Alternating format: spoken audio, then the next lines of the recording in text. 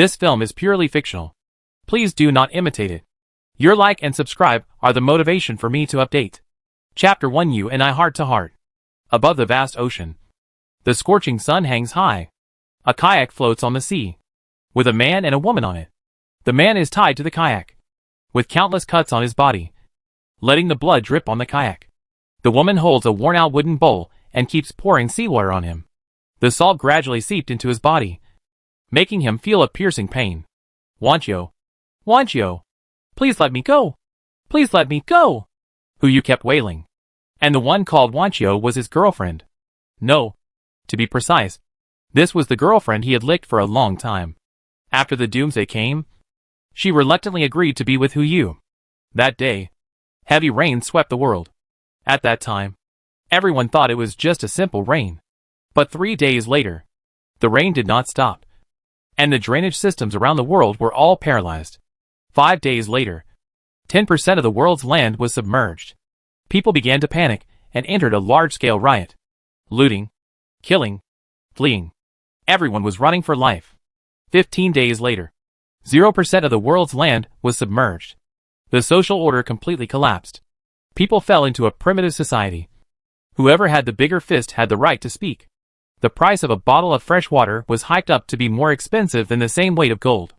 30 days later, 60% of the world's land was submerged. Humanity has fallen into despair, and less than 10% of the world's total number of people survived. Faith, at this moment, became the only strength for everyone. 49 days passed. All land in the world was completely submerged. The rainstorm finally stopped. Yu and his partner had survived from the first rain to now, but they had nothing left except this kayak, a wooden bowl, and a dagger. Baby? Ye Wanqiu poured another bowl of seawater on Yu, leaned over, and stroked his face with her hand. Do you know why I chose you instead of other liquors? Yu seemed to have thought of something, staring at her with wide eyes. Food reserves? It seems you guessed it. Ye Wanqiu's fingers gently stroked his chest, and the coldness of her fingertips brought a different kind of stimulation. You are the heaviest and healthiest one among all of them. And you are still a chick. As long as you are made into pickled meat, I can live at least another 10 days. As for the others, I'm afraid their kidneys are not as big as those of chicks, so there is no point in keeping them. Don't worry. I will put your heart closest to my heart when the time comes. Ye Wanqiu touched her belly and said, It's here. Do you see it? Everything will be as you wish. We will be together forever. You will have me completely, and I will have you completely. Madman. You are a madman. Yu roared, his pale and cracked lips trembling. 50 days have passed, and everyone's life has changed dramatically. Who cannot be crazy? Baby, how can you scold me? Isn't this your wish in your heart? Forever, Ye Wanqiu said, took out the dagger and stabbed it into Yu's heart. She leaned against Yu's face and gave him a last kiss. Stay with me. Puff. Yu spat out a mouthful of blood.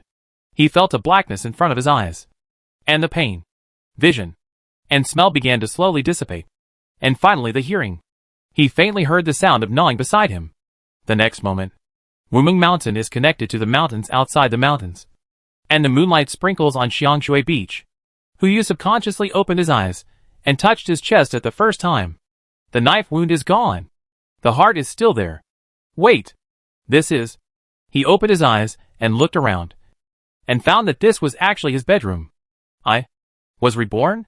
Yu immediately picked up the phone, turned off the alarm, and looked at the time on the screen. July 6, 2024. Saturday, 7 a.m. He made an appointment with Ye Wanqiu to go to the movies together, and planned to get up early in the morning to pack up, take a shower, etc. Just 7 days later, July 1st, at 7 p.m., the first rainstorm will fall. At most, there are 180 hours before the end of the world. Of course, the premise is that everything he has experienced before is real, not a dream. Ding! A crisp sound rang out. A dialog box popped up in front of Yu. System activation successful. Host, Yu.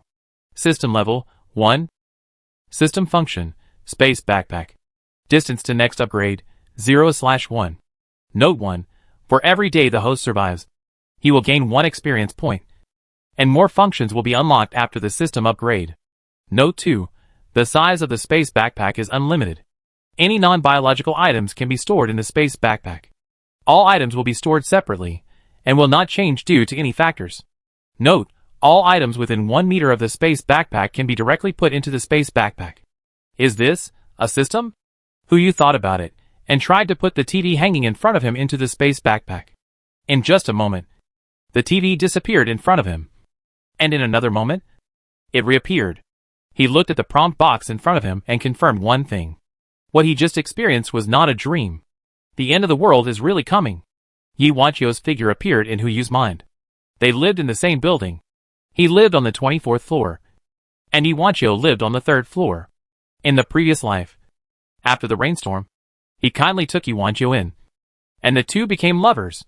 A lot of things happened during this period. He thought that the two would support each other all the way. But who knew? After the last bit of food was eaten, he became food. From the beginning, this was a scam. In this life, I have a system, and I must do something. Ye Wanqiu, I want you to experience an experience that is 100 times more painful than mine. Hu Yu got up immediately, and after a simple wash, the first thing he did was order takeout. After rebirth, the physical hunger did not appear, but the psychological appetite arrived. He looked at the hamburgers, fried chicken, cola, and milk tea in front of him, and showed off directly. After showing off, he burped with satisfaction. Let's go online and buy some things first. It's already noon. Hu Yu planned and bought the things he needed online. He bought instant noodles, self-heating rice, self-heating hot pot, and even various beverages. He bought 10 boxes, especially mineral water, 5L, 100 barrels. As for the payment method, anyway, he took all the online loans that Huabei, Heitiao, and a certain group could get. 1 hour later, he successfully owed 500,000 yuan, and the things he bought were enough to open a large supermarket. But even so, it is still not enough. If he eats alone, it is enough for him to get through the entire rainy season. What about after the rainy season? No one knows what will happen after the global oceanization. Just in case, we still have to prepare more. It is best to prepare everything for this life. In addition to food, there are also medical care, weapons, entertainment, and humans. If you live alone, even if you have cats and dogs to accompany you, you will be very miserable in your old age. Of course, the person you choose must be very reliable. Otherwise, it will be bad if it is another Ye Wanqiu. It would be great if there is a ship. Just on the 20th day of the rainy season, he saw with his own eyes that a rich man drove a luxury cruise ship to the ocean. There are even tickets leaked. There are 2 prices. One is food 20 times the body weight, and the other is yourself. The latter can only be paid by the goddess with a great figure and a great appearance. Once you get on the boat, it is his personal property, and his life and death are arranged by him. At that time, Ye Wanqiu also wanted to go on board. It's a pity that she is not qualified.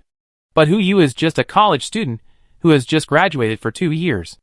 In addition to the house left by his parents, he has only a little over 20,000 in savings. It's enough to buy a small speedboat, but it's not enough for a yacht or something. As for stealing, the space backpack can hold it. But I'm afraid I can't get away after stealing. There are still 7 days. I can only try the method in the criminal code. Chapter 2: The owner of the tea field who sells online. Make money. Hu Yu's only advantage now is his spatial ability.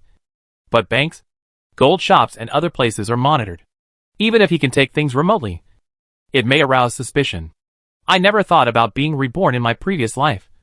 Otherwise, I would have to remember 1 or 2 lottery numbers. Now there is only one way. Rob the rich to help the poor.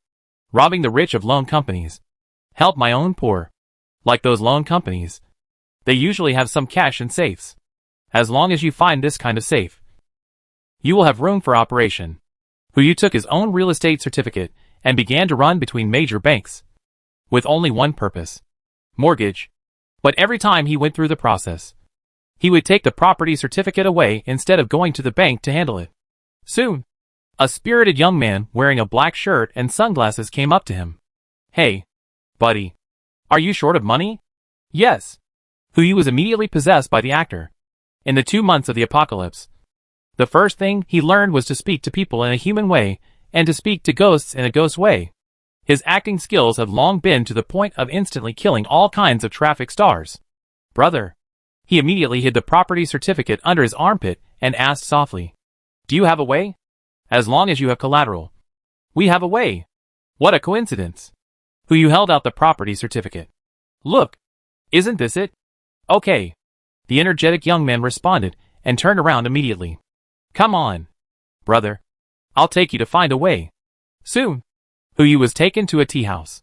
The first floor was a normal place to sell tea, and the second floor had a huge wooden table, in front of which sat an elegant middle-aged man. He saw someone coming and spoke slowly. "Are you a guest? Come and sit down. Come and try this year's new tea. It's already July. And the tea is new? You're kidding me. Right?" Who you smiled and walked forward, holding the property deed in his arms, and asked, "What's your name?" "Boss? Just call me Old Tion."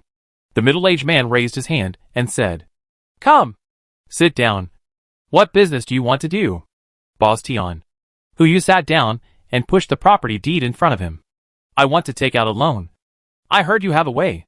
"As for loans, no. But I do sell tea." "Huh? Are you just fooling around here?" Who you knew what he meant. But he still snorted and was about to stand up, but was held down by a strong man behind him. "Hey, brother. Don't be anxious." Boss Tion took a sip of tea and said in detail, "You mortgage your house to me, and I will lend you money without interest. But as a friend, you have to buy some tea from me. So, do you understand?" "I understand." Who you pondered for a few breaths, then asked, "How much tea do you want to buy? How much do you want to borrow?" 2 million. This house is worth much more than that." "How many days?" 1 month. Boss Tion was immediately delighted and took out a box of tea from under the table. "This tea is new this year. 1 box is 10,000. Brother, buy 40 boxes to try? 40 boxes? That means 400,000 interest a month. It's really cruel.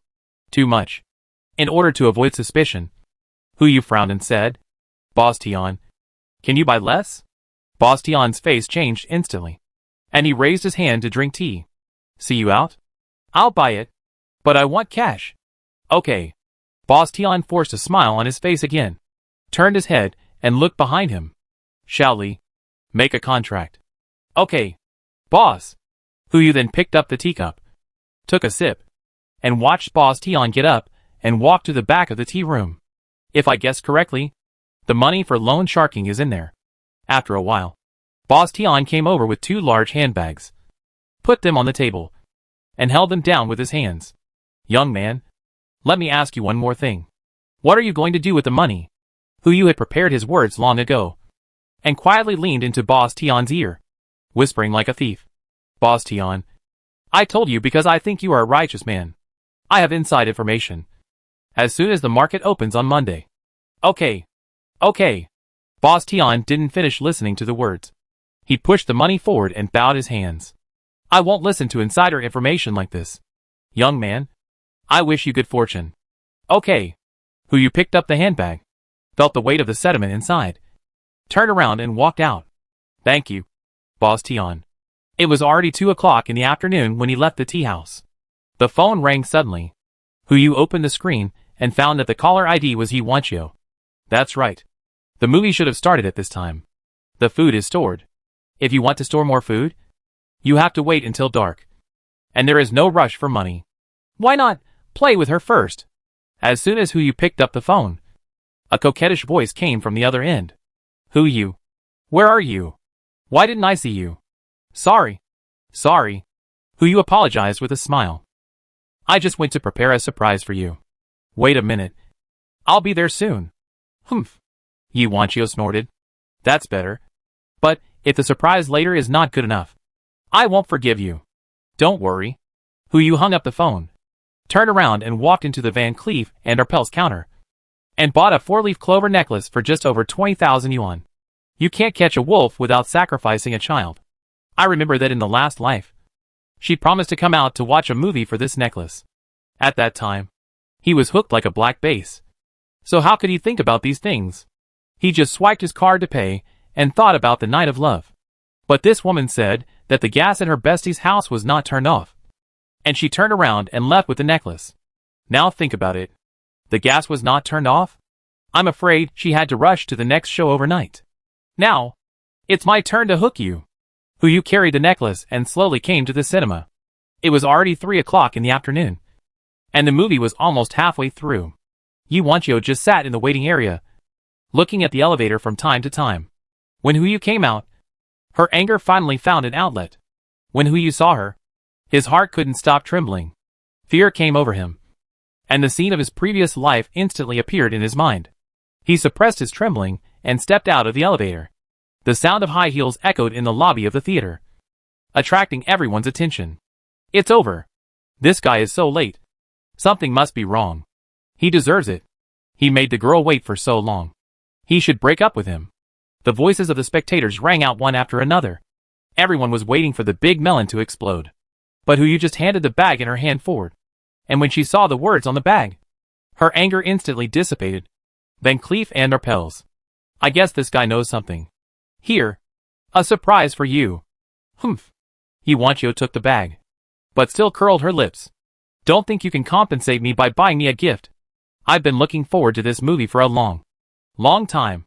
Looking forward to the movie? If you hadn't fallen asleep the last time you watched this thing, I would have almost believed it. You really speak without thinking. Why don't you open it and take a look? Hu forced a smile. Maybe you will like it. Ye Wanqiu didn't answer, but took out the necklace box from the bag and opened it. It was the one she had been fond of for a long time. Joy diluted the anger. You looked at my circle of friends? Humph. This is almost right. Ye Wanqiu's tone was full of satisfaction. She handed the box behind her and said in a condescending tone, Come on. Put it on me. Okay. Hu picked up the necklace, passed it through her fair and slender neck, and held the two ends of the necklace tightly with both hands. With just a little force, this thing can be strangled to death. Chapter 3. You are a nice person. Forget it. Not to mention that we are still a society ruled by law. If we kill her like this, it would be too easy for her. The end of the world has not come yet. Let her enjoy it slowly, under the gaze of everyone. Hu finally put the necklace on her. Ye Wanqiu turned around, put her slender fingers on her collarbone, and smiled. How is it? Does it look good? It looks good. Hu nodded. In terms of appearance, Ye Wanqiu has a good foundation, a good figure, and superb makeup skills.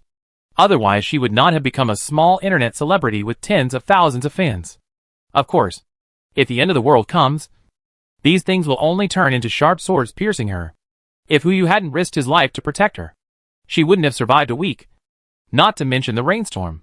But who knew what would happen later? Hu shook his head and threw away the image in his mind. The movie has started, so let's not wait for the next one. Let's go eat directly. Okay. Ye Wanqiu responded happily, even holding Hu's arm. What are we going to eat? Eugin Bar. Hu casually uttered a name. Haven't you always wanted to eat there? It was the highest quality restaurant in the city. The average per capita consumption was around 4 figures. If some top-notch ingredients and drinks were added, it would probably reach 5 figures. Last time Ye Wanqiu went there with a rich man. She boasted about it on her WeChat moments for 3 days. Really? Ye Wanqiu's eyes lit up. She didn't even wait for Hu to answer. Nor did she ask where he got so much money. She took out her cell phone to make a call. I have their contact information. I'll order food. Yes. Hu nodded. Always feeling the softness on his arm was a little bit piercing. Evening. As soon as the two arrived at the restaurant, the waiter immediately came to greet them. Excuse me. Are you Miss Ye? Yes. Ye Wanqiu raised her head and replied. Hello. Miss Ye. The waiter bowed respectfully. I have reserved room number 9 for you. Welcome to your presence. Yes. Lead the way. Led by the waiter, the two came to the private room. Ye Wanqiu took the menu and started ordering. Hu picked up his phone and started filming. Are there any wild yellow croakers today? There are exactly 2 today. The price is 3,980 yuan per caddy. One is 2.5 caddies, and the other is 3 caddies. Ye Wanqiu glanced at Hu was playing with his phone, and found that he didn't move. So she made the decision immediately. Both. 2? The waiter was stunned for a moment. Miss Ye. If 2 people eat, 1 is enough. It's okay. Ye Wanqiu took the menu and continued to scan the other dishes.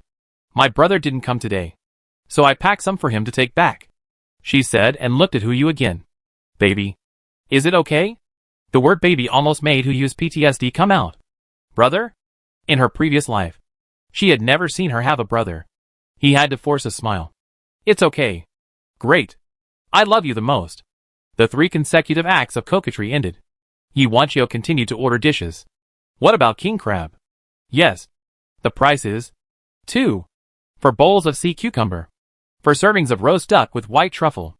For pieces of 2-headed abalone. 15 minutes later, Ye Wanqiu finally finished ordering the dishes. Yu glanced at the price on the menu. Okay. 88,000. Plus a 10% service charge. It's exactly 88,800. Seeing that Yu didn't move after ordering so many dishes, Ye Wanqiu raised her red wine glass with twinkling eyes. Honey. Come on. Cheers. Come on. Cheers. Yu smiled and took a sip of red wine, waiting for the food to be served. One after another, top-notch delicacies were served on the table. Yu didn't move his chopsticks until, Honey, you're still playing with your phone? Eat. Okay. Yu immediately started to show off when he heard her say that. Of course, the phone was also turned on and recorded, and placed next to it. After eating for 2 hours, the meal was finally over. The food in front of Yu was completely eaten up, but there was still a lot of leftovers in front of Ye Wanqiu. Pay the bill. As Ye Wanqiu gave the order, the waiter came in with the packed food and handed the bill to Yu. What? Yu glanced at the waiter and asked in confusion. The meal was ordered by that lady. The dishes were ordered by that lady. And even the bill was ordered by her. Why are you giving me the bill? Sorry. Sir. The waiter apologized immediately and turned around and walked to Ye Wanqiu. Yu. Ye Wanqiu immediately slammed the table and stood up. What do you mean? What do you mean? Yu pretended to be confused, as if he had suddenly realized something, and pointed the camera of his mobile phone at himself. Oh! By the way, thank you Miss Ye for treating me. After that, he pressed the stop recording button and smiled at Ye Wanqiu. I filmed the whole meal. Miss Ye, you don't want this video to be seen by your fans, right? You? Ye Wanqiu values her reputation the most, although she is just a small internet celebrity. If this video is spread, her career as an internet celebrity will be ruined. Good. Very good. Ye Wanqiu laughed in anger. I didn't say I would treat you to this meal. Did I? We can split the bill. Hey! Don't.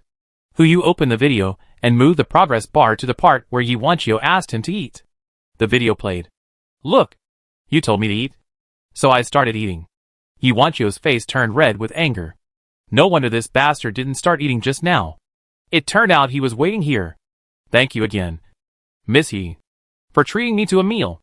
Yu stood up at the right time, used the space backpack to retrieve the necklace on her neck, turned around and walked out, and didn't forget to give her a thumbs up. Ms. Ye, you are such a nice person. Turning around, closing the door. Bang! Ye Wanqiu's voice came from the private room. Her tone was still high and mighty. You don't want the packed things anymore. Return them to me, and I'll leave the remaining money here for my necklace. Tomorrow, wait! Where's my necklace? A smile appeared on Yu's lips. You bitch ate and drank my food in your last life. And in the end you ate me. These are just interest. When the end of the world comes, I'll slowly settle the accounts with you. He turned and walked out. It is already 9 o'clock in the evening. The lights are on. In the bustling city, countless people have started their nightlife. They don't know, and can't even imagine, that in the next 7 days, no.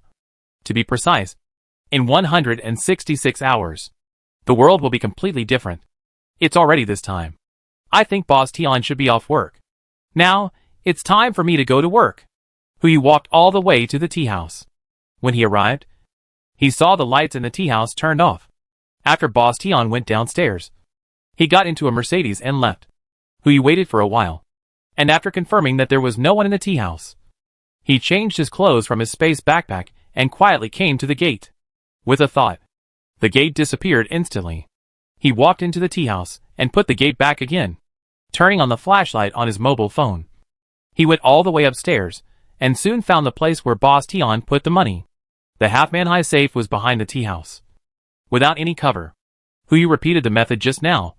Put the safe door into the space, and the things stored inside instantly came into view. 4-layer safe. The bottom layer was filled with cash, estimated to be about 5 million. The second layer was full of gold bars, 500 grams each, and there were hundreds of them. The third layer was various contracts. When looking at the fourth layer, Yu's pupils trembled. That was a gun. Chapter 4 System Upgrade. Take it away. Take it all away. It was a black pistol. The model was unknown, and there was a box of bullets next to it, including the contract on the third floor. Yu took everything away at once. The contract was of course useless to him, but it could be used to confuse the audience. After handling the scene, Yu ran home in a flash. He didn't expect that Boss Tian was so powerful that he could even get a gun. Now he has the money and the weapons to keep him company. Next, I should think about how to cash in the gold bars and exchange them for supplies. The current gold price is 600 yuan per gram, and there are exactly 100 500-gram gold bars in the safe, which means 30 million. This money is enough for him to buy a small yacht. If he sells a large number of gold bars in this city, Boss Tian will definitely find out. I have to run away first. I will go home now to pack my things and go to the airport. Buy the earliest flight ticket to Australia Island. 40 million will attract attention in other cities, but for that place, it will only be a drop in the ocean. Coincidentally, there should be something I need there. Yu ran 2 blocks away before calling a car to rush home. He returned to the community and took the elevator, feeling uneasy all the way. Even if he had experienced the end of the world, he would feel unprecedented excitement when doing such a thing. With this money, it was enough to complete his preliminary preparations. Ding! The elevator door opened. Yu walked out of the elevator and subconsciously looked at his door. He was stunned at a glance. People, all of them. 10 sturdy men blocked his door, each with a tattoo on his arm and a face full of flesh, almost writing a ferocious look on his face. The leader was a bald man, whom Yu had seen before. Of course, in the previous life. His name was Li Meng, and he was one of Ye Wanqiu's lickers. It was said that he had a lot of influence in the city's underworld. If I guessed correctly, they came here under the instructions of Ye Wanqiu. Although she was not present, she was also involved. Are you Yu? Li Meng confirmed. Yes, it's me. Yu replied slowly and continued to walk towards the door. If it was before, he might still be afraid. But now, all the fear comes from insufficient firepower. He has a gun in his hand. It's you, Li Meng said as he stepped forward, and a group of younger brothers followed him. A grim smile appeared on his lips. Boy, Miss Yi asked me to tell you. He didn't finish his words. Yu had already taken out the gun and pointed it at Li Meng's head. A kind smile climbed up his cheek. What did she ask you to tell me? The cold metal touch mixed with the smell of gunpowder that penetrated into his nose and throat. Li Meng was absolutely sure of one thing. This is a real thing. Hee. The smile on Li Meng's mouth instantly became simple and honest. Rubbing his hands, with a flattering face. Brother, please put this thing away first. We can talk it over. I only have one word to say. Yu naturally did not put away the gun, but used the muzzle of the gun to slap Li Meng's face. Remember it well? Snap. Snap. One by one, heavier than the last. Long red marks crawled all over his cheeks. Whatever she asked you to do to me today, you go back and do it to her again. Do you understand? I understand. I understand completely. Li Meng responded respectfully, ignoring the marks on his face, and climbed into the elevator. When he left, he did not forget to say goodbye to Yu. Brother, please don't see me off. Good night and sweet dreams. The elevator door closed. Li Meng immediately covered his face and took a breath of cold air. That crazy woman. She didn't even know she had hit a wall. Damn it. Boss, is that real?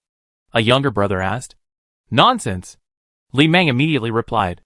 Boss Tian has an identical gun. I've seen it. Imitations can't replicate the smell of gunpowder. It makes me angry just talking about it. Li Meng pressed the button for the third floor. Let's go and talk to that woman. At the same time, Yu returned to the room and put some daily clothes and everything into the space backpack. It's a pity that the goods purchased online have not arrived yet. Otherwise, he would have put them directly into the space. Perfect. He went out at night and when the elevator passed the 3rd floor, he didn't hear any movement. But after going downstairs, he saw a police car parked at the door of the apartment building. Li Meng and Ye Wanqiu both stood in front of the police. The latter didn't seem to be injured, but Li Meng's face was covered with scratches. This woman is really not easy to deal with. Under the gaze of the two, Hu pretended not to see it and walked over. He took a taxi outside the community and headed towards the airport. He had just contacted the airport and was leaving immediately. He would arrive in Macau in 3 hours. What? Flight? What flight do you want? Just customize a business charter. Isn't it just 200,000? Money is not as important as time. He confirmed with the airport that the ticket was paid in cash. As soon as we arrived at the airport, a beautiful stewardess in uniform was already waiting outside. She held a sign with only 6 words on it. Welcome, Mr. Hu. Hu glanced through the car window, and his eyes instantly fell on her face. A name came to mind. Mu Lingxiu. She was also a resident of their building. In her previous life, she lived on the 27th floor, 1 floor lower than Hu. When the rainstorm just came, she took in many residents on the lower floors. In the first few days, everyone was still at peace. They even shared food and actively interacted in the owner group. But as the heavy rain continued to fall, humanity was gradually extinguished. On the 15th day of the heavy rain, there was no news about Mu Lingxiu. But the residents she took in began to post exchange information in the owner group, using the right to use a body in exchange for food. The picture shows her with her hands and feet bound. In this regard, Ye Wanqiu once commented profoundly, the saint, in the end, became a concubine. The two had communicated in their previous lives. At the beginning of the rainstorm, Mu Lingxiu took the initiative to distribute hot packs to every household. Hu and Ye Wanqiu were no exception. He opened the car door and walked in front of Mu Lingxiu. Are you in charge of reception, Mr. Hu? Mu Lingxiu seemed surprised that someone who could spend 200,000 to charter a plane to fly to Australia Island actually came by online car hailing. And he didn't even bring a bodyguard or assistant with him, which was also strange. It's me. Do I need to check my ID? No need. Mu Lingxiu replied with a smile. In fact, she had seen Hu's photo, but she was a little surprised. Sir, please come this way. We have already checked in for you.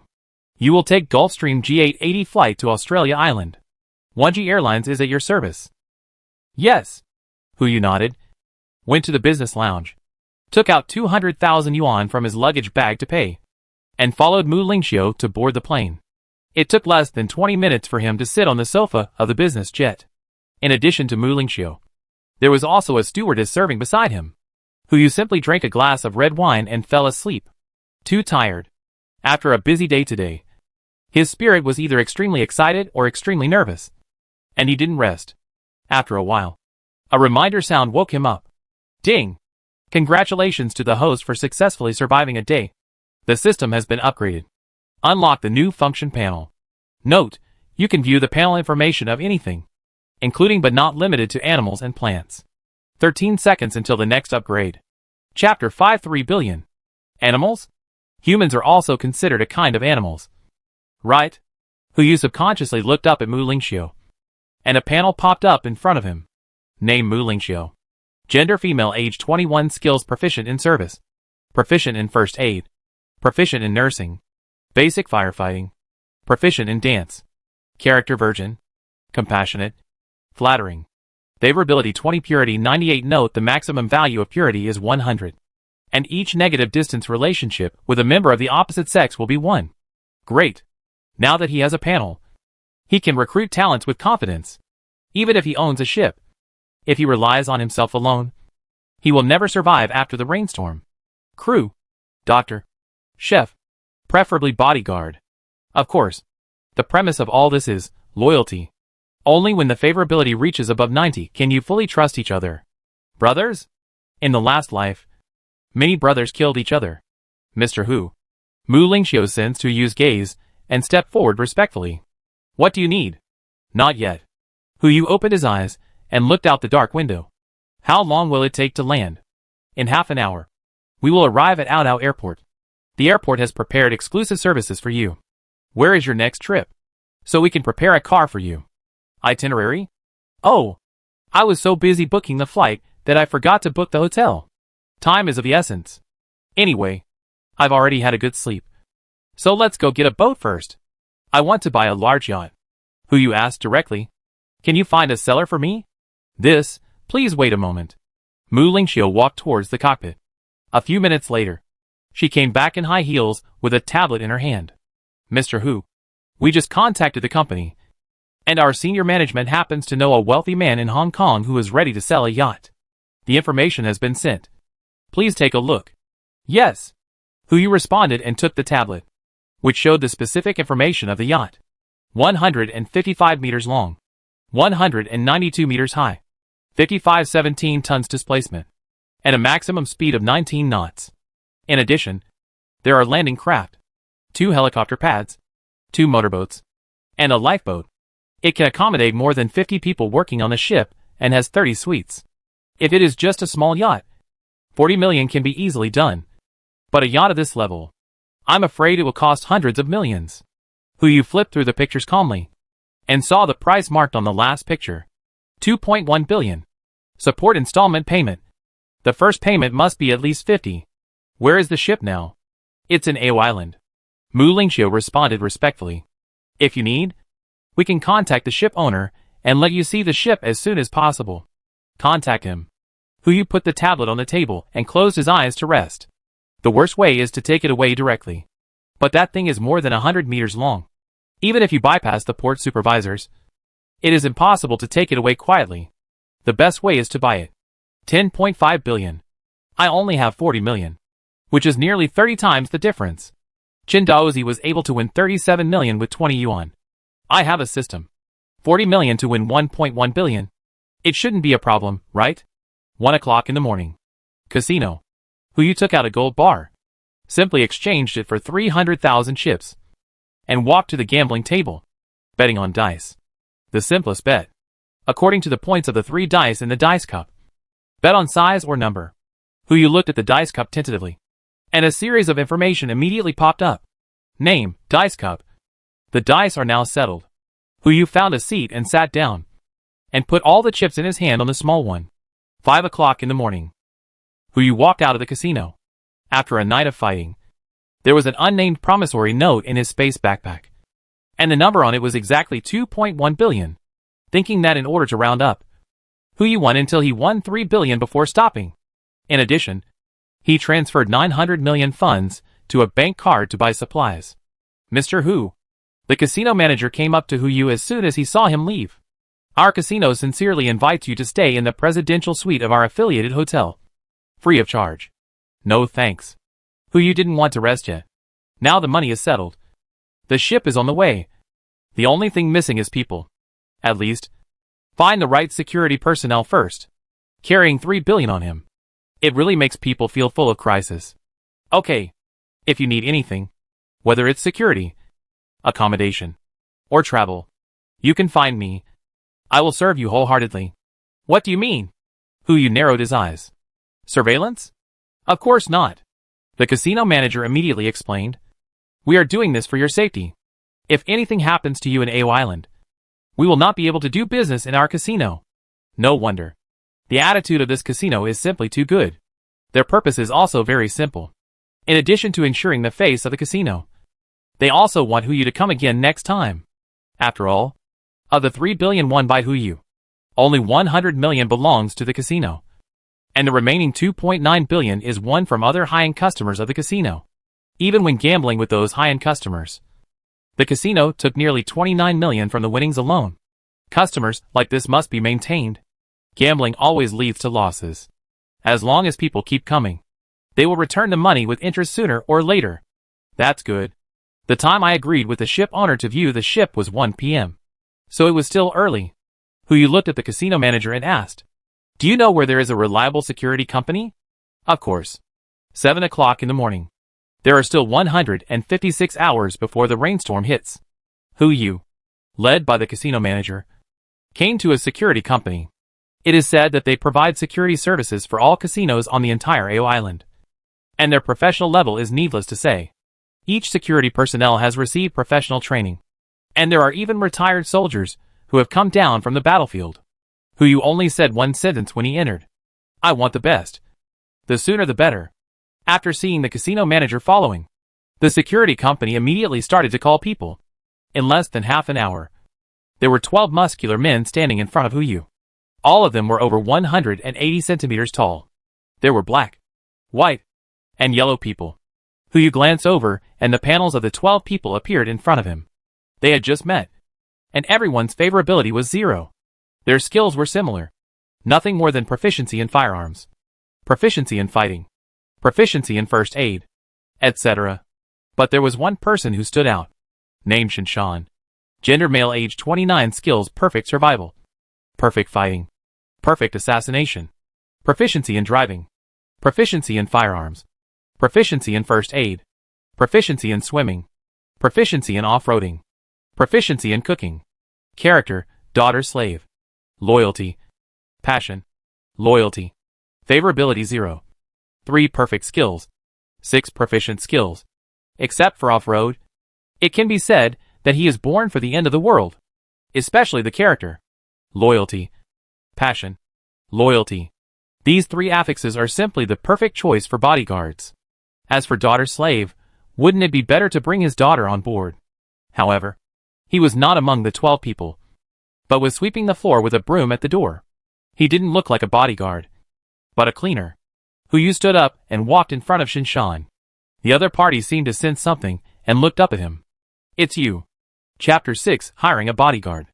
As soon as the words fell, not only Shinshan, but everyone present was stunned. Wasn't this person looking for a top bodyguard? Why did he find a cleaner? One of the black bodyguards heard it and cursed out loud. This is an insult. An insult to us. That's right. Another white man also echoed in poor Chinese. You don't even know what a top bodyguard is. You actually chose a useless cleaner. A yellow man in the crowd also mocked him. Judging from his accent, he doesn't sound like a Chinese. There is an old saying in China. Standing up to the public. It refers to people like you. You are really wasting our time. Tanaka, the boss of the security company, finally spoke. He frowned and said angrily, "How do you talk to your customers like that?" Boss, Tanaka did not hold back, but looked at the boss of the company. You and I are just partners. You are not my boss. You let such a person humiliate my Bushido spirit. I want to terminate my cooperation with you. Ow. You are not the only security company. If you don't give us a reasonable explanation, we will terminate our cooperation with you. You? Boss, he was speechless. Yu looked at the scene with interest, becoming a bystander. It was Shinshan next to him who took the initiative to speak. You want to hire me? Yes. Long-term employment. Yu immediately responded. You decide the price and conditions. I have a daughter, and I want to live in the same city with her. Okay. 3 million annual salary. Okay. A property that belongs to me. Doesn't have to be too big. 2 rooms are enough. Okay. A car. Preferably one with better off-road performance. Okay. Except for what a bodyguard should do. I won't do anything else. Okay. I have no problem. Shinshan's favorability plus 10. Now 10. The whole audience was silent at this moment. The 5 conditions that Shinshan just uttered in a row attracted the 2 people who were on the verge of a fight. Especially that Tanaka. He thought Yu would be a rich man, but he didn't expect him to be so rich. Annual salary of 3 million. Not to mention many additional conditions. These are the best treatments among the top bodyguards. Why should a cleaner take it? Boss. Tanaka's eyes lit up. He didn't care to get angry with Boss and walked directly to Yu, wagging his tail like a dog to show. I am the most suitable bodyguard for you. He can't. Yu didn't say anything, but just took a half step back and looked at Shinshan. He didn't need to say anything. Shinshan had already raised his hand to stop Tanaka, preventing him from moving forward. Get out of the way. You rubbish. Tanaka cursed and immediately attacked. His palm chopped directly at Shinshan's head. The next moment, before Yu could react to what happened, a sound of bones and flesh colliding sounded in his ears. When he came to his senses, Tanaka had fallen to the ground, unconscious. As for Shinshan, he was still blocking Yu. Is this the gap between proficiency and perfection?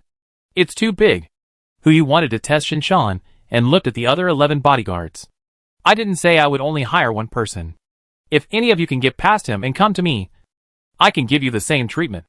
The 11 bodyguards immediately looked at each other and attacked at the same time without any hesitation.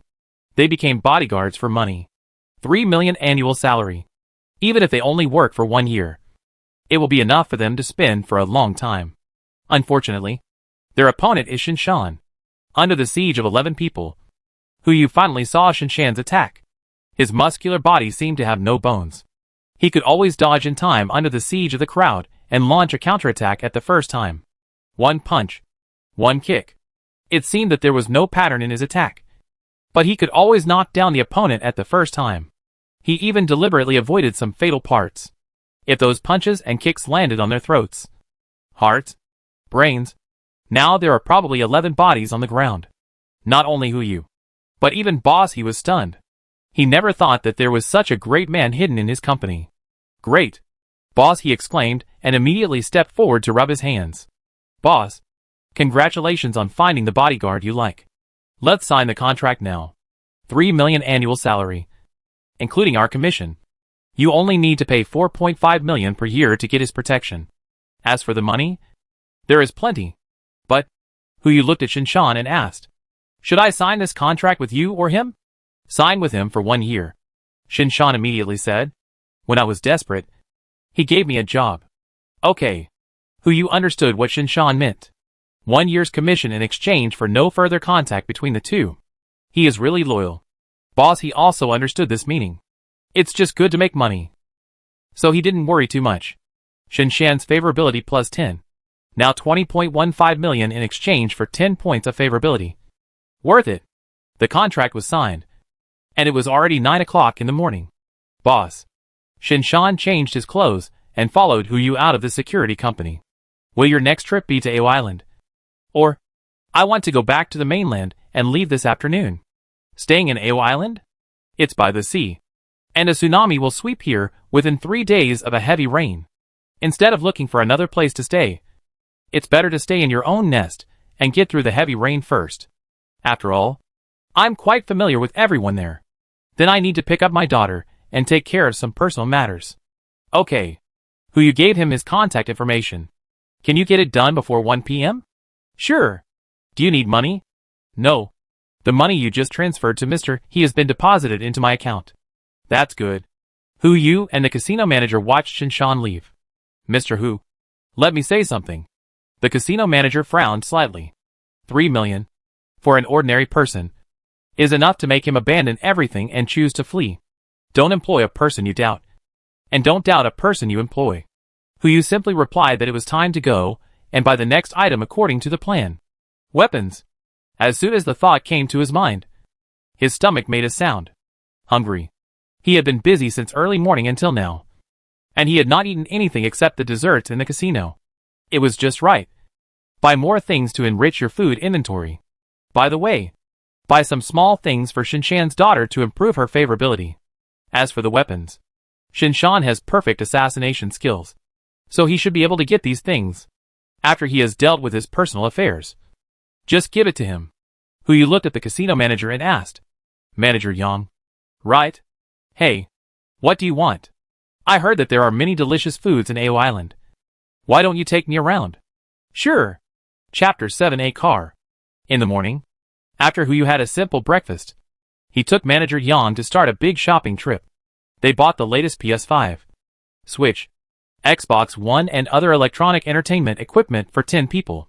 All kinds of photographic equipment, headphones, speakers, mobile phones, massage chairs, and VR equipment were not left out, especially computers, high-end graphics cards, high-end CPUs, and all kinds of configurations of the Eye of the Prodigal were directly maxed out. Also 10 machines, and all kinds of standalone games were downloaded inside. If nothing else, these are the crystallization of human industrial history. Once the rainstorm period is over, everything will be overturned and rebuilt. With these things, it is obvious that a new civilized society can be built faster. Well, it is definitely not for fun. These are all done in one stop in the largest electronics city in Macau Island. When paying, the waiter was stunned. Manager Yang asked professionally on the side, Mr. Hu, do you want to handle customs procedures for you in advance? No need. Hu Yu glanced at the truck being loaded. Just let the truck follow me. Customs? He didn't mind paying some customs duties. But he did mind the slow journey. Anyway, he had to buy a boat, transport the things on the boat, and then put the boat into the space backpack. Everything is okay. When all the things were loaded, it was already 11 o'clock in the afternoon. Manager Yang very attentively invited Hu Yu to dine at their Michelin 3-star restaurant, Zhongtian restaurant. Of course, it was also free. Hu Yu was not polite, and he said that it would be a waste if he didn't eat. As soon as he sat in the extended Lincoln car in the restaurant, Shinshan called, "Boss, I have taken care of my business. Where can I find you? You know Zhongtian restaurant?" "Yes. I will be there in half an hour." "Okay," Hu Yu responded, hung up the phone, and looked at Manager Yang. "Prepare a meal for 3 people. Is that okay?" "Of course." Manager Yang sat opposite Hu Yu and respectfully handed him a glass of champagne. "As you wish." Hu Yu took the champagne and took a sip. The cool taste filled his mouth. If only there hadn't been that rain. That money would be enough for me to live a life of luxury every day in the future. Unfortunately, Hu Yu looked at the golden liquid in the glass and made up his mind secretly. The end of the world? Even if it's the last second before the world is destroyed. I want to maintain this standard of living. How much is this champagne? 18,000 a bottle. If you need it, we will send you a box for you to taste. In addition to the box that was delivered. I want to buy some more. How much? Hu Yu pointed to the truck behind the Lincoln. 1 truck. One truck. The small truck behind? Is it not possible? Of course not. Manager Yang's face was smiling again. We will serve you wholeheartedly and prepare it for you this afternoon. 1 truck of red wine. 1 truck of whiskey. And 1 truck of white wine. The quality is higher. And the price is not a problem. Are you also using that kind of truck? Manager Yang's smile was gone. Of course. 12 noon. Lincoln drove to the outside of the casino. Before Hu Yu got out of the car, he saw Shinshan holding a little girl by his hand, standing respectfully by the roadside. The little girl looked very cute, with the sun shining on her face, like a doll. But she was sitting in a wheelchair. The car stopped to the side. Manager Yang immediately got out of the car, opened the door, and greeted Hu Yu to get out of the car. "Boss." Shinshan pushed the little girl to greet him, and did not forget to teach the little girl to call people. "Bubu. Call me uncle." "Hello. Brother." Bubu looked at Hu Yu with a little curiosity. "Are you my father's future boss?" "Yes." Hu Yu squatted in front of the wheelchair, with a smile on his face, and smiled at Bubu. "Your name is Bubu, right? How old are you this year?" "I'm 7 years old this year." "How about brother? How old is he this year?" "I'm 24. You should call me uncle." "No," Bubu exclaimed. "Dad said that if you meet someone without a beard, you should call him brother." "Brother? You don't have a beard and you are so handsome. How can you call me uncle? You should call me brother." Hu Yu was a little confused for a moment. Then what kind of person should be called uncle? "Him." Bubu raised her hand and pointed at Manager Yang. "He has wrinkles on his face, so he should be called uncle." Manager Yang smiled bitterly, but he didn't feel disgusted. A girl like Bubu. No matter what you say, it's hard to make people feel disgusted. Hu Yu also rubbed her head and liked her very much. He looked at Shinshan and smiled. "Your daughter is so cute. As long as the boss doesn't mind." Shinshan replied helplessly, looking down at Bubu with a look of pity. Let's go eat first." Hu Yu looked at Bubu. "What does Bubu like to eat?" "Brother will treat you." "Really?" Bubu's eyes lit up instantly, and he began to count on his fingers. "Bubu likes egg tarts, pineapple buns, pork chop buns, ice cream and chocolate. You can eat all of these." Without waiting for Hu Yu to answer, Shinshan rubbed her head. "No. You've had chocolate today. And eating chocolate again will damage your teeth." "Oh." Bubu lowered his head, like an eggplant hit by frost. "It's okay. It'll be the same in the future." Hu Yu looked at Manager Yang. "Please bring a truckload of these things. You know the quality." "Ah?" Manager Yang was stunned for a moment. "Mr. Hu, egg tarts are not easy to store." "A truckload." "Hmm?" Hu Yu didn't say much, just uttered a syllable. "I'll arrange for someone to buy it for you right away." "Boss." Shinshan's mouth twitched. "No need to spend so much money. How can a child eat so much? Just 1 portion will be enough." He thought the so-called car should be a unit of measurement like a supermarket shopping cart. So he was not too surprised. It's okay. You will know later. As a bodyguard, Shinshan will know something sooner or later. As long as the favorability rises to a certain level, Huyu will naturally tell him some things. Of course. Not now.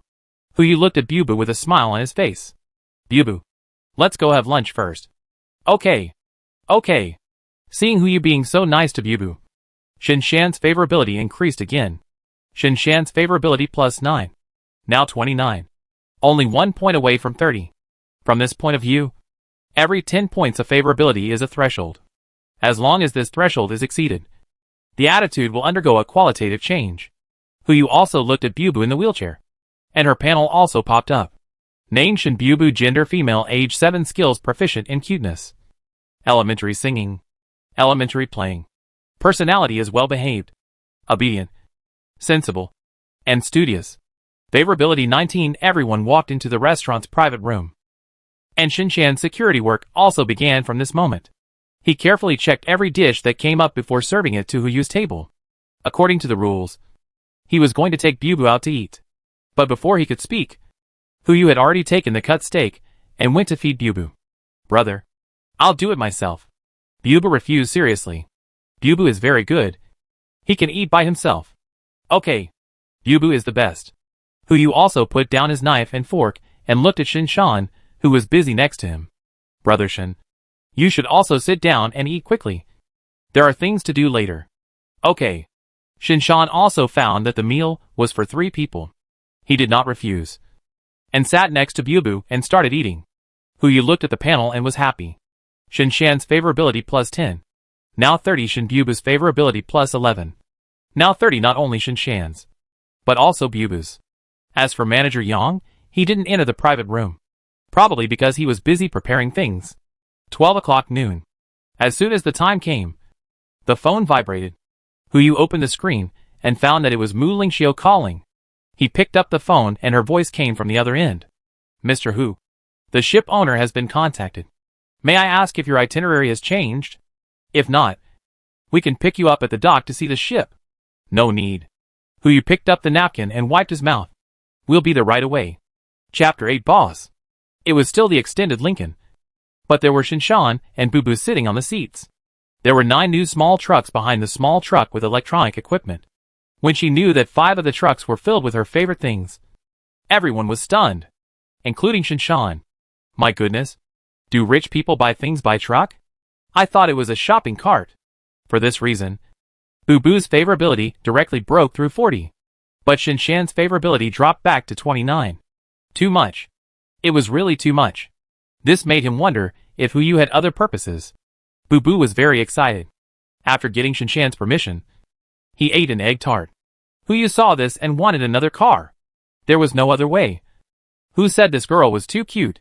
This is just a master of cuteness. If this skill is cultivated to the perfect level, I don't know how many people will be fascinated. Mr. Hu, we have arrived at the port. Manager Yang's voice sounded at the side, which made him look away from Bubu. Huyu then realized that the vehicle had stopped outside the dock. Mr. Hu, this dock has regulations that trucks are not allowed to enter unless there are procedures for loading goods. These goods, just leave it outside. Huyu opened the car door, walked down first, and stretched out his hands to Bubu. Bubu, can I carry you down? Bubu didn't say anything, but turned to look at Shinshan, asking for his opinion. Maybe it was because of his lack of favorability. Shinshan didn't agree, but got out of the car right after him and held Bubu in his arms. Boss, there's no need to bother you. Huyu smiled awkwardly and didn't say anything. He knew what Bubu meant to Shinshan. How could he let him have close contact with Bubu after just knowing her for a day? It's okay. There's still a long way to go. Take it slow. Huyu has made up his mind. Bubu is so cute. She will not only be his goddaughter, but also his daughter-in-law. He turned to look at Manager Yang, who was about to get off the car. Manager Yang, you don't need to accompany me for the rest of the journey. After seeing the ship, we will board the plane, calculate the price of the truck and other goods together, and I will pay you all at once. Mr. Hu, you are too polite. Manager Yang took out the POS machine and handed it to Huyu with both hands. For trucks of wine and beverages, 500 bottles per truck. The total price is 26.88 million. The remaining desserts and snacks are still within my authority, so I'll treat them as gifts for you. Yes. Nearly 30 million worth of wine and beverages. The amount is almost enough. Hu swiped his card decisively. After watching manager Yan leave, he didn't care about the 10 trucks outside the dock, but walked into the dock. Before he took 2 steps, Mu Lingxiu came running with a middle-aged man in a suit. Mr. Hu. Shinshan subconsciously took a step forward and protected Hu and Bubu behind him. We are acquaintances. It's okay.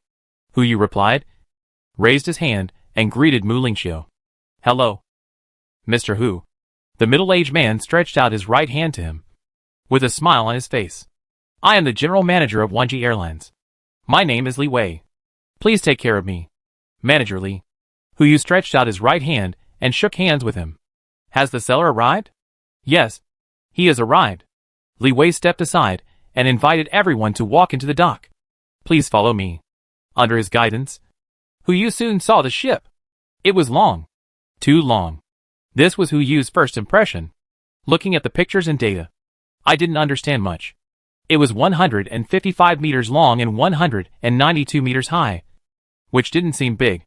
But if you convert it, if the ship stood up, it would be as high as a 50-story building, and the width would reach the height of a 6-story building. How could such a huge thing be so small in the picture? Could it be that the person who took the photo had studied in the Strategic Research Institute? Hu was stunned for a moment, and also checked the panel of the ship. Name, St. Pius category, large yacht overall rating, A+ facilities, 1 large audiovisual room, 1 concert hall, 2 bars, 3 restaurants, 2 saunas, 2 heated swimming pools, 2 gyms, 1 helipad, 3 reception rooms, 3 meditation rooms, 2 chess and card rooms, 1 cigar room, 1 wine cellar, 12 luxury suites, 24 guest rooms, 36 standard rooms, 2 motorboats, 3 lifeboats, active crew, 42 notes, a luxurious yacht. But it's just a yacht. Taking a deep breath, Bubu next to him exclaimed, Wow! What a big boat! Bubu's eyes sparkled, and he wanted to go up and play, but he suppressed his desire, not wanting to cause trouble to others. Little sister is right.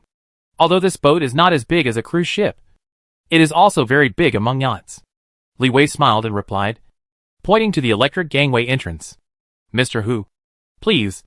Yes. Hu walked into the entrance with a calm and steady attitude. As soon as he entered the ship, he saw 2 stewardesses who looked no less beautiful than Mu Lingxiu standing on both sides, with their hands on their waists, a professional smile on their lips, and bowed. Welcome to the St. Pius. It's a pleasure to serve you. The voice is pleasant, and the appearance is also good-looking. Hu subconsciously glanced at the 2 people's panels. Well, the purity is almost falling into single digits. It really proves the old saying that handsome people suffer from coughs, and beautiful people suffer from coughs. He immediately lost interest and turned to look at Li Wei. Where is the ship owner? He is waiting for you in the deck reception room. Li Wei responded helplessly. He couldn't tell Hu that he had never heard of your name and didn't think you could afford the money. If it weren't for the face of our company's boss, the other party might not even meet you. Heh. Hu sneered and said nothing. He naturally understood the situation, but it was meaningless to pick on him. Everyone came to the deck reception room, except for the bodyguard standing next to the sofa and 4 lightly dressed stewards. No one who looked like the ship owner was seen, until a water spray sounded. A shirtless figure rushed out of the swimming pool on the deck. Shinshan was quick and covered Bubu's eyes in the next moment. Close your eyes. Don't look. Oh! Bubu was obedient and closed his eyes. A fat blonde man jumped out of the swimming pool, laughing wildly and saying in broken Chinese, Ha ha ha. Li, we meet again. He walked all the way to Li Wei, ignoring the water droplets on his body. The other party, wearing a high-end suit, gave him a hug directly. What are your plans tonight? How about we have a party? James, forget it. Don't you have business to discuss? Li Wei smiled bitterly. Oh, that's terrible. James looked at Hu, looking him up and down, his eyes full of disdain. You? Want to buy my St. Pius? Hu didn't want to waste time, so he spoke directly. Price? 2.1 billion. No bargaining. Here you go. Yu threw out a promissory note and handed it to James. Now, take your people and leave my ship. James? Li Wei? Mu Lingqiu? Is this a rich man? 2.1 billion. Not 21 yuan. He didn't even blink. Unlike me, I have to think twice before buying a cup of milk tea for 21 yuan. Okay, boss.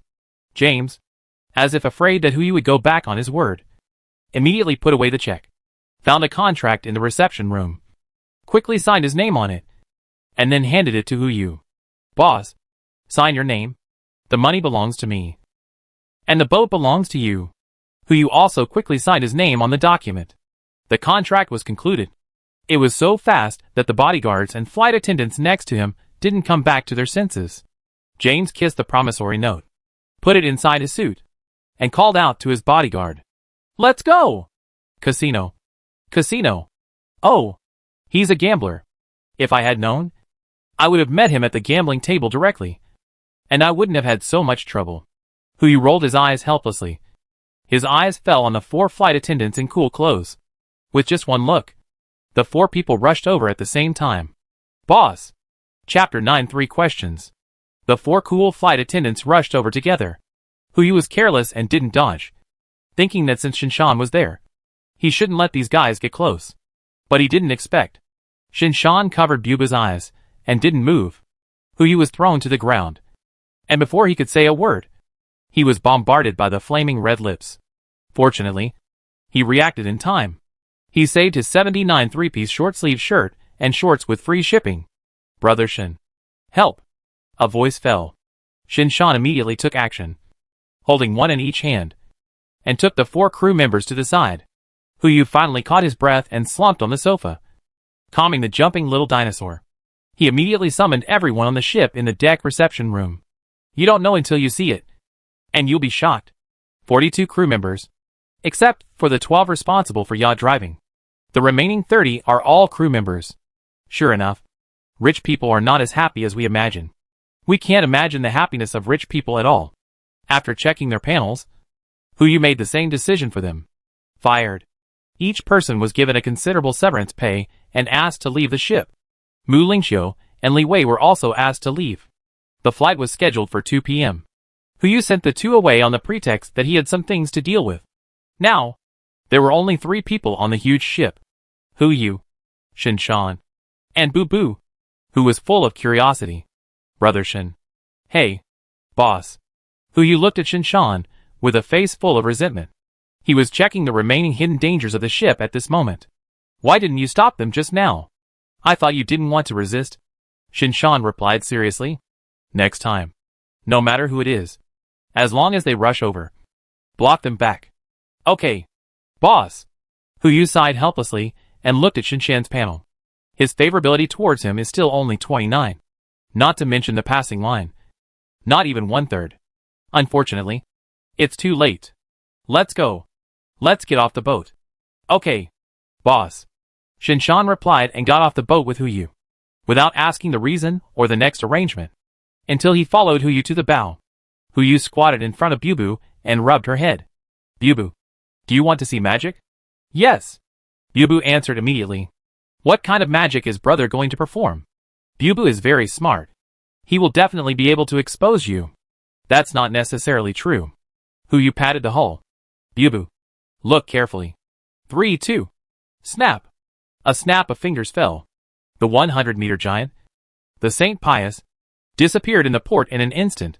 Not only Bubu, but even Shinshan, who had always been calm, couldn't help but tremble. This has exceeded his understanding of the world. Ding ding ding. Yu clapped his hands and pointed to the empty dock behind him. How is it, brother? Is he awesome? Paw paw paw. Bubu clapped his hands immediately, his eyes full of stars. Brother is awesome. How did you do that? It's magic. Yu put his finger between his lips. It won't work if you tell it to me. Oops. Bubu pulled Yu's sleeve. Brother, just tell Bubu. No. Yu refused with a smile, then said with a smile, if Bubu wants to see it, I can show you how to do it. It depends on whether you can guess it. Okay. Okay. Yu pushed Bubu and walked out of the dock with Shinshan. They came to the 10 trucks and put them into the space backpack with the same method. Bubu's hands were almost red from clapping.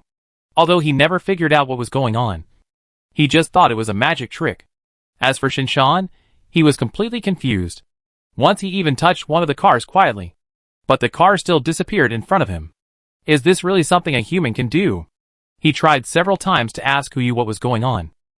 But in the end, I endured it. Seeing that he didn't ask, Huyu didn't intend to explain anything to him. Just to see how long he could endure. The most important thing now is to leave Ao Island first.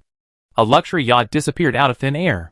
Even if I, the owner of the boat, didn't bring it up, there would be many people who would pay attention to it. The sooner we leave here, the better. The three of them went all the way to the airport, boarded the chartered plane at 1:30 p.m., and embarked on the journey back to Jinling. During the 2 hours on the road, Huyu was not idle. The community where he lived had 2 elevators and 4 households. He contacted the other 3 residents on the 28th floor in the owner group, discussed the purchase details, and planned to buy the top floor of that building directly when he returned to Jinling, because he was a little anxious. The price was 30 higher than the market price. The price is not expensive, just the cost of a few cars of wine. The plane landed. Huyu took Shinshan to go through the formalities. According to the agreement, he had to buy a local property for Shinshan, one of which was directly transferred to him, and the other was given to Bubu. Although this thing was just a cloud after the rainstorm, it is now a real property worth tens of millions. This time Bubu's favorability did not change, but Shinshan's increased again. Shinshan's favorability +1. Now 30. It seems that fulfilling promises is still very important. Strike while the iron is hot. Huyu went to the 4S shop again. He bought the 24 model Brabus G800 in full. The name was still written as Shinshan. With this car, he could still go out for activities 2 days before the rainstorm. When he finished all these, it was already 7 o'clock in the evening. There were still 144 hours before the rainstorm. Huyu took the 2 to Eugin for a simple meal, cleared their inventory of high-quality ingredients, and performed a little magic in front of Bubu. It was already 11 o'clock in the evening when he got home. The other 3 residents on the top floor had already moved out. Bubu was too tired and fell asleep as soon as he lay on the bed. Shinshan followed Huyu back to his house silently. Come on, brother Shin. Huyu sat at the dining table and took out the liquor prepared by Manager Yang and took a look. Good. Mount I. It's from 2004. Fake Yin Mutai from 20 years ago. No wonder it's so expensive. It's hard for him to get so much. He took out a wine glass and poured himself a glass, and put another glass opposite to him and refilled Shinshan's glass. Then he took out a box of egg tarts. Took one out. Took a bite. The tart crust was crispy and pleasant, and the tart core was still steaming. What do you want to ask? I'll give you 3 chances. Shinshan's eyes were straight. It was not because of the wine, but because of Huyu's methods. He simply sat opposite, drank the wine in the glass in one gulp, and then put it down. Boss, who are you? As you can see, a man. Huyu took another bite of the egg tart. If it's just this kind of question, then you have failed my expectations of you. Shinshan frowned slightly, and then asked, what do you want me to do? Protect my personal safety. Huyu answered honestly. In exchange, I will also protect you and Bubu. Shinshan knew. The protection here must not be the protection he understood, but on another level. There is another question. Think it through before asking. Shinshan hesitated for a few breaths, and all the information about Huyu flashed through his mind. A young man in his early 20s. This is where he lives all year round. He doesn't look like a rich man, but he can spend a lot of money to buy those things. It seems that he got the money after gambling in Australia. He was able to choose me among all the bodyguards. He has such mysterious means, and doesn't need to think with his lower body. What can I ask such a person? He thought for a long time, drank another sip of wine, and finally looked up at Huyu. What is your purpose? Purpose? It's just to survive.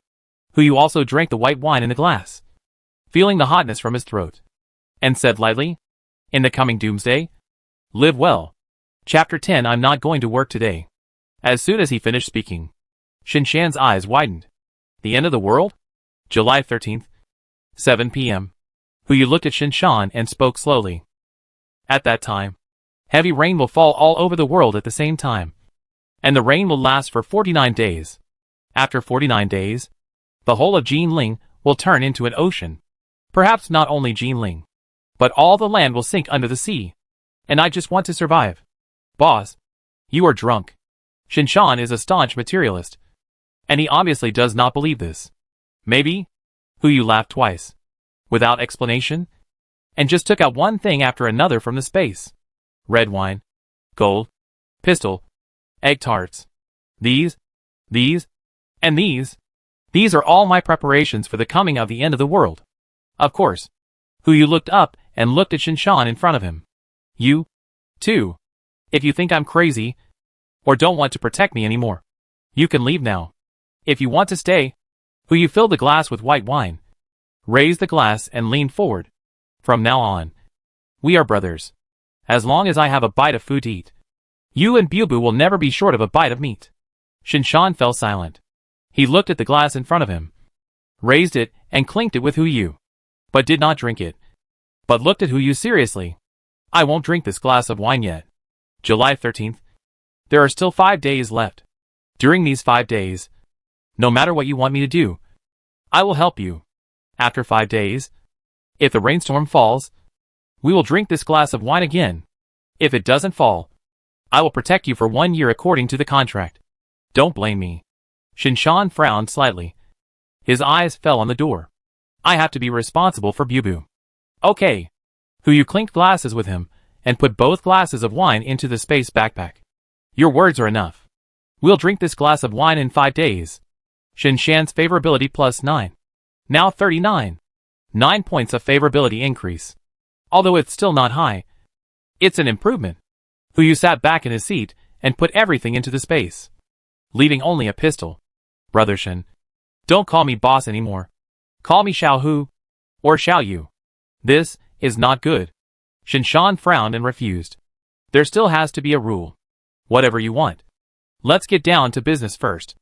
Yu said as he pushed the pistol on the table forward. Can you get this thing? Shinshan only took a look and was sure that it was the real thing. If the end of the world really comes, these things really need to be prepared in advance. Okay. It depends on how many you want. Boss. How many? Yu silently calculated in his mind. 1 for himself. 1 for Bubu. 1 for Shinshan.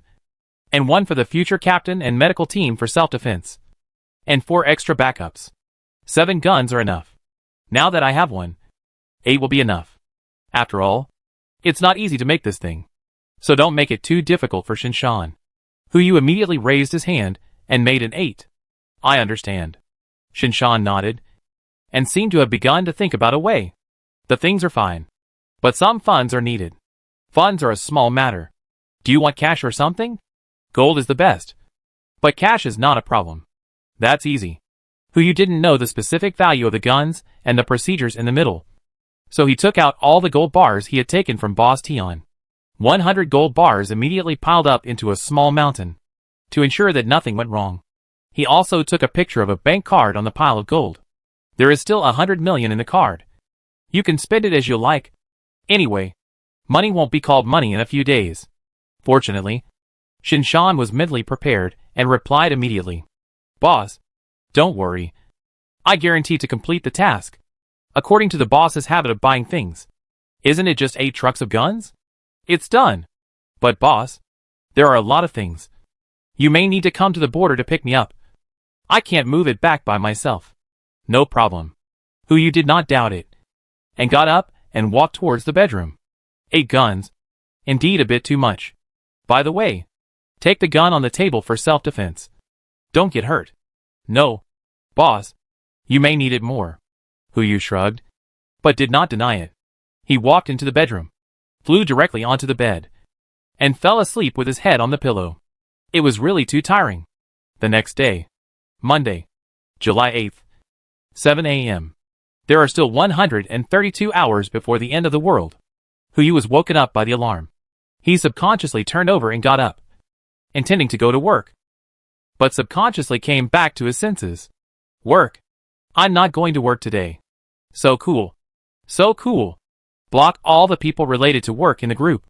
Turn off the alarm and continue to sleep. At the same time, there was a knock on the door outside. Brother, are you awake? This soft and steaky voice is definitely Bubu. Huyu's face full of resentment changed into an anti-smile. And he immediately got up and dressed. Hey. Brother is awake. Bubu. What's the matter? Brother. Can you come out for a moment? Bubu. Bubu can't open the door. Door? Huyu was stunned. And immediately changed his clothes and went out. As soon as he went out, he saw Bubu sitting in a wheelchair at the door of the toilet. With his cute little face flushed. The door handle of the toilet was right in front. But Bubu couldn't stand up straight. And his arm was not long enough to open the door. Huyu didn't have time to think about it. And immediately stepped forward to help Bubu open the door. And then he became flustered again. Bubu. I'll find an ant to help you right away. No need. Brother. Bubu skillfully controlled the wheelchair to enter the toilet. Turned around and gave Huyu a smile. Bubu can do it by himself. She closed the door after saying that. Huyu noticed that she pulled out a tube from behind. This girl is a little too sensible. And damn! Where is old Shin? Huyu was furious. And turned around to find that the gun was still on the table. With a note underneath. He stepped forward to put away the gun. Picked up the note underneath and took a look. Boss. I'm going to get something first. I'll ask you to take care of Bubu for a day. She's very sensible. If you need to go out urgently, you can leave her alone at home and wait for my news tomorrow morning. Damn. This old Shin is so irresponsible. Huyu was about to call this guy when he heard Bubu coming out of the toilet. Before he could say anything, Bubu apologized first. Brother. I'm sorry. I may have to trouble you to flush the toilet. I can't reach it. It's okay. Huyu immediately stepped forward, took Bubu out of the toilet, and went in to clean up. There was no rush to stock up on other things now. We had to find a way to cure Bubu's leg, or find someone to take care of her. Once the rainstorm came, her leg would really be hopeless. Huyu squatted down. And before he could speak, Bubu spoke first. Brother, do you want to eat breakfast? Bubu will help you make it. Do you make your own breakfast when you are at home? Huyu asked with concern. Yes. Sometimes when Dad is not at home. Bubu makes it himself. Bubu said proudly. Bubu is amazing. Yeah. Bubu is awesome. Huyu praised him and then asked. Bubu, I want to take you to the hospital to check your leg. Maybe I can find a way to cure you. Are you willing to go with me? No need. Brother. Bubu shook his head. Dad took me to see many doctors and aunts. And they all said that it would be difficult for Bubu's leg to recover. Difficult doesn't mean it can't be done. Bubu, are you willing to try again? Huyu immediately asked. Maybe there is hope? Yeah. Bubu nodded. Bubu is fine as long as he stops his dad from crying. Oh. That rough guy Laoshin can cry again. Next time I find a chance to record a video of him. It can be considered a pastime in the end times. Huyu took out his cell phone and called the manager of the local Wanqiu Airlines. Charter a plane to Eugin. No matter how much money it costs. Bubu's leg must be cured before the end times. By the way, maybe we can also stock up a medical team. Chapter 11 Hexagonal Nani. 9 o'clock in the morning. Eugin Xiehe Hospital. With the money power. And the promise of donating a new inpatient building to Xiehe. All the orthopedic, neurological, and traditional Chinese medicine chief physicians in Eugin gathered together for a seminar. After a detailed examination, the doctors came to a conclusion. It can be cured. After getting these two words, Huyu had no other questions and directly used his money power to pave the way. Experts are abroad? Charter a plane. Please come back. Equipment is out of town. Charter a plane and transport it now. However, at the seminar, there was also a person who proposed a different idea. I object. It was a female doctor. To be precise, she was a very young female Chinese medicine practitioner. Among the gray-haired doctors, she stood out. This was not only because of her age, but also because of her appearance. Even the black-framed glasses as thick as her little finger could not suppress her peerless beauty. The patient is still too young. If this treatment is used, there is a high possibility of death. Even if it is successful, she will have many hidden dangers as her body grows. But this is the fastest way. The orthopedic director who led the use of Western medicine frowned and said, Of course we want to wait until she is 18 years old. This is the request of the patient's family. The sooner the better. The operation must be completed within 5 days, so that the little girl can stand up. Upon hearing this, the female doctor immediately turned to look at Huyu. Why? Why else? Bubu can wait until she is 18 years old. But you can't. That operation requires the collective cooperation of an entire medical team and dozens of professionals. Even if they were all brought on board, and there was no loss of personnel during the apocalypse, they would not be able to hold a scalpel after 11 years.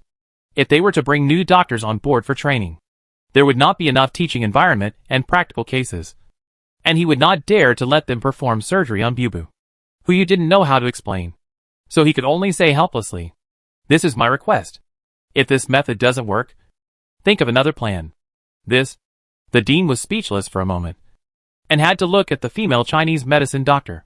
Xiao, do you have any solution? There is an ancient recipe that you can try.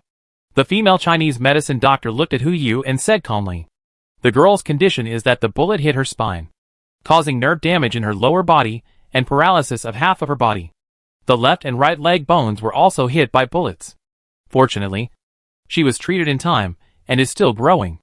If Chinese medicine can be used for a long time, acupuncture can slowly stimulate nerve repair, and then supplemented with plasters, she may be able to stand up slowly." For a long time? Hu Yu caught the key words. How long? I don't know. It depends on the individual's physique. It can take 3 to 5 years at least. Or more. I don't know. Hu Yu didn't say anything, but looked at the female Chinese medicine practitioner. The other party's panel immediately appeared in front of him. Name Xiao Zisu, gender female, age 22, skills perfect consultation, perfect massage, perfect pharmacology, perfect acupuncture, perfect bone setting, perfect medicinal diet, proficient in medicine, proficient in psychology, proficient in ancient Chinese, proficient in gathering, proficient in geography, proficient in cooking, character, compassion, kindness, scheming, petty, curious, gossipy, middle school style, purity, 100, favorability, 0. Hu Yu was stunned when he saw it. 6 perfections, 6 proficiency. Even more terrifying than Shinshan's skill tree. This is simply a perfect hexagonal nurse. No wonder she can sit in this seminar at this age. If she is on board, it is like having an extra medical team. But what is her character like? Can kindness and scheming appear in the same character? Mr. Hu. Xiao Zisu sensed Hu Yu's gaze and frowned slightly. As a Chinese doctor, I know you don't want to believe. I believe it. Hu Yu interrupted the spell directly. I'll choose your plan. Please help me. Dr. Xiao. Xiao Zisu's favorability plus 5. Now 5. In that case, let Xiao take care of the rest. The dean immediately made the decision. You all hurry up and don't delay things. The other doctors left the table one after another, and the dean also left the consultation room after a brief farewell. Now there are only Hu Yu and Xiao Zisu in the consultation room. Dr. Xiao, how is the treatment plan arranged? I have also seen the girl's condition just now. After a brief moment of daze, Xiao Zisu also returned to work. In the early stage, you need to do physical therapy every day, including acupuncture, massage, and normal internal and external application. Do you have to do this physical therapy? Well, it's best for me to do it. If you learn the technique, others can do it. Then you should come. What time is convenient for you? Dr. Xiao? Any time is fine.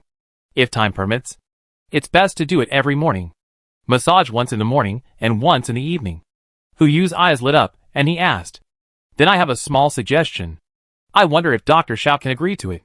Xiao Zisu looked up at Hu Yu and asked directly, You want me to go to your house to help the little girl with her illness? Right. Sure enough. How could someone who can become a hexagonal nanny be stupid? If Dr. Xiao agrees, any conditions are not a problem. I heard that you donated a building to Xiehe. Xiao Zisu began to spin a pen. Yes. I want to add the words Chinese medicine in front of this building. No problem. Then I have no problem either. Hu Yu was stunned for a moment. No other requests? Why are you stunned? Xiao Zisu had already started to pack up. Let's go. You have no other requests? I'll tell you in detail later. I'll pack up and go to your house to see you.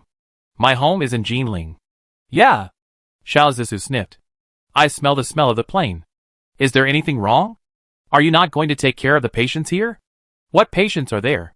Xiao Zisu's tone was low, and he walked towards the door. At my age, many people are unwilling to believe me. As for those who are willing to believe me, as long as they take medicine on time, They will be almost cured. I have only one wish now. To restore the glory of traditional Chinese medicine. Starting with the construction of the traditional Chinese medicine building. Well, she is really a middle school girl. Okay. Who you asked casually? What about the medicinal materials? How to prepare them? The medicinal materials in the ancient recipe can't be obtained outside. But I have a medicinal material warehouse at home. And I will charge you the cost price. Xiao Zissou said and ran past Yu. I'll go pack first. You wait for me downstairs. I'll drive you there. Yu looked at Xiao Zissou's back as she left. And didn't know what to say for a moment. He took Bubu from the nurse and went all the way to the garage outside the hospital. Soon, a pink Cayenne came out of the garage and stopped in front of him. The car window rolled down. A young lady in a JK uniform was sitting in the driver's seat, opening the trunk, tilting her head, and looking at the back seat. Let's go. Get in the car. Xiao. Dr. Xiao? Yu paused for a moment and didn't dare to recognize him. Xiao Zissou. You actually have two faces. Just call me Zissou outside. My friends all call me that. Xiao Zissou replied casually, looked at Bubu in the wheelchair, and greeted her. Bubu. Nice to see you again. I'll be your doctor from now on. Yes. Bubu nodded obediently. Thank you for taking care of me. Sister Zissou. It's a piece of cake. Yu carried Bubu to the back seat of the car and put the wheelchair into the trunk.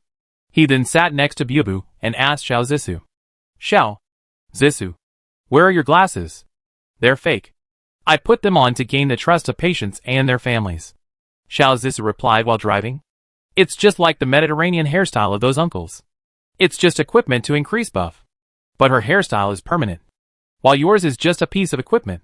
The difference is too big. Let's make it clear first. Xiao Zissou said while driving. Outside of treatment time. My time belongs to me. No problem. Family members and patients must fully cooperate with my treatment. Okay. Also, I am not your resident doctor. I am just staying in your home temporarily to facilitate the treatment of the little girl. So if there are other patients in your home, it is not within my scope of obligation. You can choose freely. And I can also choose freely. Of course. Then I have no other questions. By the way, you'd better find a full-time nanny for the little girl. Because her body may change after the treatment begins. Okay. I'll find one as soon as I get back to Jinling. Xiao Zissou nodded and said nothing more. She drove all the way to the outskirts of Eugin, where there was a small warehouse. When she opened the door, it was full of various Chinese medicinal materials. There were 10 wooden cabinets dedicated to storing Chinese medicine alone. Judging from the wood, they were all hundreds of years old. In addition, there are dozens of kinds of medicinal wine, and dozens of jars are piled up in the warehouse. It seems that she comes from a family of traditional Chinese medicine. Xiao Zissou immediately rushed in and began to pick up the medicine with ease. Seeing this, Yu couldn't help but ask, Zissou, if I buy all the medicine in your warehouse, how much will it cost? I won't sell it no matter how much. Xiao Zissou's voice sounded from the depths of the warehouse. These are all treasures passed down from my family. Some things can't be bought or sold. It's good to use them for medicinal purposes. Can't buy and sell? That's difficult. Yu continued to test. What if we move to Jinling? In addition to building a Chinese medicine building in Xie, Jinling can also promote Chinese medicine. Xiao Zissou's favorability +5. Now 10. That depends on my father's opinion. Xiao Zissou came out with a lot of bags of medicinal materials. That means he is now in Japan for exchanges. Otherwise he would probably jump up when he heard what you said. Japan for exchanges? Yu immediately suggested. When will he come back? It's too early. Maybe a week later. Xiao Zissou blinked. How about you talk to him in detail then? Boss Hu? A week? The Japanese island was already submerged by the tsunami. Can you come back earlier? I'm afraid not. There are ancient prescriptions that were stolen from us. My dad said that we must take advantage of this exchange to see more. My mom also went with him. She won't be back for 10 days or half a month. It's difficult. But it's okay. Take the herbs away first. And then find a way to bring Zhao's father and mother back. Xiao Zissou is already a perfect hexagonal nani. God knows what level Zhao's father and mother are. This kind of talent must be brought on board. Chapter 12 Weapons. Done! While Xiao Zissou was moving the herbs to the car, Yu volunteered to close the warehouse door for her. He ran around the warehouse as fast as he could, and when he went out to close the door, there were only a few spider webs left in the warehouse that had not been moved away. In the car, Hu contacted a charter flight back to Jinling. It was not known whether it was deliberately arranged by the airline or by coincidence that Mu Lingxiu was among the flight attendants on these charter flights. Every time, she was the one who took care of Bubu on the plane. Isn't Xiao Zisa looking for a nurse? Mu Lingxiu also happens to be proficient in nursing skills. Otherwise, Hu sat on the sofa and looked at Mu Lingxiu, who was teasing Bubu with a small toy. Ms. Mu. Mr. Hu. Mu Lingxiu immediately stood up, smiling and responded respectfully. Excuse me. What do you need? Would you consider changing jobs? Hu extended an olive branch to her, and another flight attendant next to her immediately showed an envious look when she heard it. Working for a young rich man of this level.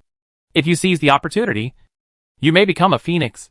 If it were her, she would be happy even if she had to be a cleaner. Mu Lingxiu did not agree directly, but asked, what do you plan to hire me for? Take care of Bubu. Hu did not hide it either. You also saw that Bubu needs a personal nanny. If you agree, you can set the conditions as you like. This sentence again. Xiao Zisa, who was lying on another sofa, glanced at Hu. This guy. Isn't he some nouveau riche? Nani? Mu Lingxiu hesitated, leaving aside the salary. If it was just a nanny, it would be hard for her to give up the position of stewardess. You can think about it and give me an answer before tonight. Okay. Thank you, Mr. Hu, for your appreciation. Hu didn't necessarily have to choose her, but just for the sake of the warm baby, he gave her a chance to choose. Venerable? This personality trait is not good, but there is no better way to take care of Bubu. At 4 p.m., the plane landed. Hu took the airport car directly back to the gate of the community, because it was an old community. Xiao Zisa just took a look and her expression was dull on the spot. He lives in this place? Those who take the plane are all chartered. Not to mention a single-family villa. At least a large flat. Right? This community is too old. Isn't it? Could it be that this nouveau riche hasn't had time to buy a property yet? Xiao Zisa's mind was full of curiosity about Hu, and she helped him take Bubu down from the car. And the two walked all the way to the community. As soon as the three of them entered the community, they heard a discussion in the distance. 3 aunties were sitting in the pavilion of the community, eating melon seeds and chatting. Hey, have you heard? The guy on the 28th floor seems to have made a fortune and bought all 28 floors at once. What do you mean by made a fortune? Didn't I hear that he was kept by someone? And it was a man who kept him. That's right. What can't you do at such a young age? Why do you have to do this? Shoo! Stop talking. People are coming. The 3 aunts were quite loud. Hu heard everything that was just said, but he ignored it. Xiao Zisu's eyes lit up. There are melons. Her gossiping spirit was burning, and she wanted to join this group of ants with melon seeds in her hands. Just as she was about to move forward, Hu turned around and looked at her. Dr. Xiao, can Bubu's medicine be ready tonight? Yes. I still have to boil the medicine. And I'll talk about gossip next time. Xiao Zisa turned around and followed. No problem. You can trust me. That's good. Hu replied and continued to move forward. In the previous life, this group of ants had made a lot of trouble. They all had a naughty child at home. And when they got together, they were a group of devils. When the rainstorm just fell, they were just making trouble at home. But as the supplies were consumed, the ants formed a group and morally kidnapped the people in the whole building, wanting them to provide nutritious food for their children. In the name of euphemism, they are still children. Only a few people paid attention to them. It was probably on the 20th day that they continued to make trouble, and no one had food to give them. The children's crying and hunger swept through their brains, and they finally made the same decision, to eat their children. Hu recalled the scene at that time and immediately shook his head, focusing his attention elsewhere, and did not even look at the group of aunties. He pushed Bubu and walked straight to the unit door. Just as he was about to push the door, a gorgeously dressed figure also walked out. Who you? Ye Wanqiu. It really fits the saying. Enemies always meet. Miss Ye. Hu stepped forward, protected Bubu behind him, looked her up and down, and saw another identical necklace on her neck. In addition, there were some bruises under the sunglasses. It was probably Li Meng who did it. He thought and couldn't help laughing. I haven't seen you for a few days. How come you become a panda? You? Ye Wanqiu was instantly enraged. raised her hand and pointed at Hu Yu. And her eyes fell on Xiao Zissou behind him. With just one glance, she could tell that the clothes Xiao Zissou was wearing were all famous brands. Although they were all old models, they were still expensive. Oh, this is the rich woman you found. Right? No wonder she could buy the whole floor. Sister, don't blame me for not reminding you. This guy is just a scumbag who is pretending to be rich. If you are with him, be careful not to be deceived by him. Another melon. Xiao Zissou immediately stepped forward and took Hu Yu's arm. Really? Tell me in detail. Ye Wanqiu didn't say anything, but looked at Hu Yu, threatening him with her eyes, as if to say, if you don't give in, I will expose your affairs now. Hu Yu rolled his eyes. Are you going out or not? If she hadn't occupied the aisle, Bubu's wheelchair couldn't get in. He would have entered the elevator long ago. Why would he need to stand here and waste time with her? Humph. Ye Wanqiu snorted coldly, as if she had something to do. And without further entanglement, she walked out of the unit door sideways. But when she passed by Xiao Zissou, she said earnestly, Sister, be careful. The most terrifying thing is not the specific case, but the unknown. If Xiao Zissou really has something to do with Hu Yu, then this sentence is more than 1,000 words. Xiao Zissou's curiosity is even stronger. Hu Yu did not mean to answer, and took Xiao Zissou and Bubu into the unit door and went upstairs to go home. As for Ye Wanqiu, she looked at the backs of the three people, took out her phone, and dialed. Hello? Brother Tian? It's me. Wanqiu. The person you are looking for is back. Yes. At his house. And he should not go out for a short time. Then my account. Okay. Thank you. Brother Tian. It was 7 o'clock in the evening. 120 hours before the rainstorm. Hu Yu arranged for Xiao Zissou to stay in 2801. And ordered a takeaway from Yutan to be delivered to the house. After the three of them had a simple dinner, they watched Xiao Zissou give Bubu a set of acupuncture therapy. Just as she was massaging, the phone rang. Hu Yu turned on the screen and took a look. Shinshan. So quickly, he picked up the phone. And Shinshan's voice came from the other end. Boss, the stuff is ready. I'll wait for you at Wanan Mountain in Jinju. Okay. Hu Yu replied. And the other party hung up immediately. It seems that the situation is very urgent. Jinju is a country in the south of China. It borders China, but it has been in a stage of warlords fighting for many years. It is very chaotic. It turns out that he went there to find guns. He immediately contacted Wanji Airlines, and then looked at Xiao Zissou. Zissou, please take care of Bubu tonight. Tomorrow. I will definitely find her a personal nanny tomorrow. Yes. But Xiao Zissou refused flatly. But her hands never stopped. You promised me that I can do whatever I want except for the treatment time. Unless you can satisfy my curiosity. What do you mean? It's very simple. Xiao Zissou's eyes seemed to smile. And she looked up at Hu Yu. Just answer 3 questions for me. Hu Yu was helpless. What do you want to ask? Don't worry. Xiao Zissou lowered her head and continued to massage Bubu. Don't you have something else to do? Let's talk about it when you come back. Okay. Hu Yu replied, and immediately went downstairs. He got a taxi as soon as he arrived at the downstairs of the community. But just as he was driving to the airport, a Mercedes-Benz also stopped outside the community. A middle-aged man wearing gold-rimmed glasses got out of the car, followed by a bald man. The two of them looked at one of the buildings at the same time. The top floor of that building was lit at this moment. Chapter 13 Enough? I've really had enough. At the airport, Hu Yu looked at Mu Lingxiu, who was waiting for him, and felt helpless. So, you don't get off work? There's nothing I can do.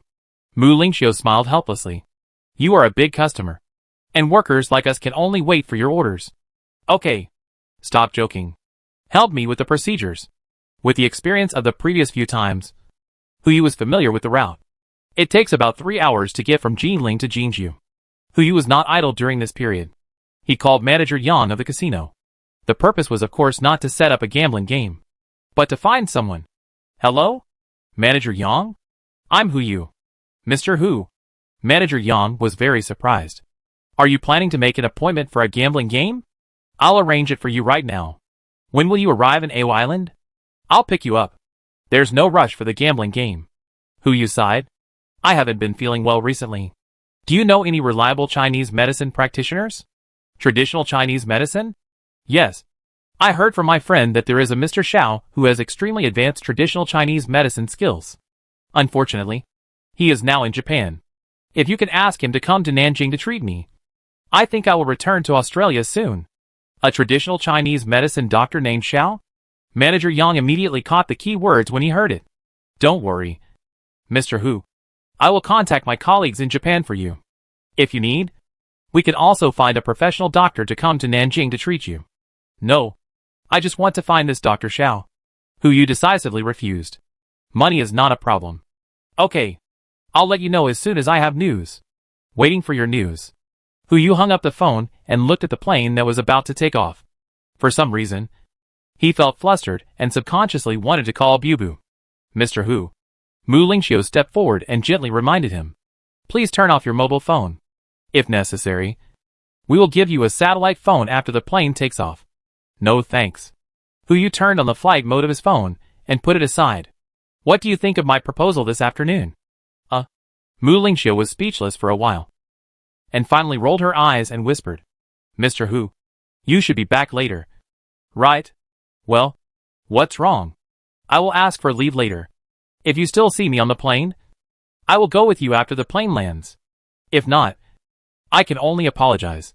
Okay. Hu Yu replied helplessly. Thank you for your understanding. Mu Lingxiu's favorability plus 10. Now 30. Hu Yu didn't say anything more. He felt the turbulence of the plane and gradually closed his eyes. When he opened his eyes again, the plane had landed at the airport. Mr. Hu, are you awake? Mu Lingxiu asked, handing him a hot towel at the right time. Hu Yu took the towel and wiped his face. What time is it? 11 o'clock in the evening. It has landed at Jinju Airport for 10 minutes. Mu Lingxiu responded with a smile. We saw that you were too tired, so we didn't wake you up. Will it delay your business? No problem. It was only 10 minutes, so it wouldn't delay anything. Hu Yu handed the towel back, got up and picked up the phone. Can your car deliver here? Yes. Mu Lingxiu responded immediately. Where are you going? Wanan Mountain. Hu Yu said as he walked out of the plane and turned off the flight mode. Before he stepped onto the bridge, a text message popped up. The sender is unknown, and there is a picture in the text message. Hu Yu paused at a glance.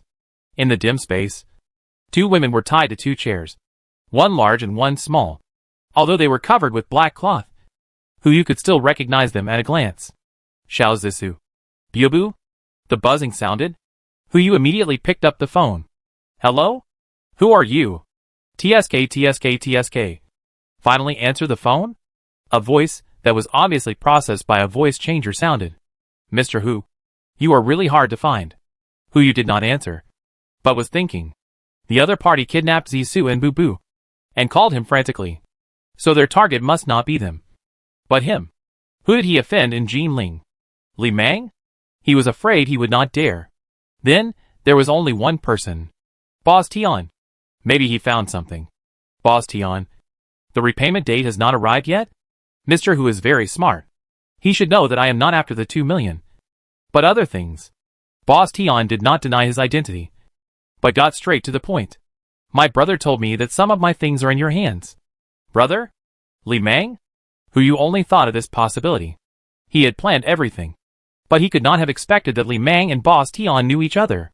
There are tens of millions of people in Jinling. It's just a coincidence. I can return the things to you, but I'm out of town now and need time to come back. Okay. Boss Tian replied immediately. You disappeared for 3 hours, so I'll give you 3 hours. Not enough. Hu Yu immediately turned around and looked at Mu Lingxiu behind him. There are no flights back to Jinling now. The earliest flight back to Jinling is 2 hours later. Mu Lingxiu immediately answered in a low voice. 2 hours later. I need 7 hours. Within 7 hours, I will bring everything you want. Hu Yu knew that he was no match for Boss Tian. Even if he wanted to go back, he had to take Shinshan back with him. Otherwise, he would only be a delivery boy. 6 hours. Boss Tian's voice sounded. This is my bottom line. If you don't come, I can't guarantee what will happen to the 2 of them. Jianghe manufacturing plant. I'll wait for you. Okay. Hu Yu hung up the phone and ran directly to the corridor bridge. Quick! Arrange a car for me. Okay. Mu Lingxiu didn't know what happened to Hu Yu, but hurriedly contacted the shuttle bus as soon as possible. Yu immediately called Shinshan. Hello, boss. It's me, Yu hurriedly said. I need your exact location now. And Bubu is in trouble. What happened to Bubu? Shinshan's voice was obviously anxious. Yu immediately told him about the deal with Boss Tian, and how he had stolen Boss Tian's life and property. Of course, because they were still on the shuttle bus and Mu Lingxiu was still there. Yu did not tell him the specific method. Favorability from Shinshan was 20. Now 19. It's all my fault. I didn't expect that Tian would react so quickly and leave Bubu and Jinling like this. Now is not the time to talk about this. Shinshan did not express his attitude towards Yu, but just said quickly, how long will it take you to get there? Let me see. Yu looked at the address and imported the navigation system. A route appeared with an estimated time. 1.5 hours at the fastest. 3 hours round trip. Too late. Too late at all. Before Shinshan could speak, a crazy idea came into Yu's mind. Stop the car, Yu said to Shinshan. I'll find a way to get here. You wait for me. He hung up the phone and looked at Mu Lingxiu, who was also on the shuttle bus. Does this airport have helicopters for rent? Ah? I'm asking you if you have any. Yes. Yes. Mu Lingxiu nodded repeatedly. I rented one. Yu sent the location on his phone to Mu Lingxiu's phone. No matter how much it costs. Take me to this location now. Okay. Mu Lingxiu responded. And then said helplessly, but even if I take you to this location, you can't get off. Who said there's no way? 10 minutes later, the sound of the helicopter echoed in Shinshan's ears. He looked up and saw a helicopter slowly flying over. It soon hovered not far ahead. And then the altitude kept decreasing. Finally, it dropped to a height of only 20 meters from the ground, hovering in the air without moving, and dropped a rope ladder.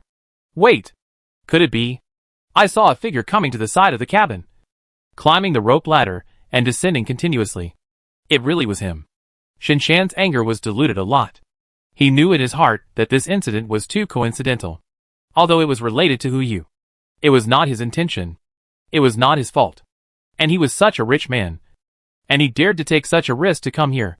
Which was the greatest sincerity. Favorability from Shinshan plus 10. Now 29 5 minutes later. Yu finally climbed down the rope ladder and immediately called Shinshan. Hello, brother Shin. I'm at One Mountain. Where are you? I saw you. Shin's tone was much calmer. Go east and you'll see me soon. Okay. Yu didn't say much and ran east immediately. Shinshan was seen soon after. He stood in front of a bush, wearing camouflage and holding a flashlight to show Yu the way. His expression was very serious and cold, and his eyes seemed to be able to kill people. Yu didn't hesitate and ran all the way to Shinshan. Shin, I'm sorry. Now is not the time to talk about this. Shinshan's tone was still cold. He raised his hand and placed it on Yu's shoulder. Go collect the goods first. We still have time to rush back now. Okay. Yu was relieved to hear Shinshan say this. He looked Shinshan up and down for a while, but couldn't see where the gun was. Brother Shin, where are the goods you mentioned? Behind. Shinshan said, and swept the flashlight back. 8 trucks were lined up in a row under the bushes. Yu? 8 trucks of ammunition.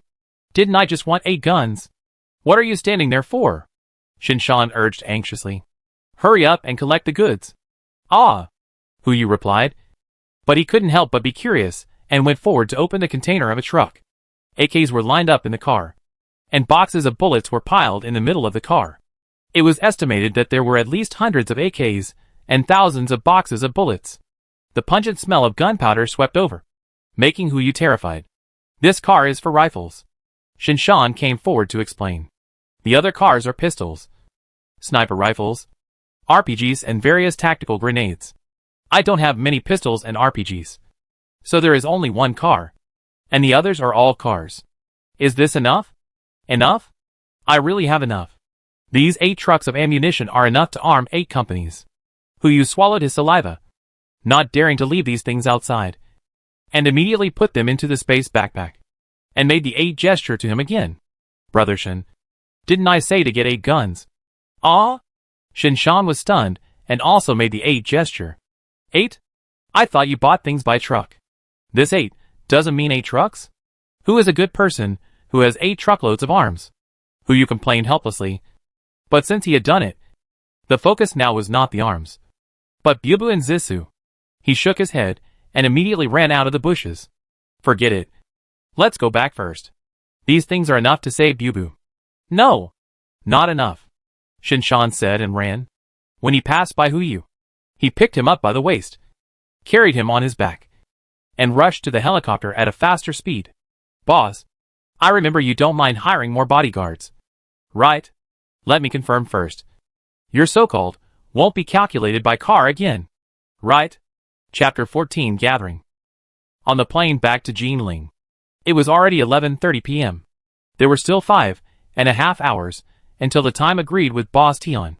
As soon as he got on the plane, Yu saw Mu Lingxiu again. But now, he was in no mood to discuss the issue of a personal nani with her. He just watched Shinshan holding a satellite phone and calling people one after another. The method was also very simple, with only 3 sentences for each call. The first 4 calls were all, "It's me. Bubu is in trouble. Jinling. Meet at the airport within 5 hours." After saying that, the other party will hang up the phone immediately. For the 5th call, Shinshan thought for a long time before dialing. The first 2 sentences are the same. Only the 3rd sentence is different. Jinling. Jianghe Manufacturing Plant. Everyone on the other end of the phone seems to know Bubu. Yu has been sitting opposite and watching until the last call is hung up. And he did not ask Shinshan's opinion. Okay. Shinshan put down the phone and looked at Yu. Without waiting for him to speak, she took the initiative to explain. Actually, Bubu is not my biological daughter. Huh? Yu was stunned. Is it so explosive at the beginning? To be precise, she is the child of my comrade in arms? Shinshan scanned the table, as if looking for something. Yu immediately understood. Give me a bottle of wine. Do you have white wine? Yes, Mr. Hu. Mu Lingxiu responded respectfully and immediately brought a bottle of mutai to the table. The quality of this bottle of mutai is naturally not as good as the one prepared by Manager Yang, but it is still okay to drink casually. She poured a glass for the 2 of them and walked towards the cab tactfully, not intending to listen to gossip. Shinshan picked up the glass and drank it all, then continued. There were 7 people in our team. During a mission abroad, the captain died to protect us. Bubu was his only relative. I'm not in a position to go into detail about the specific mission. Anyway, after that mission, the other members of our team were also punished, and everyone was expelled from the army. In order to avoid unnecessary trouble, I took Bubu to Australia Island, thinking that I could earn money to help her get back on her feet with my skills. But I didn't expect. Shinshan drank another glass of wine. Yu also knew what happened next. Shinshan was not well received in the bodyguard company. Perhaps he had offended some senior executives, which led to him doing cleaning work all the time. Because he had to maintain Bubu's daily expenses, he couldn't resign and had to bite the bullet and continue to work. As for the so-called unnecessary trouble, Yu still remembers the diagnosis Xiao Zisi gave Bubu at that time. The bullet hit the spine and left and right leg bones. I think this is a big trouble. It is probably related to the overseas mission. Boss. Shinshan's eyes were red, and he raised the wine glass and looked at Yu. I haven't finished speaking, but you should understand what I mean. If you think that we are too troublesome, you can regret it now. I will find a way to repay you for the money and favors. Trouble? What kind of trouble can be worse than the trouble of the end of the world? Brother Shin. Yu picked up the wine glass and clinked it with Shinshan. I call you Brother Shin. Bubu is my niece. We are a family. What trouble is there to talk about?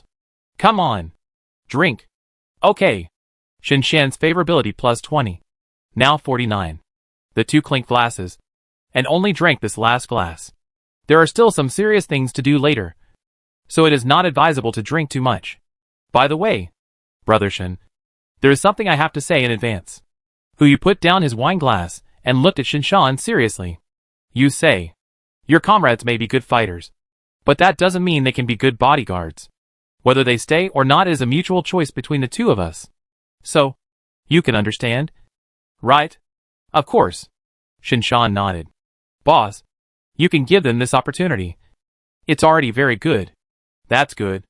After that, Yu closed his eyes and waited for the arrival of 12 o'clock. Tomorrow is the 3rd day. The system will be upgraded again. And I don't know if there will be any surprises. Half an hour passed quickly. And a crisp sound sounded at the right time. Ding! Congratulations to the host for successfully surviving for 3 days. And the system has been upgraded. Unlock new feature survival blind box. Note, you will get a blind box every day. After the blind box is opened, you will get random items, creatures, and skill books to help you survive better. 310 survival blind boxes to the next upgrade. Huyu's eyes suddenly lit up. And he sensed that there was an extra black egg in the space backpack. As long as you crack the egg, you can get a random item. Unfortunately, we are still on the plane, so it is not easy to use the space ability at will. We can only wait until we get off the plane to see. 3 hours later, the plane landed at Jinling Airport. Huyu asked Mu Lingxiu to go home and wait for news. He still had something to do. He would come to her in the morning to discuss the specific work content and salary.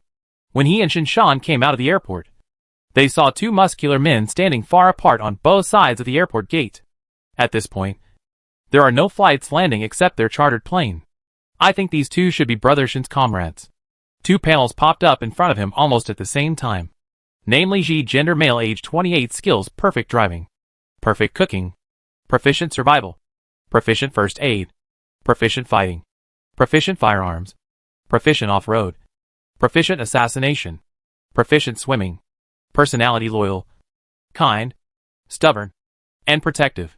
Favorability 0. Name Su Zilong, gender male, age 27, skills epic firearms, perfect fighting, perfect assassination, proficient survival, proficient off-road, proficient driving, proficient first aid, proficient electronics, proficient swimming, loyal, impulsive, decisive, protective, and arrogant. Favorability 0. Huyu rubbed his eyes and looked at Su Zilong's skill column again. Epic skills. Above perfection. There are levels. That means this person's firearms level is 1 level higher than Shinshan. No matter what, this person must be accepted. Personality. It doesn't matter, as long as he is loyal and listens to orders. Impulsiveness is just a minor problem. Brother Shan. Li Ji saw Shinshan and immediately came up to him and complained. Why did you bring this guy here? If I don't come, will you say Bubu? Su Zilong also stepped forward at the same time. His tone was extremely cold. Obviously, there was a conflict between the 2. This conflict should not include Shinshan. Okay, now is not the time to quarrel. Let's talk about business first. Shinshan stepped back and introduced Huyu, who stood up. This is my boss. I am his bodyguard now. In addition to Bubu, the person kidnapped this time also has a female friend of his. Su Zilong's favorability is 10. Now 10. Oh! Su Zilong snorted, looking at Huyu with dissatisfaction. So, Bubu's kidnapping this time is related to you? A chill suddenly hit. In the hot summer, Huyu shivered. Zilong. Shinshan frowned and stood in front of Huyu. Some things will be discussed later. Let's go save Bubu first. Humph. Su Zilong snorted coldly and said directly, the address? I'll go there. Since you want to be a human bodyguard, it's better to let me take care of Bubu. You? Another voice came from the gate outside the airport. A pair of twin brothers walked slowly. And the leader sneered. Aren't you afraid that Bubu will become autistic? Autism? Brother, if you let him take care of him, it's not certain whether Bubu can live to adulthood. Huyu looked at the 2 people at the door, and 2 more panels popped up.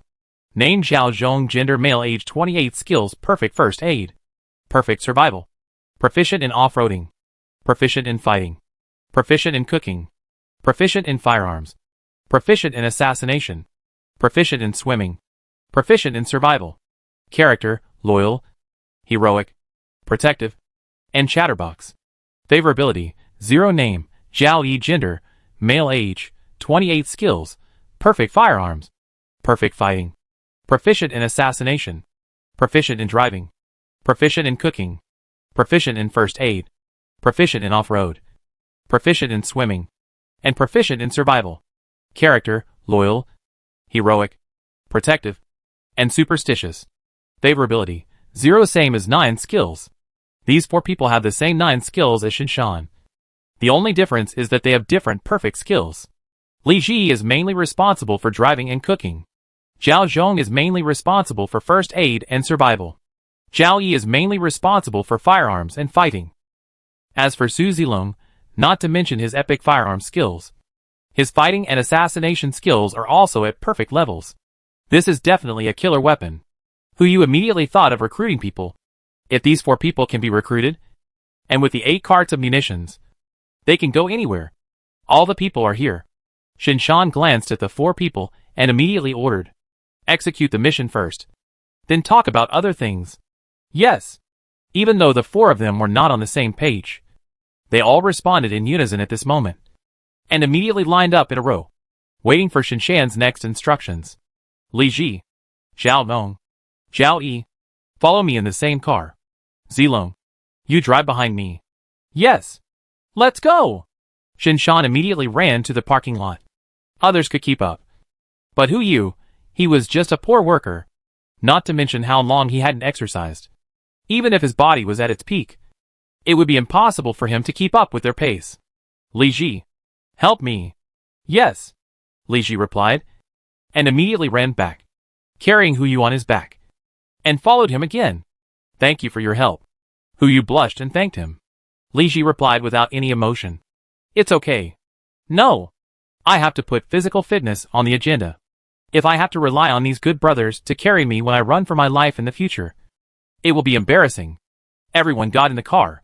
Li Ji threw Hu Yu to the passenger seat and sat in the driver's seat. Location. Hu Yu immediately replied. Jianghe Manufacturing Plant. Have a seat, Li Ji said, and stepped on the accelerator. A sense of push came over my back, and the G-Class rushed directly to the suburbs. The speed exceeded 1,300 kilometers per hour. The off-road vehicle driven by Su Zilong behind me was always biting behind, as if it was racing. Hey, that's not right. Didn't Brother Shin make 5 calls? Why are there only 4 people? Hu Yu turned his head to look at Shinshan in the back seat, and asked, Brother Shin, isn't there another person? Has he gone? What? A cry of surprise came from the car. Zhao Zhong and Zhao Yi spoke at the same time. Even Li Ji, who was driving, was no exception. Brother Shan, did you find that person? Zhao Zhong asked with a trembling voice. What else can we do? Shinshan shook his head helplessly. He is in Jinling. Only he can rush there in the first time. Then are we still going? Li Ji asked in confusion. Zhao Zhong and Zhao Yi also looked at Shinshan at the same time. Let's go. We haven't been together for a long time. It's a good time to get together. For a while, the other 3 stopped talking. Even Li Ji's car speed slowed down a lot, and he had returned to normal driving speed, as if he was deliberately avoiding something. Who is that 5th person? Chapter 15. Return a green world to the world. Outside Jianghe Manufacturing Plant, when everyone arrived, it was already 3:30 in the morning. There was still an hour and a half before the time agreed with Boss Tian. At this moment, the lights of Jianghe Manufacturing Plant were bright. After Li Ji parked the car, Su Zilong drove in directly before everyone got out. When he was about to approach the gate, he stopped at the door. Dust and smoke billowed. Su Zilong jumped out of the car and walked into the factory with a Tang horizontal sword in his hand. Reckless man. Li Ji cursed with gritted teeth. That's right. Zhao Zhong also echoed from the side. If Bubu is still being held hostage, he will rush in like this. Haha. Go on. Shinshan frowned and said, wait until you see him later. Do you still dare to curse him? He opened the car door and walked towards the factory at the same time. Li Ji and others looked at each other, and dared not refute, so they could only follow Shinshan inside. Hu Yu is now more and more curious about the last person. As he walked through the dust and into the factory, he was stunned by the scene in front of him. Su Zilong knelt. Su Zilong, who had perfect fighting and assassination skills, half knelt on the ground, with a woman in a red vest behind him. She had a high ponytail and a very slender figure. She looked about 1.7 meters tall, but her weight might not even be 100 kilograms. Her thigh was not as thick as Hu Yu's arm, but such a woman was enough to press Su Zilong to the ground, and he couldn't even stand up. And behind them, a group of people led by Boss Tian were tied up and thrown together, and everyone's eyes, mouths, and ears were tightly stuffed. But Xiao Zissou and Bubu were also among them. They were not rescued, but they were out of danger. The panel popped up instantly. Name and Siener, gender female, age 25, skills epic fighting, epic assassination, Epic firearms. Epic off-road. Epic camouflage. Personality loyal. Cute. Heroic. Protective. Few words. Shy. Purity 105 skills. 5 epics. If put in a card drawing game, Xinshan and Su Zilong are considered SRs. Then in Ling Xian is definitely an SSR. This woman. Could it be that she is the last person in Xinshan's team? Xianer. Xinshan stepped forward and said, "Let Zilong go first." Oh! And Xianer immediately let go and took a step back. And Xianer. Su Zilong stood up helplessly and rubbed the shoulder that had just been pressed. You did it on purpose. Didn't you? You knew it was me. But you still attacked me? And Xianer turned to look at Su Zilong. Her tone very calm. You may not be here to save Bubu. I forget it.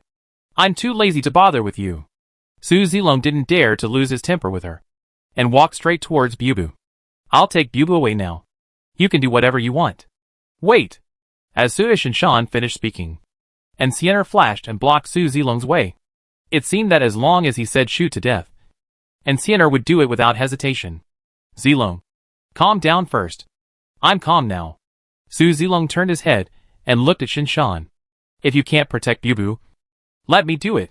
I will never let her suffer this kind of grievance. Xinshan was speechless. He had no choice but to turn to look at Hu Yu. Boss, please take care of Bubu first. I want to talk to them about something. Okay. After that, Xinshan turned and walked out of the warehouse. The others followed him. Hu Yu quickly walked to Bubu and took off her earplugs. This action made her body tremble. But she didn't make any sound or movement. He continued to take off the cotton stuffed in Bubu's mouth and the blindfold on her head. Bubu. It's me. Bubu felt relieved instantly. Tears welled up in the corners of his eyes. Brother Hu Yu. Hurry. Sister Zisu was kidnapped with me. Be good. It's okay. Hu Yu rubbed her head. Don't be afraid. Bubu. You and Sister Zisu are safe. Yeah. Bubu responded, with determination on his little bun-like face. Brother. I'm fine. You go save Sister Zisu first. Okay. Bubu is the best. Hu Yu praised. Untied the rope on Bubu, and then came to the side to take off Xiao Zisu's blindfold. The first time she saw Hu Yu, she was not timid or weak, but only asked 2 words. Where are the people? What people? Hu Yu squatted down and untied the ropes on her body. Are you talking about Bubu? No. I mean the people who kidnapped us. Xiao Zisu replied, got up from the chair, and moved her wrists. Her eyes instantly fell on the people who were tied up, and she was obviously shocked. All of these? Did you do it? Of course not. Hu Yu didn't mean to take credit, and raised his hand to point outside the factory. The people who saved you are having a meeting outside. I'll introduce them to you later. Don't worry. Xiao Zisu looked at Boss Tian in the crowd, flexed her wrist and walked towards him. You dare to kidnap me? You are really tired of living. Hey, what are you doing? Hu Yu hurriedly followed. He was not worried about Boss Tian's safety, but mainly because it was not the end of the world yet, and it was a society ruled by law. If he did something wrong, it would be difficult to explain to Xinshan and others. Don't worry. I won't kill him, so as not to dirty my hands. Xiao Zisu pulled out 3 thin golden needles from her hair. But the death penalty can be avoided, but the living crime cannot be escaped. She stepped forward and quickly inserted the 3 golden needles into 3 acupuncture points on Boss Tian's body. Ah! A shriek sounded.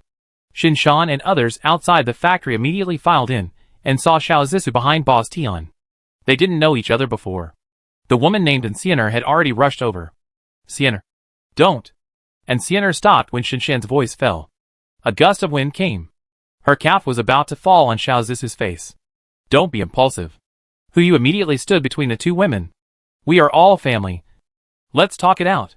And Xianer slowly lowered her legs, but her eyes were still fixed on Xiao Zisu, who took advantage of the situation and pulled out the 3 golden needles from Boss Tian's body. You saved us just now, didn't you? Xiao Zisu stepped forward, reinserted the golden needles into her hair, and stretched out her right hand to Xianer. Hello. My name is Xiao Zisu. And Xianer did not respond, and her eyes fell on Hu Yu again. You said, the end of the world is coming? Hu Yu looked at Xinshan, who nodded silently. It seems that Brother Shin told them about that matter. Yes. Except for that situation. This group of people can never get together. The end of the world? Xiao Zissou also turned to look at Hu. Her eyes full of curiosity. Boss Hu? What is going on? The eyes of the rest of the people were also full of confusion. All waiting for his answer. Let's go home first. Hu looked at Boss Tian and others who were still tied to the ground. What should we do with these people? Let me do it. Xiao Zissou immediately volunteered.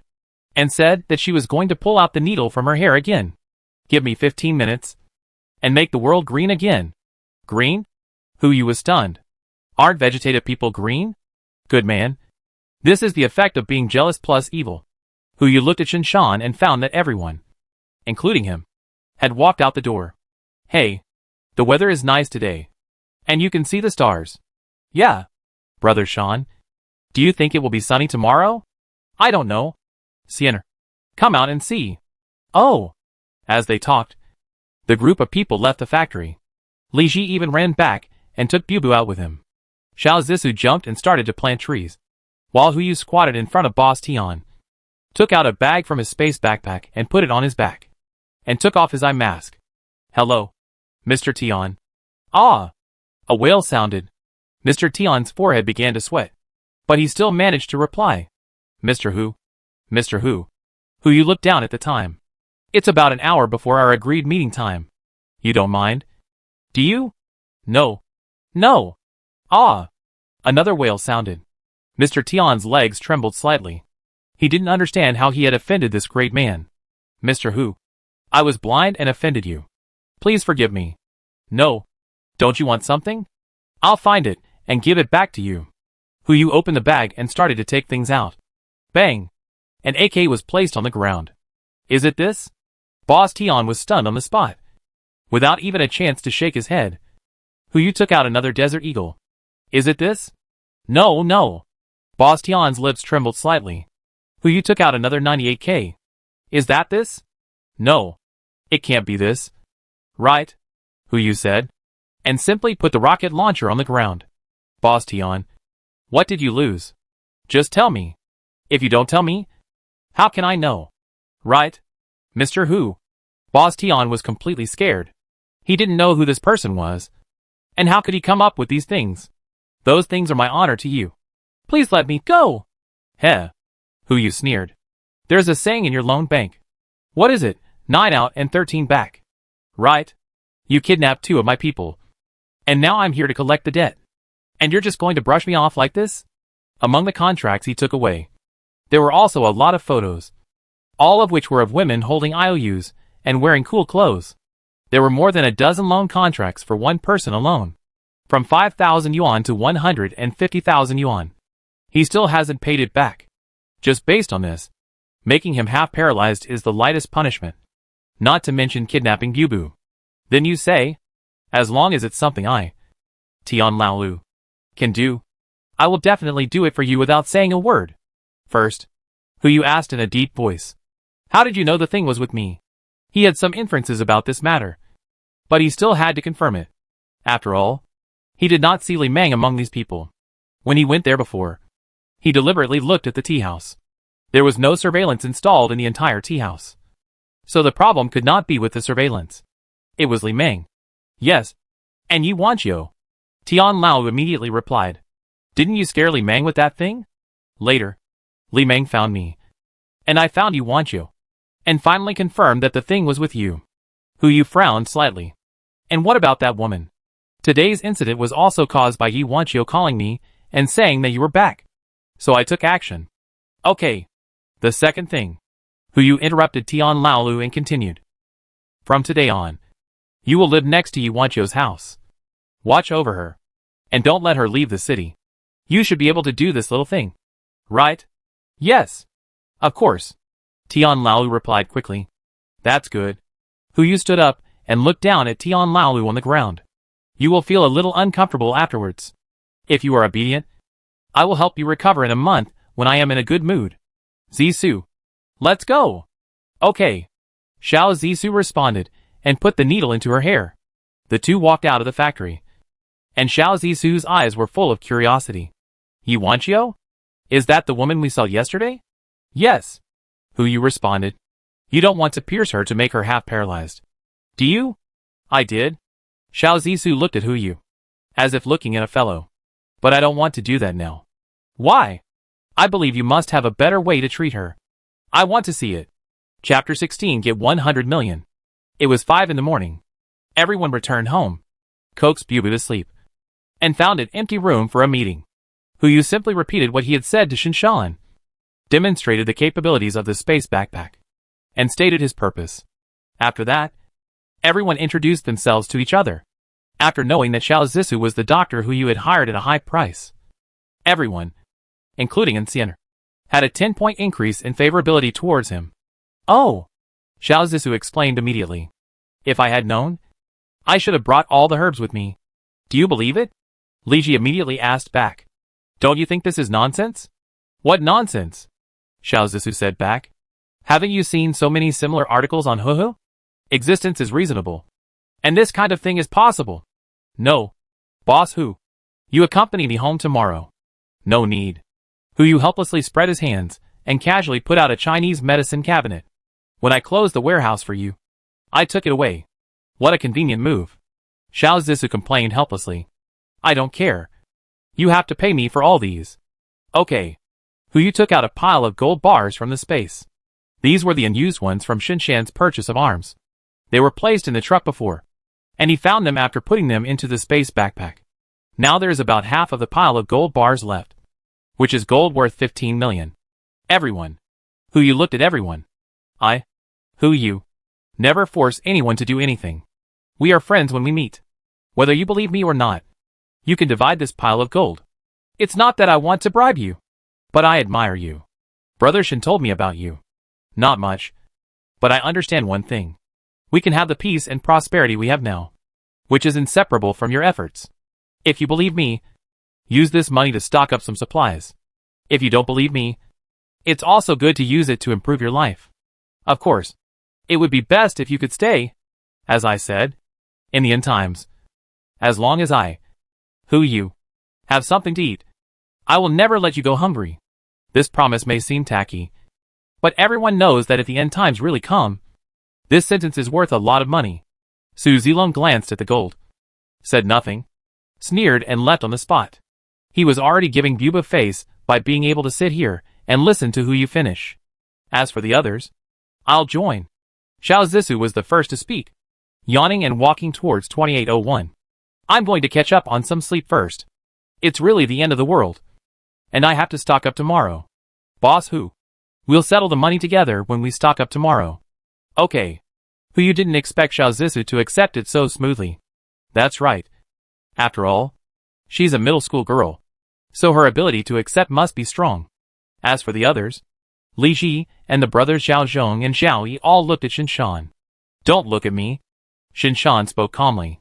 I have made an agreement with Boss Hu. If it rains heavily at 7 p.m. on July 13th, I will be in the same boat with him. If it doesn't rain heavily, I will continue to protect him for another year. Since Brother Shan said so, I can be one of them. Li Ji volunteered on the spot. Everything will wait until July 13th to see if there will be a heavy rain. The same goes for both of us. Zhao Zhong and Zhao Yi looked at each other, and Zhao Zhong spoke. He looked at Hu Yu. Boss Hu. Right. This is for Bubu's sake. If it doesn't rain heavily, the two of us brothers will turn around and leave. Don't blame us for being disloyal. Of course. Hu Yu replied, turning to look at Ancienne. Ancienne. What's your decision? Shinshan asked. Will you be full? Absolutely. Hu Yu responded immediately, taking out a large amount of high-end ingredients bought from Yutan and spreading them all over the table. But do you still need to cook now? Who will cook? I won't eat yet. Shinshan stood up slowly. Everyone is tired today, so why not take a rest and talk about it tomorrow? By the way, boss, if you have anything else to stock up, let us brothers take care of it. Yes, there is. Hu Yu immediately listed them out. First of all, food. We don't know how long the flood will last, so the more food, the better. The second is medicine. Chinese medicine is far from enough. We also need some emergency Western medicine, vegetable and fruit seeds. These things will become absolutely rare items in the end times. Also, fuel oil and freshwater resources. The more of these too, The better? Finally. There is the power generation equipment. Either solar or diesel. If there is anything else to add, please feel free to speak up. Everyone looked at each other. And after hearing Hu Yu report these things in a series, they understood how much he had prepared for that day. Leave the food to me. Shinshan spoke first. Li Ji followed closely. Then I'll take care of the fuel and fresh water. Leave the medicine to me, Zhao Zhong said. Looking at Zhao Yi. Leave the vegetable and fruit seeds to Xiaoyi. And Sienna raised her hand and pointed at herself. Me? Power generation equipment? No. You are responsible for other more important things. Shinshan shook his head. I will take care of the power generation equipment. Sienna. You are responsible for protecting the safety of the boss and Bubu. Oh. And Sienna responded calmly. Boss. Shinshan looked at Hu Yu. How much this time? Or a car? No. Hu Yu slapped the bank card on the table. 100 million. Everyone was shocked at first. But before they could speak, Hu Yu's voice continued to ring. 100 million per person. After arranging the tasks, Hu Yu finally returned to his little bed. It is now July 9th. 6 o'clock in the morning. There are still 109 hours before the end of the world. Hu Yu finally had time to take out the black egg he got today, cracked it open, and a blue light suddenly bloomed. Ding! Congratulations to the host for obtaining the skill book mastery and appreciation. After using the skill book, your physical fitness and physical fitness will automatically improve to the level of mastering the skill. Good news. It is a skill book. Bad news. It seems useless. It's the end of the world. Who has the mood to taste food? Even if they can taste it. So what? Can they live broadcast it to the world and let them watch themselves eat? Hu Yu's mouth twitched twice. But he still chose to use it. It's a skill book that I got for free. Why not? A burst of blue light suddenly hit. Hu Yu didn't feel any changes. And didn't think much about it. And fell asleep directly. I don't know how long it took. And a burst of fragrance came to my nose. Meaty fragrance. Herbal fragrance. There is also an indescribable strange fragrance. This should be a medicinal food stewed with angelica, Codonopsis, wolfberry and other Chinese medicines using the best pork bone soup. As for the strange fragrance, it seems to be right in front of me. But I can't smell it. Hu Yu got closer and sniffed twice, but still couldn't smell it. So he could only raise his eyelids helplessly. Just one glance. He jumped back in shock. Chapter 17. People have to bow their heads under the golden needles. A cold and beautiful face is right in front of me. And Sienna. Those eyebrows and eyes are just like Lin Daiyu in the world. And just one look makes people feel pity. Of course. The premise is that you have never seen her take action. You, why are you here? Brother Sean asked me to watch you. But you don't have to watch like this. Hu Yu hurriedly covered the quilt. He has a little quirk. No matter how cold the weather is, he likes to sleep naked. And last night was no exception. No matter how tired I was, I still resisted the urge to sleep, and took off my clothes before going to sleep. Oh! And Lingxian responded, and took out a pair of sunglasses from somewhere, and put them on. Is this okay? Hu Yu, what the hell? Do you think that adding a black filter doesn't count as pornographic content? Hu Yu rolled his eyes helplessly, and didn't dare to say anything more. Turn around first. I'll get dressed first. Okay. And Lingxian turned around. Hu Yu got dressed as quickly as possible, and looked at the time. It was already 1 o'clock in the afternoon. He put on his slippers and walked outside, asking Sienna, you haven't slept all the time. Just guarding me. I slept. That's good. Hu Yu subconsciously opened the door, and found that he had locked the door. He was subconsciously surprised how Sienna got in. But thinking of her perfect assassination, it was just opening an ordinary bedroom wooden door. Isn't that easy? He didn't think much about it, and subconsciously said, let's go. Eat first. The two walked out of the bedroom. Bubu was the first to react and immediately greeted. Brother Hu Yu. Sister Sienna. Are you awake? Oh. Are you awake? Xiao Zissou was busy in the kitchen, and looked at the two curiously. How was your last night? Were you happy? Don't make dirty jokes. The child is still here. Hu Yu yawned and walked to the dining table and sat down. And Sienna is here to protect us. Don't tease her. I know. Xiao Zissou said as she put a pot of broth on the table. And there were 4 sets of bowls and chopsticks on the table. I discovered earlier that this girl might be mentally impaired. But her bones and muscles are perfect. She is simply born to practice martial arts. Aren't you a Chinese medicine practitioner? Hu stood up to add more rice to Bubu's plate. You also know about martial arts? The end of Chinese medicine is health preservation. And the end of martial arts is also health preservation. They are the same. Xiao Zissou also added a bowl of rice to Eugin. But it seems that there is no cure for this disease. I just heard some things from my grandfather. Grandpa? Hu's eyes suddenly lit up. Is he still alive? Invite him to Jinling to play for a while. Don't think about it.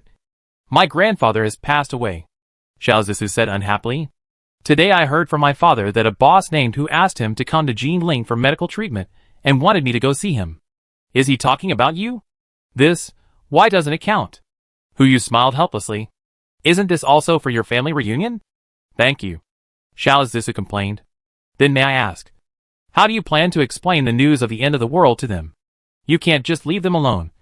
Right? It's simple. Xiao Zissou sat down with a smile, added a piece of meat to Bubu, and also picked up a piece for Hu. Boss Hu has so much money. Why don't you build a hotel with a higher floor for them? And then take a boat to pick them up when the end of the world comes? The room here is actually quite empty. Otherwise, a golden needle fell on the table. Oh! Xiao Zissou picked up the golden needle and put it back into her hair. I accidentally dropped it. Boss Hu, please continue. What else? Nothing. Hu withdrew a message. He didn't know what Xiao Zissou's intention was. But one has to bow down under the golden needle. You can't let Eugin do it. Right? That's good. Xiao Zissou smiled. Let's eat. Come with me to stock up some things later. Okay. Hu looked at Eugin, who was standing behind him. She had been standing there without moving. She didn't speak until Hu made eye contact with her. Can we eat now? Eat. Oh. Eugin sat down and started to eat heartily. After dinner, Hu called Mu Lingxiu to confirm the babysitter and asked her to come upstairs to find him. Mu Lingxiu was stunned at first. But after going upstairs and seeing Eugin and Xiao Zissou, she suddenly accepted this setting for some reason. It's just that look in the name. It always makes people feel a little strange. No matter what Hu said. She decided not to call Hu boss, but master. She also called Bubu miss. Only the names for Xiao Zissou and Eugin were slightly normal. One was called Dr. Xiao, and the other was called Missin. That tone was just like the old nanny in the domineering CEO novel. Hu really didn't have time to find another reliable nanny. So he had to let her be. He didn't tell her the news that the end of the world was coming, so as to prevent this saint from spreading the news and causing unnecessary trouble. After signing the employment contract, Hu hired Mu Lingxiu with a monthly salary of 180,000 yuan. And she would take care of Bubu 24 hours a day starting today. He first gave her a year's salary, so that she could buy more things for the family. In the afternoon, he took 4 beauties, 3 adults and 1 child, to the street. He drove the Brabus G800 he bought all the way to the old street. When he arrived at Kid Square at the old street of Jinling, Hu realized what Xiao Zissou was going to stock up. He walked from the afternoon until the sun set. Xiao Zissou was like someone who came to buy goods. When he walked into a counter, he said 3 words. All included. Send it here. Sometimes the shopping guide handed over a card before she could react, and said the 3rd sentence. Swipe the card. Soon her bank card was maxed out. But luckily Hu still had a card. It was a black card he applied for when he left the casino, which is commonly known as the Centurion Black Gold card. The credit limit is 1 billion. 7 o'clock in the evening. There are still 96 hours before the end of the world. Everyone sat in the hot pot restaurant. And Xiao Zissou took out a small notebook and crossed out the last line on the shopping list. The down jacket and quilt are also done. Xiao Zissou looked at Hu and patted him on the shoulder with satisfaction. You've worked hard today. Boss Hu. Ah? Still alive. It's okay. It's okay. Hu was almost exhausted to the point of being in a trance. He slumped on the table, not even wanting to raise his head. If he wasn't afraid of embarrassment, he might have let Eugin carry him around. Oh, I'm just prepared. Xiao Zissou smiled with satisfaction. The cosmetics, clothes, and bags she stocked up today are probably enough for the next 800 lifetimes. Don't say that we don't need to talk about these things when the end of the world comes. If conditions permit, any woman hopes that she is the most beautiful every day. It's okay. Since I promised you, I will consider it as my life to accompany you. Yu said nothing, waved his hand, and began to show off the hot pot. By the way, has the schedule of uncle and aunt been decided? It has been decided. They will arrive early on the 13th. Do you need me to get a chartered plane to go there? Don't bother. Xiao Zissou picked up a meatball and put it in her mouth. Don't let them think I'm hooking up with some rich guy. You don't have to pick them up when they arrive. When that day comes, you can go over and explain. Well, this leaky little cotton jacket couldn't have been picked up by them. They treat their parents like this? Yu was speechless. Okay, I'll listen to you. Mu Lingxiu was listening with Bubu in her arms, her face full of confusion. What day? Meeting the parents? Or are these two planning to get married with a baby? What they are waiting for? Isn't it the medical examination report? Then should I call Dr. Xiao or Madam from now on? Chapter 18. Does AB logo mean it's a Mercedes-Benz? 9 o'clock that night. Everyone went home after eating hot pot, and had not received any news from Shinshan and others. Come to think of it, it's not so easy to get supplies worth 100 million. But all the things Xiao Zissou purchased today have arrived, one after another. Small trucks responsible for transporting valuable goods stopped at the gate of the community. And in front of each truck, there was an extremely professional shopping guide. The charming figure formed a sharp contrast with the huge truck. Many people in the community gathered together to watch the excitement, guessing what goods were in the truck. Since it was in the mainland, Yu did not make it too public, but asked them to move the goods upstairs one by one and store them in the empty room 2804. When the empty room was full, he put all the goods into the space backpack and asked another brand to continue moving the goods. But no matter how low-key he was, he still attracted many people to watch in the underground parking lot. Have you heard? Someone in our community won a big prize. Several trucks of various luxury goods were transported. Hey! I know. Isn't it the guy on the 28th floor? I heard that he is being kept by a rough guy. What do you mean being kept? It's obvious that he is keeping someone else. There are 3 people who look like female stars. I saw them all. Yes, they are here. Isn't that him? Yu just took Xiao Zissou and Xianer downstairs, while Mu Lingxiu stayed upstairs to take care of Bubu. There are only 4 boxes left. Unlike other goods, these last 4 boxes are filled with various utensils and jewelry purchased from the jade shop. Yu wanted to buy the utensils, and he bought the jewelry as a side job. He had always liked jade and other things before, but unfortunately he didn't have the money, so he could only buy a small piece of Hetian jade to wear. Now that he has the money, he saw it while shopping, so he simply cleared out the stocks of more than a dozen nearby stores. Of course, he doesn't want all the rubbish. Only fine products can catch his eye, and the unit price is above 6 figures. He also bought a lot of jewelry. There are women on the ship, too. They look good in their clothes, and they are also pleasing to their eyes. Among the 1 billion spent today, more than half was spent on this. The other goods were fine. They were directly transported back by a small truck and moved upstairs. But there were a few things that the jade shop dared not give away, so they were directly given to Yu to carry with him. A set of imperial green jewelry, including a tripod crown, necklace, earrings, pendants, and bracelets. A set of coxcomb red jade, also made into a 5-piece set. There is also a set of mutton fat white jade and a set of top-grade Hetian jasper. In addition to the same 5-piece set, the 2 sets of jade also include bracelets and jade pendants. A total of 7 sets. Each of these sets costs in the high 8 digits. The bracelets and jade pendants made of mutton fat white jade are already worn by Yu. It is said that jade nourishes people. Since we want to have children, we must also maintain our health. Yu ignored the discussion of the crowd and took Xiao Zissou to the underground parking lot. Come here. I said this car is theirs. Brabus G800. Big G Ultimate Edition. This thing is not cheap. What do you think is specially installed on this car? Seeing that everyone was discussing the car, a little boy rushed out of the crowd, raised his hand and pointed at the Brabus logo, and shouted to the crowd, Grandma, I want this car. Buy it for me. Buy it for me. My dear grandson. An old lady immediately exclaimed and squeezed out of the crowd. Okay. Okay. Grandma will buy it for you right away. Hey! Xiao Hu. What kind of car do you have? I want to buy one too. Where did you buy it? Yu turned his head and glanced at the man, his eyes full of disgust. Aunt Wang. one of the 3 old ladies who gossiped last time. Relying on her son working in a big company with an annual salary of nearly 1 million. She always felt that she was superior to others. In addition, she served in the so-called neighborhood committee, so she had to get involved in everything. To put it nicely, this is called being kind-hearted. To put it bluntly, this is the Pacific Police. In the previous life, she was the one who took the lead in organizing everyone to give priority to the elderly and children. At that time, including Huyu, no one expected that the rainstorm would last so long. So they distributed some of the food. But unexpectedly, the elderly in the building did not get a single grain of rice. And all the food was given to the 3 families. Not only did they eat it, but some people even saw them throwing away a lot of leftovers.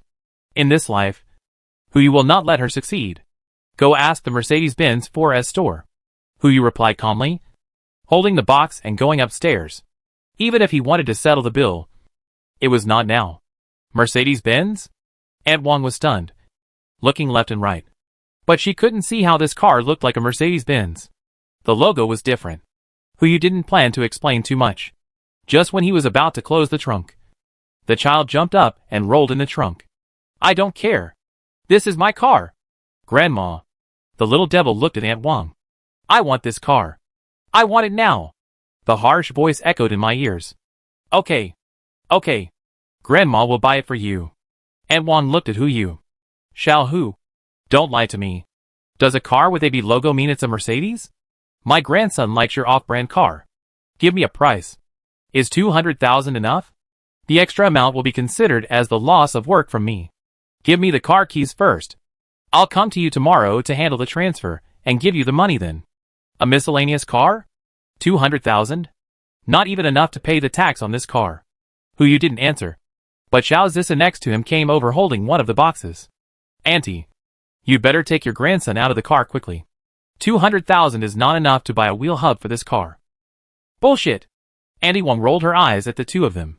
Even if you want to extort money, you shouldn't do it like this. Huyu rolled his eyes and didn't bother to explain. Sienna, take the man out of the car. Hey, let me do it. Xiao Zissou was afraid that Sienna might hurt the child. So she took the initiative to go forward and carry the little devil down. Just as she put the box in the trunk, the little devil immediately began to struggle. I don't want it. I don't want it. With one kick, he kicked the box directly off the trunk. Fortunately, Sienna was quick-witted. She hooked the box with her instep at the first time, so that no serious consequences were caused. Hey! Xiao Zissou was instantly angry. You little brat. Hurry up and get down. Don't force me to use force. Maybe it was because of the Dr. Buff. She just got angry. And the little devil burst into tears instantly. Woo woo woo. Grandma. They hit me. Ouch. Auntie Wang immediately shouted. Come and see. Someone is bullying us. They are doing whatever they want just because they are young. It's too much. For a while, more and more people gathered here. Fortunately, someone watched from beginning to end and explained a few words. No one planned to step forward to help the evil, but just watched the show from the side. Huh? Huyu yawned. He was a little sleepy after walking around all day. Sienna, leave him alone. I'm not in the mood to fight with him. Oh! And Sienna responded and threw the little devil on the ground by the scruff of his neck. Of course, the force was very delicate and the guy was not injured. But as soon as his butt touched the ground, he cried and howled, as if a piece of meat was cut off. Seeing this, Aunt Wang also stepped forward to respond and sang a duet between the grandparents and grandchildren. The art form of the grandparents and grandchildren was too advanced, and he really didn't want to pay attention to it. He just closed the car door, carried the box and walked into the apartment building, followed by Sienna and Xiao Zissou. Perhaps because they saw that the real owner had left. The Wang family's grandparents stopped crying and wailing, but stood there cursing. The little brat didn't know where he got a stone from, and started painting on the car body. Some people watched nearby, but didn't remind him. After all, this little devil has been bullying for a long time, so it's just right to deal with him. A sharp voice sounded in his ears. Huyu, who had just entered the elevator, simply put down the box. You two go up first. I'll take care of it. Seeing Huyu walk out of the elevator, Aunt Wang not only did not hide, but even stood in front of the car with her arms folded, and took the initiative to speak. What? Have you thought it through? Let me tell you. The paint of your car will be ruined if it is scratched. You don't care about the money. I will give you a maximum of 150,000 for this car. You can sell it or not. TSK. You really are a wiping ass with gauze. Showing me your skills. Hu laughed and shook his head. Too lazy to explain to her. And directly called someone. Professional matters should be handled by professionals. Less than 3 minutes. Tian Lao came downstairs in a wheelchair. Followed by 2 younger brothers. He seems very obedient. He moved in next to Ye Wanqiu. Hey. Boss Hu. What do you want? Simple. Hu took out the payment certificate for the car and pointed to the grandparents and grandchildren of Aunt Wang behind him. These 2 people scratched my car. You deal with it. Hey. Okay. Tian Lao responded immediately. Looking at the grandparents and grandchildren of the Wang family with eyes, like a wolf seeing its prey. Is it a civil or a martial art? I'll have an idea in my mind. Chapter 19 received. Hu didn't answer. Patted Tian Lao on the shoulder. Turned around and walked into the elevator. Civil? Martial? Does it matter? He just wanted these 2 guys to get to know each other. So that they could open the microphone when the dogs fight each other in the future. Listening to the roar coming from behind. Hu smiled with satisfaction. Go upstairs and sleep.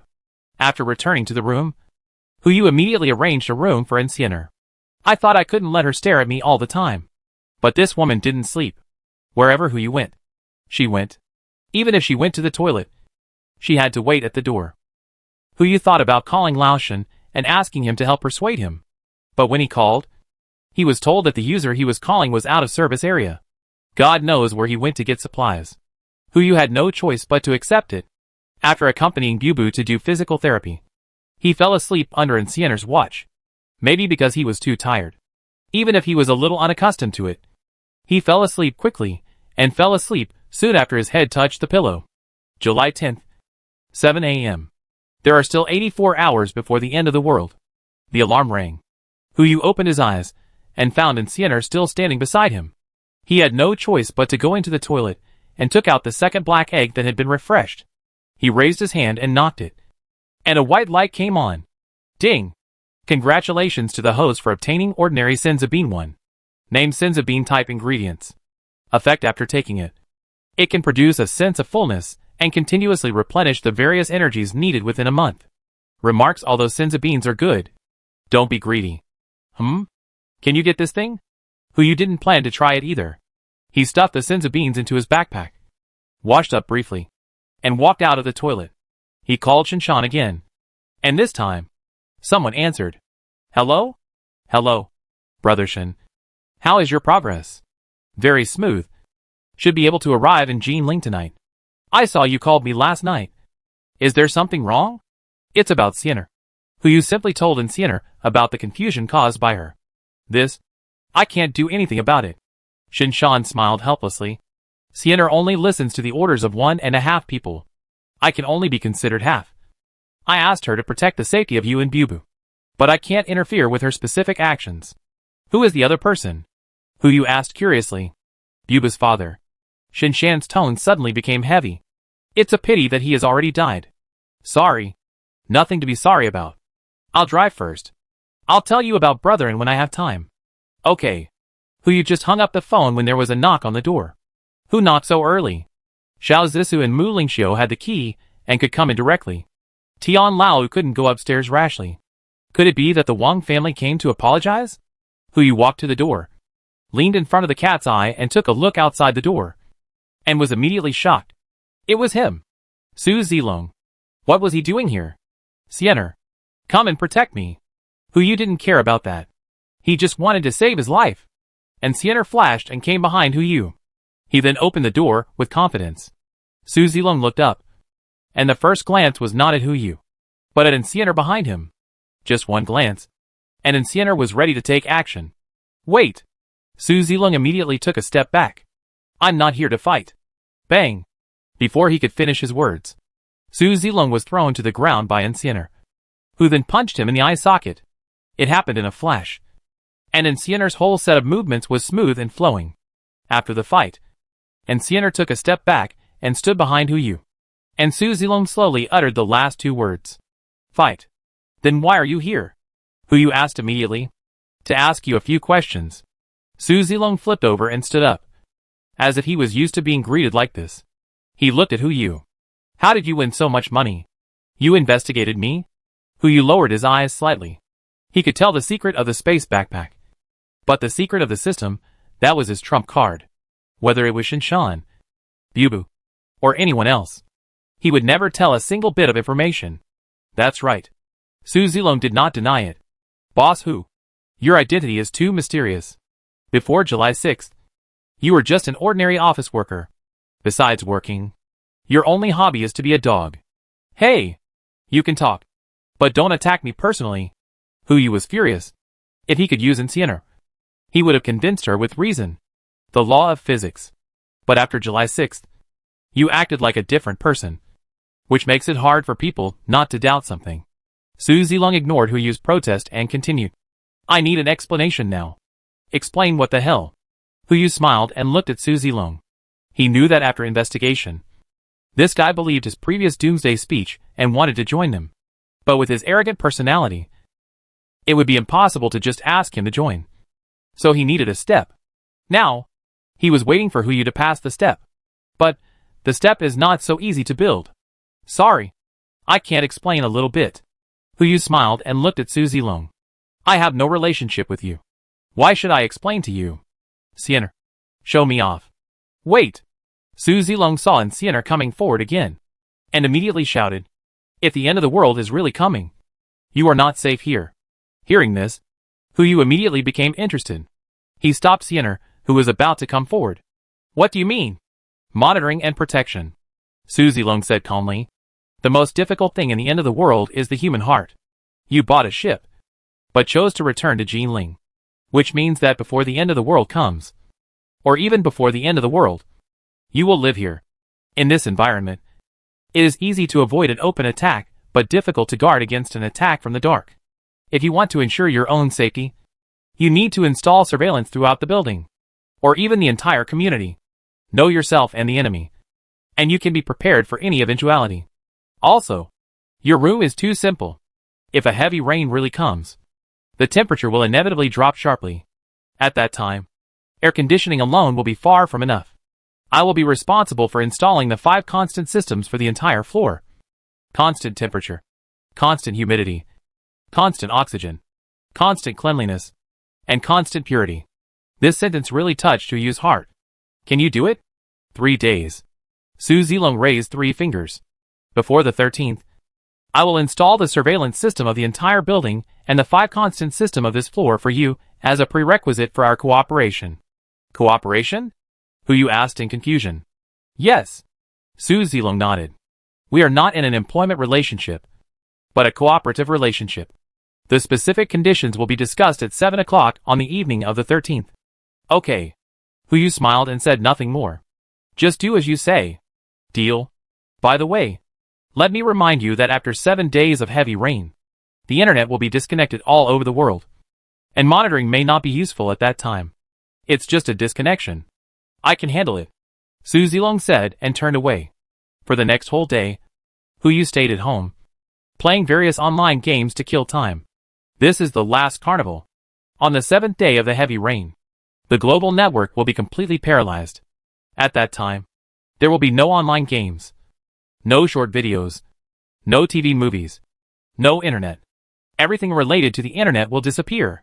Even if some resources are stored in advance, it will not be enough. Alas, Hu Yu sighed, and suddenly thought of something. Now everything on the internet, including but not limited to games, short videos, etc., are stored in the databases of major companies. If you can get their databases, you can't finish watching the accumulated short videos, and that in your lifetime. But the problem lies in money. This thing can be said to be the lifeblood of every internet company. Unless you acquire the entire company, you can't get it at all. Even if you can win hundreds of billions of dollars and have enough funds, the remaining time is not enough to go through the process. Forget it. These things can only be submerged in the sea. At 7 o'clock that night, there are still 72 hours before the rainstorm. Shinshan called. They all shipped the goods to the suburbs of Jinling, waiting for Hu Yu to pick up the goods. Hu Yu then left the computer and took Enciener to the underground parking lot. Seeing the brand new Babos, He secretly praised Tian Lao's speed in his heart. However, he also knew that it would be a disaster to keep such a person around. And when the end of the world comes, he will have to settle accounts with him sooner or later. Arrived in the suburbs. Yu just took a look and was stunned for a moment. Trucks. Densely packed trucks filled the entire wasteland. Roughly estimated, there are at least thousands of trucks. Yu's heart trembled. So many. If I take them all away, I'm afraid it will cause unnecessary trouble. Shinshan happened to come over and seemed to know what Yu was worried about, and explained, Boss, don't worry. These goods are scattered, and we are the only ones who know about it. So it took so much time. The driver is trustworthy. You can collect the goods and leave the car here. That's good. Yu breathed a sigh of relief and walked forward to put the things into the space backpack. Shinshan's report came to his ears. In terms of food, in order to ensure the diversity of food, I bought some of each except seafood. As long as it is edible on Blue Star. I bought a car of each. Meat, eggs, and milk are more. About 5 cars of each meat, egg, and milk. The total reserves are enough for 20 people to eat for 50 years. We bought a truckload of seeds of various vegetables and fruits. And common special medicines. Xiaozheng also got some common medical equipment, so that we can use Western medicine normally on the ship. The power generation equipment is also the most advanced. And we got a truckload of fuel and photovoltaic power. As for fuel and fresh water, Shinshan paused, and Yu also stopped and turned to look behind him. There won't be any problems with these two, right? Freshwater resources aside, fuel is a standard strategic material. Buying in large quantities can easily lead to problems. A little, but not much. Shinshan replied with a wry smile. There are 2,000 tons of freshwater resources in total, all in water tankers. So if we save some, it's almost enough. There's more fuel oil. About 3,000 tons. Yu frowned slightly. Not enough. Neither water nor fuel. He checked online. And based on the calculation that each person drinks 15 liters of water per day and consumes 2 tons of water per month, an adult needs to consume 25 tons of water per year. 2,000 tons is only enough for 8 people to live for 10 years. And the ship needs at least 30 tons of fuel for 1 day of sailing. And 3,000 tons is only enough for 100 days of sailing. I know. Shinshan frowned and said, For water, Xiaozhong and Xiui have already contacted the mineral water factory. Their inventory output is about 20,000 tons. And they are already contacting for transportation. As for oil, Liji went to northern Russia, which can produce about 100,000 tons. 8,000 per ton. And cash settlement is required. Good man. That's 800 million. Now Yu only has about 500 million left. And it can only buy 40,000 tons. If he drives it sparingly, it should be enough. Right? Order 40,000 tons of goods. And I'll go over there when the time comes. Okay. Shinshan called Li Ji and told him about the situation here. Yu was also busy receiving the goods. He received all the way to the last car. And suddenly heard some movement inside. Yu turned his head and looked at Shinshan. What's going on? Shinshan said as he stepped forward and opened the car door. Oh, some small things I bought. Just a glance. Yu's eyes suddenly went dark. What the hell is called a small thing? Chapter 20. Get the beasts out of the community. Pigs, cows, sheep, chickens, ducks. In the small truck, there were 8 poultry and livestock except for fish. And they were all alive. Brother, why did you bring these things? Yu was speechless for a while and tried to collect them into the space backpack. What a pity. The space backpack can only collect trucks. And all the small things in the trucks ran out. Yu immediately put the truck out again. Of course it's farming. Luckily Shinshan was quick-witted. He replied casually, and at the same time was busy putting those guys back into the car. I've checked. There are still a lot of empty spaces on the ship, which can be used to farm these. If we find land, we don't have to worry about running out of food. It must be said that Shinshan is quite forward-looking. No matter how much stuff is stockpiled, it is only a fixed amount. If we can farm these things well at sea, we don't have to worry about the future. You win. Yu gave a thumbs up helplessly. However, before the end of the world comes, how do we deal with these things? Simple. Shinshan seemed to have been prepared. 2801 is for Miss Xiao. You live in 2802. And Bubu and I live in 2803. Isn't there an empty room? Just take care of them for a few days. They will be fine. Good guy. Where do Li Qi and the others live? Shinshan seemed to remember something and his eyes turned. Someone has to feed these things. Boss. Right? Who is more ruthless than you? Just SOSO? In the dark, Shinshan drove back to the community and drove all the pigs, cattle, sheep, chickens, and ducks into the room. Fortunately, the things he bought were small and not too big, so they could barely fit into one room. It was 10 o'clock in the evening. Shinshan tried several times, but still couldn't take Sienna away from Huyu. He didn't know what was going on with Sienna, but she seemed to have decided to be with Huyu and kept following him. Since no one could understand her train of thought, they had no choice but to let her do what she wanted. This time, Huyu counted tens of thousands of sheep before he could fall asleep. July 11th. Early morning. Huyu got up early and had a simple breakfast with everyone. He was just about to fly to northern Russia with Shinshan to solve the fuel problem. Bubu suddenly asked curiously, Dad, when will Bubu go to school? Go to school. As soon as the two words came out, everyone except Mu Lingxiu and Sienna looked at each other. How could I forget this? I'll go get the textbooks? Xiao Zissou asked tentatively. No need. Huyu took out his phone and called the casino manager Yang. He would soon get a call from the manager of Jinling Huaxin bookstore. Buy all books, regardless of category or nationality. As the saying goes, books are the ladder of human progress. There is such a big space, and the ladder must be moved in. If you encounter any technical problems, you can just turn to the book. Right? The bookstore manager heard it and said, This is a big customer. The quotation is 80 million. And it will be delivered to your door tomorrow. After deciding on the delivery location, Huyu and Shinshan boarded the plane together, and Sienna followed. When they arrived in northern Russia, they exchanged money and goods. Huyu hurriedly took 40,000 tons of fuel, fearing that the people in northern Russia would find out something. If he was caught and taken to Siberia to plant potatoes, he would be in trouble. When he came back, Zhao Zhong and Zhao Yi also came back with 20,000 tons of mineral water. What is the concept of 20,000 tons? A normal bottle of mineral water is 0.5 L. 1 ton is 2,000 bottles. And 20,000 tons is 40 million bottles of mineral water. Nearly 700 semi-trailers were parked outside Jinling City, which was even more shocking than the truck convoy yesterday. It was not until 7 o'clock in the evening that Huyu put the goods into the space backpack. There are still 48 hours until the end of the world. Fuel and fresh water. All settled. Once I buy the books tomorrow, I will have almost everything I need to stock up. Huyu collapsed on the bed, completely relaxed, and gradually got used to the feeling of Sienna watching him.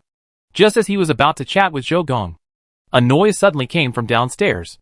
It's shameful to disturb the people. Oppose the city pigsty. Get out of the community. Beasts. It's shameful to disturb the people. Oppose the city pigsty. One noise after another rang out. Huyu frowned and went to the windowsill to look down. I saw a group of old men and women gathered together, holding red banners, not dancing in the square, holding a big speaker and shouting downstairs. If it is really shameful to disturb the public, these guys must have a mouth full of false teeth. There was a knock on the door, and Shinshan's voice sounded outside. Boss, it's me. Come in. Shinshan pushed the door open and entered, obviously hearing the noise below. Boss, is there anything to deal with down there? No need. Huyu closed the window and turned on the air conditioner to enjoy the cool breeze of 23 degrees Celsius. It's so hot. It's okay for the uncles and aunts to move around more. By the way, didn't you get some hams? Well, there are about 1,000 in total. What's the matter?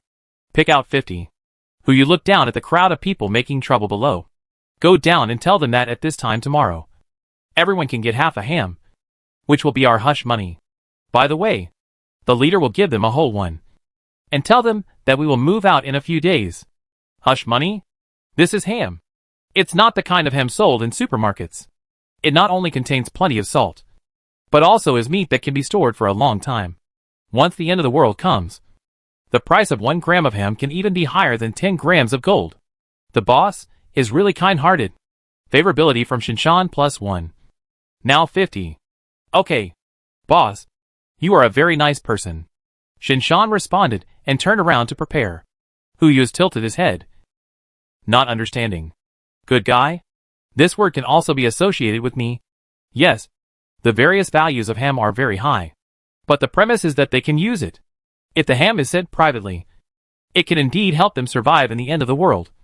But if everyone sends half of it in a big way, once the end of the world comes, the first thing everyone thinks of will be the ham in other people's hands. As long as the ham is sent out, it can distract the attention of others and achieve the purpose of killing someone with a borrowed knife. Is it cruel? It is quite cruel.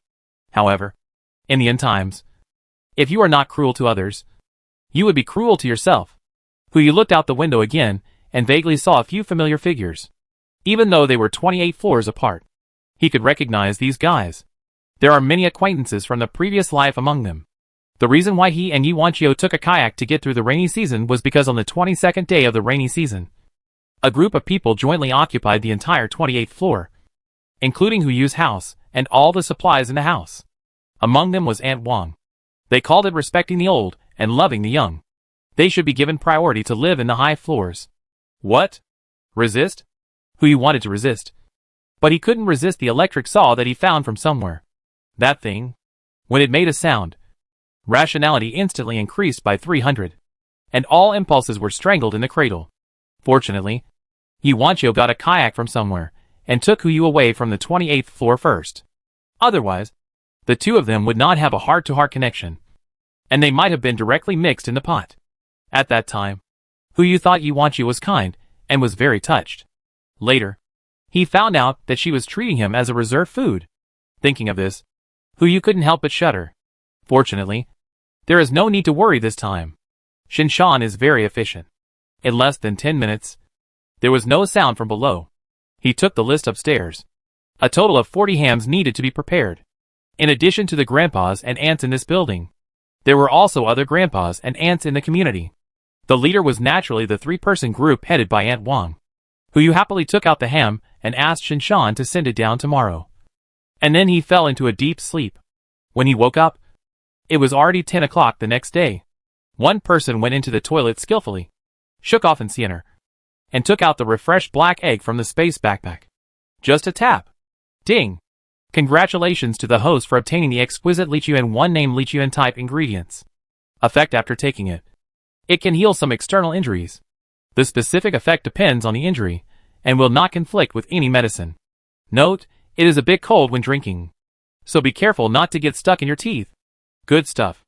Hu Yu took out the Lichuan directly. It was a bottle of light blue liquid, which smelled like nothing, just like mineral water. He found an excuse to hand the Lichuan to Bubu, and let her drink it as a beverage. After breakfast, Hu Yu and others first went to the library, and put hundreds of thousands of books into the space backpack. It was already noon when they were done. Today, they didn't eat outside, but Li Ji used the ingredients in the space backpack to cook by himself. It must be said that this perfect cooking is different. The level of the same ingredients is even better than that of Eugin. Everyone had a very satisfying meal. Just as they had put away the dishes, there was a knock on the door. I'll go take a look. Shinshan took the initiative to step forward and open the door. It was Su Zilong. Before the two of them could speak, and Sienna came to the door like a cat smelling fish. Su Zilong's pupils trembled. Wait! I'm here! Bang! Another muffled sound. And the same position again. Even the posture was exactly the same. Su Zilong was knocked down in an instant. And then Sienna punched him in the eye again. Finished. Call it a day. She returned to her seat and drank her soup quietly. What a crazy woman! Su Zilong cursed in a low voice and wiped off the dust on his body in embarrassment. I'm here to hand over something. Where's the boss? Something? What? Hu Yu just stuffed an egg tart into his mouth and got up and walked to the door. Have you installed all the surveillance? Yes. Su Zilong nodded. Today we will start installing the Wuheng system. Workers will come to your door. You need to cooperate and pay the money. Also, in order to prevent the network from being disconnected, I brought you something. With this, even if there is no network, you can monitor the movements of the entire building. Oh! Hu Yu immediately became interested. What is it? You will know after you go downstairs. Chapter 21. 50 minutes left. Hu Yu followed Su Zilong downstairs. For some reason, and Xianer didn't follow this time. But Shinshan accompanied her.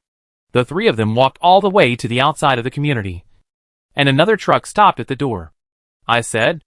Hu raised his hand and pointed at the truck. The thing you want to show me.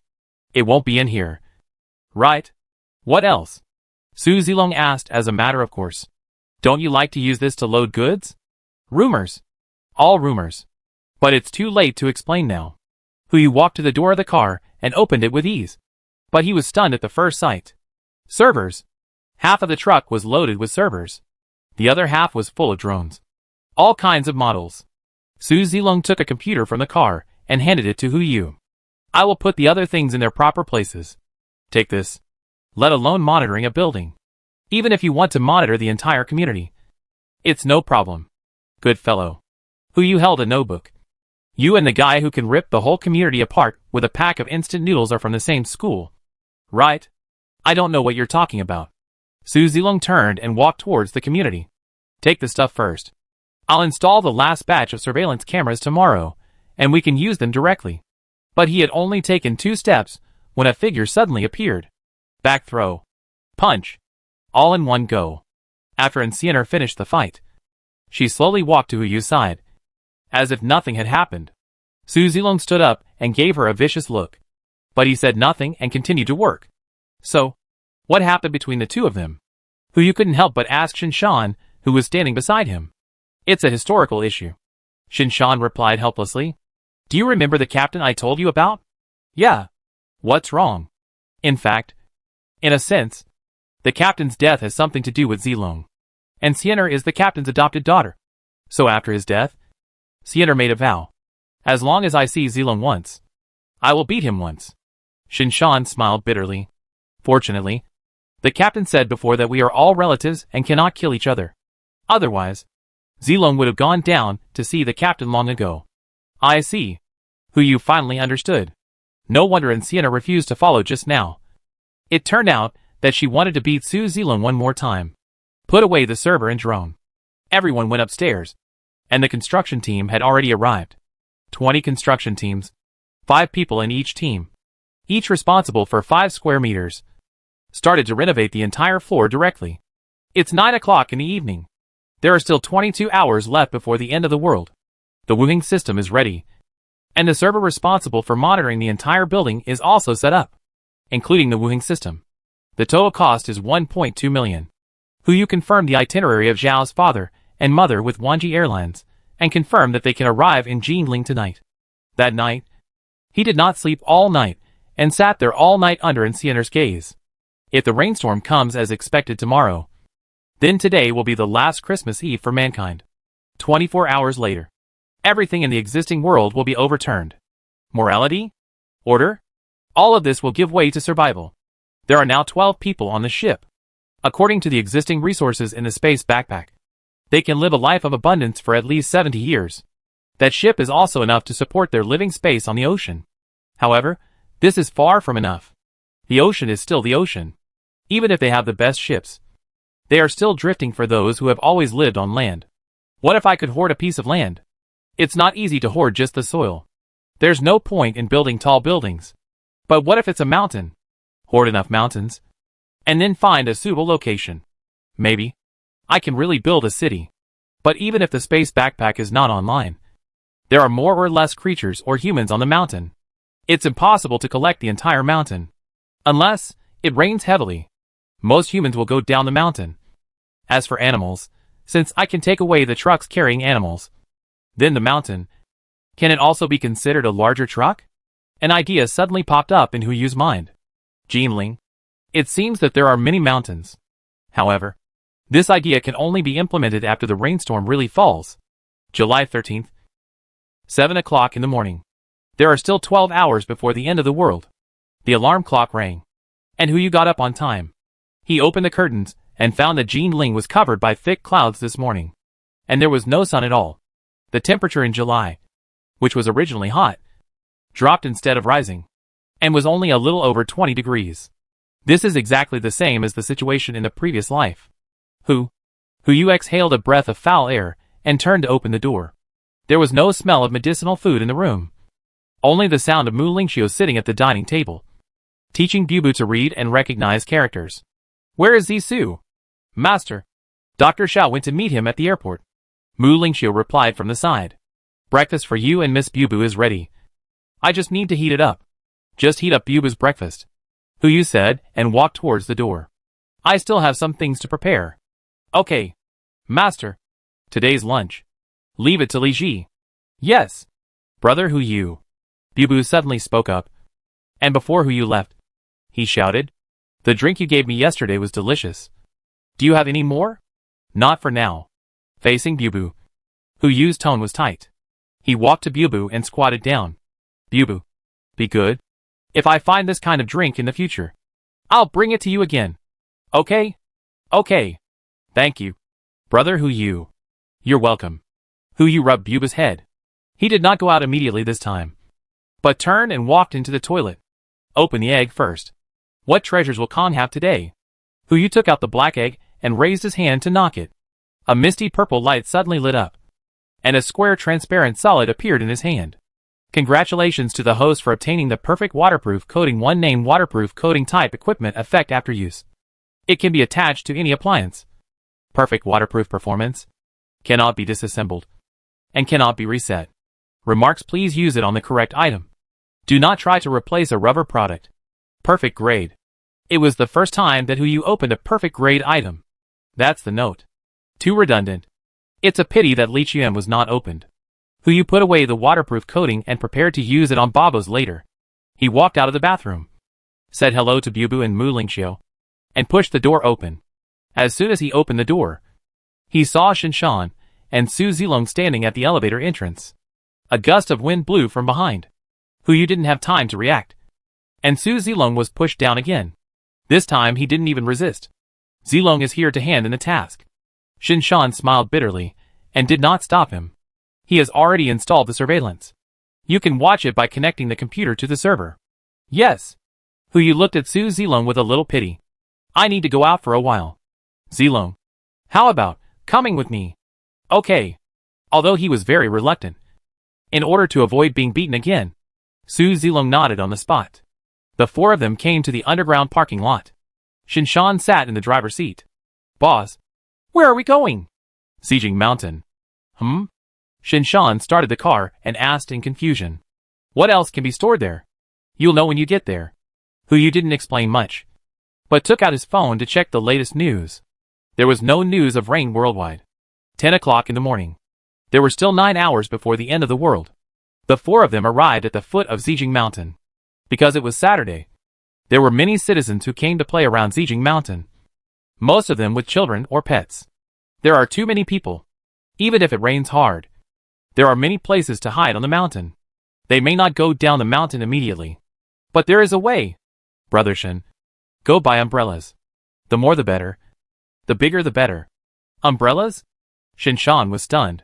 Or buy them according to the old rules? Well, 1 truck is enough.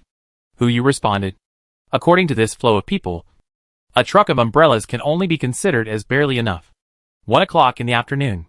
Shinshan finally drove the truck back and bought umbrellas. Just right. Although the weather is not sunny, there is no sign of rain. A normal umbrella would be bad. Yu immediately hired 30 college students passing by. Each of them was paid 500 yuan. And their job was to sell umbrellas. No need to scan any QR code. Only 1 yuan was needed to buy an umbrella, provided that you picked up a water bottle or a can on the road as a symbol of environmental protection. Each person was limited to 1 umbrella. The 30 college students had just spread out in Xijing Mountain, and another 170 college students came later. These are all classmates of the group of college students just now. A high salary of 500 yuan is obviously a rare job for them. Yu gave the same order. 200 college students, each carrying 100 umbrellas, went up the mountain. Yu and his team were not idle either, busy distributing umbrellas at the foot of the mountain. 4 o'clock in the afternoon. College students came down the mountain one after another, and including those distributed at the foot of the mountain. More than 30,000 umbrellas were distributed. This is only half of the truck. There is still half a truck. Brother Shen, when you go to Qixia Mountain, you should also distribute umbrellas in this way. The sooner the better. Okay. Shinshan responded and drove to Qixia Mountain immediately. There are still 3 hours before the end of the world. Yu looked up at the sky, which was gradually getting gloomy. Almost instantly, that poem popped up in his mind. The dark clouds are pressing down on the city, and the city is about to be destroyed. But this time, it is not only the city that is destroyed, but also the entire human race. Due to the weather, more and more people choose to go down the mountain. Yu was not idle either, and he bought all the duck blood vermicelli soup, steamed dumplings, pan-fried dumplings, salted duck, and so on within a 2-kilometer radius. Although Shinshan collected a truckload of snacks from all over the country, Yu still felt that it was not enough. If you can stock up more, just stock up more. There is no harm anyway. 6 p.m. There is still an hour before the end of the world. The umbrellas on Qixia Mountain have also been distributed. Yu finally had some free time, standing on land, enjoying the feeling of being on the ground for the last time. The cell phone rang. He looked down and saw that it was Eugin calling. Hello? Hello. You're not at home? Isn't it going to rain soon? What are you doing outside? I still have some things to stock up. Yu explained helplessly. How are your parents? They're all settled. They have enough food and drink for half a month. By the way, I gave them guns. This was arranged by Yu. Last night he specially found 2 pistols and asked Xiao Zisu to find time to give them to Zhao's father and mother. He didn't want the 2 elders to be killed by human nature before he could get to them. What didn't they ask? What could they ask? Xiao Zisu chuckled. I stuffed the gun into the innermost part of the suitcase. And the instructions and explanations were also inside. They would only find it when the end of the world comes, and they finish eating the things in the suitcase. 6. Yu replied helplessly. Have you ever thought that if the 2 elders are robbed, will the gun fall into someone else's hands? Yeah. That's right. Xiao Zisu suddenly realized. Let's not talk about it for now. I'll call them as soon as the rain falls. Okay. Yu hung up the phone and continued to look up at the sky. There's still 50 minutes. Chapter 22 Survive. The streets were bustling with people. On the mountain, there were laughter and joy. Yu stood quietly at the foot of the mountain, watching everything for the last time. 50 minutes was long. Long enough for a class. But also short. So short that time had already flown away without Yu noticing. 6:30. Shinshan rushed back. He did not disturb Yu, but stood quietly aside, looking up at the sky from time to time. The alarm clock rang at 6:59. Yu did not hesitate, and directly closed the umbrella and got in the car. Let's go. Get in the car. Shinshan and Eugin followed closely behind. Only Su Zilong didn't get in the car. He looked up, as if waiting for the next step of proof. 30 seconds. Shinshan sat in the driver's seat and called Bubu. Hey, Bubu. Did you take the medicine obediently? Yes. When will Dad be back? It's time for dinner. Soon. Dad and brother Yu have something to do, so they'll be back soon. 10 seconds. Yu sat in the car, rolled down the window, and looked out the window. Dark clouds gradually gathered. Thunder roared, and the dull sound was like the wrath of God, exploding in the air. 5 seconds. It's thundering. It's going to rain. Go home and collect your clothes. Hurry up. Hurry up. Fortunately, someone gave me an umbrella. Otherwise, I would be soaked to the skin today. 3, 2, 1. Boom. Heavy rain suddenly fell. Thumb-sized raindrops formed a water curtain in the air, and fell to the ground without warning, splashing water all over the ground. The rain finally fell. Yu sighed and looked at Su Zilong outside the car. The two looked at each other. Su Zilong sat in the passenger seat without any hesitation. Boss Hua! He had just uttered 3 words when Eugin came up and punched him. He hadn't gotten in the car just now. But now that he was in the car, he was seeing each other again. I really am. Su Zilong uttered 3 words and felt his teeth itching when he looked at Eugin. But he was still helpless. He looked at Yu and spoke again. Boss Hu. Happy cooperation in the future. Yeah. Yu made a nasal sound. He was in no mood to deal with interpersonal relationships. What was supposed to happen finally happened. In the heavy rain, people fled from the mountain with umbrellas. He sat in the car and used the waterproof coating he had just drawn on the car. He took out his mobile phone and created a group chat. Shinshan, Xiao Zisu, Li Ji, Zhao Meng, Zhao Yi, Su Zilong, and Eugin were all added to the group chat. He thought about it, and finally added Ye Wanqiu. A small group of 9 people. Who you sent a message in it. Remember to close the doors and windows. Turn on the wooing system. And connect directly to the generator. We will be back in 3 hours at most. So you don't have to wait for us to eat. Several people led by Shinshan immediately replied in the group. Xiao Zixu asked in the group. Are you not ready to come back? In 3 hours. The water will flood your car. It's okay. It won't flood. Hu Yu replied. And didn't look at his phone again. Half an hour later. The rain scrapped the drainage system of the entire city. And water began to accumulate on the surface. Global news is reporting this strange rain. But so far, no one has discovered or announced this terrible fact. It is raining all over the world. Almost everyone believes that this rain may stop soon. At the same time, this also includes the people on the mountain. Most people have already gone down the mountain. Only a very small number of people huddled on the mountain, holding umbrellas in their hands, and refuse to go down the mountain. They believe that the heavy rain will stop soon. Hu Yu also knew it, so he did not move. Another half an hour passed. The rainstorm not only did not stop, but it became heavier and even formed rain fog. The visibility at this time was less than 1 meter. The original accumulated water was almost 10 centimeters deep. Su Zilong could not wait any longer. He looked at Hu Yu. Boss Hu, what are you waiting for? Why don't you go back quickly? Almost, Hu Yu replied. No car had come down from the mountain for half an hour. At this time, an hour had passed, and those who had not come down could no longer come down. Heavy rain will cause the cable car to malfunction. The soil will be soft, and visibility will be reduced to less than 1 meter. If we go down the mountain now, it will be like a blind person trying to get down the mountain without any help. This is simply impossible. They will only face one outcome. Starve to death. Hu Yu pushed the door and got out of the car. The heavy rain and the strong wind made him a little unstable, and he could only lean half on the car body. Boss! Shinshan didn't know what he wanted to do, so he could only shout. What are you doing? Get in the car. Hu Yu didn't answer, but just squatted down. Hands put on the ground. Close your eyes and think.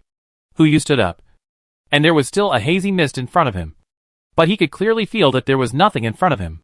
Xijing Mountain was put into his bag. Just as he was about to get on the car, there was a lot of noise in front. What's going on? Aren't we hiding from the rain? Where is the pavilion? Hey! Don't squeeze. Mom. These voices are people who are still on the mountain. It seems that after the mountain is closed, the creatures on the mountain will appear in front of us. The noise was getting louder and louder. Hu Yu ignored it and got in the car immediately. He didn't wipe off the rain on his body, but looked at Shinshan. Let's go to Qixia Mountain. Okay. Shinshan seemed to have thought of something and immediately replied. Drive. Follow the navigation route all the way to Qixia Mountain. Fortunately, the current navigation can prompt traffic lights and can use the car radar to detect whether there is a car ahead. Even with this visibility, Shinshan is confident that he will not crash. Wait! Su Zilong vaguely guessed it, and he turned to look at Hu Yu.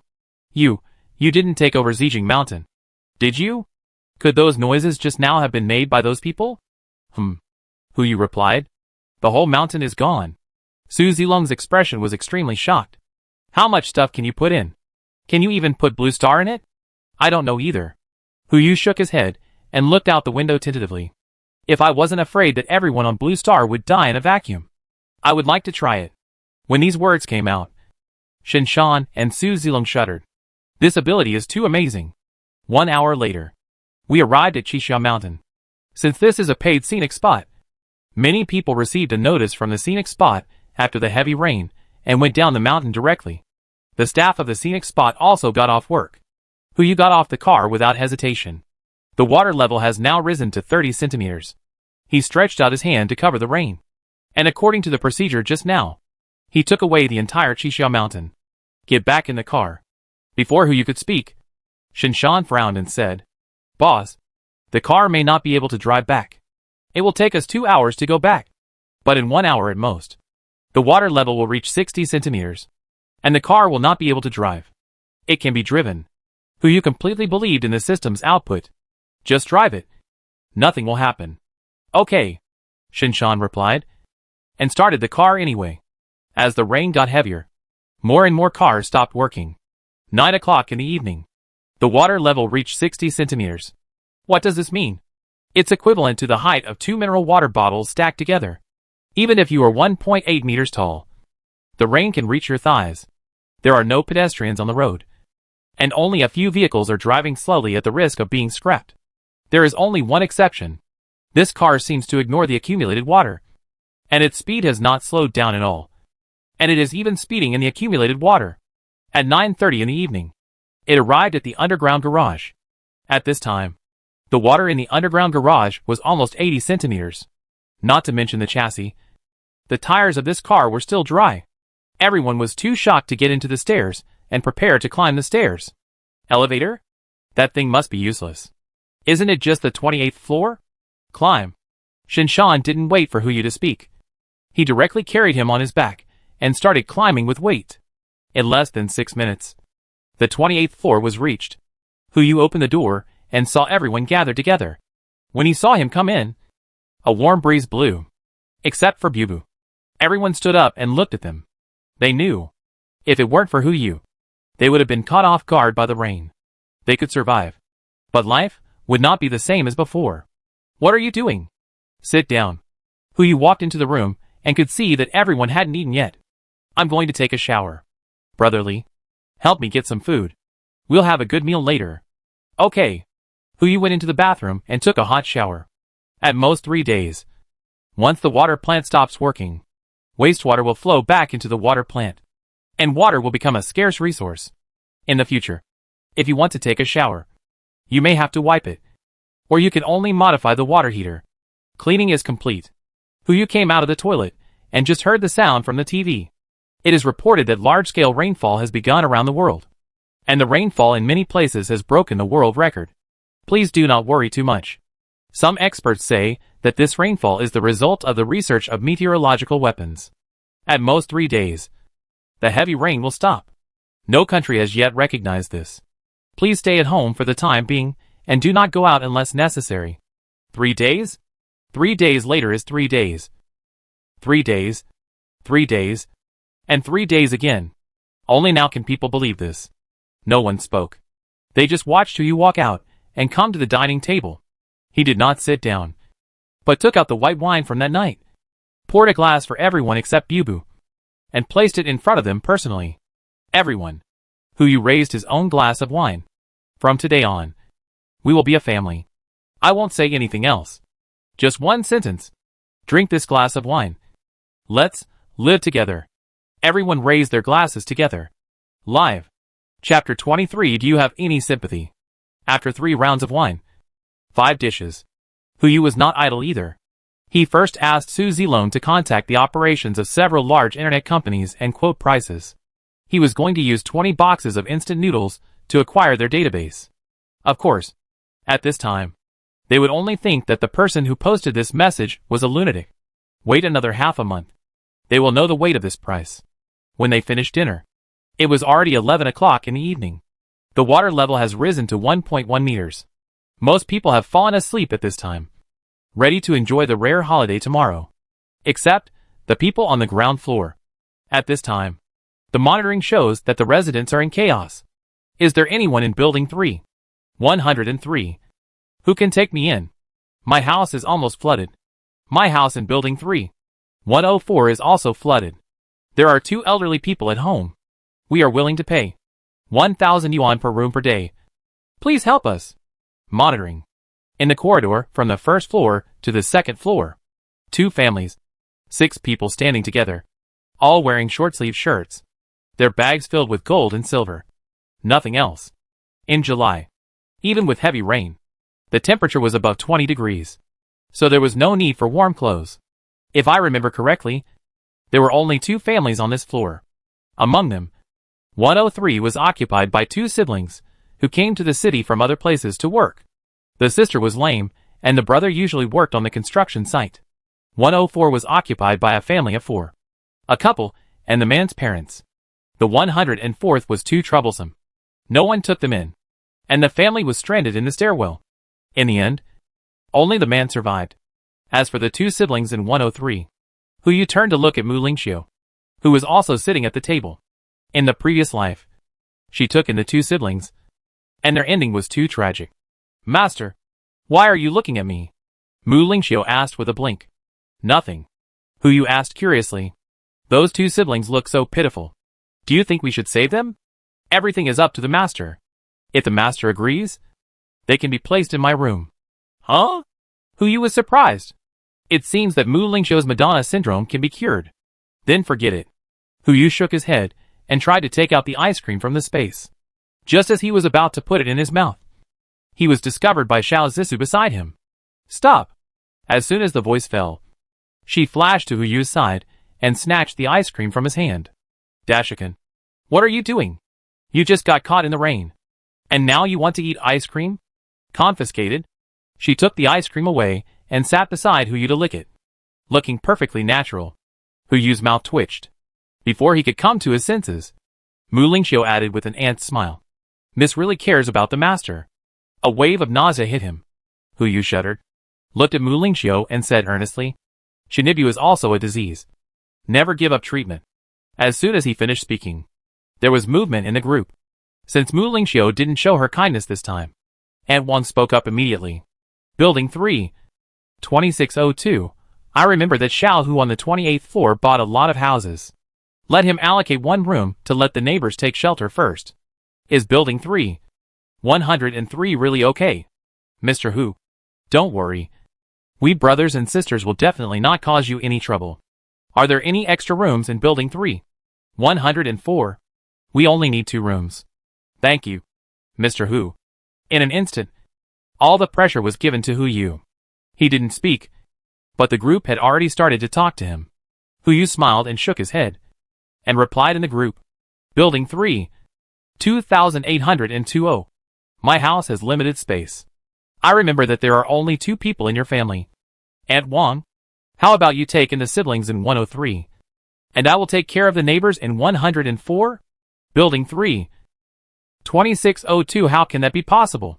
My family doesn't like other people to come. You can take them in together and let them live in the living room? Building 3, 2802. What about the pets in my house? How about sending them to your house? Building 3, 2602. It's already this time. And you still care about your pets. Do you have any sympathy? Building 3, 2802. No. Hu Yu simply replied. And it was funny to see Aunt Wang's gnashing expression in the surveillance video. Moral kidnapping? Sorry. As long as I have no morals, you can't kidnap me. Building 3, 2602. Xiao Hu, you forced me to do it. I am now requisitioning your house in the name of the neighborhood committee. 103, 104. You listen to me. You go upstairs. I don't believe this kid dares not open the door for you. 103, 104 did not reply. At this time, they still felt a little embarrassed. Recruitment? How funny.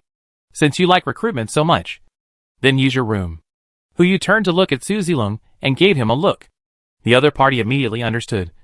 And soon a message popped up from the owner group. Building 3, 2602. If it doesn't work, you can come to my house. I will open the door for you. Building 3, 103. Really? Great. Thank you. Annie Wang. Building 3, 104. Sister Wang. I won't say much. Thank you. Building 3, 2802. Annie Wang is generous. She is worthy of being from the neighborhood committee. At the same time, at Aunt Wang's house, she looked at her phone and found it hard to believe that this was a message she had sent. She kept pressing the message box with her thick fingers, trying to withdraw it, but she only received a prompt.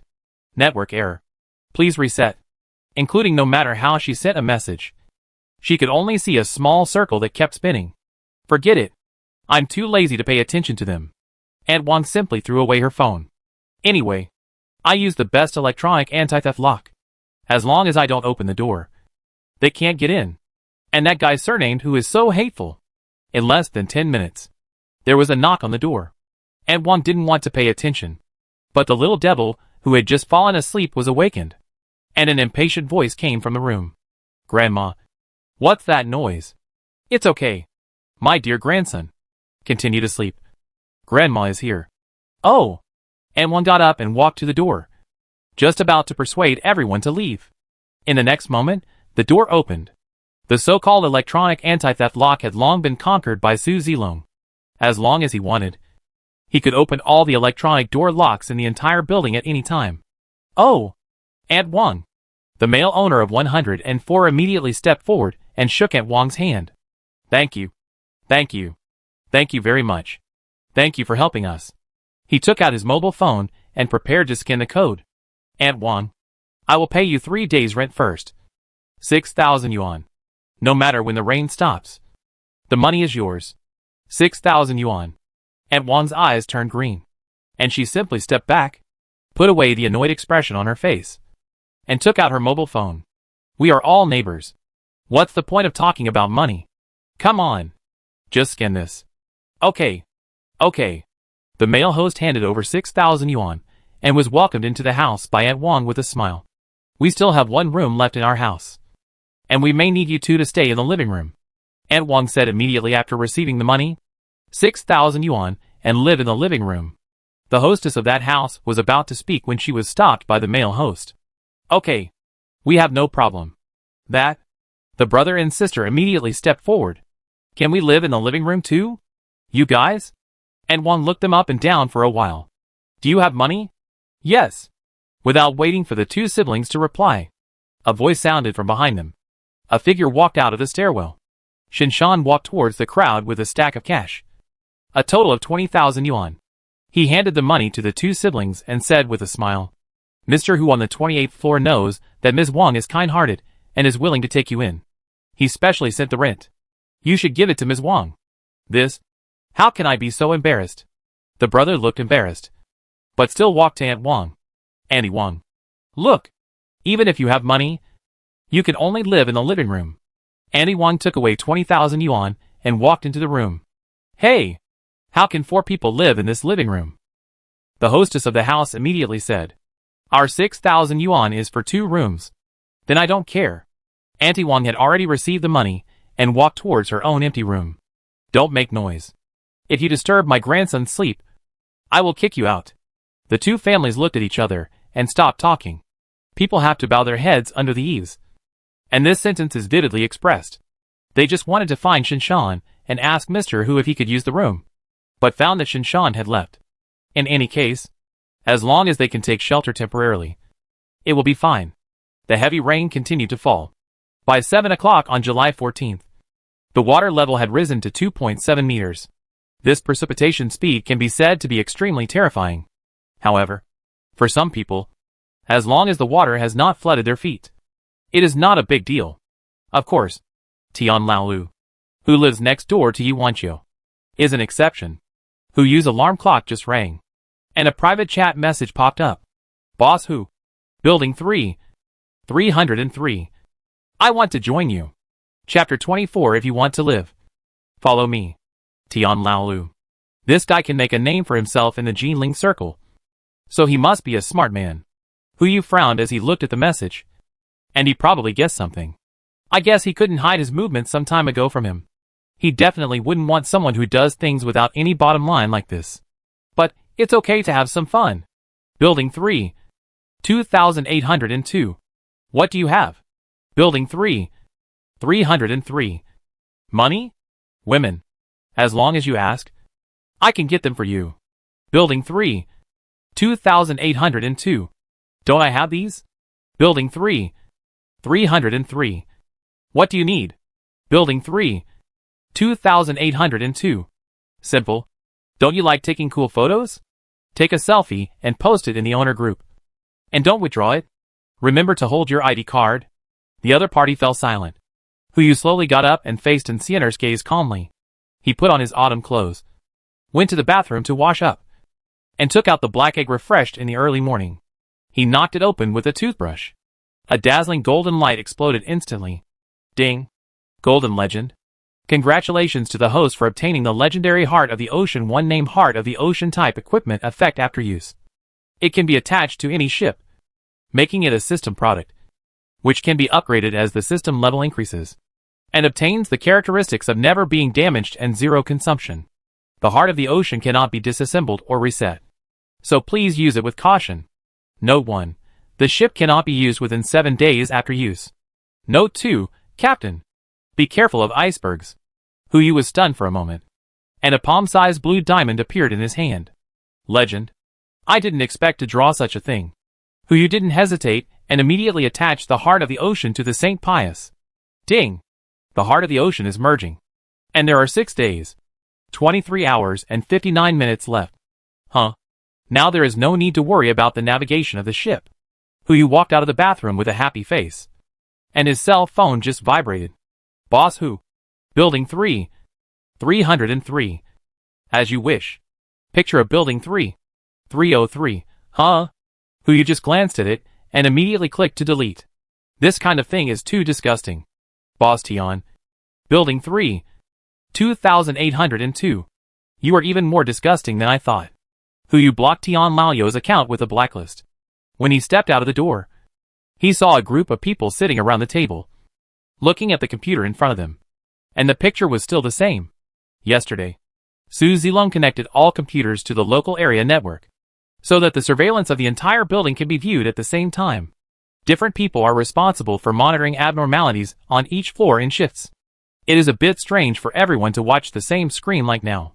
Hu walked forward and came behind Xiao Zissou. What are you watching? You are here? It's just right. Let's watch a show. Xiao Zissou pointed at the computer screen. The surveillance screen of 2602 was on the screen. It hasn't even been a day, and the little devil can't stand outsiders living in his house. I don't care. I don't care. I don't allow outsiders in my house. The little devil was yelling.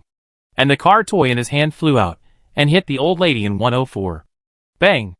Ouch! The old lady covered her head and screamed. You kid! The old man raised his hand and pointed at the little devil. You have no manners at all. Haven't you learned to respect the elderly and love the young? Who hasn't learned it? Aunt Wang protected her grandson and rolled her eyes at the two elders. You are so old. But you only know the first 2 words. Right? You didn't mention loving the young at all. Auntie Wang. The male owner of 104 frowned and said, no matter what. Your grandson can't hit people. Right? What do you mean by hitting people? This was just an accident. Auntie Wang stiffened her neck and said, he's just a child. When this was said, everyone was speechless on the spot. After all, they are still living under someone else's roof. Now the first floor has been flooded, and they don't even have a place to stay. So they can only bite their teeth and accept it. The male owner of 104 frowned and sighed. And it was hard to say anything. So he could only turn around to check his mother's injuries. Fortunately, it was just bruises. No wounds. Loyalu. The little devil made a face at everyone. He put his hands on his waist and declared arrogantly, it's okay if you want to live here. As long as you become my slaves. I will reluctantly agree. Everyone ignored him. The 2 siblings in 103 were the same. They just sat on the dining table and watched everything silently. Last night, one of them slept on the table, and the other used chairs to make do for a night. What? Sofa? This position is naturally for the couple in 104. How can it be their turn? Faced with the silence of everyone, Aunt Wang was very unhappy. Hey, didn't you hear me? My grandson has spoken. Are you deaf? My good grandson wants you to play house with him. Hurry up. Auntie Wang put her hands on her hips and glared at him. Do you still want to stay here? Auntie Wang. The man in 104 frowned and stood up. We paid you a lot of money. You don't have to do this. Right? I don't care. Auntie Wang sat down on the sofa with her legs raised. If you agree, you can continue to live here. If you don't agree, I will just return the money to you. Oh, by the way, there are you two. Aunt Wang turned her head and looked at the brother and sister in 103. The money will not be returned to you. It was given to me by Xiao Hu. You can stay here if you want. The 2 siblings looked at each other. The sister shook her head slowly, and it seemed that she didn't want to live here. But the brother could only force a smile and squatted down to the little devil. Little friend, brother will play with you. Okay? Snap. A crisp sound rang out. The little devil slapped his brother in the face and put his hands on his waist. You should call me your majesty. Do you understand? The child's strength was not strong, but the red fingerprints were left on the man's face. He covered his face and shouted 2 words. Your Majesty? That's right. Annie Wang smiled like an ant and looked at the others. Look, it's just playing house with a child. How difficult can it be? You can be a dog if you want. I won't serve you anymore. The woman in 104 shouted and pulled her man to leave. Li Chong. Let's go! Li Chong was unmoved. He still had a smile on his face. Looking at Aunt Wang servilely. Aunt Wang. You see? We are fine playing house with your grandson. But today's food. This is easy. Aunt Wang raised her head. The meat and vegetables are all in the refrigerator. Whoever can cook can go and cook. You won't be treated badly. Hey. Thank you, Aunt Wang. Li Chong smiled and walked in front of the little devil. Your Majesty. What do you want to eat today? Pork ribs. I want to eat. No. I want to eat pork ribs. The little devil laughed. As if he hadn't had such fun for a long time. He pointed at Li Chong's wife. You? Come and be my horse. I want to ride a horse. Ride your mother. Li Chong's wife yelled. Li Chong. Are you going to leave or not? If you don't leave, I will leave. But Li Chong ignored his wife and knelt on the ground. Your Majesty. What's so good about riding a woman? We men should ride men. Come on. Get on my back. Li Chong. You are crazy. Li Chong didn't say anything, but carried the little devil on his back. Kneeling on the ground and crawling. Bang! Xiao Zisu raised her hand and slapped the table. Looking at Hu Yu. These grandparents and grandchildren are too much. Do you really think you are the emperor? Don't worry. Don't worry. Hu Yu narrowed his eyes and smiled at this scene. Evil people will be punished by evil people. Just wait and see. The whole building has 28 floors. And there are 72 families in total, excluding the 2 families who have been asked to leave. Among them, there are very few saints like Mu Siyue. When social order still exists, they all wear their own masks, using order to cover up the tyranny in their skin. Once the order collapses, the tyranny that has been suppressed for decades will suddenly erupt. Aunt Wang? She can only be regarded as a lackey in this group of people. Even the man who kidnapped Mu Siyue in the previous life in exchange for food was just forced by life. There is also a real pervert here. Hu Yu stared at the man in the family of 4 on the screen. Li Chong. A very ordinary name. He has a very ordinary appearance and a very ordinary family background. But it was such a person who sat in the position of the host. The resources of the entire building were under his control. Even when Hu Yu and Ye Wanqiu fled, they had already started to build a ship. The materials were naturally human skin and human bones, which were readily available. Such a man could no longer be described as terrifying. Hu Yu snorted and suddenly noticed another picture. On the 3rd floor, a middle-aged man in a wheelchair came to the corridor. He wore a mask and sunglasses. And under the push of Ye Wanqiu, he began to knock on doors door to door. Every time he knocked on a door, he would hand a note to the other party, and then wait quietly at the door. Hu Yu came to the screen and enlarged the surveillance view, so that he could see the words on the note clearly. There were only 8 words on it. If you want to survive, follow me. Chapter 25. The power is out. This Tian Lao still has some brains. Hu Yu took out a cup of watermelon smoothie from his backpack, bit the straw, and enjoyed the freshness and coolness in his mouth. He looked at everyone. What do you want to drink? I'll find it for you. Strawberry smoothie. Bubu was the first to raise his hand. You can't drink cold ones. Xiao Zisu hurriedly stopped him. Bubu, you have to avoid eating now. After your leg is healed, we can drink slowly. Okay? Okay. Bubu immediately stopped and pouted her lips. Looking so cute. Good boy. Bubu. Hu Yu casually handed a cup of warm strawberry milkshake to Bubu. Drink this first. Thank you. Brother Hu Yu. It's okay. Hu Yu rubbed her head and gave everyone else a cup of milk tea. Continue watching the footage on the surveillance camera. Only 15 minutes had passed. Tian Lao had already gathered all the residents on the 2nd, 3rd, and 4th floors, including him and Ye Wanqiu. There were 8 households in total, not counting the elderly and children. 10 men and 6 women. Everyone. Tian Lao sat in a wheelchair, but his temperament was still upright. I don't need to tell you about the situation outside. I believe you all know it. The rain is getting heavier. The water level rises by 20 centimeters every hour, which is close to 5 meters a day. Even if it is according to the official statement that the rain will stop in 2 days, then all of us residents below the 4th floor will be displaced. It doesn't matter where we live. We are young and can still hold on in the stairs. But what about food and drink? What about our parents and children? We can hold on. But what about them? We can't let the children and the elderly starve with us. Can we? No. A bald man raised his hand and shouted in the crowd. After a little hesitation, everyone immediately responded in unison. Who you looked closely. Okay. Isn't that Li Meng? Why is this guy here too? Wait. Isn't he with Ye Wanqiu? This is going to be fun. Under Li Meng's instigation, everyone quickly united and prepared to listen to Tian Laoyu's orders. Brother Tian. Li Meng stood in front of the crowd and asked Tian Laoyu. Just tell me. How can we not go hungry? It's very simple. Tian Laoyu said, turning on the flashlight on his mobile phone and shining it behind him. There were a few pieces of frozen meat, some vegetables, 2 bags of rice, and a bucket of peanut oil. This is all the food in our family. I will take it out now and share it with everyone. I also hope that everyone will take out the food in your home and give priority to our elders and children, so that we can get through this difficult time together. That's true. A voice came from the crowd. But the meat and vegetables we stored are not enough to eat. Yes. And there is also a place to live. Our second floor will be flooded soon.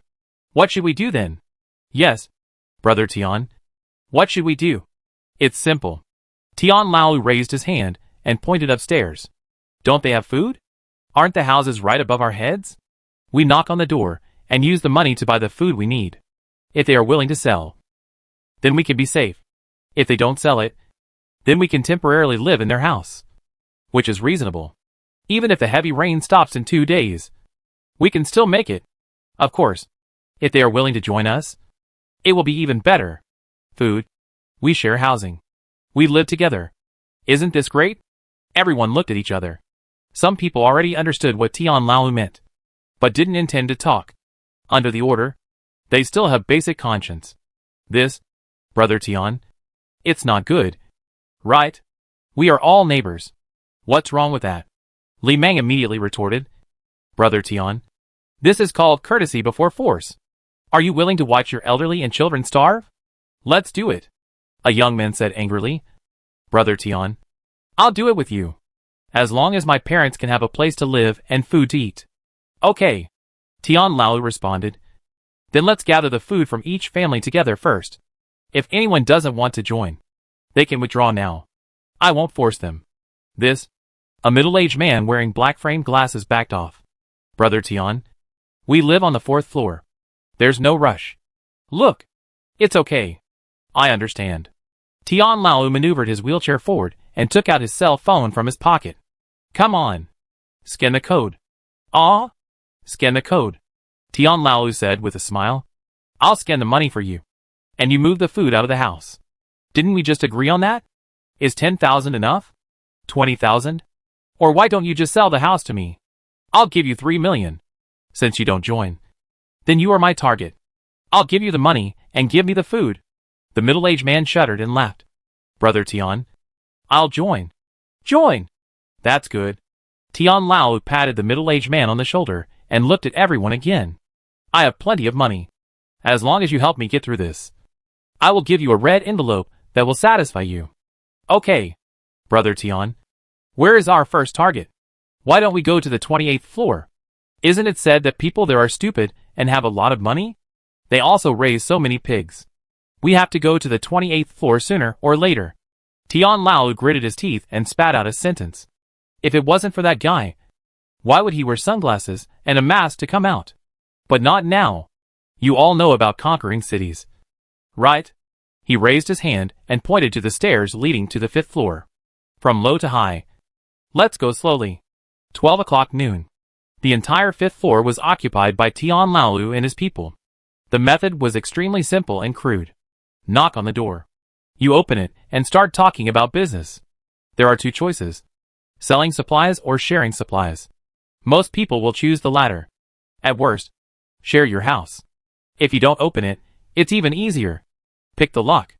Anti-theft door locks are more difficult to open, especially when they are locked. But Tian Laoyu is a professional. With a piece of wire and a hard card, the door opened in less than 10 seconds. Even who you didn't expect that Laoyu actually had this skill. It was 12 o'clock noon. When everyone on the 28th floor started to eat lunch, Tian Laolu and others had already come to the 7th floor, gathering more than 40 people. They gathered in a clean room on the 7th floor and held a grand celebration banquet. There were also a few troublemakers tied up next to them. These were the residents who refused to cooperate and resisted. Now they could only squat in the corner and watch those people eat their own food. Brother Tian. Li Meng came to Tian Laolu. It's so noisy. Is it really okay after the rain stops? Not only him, but everyone had this doubt in their hearts. As soon as the question came out, the scene was instantly silent. Don't worry, everyone. Tian Laolu raised his glass loudly. I, Tian Laolu, will be responsible for everything. As long as everyone can eat and have a place to live. I don't care if I'm disabled. Brother Tian is righteous. Brother Tian is righteous. Come on. Let's toast Brother Tian. When they toasted, Yu and others were also sitting at the dining table, eating hot pot and watching the scene through the surveillance. Boss, is it really okay to let them do this? Shinshan asked. They are about to occupy the mountain and become the king. If they don't knock, not only will the other people on the floor be in trouble, but they may also become targets. It's okay.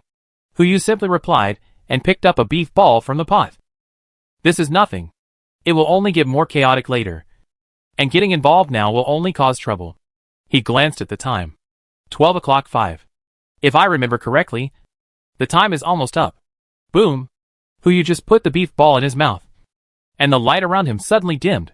The power was cut off. Chapter 26, I send you 365 blessings. July 14th. 12:06 noon. The water level reached 3.7 meters. More than 90% of the world's power systems have shut down. This includes Jinling. All nuclear reactors that can be shut down have been shut down. And as for those that cannot be shut down, no one can deal with them now. The heavy rain continued to fall in the darkness. Screams and fear filled the entire community. The next second, ding! Yu's stockpiled power supply equipment began to operate. The power was restored. The server was reset.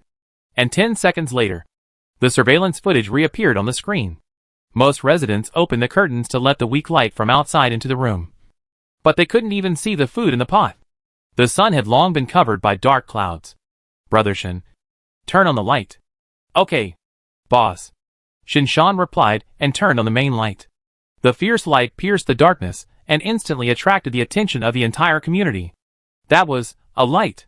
Wasn't there a power outage? Why could he still turn on the light? Everyone in the community took out their mobile phones and wanted to ask questions in the owner group. Fingers kept tapping on the screen. But before the message was sent, they discovered something. The network was gone. This message couldn't be sent out. People in other buildings were speechless and could only start looking for lighting equipment at home. The people in Building 3 were an exception. They were in the same building and couldn't see the light above their heads at all. 10 minutes later, the roar of helicopters and the sound of broadcasts sounded above everyone's heads. Due to heavy rain overnight, Jiling's power system, water supply system, gas system, and communication system have all stopped. Relevant departments are fighting the disaster and repairing. Please don't panic. The broadcasting sound continued to echo in the sky. Almost everyone knew what happened. Electricity, water supply, gas, communication, all gone. When people live normally, they don't think these things are important.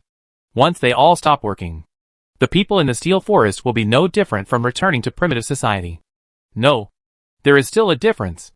People in primitive society have always lived in primitiveness and have never seen light. So they can endure darkness. But today's human beings are different. They have enjoyed so much. And compared with the primitive society, it is not an exaggeration to say that they are living in paradise. Now falling from heaven to hell will always create some demons. Food, fresh water, power, these will become the original sin of their fall. 7th floor. Tian Laolu is maintaining order. After the power outage, everyone's sanity has begun to collapse. And coupled with the announcement that just sounded, the line representing order in everyone's brain has begun to tremble. Now I can't listen to a cripple's words at all. Until, bang, a gunshot exploded. The firelight awakened their reason and returned to silence. Tian Laolu turned on the flashlight on his mobile phone, attracting everyone's attention. I still like you to keep quiet. He spoke calmly. holding the flashlight in one hand and the gun in the other. Now, I will issue the first order. It is an order, not an opinion. Move the supplies. Li Meng, you take 10 people to move all the available supplies downstairs upstairs. And the rest of you follow me. Yes, Li Meng responded, and then asked, Brother Tian, where should we move to? Move upstairs. The higher the better. The power went out. Tian Lao also knew that the rain might not stop. Even if it could stop, it would not stop in 2 days. What he had to do now was to seize the time. Seize the time before everyone reacted. Gain an absolute advantage first. And then slowly settle accounts with Hu Yu. I don't know how that kid knew about the rainstorm in advance. And I don't know how much supplies he had stockpiled. As long as they can rob him, they can probably survive this rainstorm. At the same time, someone else also realized this. Ye Wanqiu. She left the crowd in the dark and started running all the way to the 28th floor. 1 o'clock in the afternoon. Ye Wanqiu ignored the noise downstairs and finally came to the 28th floor. She raised the flashlight and was stunned on the spot. Alloy door. This door she had only seen in the bank vault. Not to mention prying it open. Even using C4 to blow it up might not be able to blow it open. How many things did this guy prepare? Hu Yu. Ye Wanqiu rushed over and started knocking on the door. It's me. Open the door. The voice echoed in the stairwell. But there was no response. Hu Yu. I know you can hear it. Ye Wanqiu kept shouting. You even installed this kind of door. I don't believe you didn't install surveillance. I just want to chat with you. Can't I even do this? Chat? The voice came from the door. A screen lit up. Hu Yu was holding a half cup of watermelon smoothie. Curled up in the sofa. Playing Happy Candy Crush on a tablet. He didn't even raise his eyelids. Do you want to talk about water margin or romance of the Three Kingdoms? We are having afternoon tea. So you start and I will talk about 50 cents. Light? Ye Wanqiu exclaimed. How do you have electricity? That's a good question. If you have studied junior high school physics, you should know that there is something called generator. Great. Ye Wanqiu was full of joy. Let me in quickly. What's the reason? Hu Yu reached out, picked up an egg tart from the table, and brought it to his mouth. The sound of teeth cutting through the pastry was heard. Ye Wanqiu swallowed her saliva. From the rainstorm until now, she had only eaten a bowl of instant noodles. And this was the reward she got after serving Tian Lao. This guy actually had afternoon tea at home. Gulp. Ye Wanqiu swallowed her saliva. I'm telling you, Tian Lao wants to deal with you. And he has brought people to fight. I'm here to tip you off. He can pick locks. And he has a gun in his hand. Let me in quickly. I have a way to help you stop them.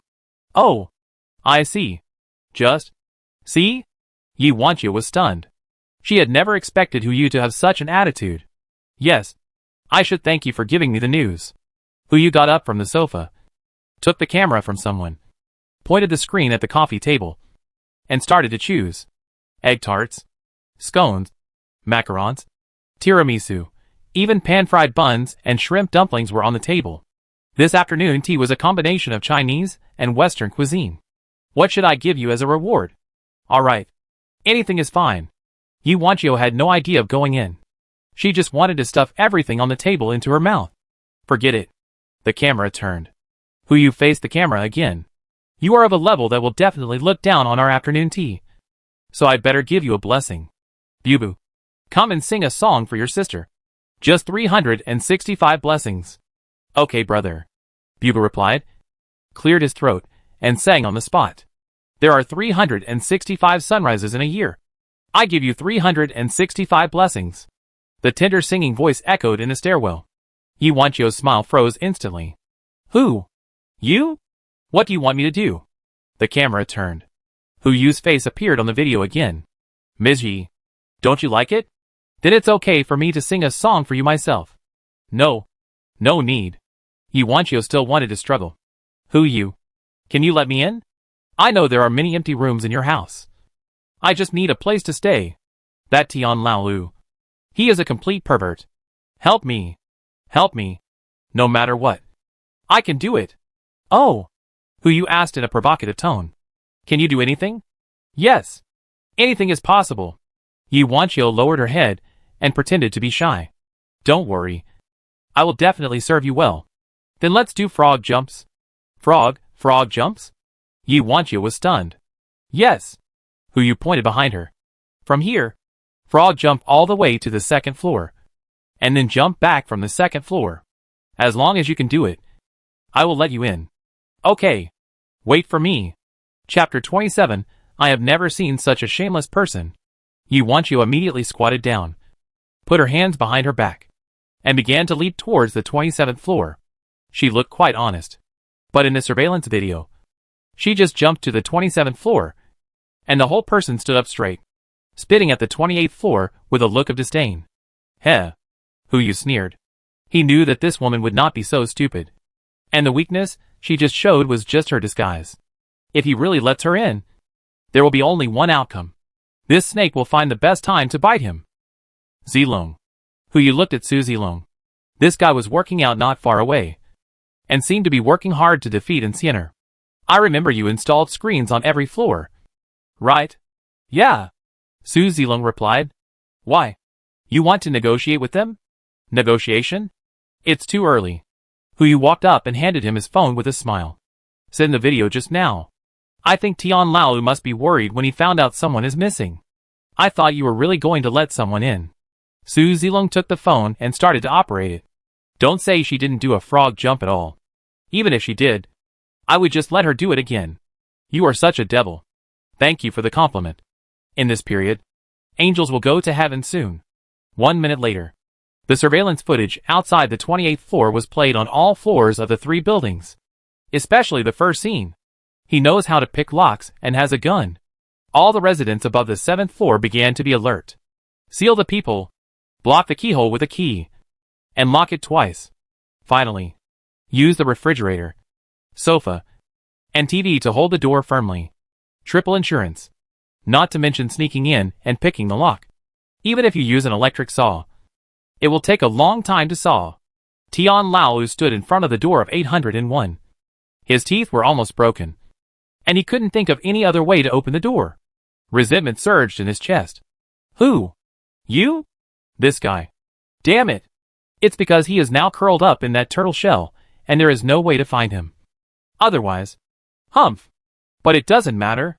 Tian Lao took a step back, pushed the glasses on the bridge of his nose, and his mind gradually calmed down. He had inquired about it. There are now 10 people in Hu's family. Not only have they stored a lot of resources, they have even bought a boat.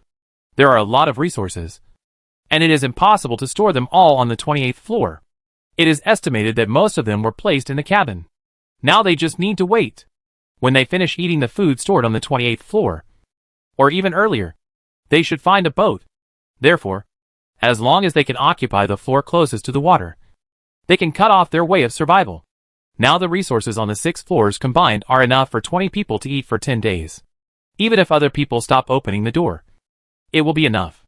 Now the key to the problem is, if we reduce the number of people, it is actually very simple to reduce the number of people from 40 to 20. Afternoon.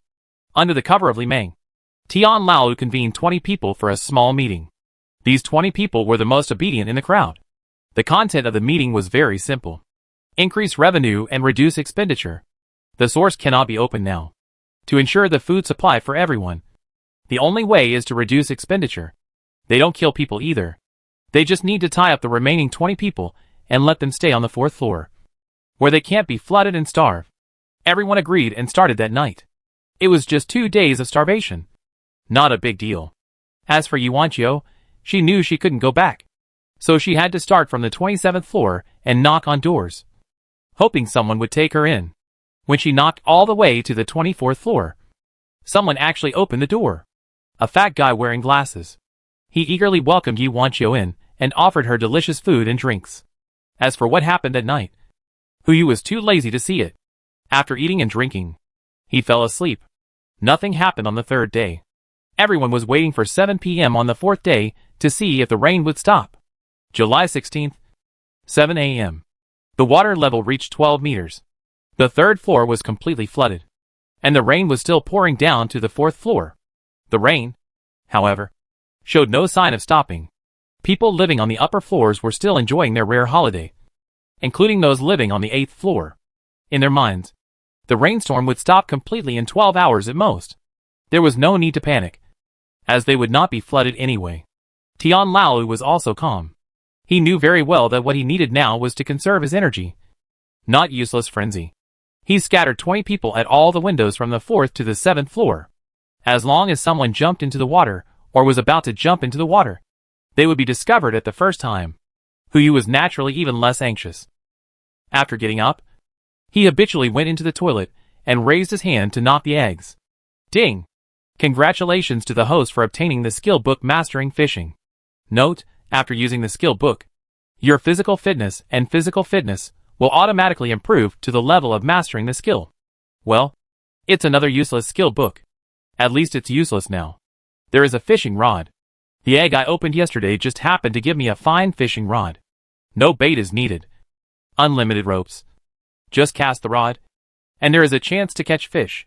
But the 28th floor is still more than 70 meters away from the water surface, so it's hard to catch fish. I'm afraid that before I can catch the fish, someone will intercept it halfway. But Huyu still chose to learn. He clearly felt that the strength of his arms and lower limbs had increased a lot, so it was not useless. After washing up, Huyu walked out of the room. At this time, Xiao Zissou was already preparing breakfast. Li Ji was helping out. Mu Lingxiu was teaching Bubu to read and write. Su Zilong was still working out. Xin Shan was squatting in front of the surveillance camera. Zhao Zhong and Zhao Yi were standing at the window, staring at the rising water level outside the window. Hey! Huyu walked to Zhao Zhong and Zhao Yi, looking down from their perspective. What are you looking at? Thinking about how to fish. Zhao Zhong smiled and replied. Brother Shan told us that there seemed to be no river fish in the things we stockpiled. So my brother and I thought about catching some fish to balance Bubu's nutrition. Zhao Yi echoed from the side. That's good. But unfortunately there is no fishing rod. Even if there is, it can't be caught. Xin Shan replied from the side. This floor is too high. It will be enough to wait for a while. It's time to eat. Xiao Zissou put the last bowl of medicinal food on the table. Bubu, come and eat. Don't worry about the fish. Let's eat first. Huyu led a few people to the dining table. Let's eat something light this morning. In addition to the medicinal food prepared by Xiao Zissou, Huyu took out 5 baskets of shrimp dumplings, 5 baskets of chicken feet, 3 baskets of steamed buns, and even freshly fried dough sticks and soy milk from his backpack. There was no other way. There were 6 bodyguards at this table, and their appetite was basically enough to be calculated as 2 people. We had to prepare more. Just as everyone was about to take their seats, a knock on the door sounded. The sound was not coming from outside the door, but from the alloy door. Who is it so early? Huyu took out his phone and checked the surveillance video. He only saw a face full of resentment on the screen. Aunt Wang? No. If I remember correctly, Aunt Wang will start to collect food from door to door with her team tomorrow. In this life, why did it start today? Oh, it should be the 2 families in 103 and 104. 6 more people came out of nowhere, and they wanted to eat well, so the food was naturally consumed quickly. Xiao Hu, I know you are here. Aunt Wang's voice sounded at the door. Hurry up and hand over the food. I saw it in the video the day before yesterday. You stuffed so many people into my house. Don't think you can just ignore everything. Hurry up. Don't make me wait impatiently. Uh-huh. Huyu sneered. You're still impatient. Do you think you're the second cousin of the Jade Emperor? He simply turned on the video and pointed the camera at the table. After the other party saw the things on the table clearly, he pretended to give the wrong camera and apologized repeatedly. Oh, is that Aunt Wang? What do you want from me? You? Aunt Wang said one word, and without complaining, she put her hands on her waist and repeated her request. Hurry up. Bring out everything I want. And bring me a portion of the things on your table. My grandson wants to eat. Oh, Aunt Wang, I don't know what you were talking about. Huyu picked up a shrimp dumpling and stuffed it into his mouth. We don't have much to eat. At most it's enough to fill our stomachs. How can we give you more? What do you mean not much? Aunt Wang got anxious on the spot. Why don't you just not eat? You are all young people. It's not like you are starving. My grandson is still growing. At worst, I will return it to you later. Look at what you said. Huyu patted his chest. As the saying goes, a person grows up quickly at the age of 23. I am still growing up. You? I have never seen such a shameless person. Hey. You saw it today. Hu held a steamed bun in his mouth and blew hot air from his mouth. Andy Wang. Don't be angry. If you have high blood pressure, there will be no medicine for you. After that, the video was hung up.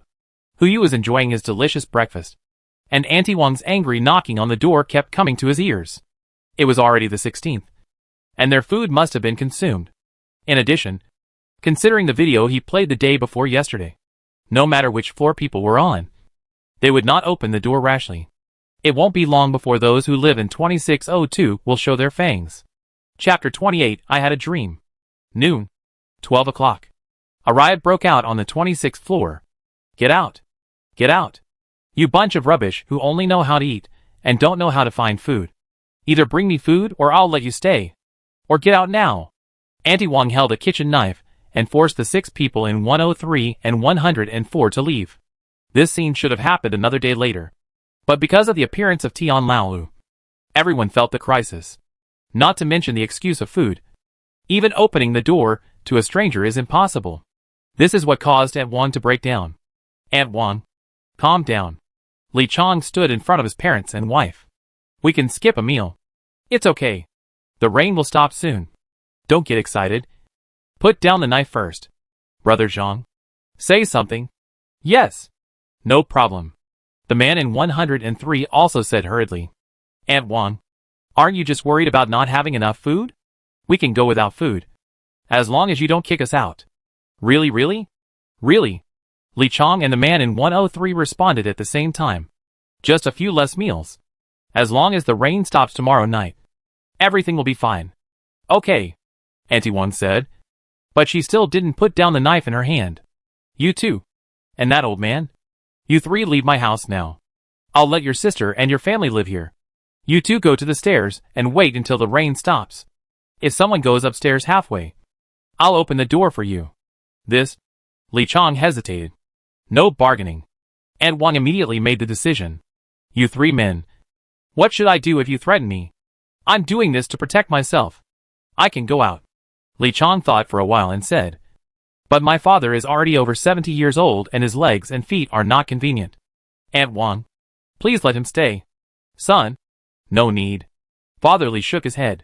I'll go out with you. The 3 of them left the house without thinking too much. Bang! The door of 2602 closed. Aunt Wang started to cook for herself and her grandson. She really only cooked for 2 people.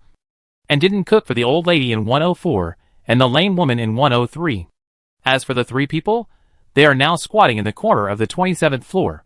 Once they find any movement, they will knock on the door and get into 2602. You say. Zhang Xi looked at the heavy rain outside the window. If the rain doesn't stop, what should we do? No. Father Li frowned.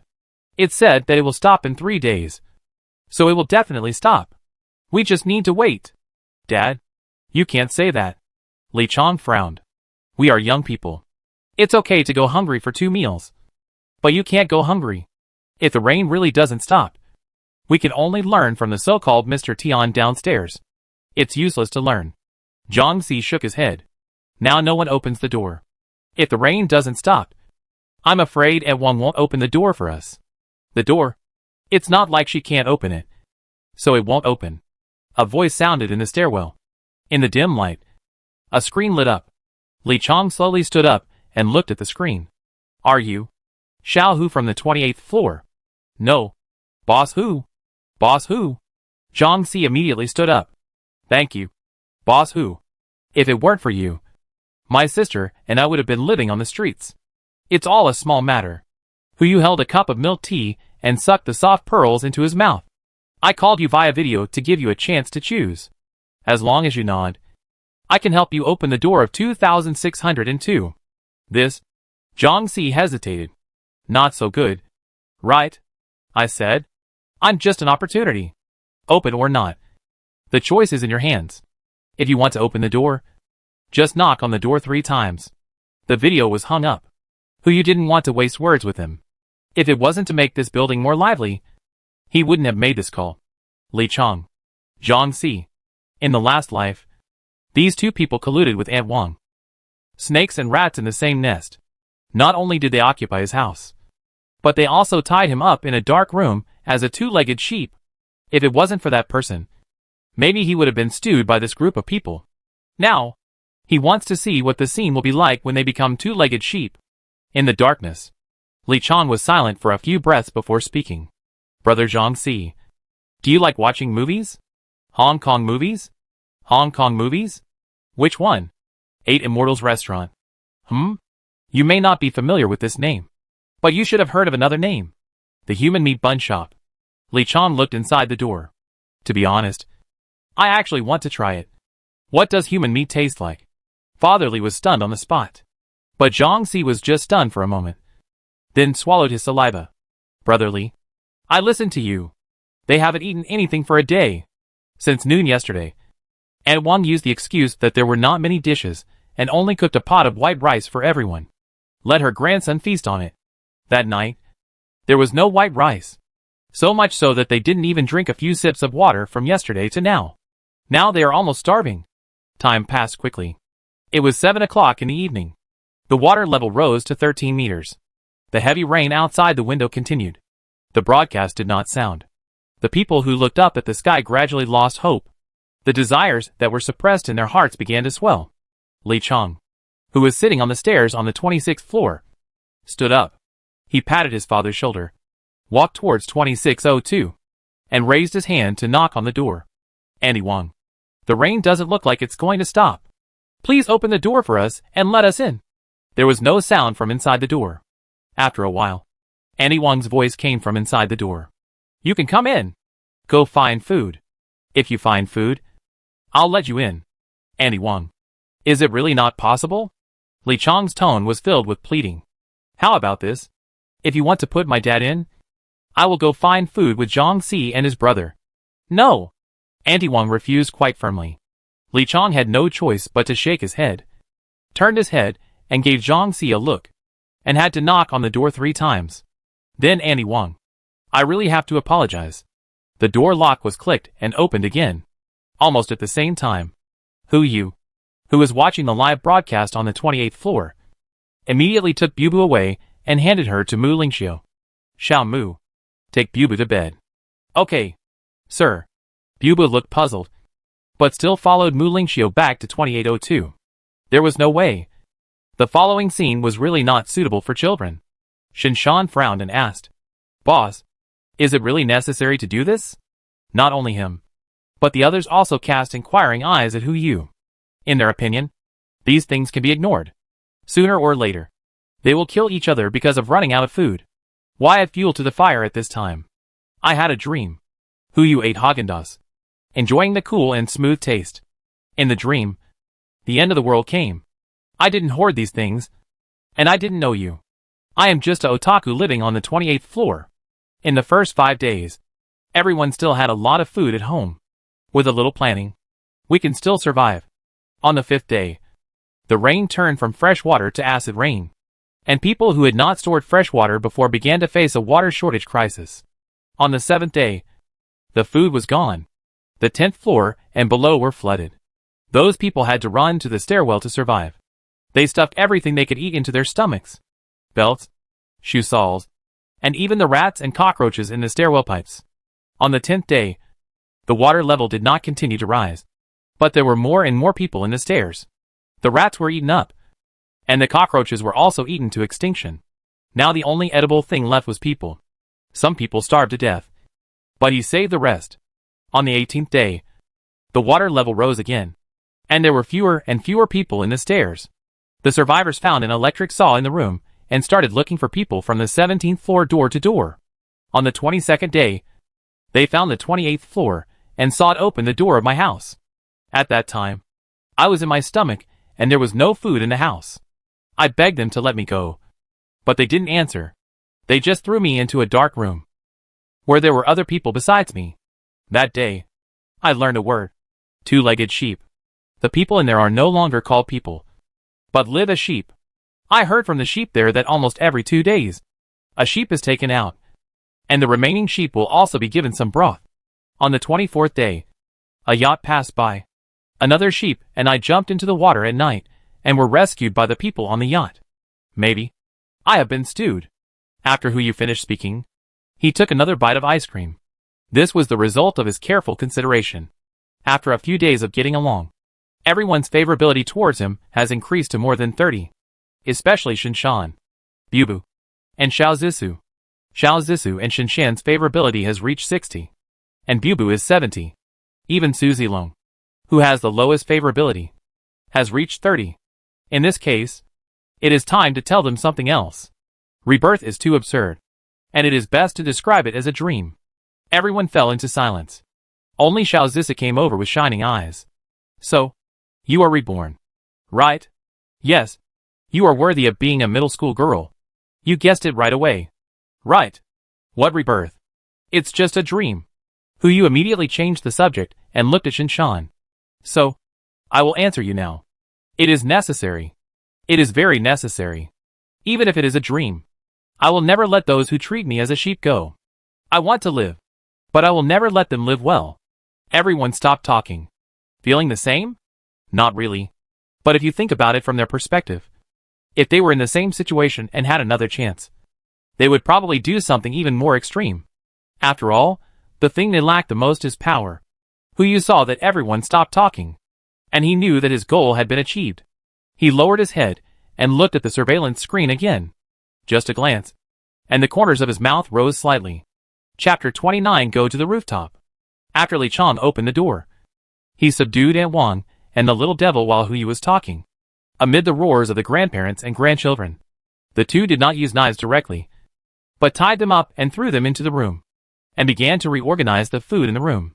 Soon, they found the ham hidden in the room by Aunt Wang.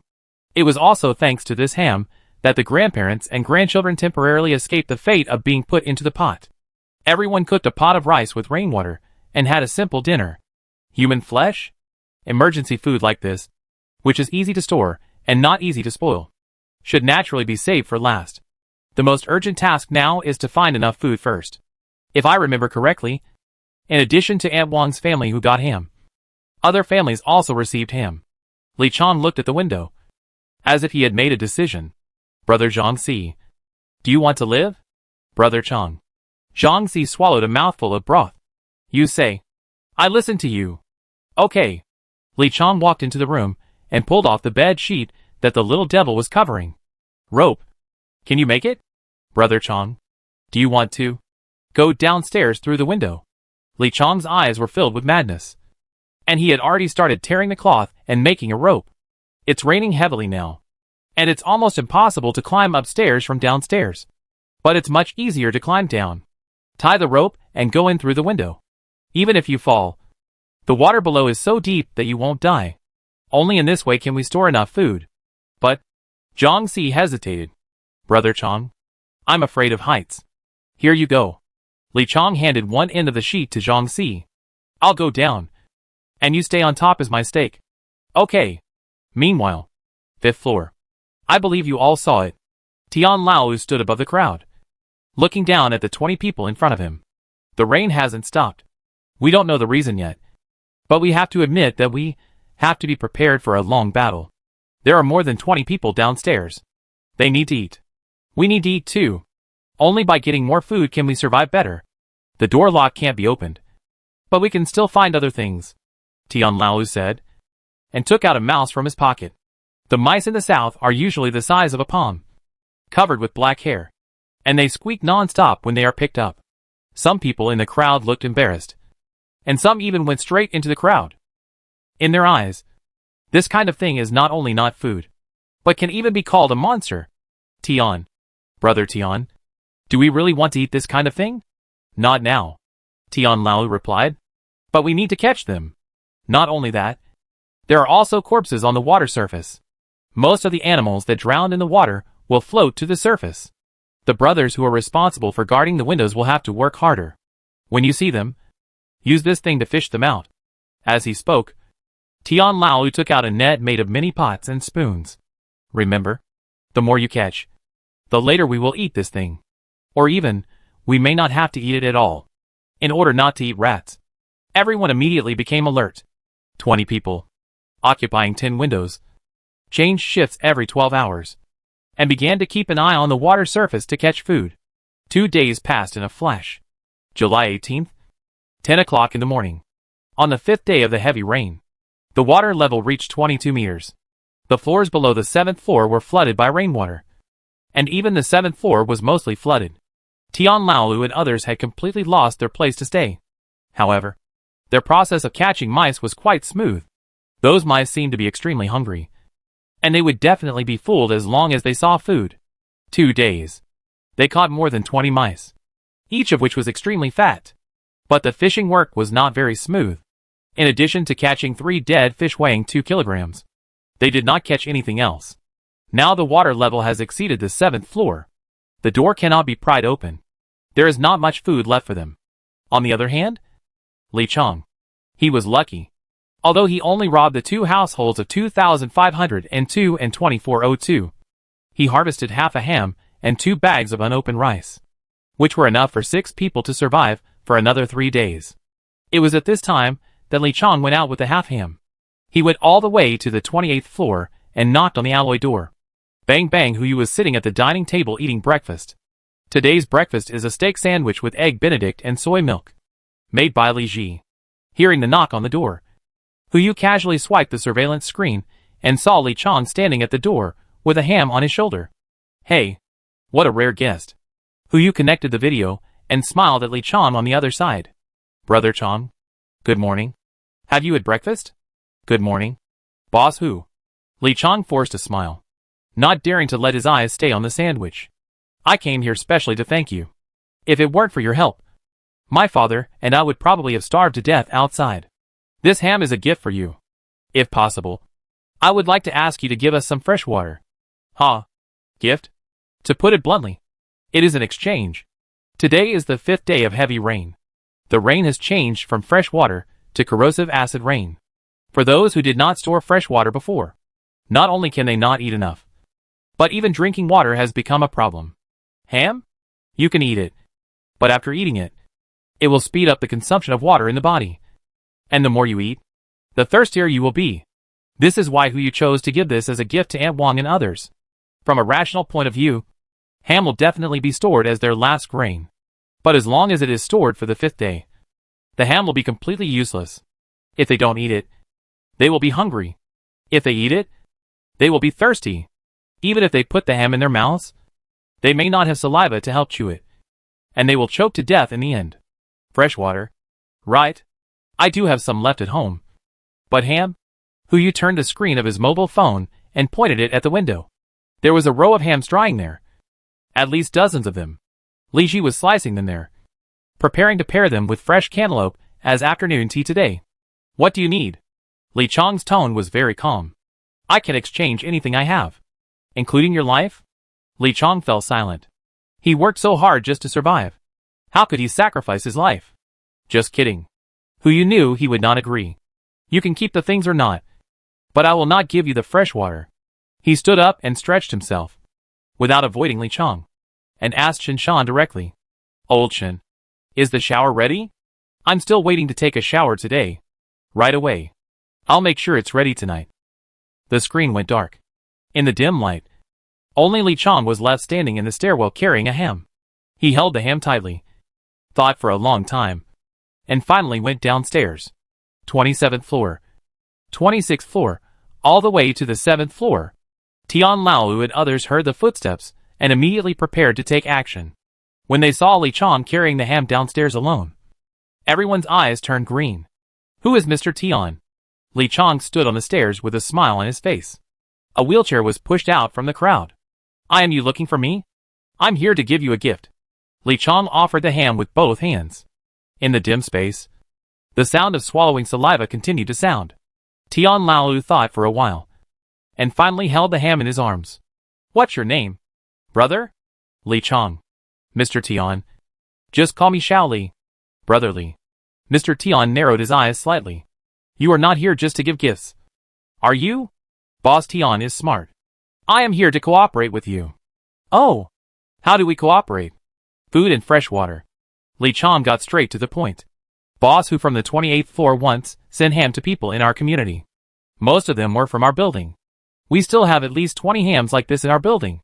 Now that there is no fresh water, The ham has become their reserve food. We will split the ham we snatched 50-50.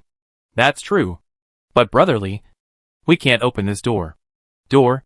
I have a way. Fresh water and ham. I want a quarter. Tian Laolu frowned. How do you know I have fresh water? First of all, your lips are not chapped. And, if there is no fresh water, you have already thrown this ham on my face. Right? Indeed. Tian Laolu didn't know how long the rain would last. So just in case, he collected enough fresh water. Ha ha ha. I like to cooperate with smart people. Tian Laolu immediately extended his right hand. Deal. July 18th. 12 noon. The water level is close to 23 meters. And the 8th floor has been half submerged. Before Tian Laolu's people saw the door, the people on the 8th floor have already run out. Can't stand it. Can't stand it at all. Seeing the new partners joining, Tian Laolu decisively took away their food and confiscated it. The obedient ones stayed in the team, and the disobedient ones were tied up and put at the back of the team. Brother Tian, Li Meng frowned, looking at the rising water level, and tentatively said, where do we have to go to get to the end? Why not just go to the 28th floor? I can't go there. Before Tian Laolu could speak, Li Chong replied, there is an alloy door on the 28th floor, which can't be cut open with a saw. I suggest going to the 27th floor. Just listen to brotherly. Tian Laolu immediately decided. Go to the 27th floor. 2 o'clock in the afternoon. The crowd successfully occupied the 27th floor. There were 3 families on the 27th floor. In addition to Mu Lingxiu, who originally lived here, 2 other families were tied up and thrown to the end of the team. After occupying the base, Tian Laolu held a brief meeting in 2702. He had just called Li Meng and Li Chong together, and before the formal meeting, he heard a rumbling sound from upstairs. It seemed to be the sound of mahjong. They were struggling on the edge of life and death downstairs, and the guys upstairs actually had the leisure to play mahjong. Brother Chong, Tian Laolu pointed upstairs. What do you think of them? A lot of supplies, but it's hard to get them. So it can be done? Yes. Li Chong nodded. Isn't there a rooftop on the 28th floor? Rooftop? Do you mean descending from the rooftop? Yes. But it's acid rain now. Li Meng frowned and said, who dares to go up to the rooftop now? As long as you wear thick enough clothes, it's not a problem. Li Chong immediately stood up. I can go up. But I need 3 people. 2 people to be stakes. And 1 person to accompany me down. Okay. I'll be your stake. Tian Laolu raised his hand and put it on Li Chong's shoulder. Then looked at Li Meng. Then I'll go with you. Chapter 30 Weird Monster. At the same time, on the 28th floor, there were 4 people at a table. And Hu Yu and others had 2 mahjong tables, and had already started this afternoon's entertainment activities. On the right-hand side, there was a fruit plate, Shizuoka honeydew melon with Iberian ham. On the left-hand side, there were various drinks such as Yamazaki Juji, Fat House Happy Water, and cheese milk tea.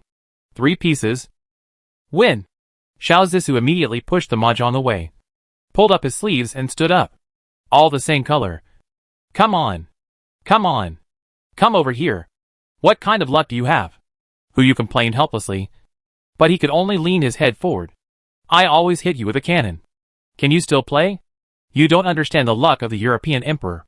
Xiao Zissou raised her hand and flicked it a few times, pushed down the cards and planned to continue, and asked, by the way, the water level has risen to almost the same level. When are we going to leave? Even before leaving, she left enough food and fresh water for her parents for half a month, and even weapons. But as a child, she was still worried about the 2 elders getting into trouble, and thought that the sooner she brought them back, the better. After all, it's already the 5th day. Acid rain has even started to fall from the sky, so it would be best if we could pick them up earlier. 4 more days. Hu Yu pushed the card into the machine. The acid rain won't last too long, and it will turn into normal rain on the 9th day. It won't be too late for us to set off then. By then, the heart of the ocean will have been integrated, so let alone picking up Zhao's father and mother. Even sailing to the Sea of Stars will not be a problem. Come on. Keep going. I don't believe I can't beat you. July 18th. 7 p.m. The water level reached 24 meters. Hu Yu finished the game with a red and swollen head. As expected. As long as he didn't cheat, He had no luck at all. It seems that I should participate less in this kind of entertainment in the future. There is no benefit except for wasting my brain. After dinner, everyone started watching the surveillance video that they loved today. Now all the residents below the 9th floor have moved out. Under the coercion and inducement of Tian Laolu. Half of the people joined them. And the other half were tied up like dumplings. Among them, Aunt Wang and the little devil were tied up like dumplings. No matter how noisy they were. They hadn't eaten for 3 days, and couldn't make any waves now. Hu took a look at their warehouse. Well, they had separated the mice into male and female, and were preparing to force them to breed. Fortunately, the cockroaches escaped, and have not yet been included in their diet. Just as Hu was about to turn the surveillance to see the images on other floors, he caught a detail in an instant. Rope. Li Chong and Li Meng were making ropes out of a lot of cloth. It seemed that they wanted to make a safety rope to lower down from somewhere. Didn't they already have a chainsaw? Why did they need to use this method? Moreover, it was raining acid outside. Where could they take such a big risk? Unless, it seems that there will be some fun tonight. 10 o'clock in the evening. 2802. As the last headlight went out. In the dim living room, only the flashing red light of the server and the breathing of the crowd could be seen. Half an hour later, 2 shadows fell from the upstairs and landed precisely in front of the glass window. One of the shadows pushed the window directly, but after pushing it twice, he found that he couldn't push it at all. The 2 looked at each other and took out a hammer from their pockets at the same time. Smash! Bang! Bang! Bang! There were several muffled explosions, but the glass didn't move at all. But in the next moment, ding! The light came on. Under the warm yellow light, a group of people were sitting on the sofa with watermelons in their hands and legs crossed, like audiences waiting for the show to start. On the other hand, the 2 men wrapped up layer upon layer of clothes, making the 2 strong men look like old ladies. The outermost layer of clothes was almost corroded by the acid rain. Hu raised his hand to greet the 2 and pulled out a cardboard from behind. There were 3 words written on it. Good evening. Retreat. Retreat quickly. Li Chong immediately pulled the rope on his body and began to climb up. But Li Meng was obviously not convinced. Why retreat? This is our only chance. Bang! Bang! 1 hammer. 2 hammers. Li Meng was still hitting the glass frantically. You are still thief, Hu said, and took out a remote control. The 2 people outside the window were stunned at the same time, not knowing what this meant. Li Chong saw that Li Meng did not move, so he had to do it too. But a few seconds later, a buzzing sound came from behind them. Turning around, I saw a drone hovering about 2 meters behind the 2 people, and a pistol was installed on the controller. Hey, can you hear me? Hu's voice came from the drone. Don't say I didn't give you a chance. There are 2 bullets in the gun. You can choose who to shoot. If you 2 choose the same person, I won't shoot you. If your choices are different, then I'm sorry. The 2 bullets will fall on you separately. After 3 seconds, choose to start. 3, 2. Li Chong immediately looked at Li Meng and gave him a look. But the other party was already panicking at this moment. Let alone a look. Even if the fairy sister came down to earth, he might not be able to see it. 1. The 2 raised their hands almost at the same time. Li Meng pointed at Li Chong, and Li Chong pointed at himself. Passed? The 2 were delighted. Hu also smiled. Congratulations on passing. You don't have to be shot. But the drone slowly took off. It came to the top of the 2 people's heads. And then, bang! A shot. The bullet hit the cloth rope that Li Meng was leaning on. Ah! The rope broke instantly. Li Meng fell into the water. Li Chong also understood what Hu meant. Just because a person doesn't need to be shot doesn't mean the rope won't be shot. He immediately used both hands and started to climb up. But how could Hu let him succeed? Another shot. Li Chong fell from the air. Hu controlled the drone to return and clicked on the surveillance equipment aimed at the outside of the building. On the surveillance screen, the 2 fell into the water, splashing a lot of water. And no figure was seen floating from the water. Is he dead? Xiao Zissou asked from the side. From here to the water surface, there is a drop of nearly 60 meters. If you fall down like this, you will be crippled even if you don't die. Hu replied casually, just when he was about to move the surveillance screen to see how the 2 people on the rooftop were doing. Shinshan suddenly spoke. Wait, boss! Look here! Shinshan pointed to the screen. Everyone's eyes gathered at the same time. On the surface of the water, a dark red appeared, and a broken arm floated out of the water. Broken hand? Diving from this height. If the posture is not correct, you may be injured or even die. But you will never break your hands or feet. No! There is something under the water. At the same time, Li Chong also floated up.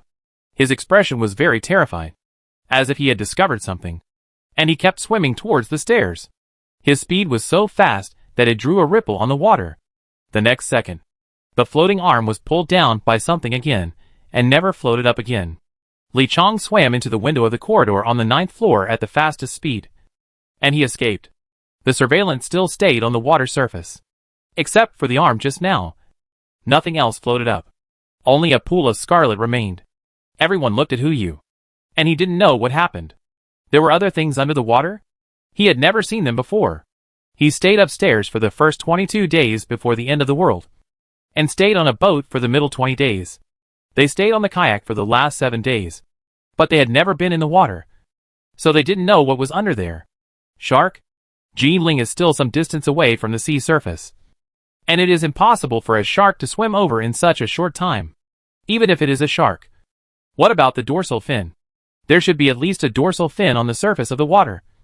Right? Just now. Let alone a dorsal fin. There was not even a ripple on the surface of the water. Check. Yu frowned slightly. Li Chong should have seen something just now. Go ask him. I'll go. Shinshan spoke immediately. I'll go downstairs now and bring him up. No need. Yu turned on the surveillance camera on the 9th floor. I'll do it. On the surveillance camera, Li Chong huddled in a corner of the passage, staring at the water, as if he had experienced some great terror. Li Chong. What did you see? Li Chong did not respond, his body trembling constantly. Li Chong. Can you hear me? Monster, monster. Li Chong looked up and looked at Yu in the video, his eyes gradually turning red.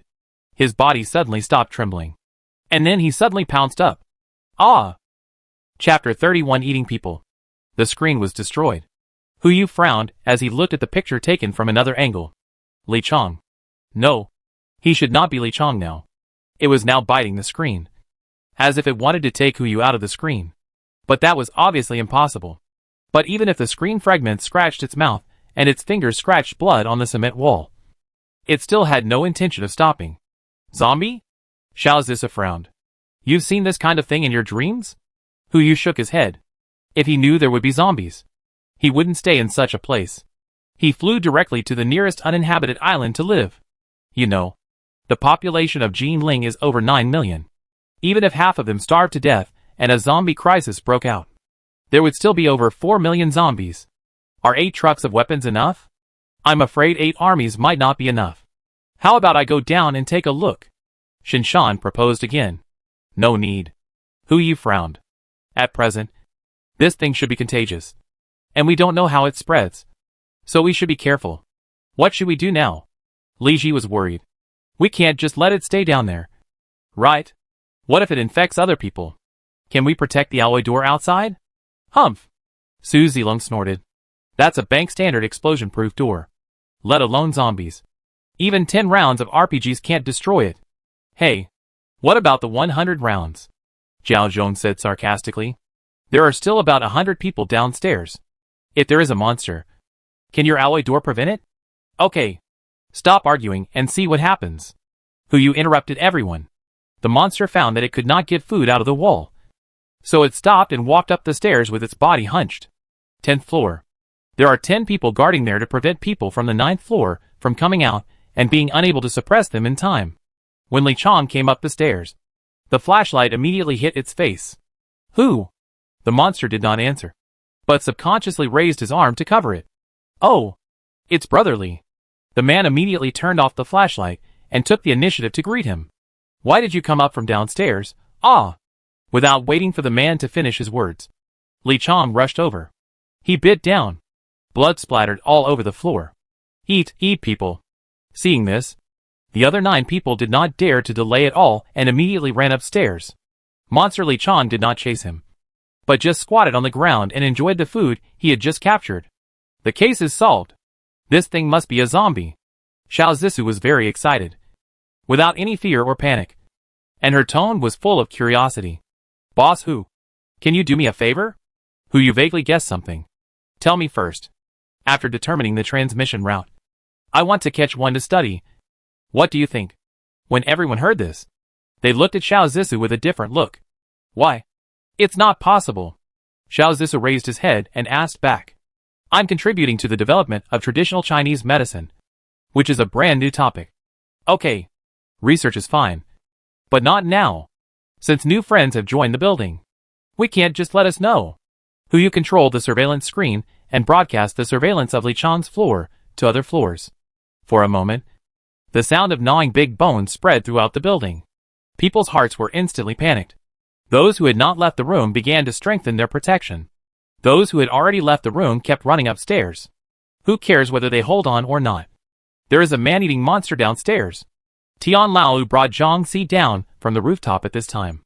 Originally, he planned to find someone to rescue Li Chang and Li Meng immediately. But when he arrived at the 28th floor, he saw the picture that Hu Yu broadcast to the people in the whole building. That thing is Li Chang? It's just a fall into the water. How could it become like this? Tian Lao's eyes were full of disbelief. If 9 people hadn't come upstairs to report it soon, he might really doubt whether this was a fake picture. What a pity. All this is real. He rushed to the 28th floor and knocked on the alloy door for the first time. Boss Hu. Help. Hu Yu switched to the video call function of the alloy door, glanced at Tian Lao, who had not had time to change his clothes, and laughed out loud. This guy obviously had traces of acid rain corrosion on his body. Obviously, he was on the rooftop just now.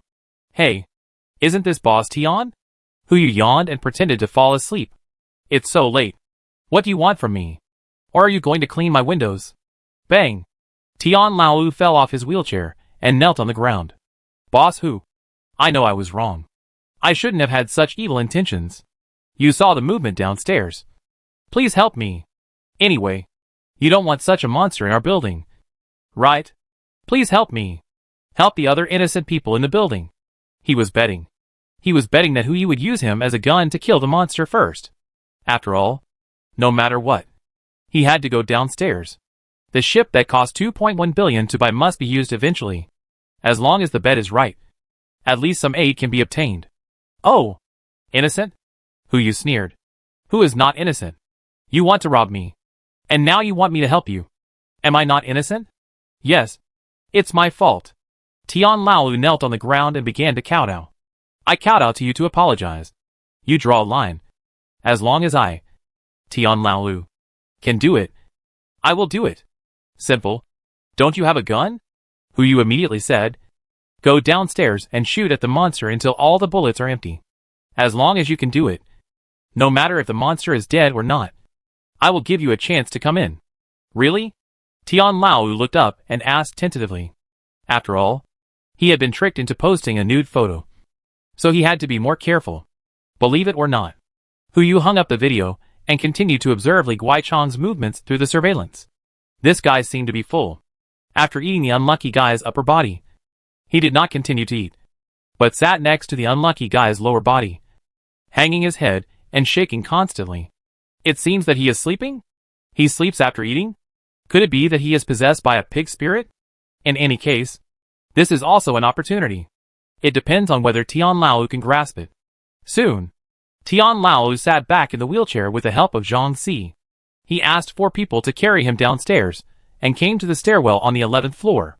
Now, he is less than 3 meters away from Li Monster Chang. As long as he shoots, with his marksmanship, he can definitely hit the opponent. Of course, the premise is in a bright environment. Now it is dark. Tian Lao can only bite the bullet and take out the pistol, borrow the weak light from the corridor screen, and aim at the opponent's head. Bang! 1 shot. Hit the monster. Chapter 32. Saving a life is better than building a 7-story pagoda. Gunpowder flashed in the darkness. Li Guiqiang's body trembled suddenly, and he turned his head, as if he had discovered something. Tian Lao's hands trembled slightly, but he didn't have time to think about it, and immediately emptied the magazine. 3 shots in a row. All hit the opponent. Ah! A roar sounded. Li Guiqiang rushed forward directly. Quick! Take me away. Tian Lao panicked. But 3 of them had already rolled and crawled upstairs, and ignored him at all. Only Zhang Si. He gritted his teeth and thought for a moment. Then immediately carried Tian Laolu on his back and rushed upstairs. 1 floor. 2 floors. They climbed 3 floors, but saw from the video that Li Guiguiqiang was still there, guarding his half-ration. What's going on? Could it be that in its rules of action, food is more important than counterattack? That's simple. Even if they can't kill it, as long as they feed it, they won't be in danger. Tian Lao immediately patted Zhang Si on the shoulder. Brother Zhang, do you dare to go down and help me get the wheelchair? I dare. Zhang Si didn't think much and went down with him on his back. Tian Lao tilted his head. Are you a tiger? I asked you to go down and help me get it, not to carry me down with you. However, they were already halfway there, and Tian Lao couldn't say anything, so he had to stay on Zhang Si's back silently without saying a word. At the same time, 28th floor. Hu Yu frowned and looked at the surveillance camera. Everyone had naturally seen the scene just now. He looked at the people behind him. What do you think? 4 shots in total, hitting the neck, arm, abdomen, and chest respectively. Shinshan frowned and said, although these 4 places are not fatal, it is not enough to allow the person to move. Xiao Zissou also added, blood is flowing out of the wound, and the color is dark red. The bullet obviously penetrated the internal organs. Unless this creature does not need the energy of the internal organs, it will die in half an hour at most. While everyone was talking, the crisp sound rang out again from the stairwell. Li Guiguiqiang started eating again. Quick! Drone! Shine the light, and see what it's doing, Xiao Zissou said hurriedly. Okay. Su Zilong walked to the window, controlled the drone to start landing, and came all the way to the window of the stairwell on the 9th floor. The strong light illuminated the entire stairwell. Li Guiguiqiang was seen frantically gnawing at the food in front of him. Even bones would be chewed into pieces by him, and swallowed down his throat. Look! Xiao Zissou raised her hand, and pointed to the surveillance screen. Bullet holes. The bullet holes on its body are being repaired. Really? Hu Yu frowned slightly. Things like this are obviously beyond the scope of biology. I don't know if it's because of the acid rain or the heavy rain in the past few days. In short, there is no way that there is only one monster like this. Li Chong. Luckily, after Li Chong ate a large part of the corpse, it fell silent again. Obviously, food is the most important thing in its eyes. When it is full, it will stay still. Okay, go and rest first. Hu Yu stood up and turned off the surveillance. At present, it seems that this kind of thing will not affect us. If there is anything, let's talk about it tomorrow. But Zhao Yi was about to say something when he was pulled by Zhao Wong. The two looked at each other and said nothing. Night fell. 2804, brother. Why are you pulling me? Can't you see that boss who has no humanity at all? Zhao Yi frowned and roared at Zhao Zong. Not only is there not enough food, he doesn't let other people go upstairs, but now there's a monster downstairs. Won't he care? It's not that he doesn't care, but he can't care.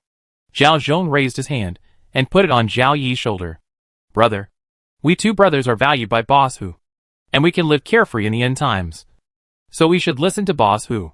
Whatever he tells us to do, just listen carefully. Don't think about meddling in other people's business.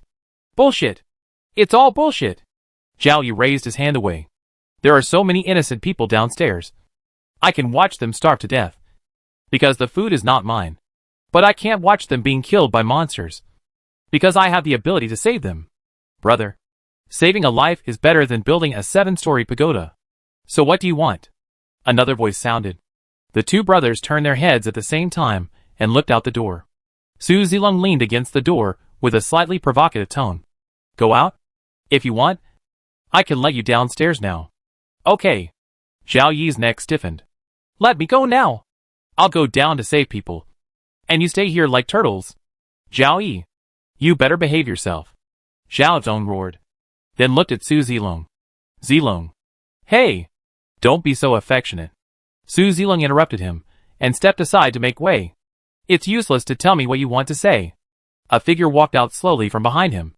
Hu Yu. He was wearing a pajamas at this time, and Enciener was following him. Bang! Before he could say anything, Su Zilong was punched by Enciener again. I said. Hu Yu looked at the 2 of them. As long as you want. You can leave at any time. I will never stop you. Let go of the plot of helping others, and respect the fate of others. This is the most useful thing who you learned in his previous life. Since you want to meddle in other people's business, then go ahead. Stop. It's definitely impossible to stop. Okay. Zhao Yi responded and immediately clasped his fists towards Hu Yu. Thank you, Boss Hu, for your understanding. When I come back, I will definitely. What do you mean by come back? Hu Yu asked back, and then seemed to have thought of a joke. Zhao Yi, you don't think you can come back after you leave here? Right? If you don't want to come back, then don't come back. Zhao Yi hesitated for a few breaths, then frowned and said, Boss Hu. See you later? Boss Hu. Zhao Dong still held his brother. He knew that once he left Hu Yu, even if his brother could survive, he would never live a carefree life like here. Hunger, illness, human nature. Each one can take his life. Please give me a chance. One day. Give me one day. I promise to convince him. Brother, you don't need to persuade me.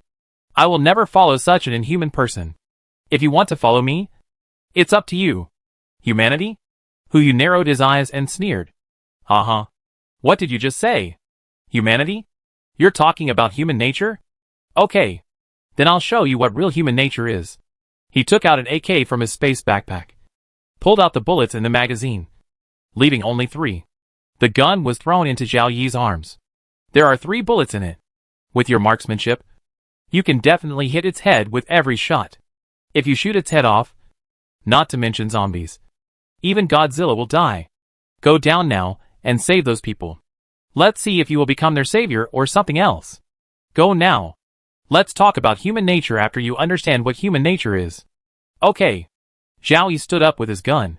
Zhao Zhong wanted to stop him, but Hu Yu turned his head to look at Su Zilong, who immediately understood and stopped him directly. Obviously, Zhao Zhong was no match for him. Brother, don't be so confused. Brother. Zhao Yi came to the door and turned to look at Xiao Zhong. Brother, I have more important things to do. I will pick you up after I have organized the people down there. After that, he turned and left. Hu Yu opened the alleyway door remotely, and after watching him leave, he closed the door again. Su Zi Long, Xiao Zhong roared. And while Su Zilong was retreating, he turned over and pressed him down, punching him in the face. Hey, you're still excited?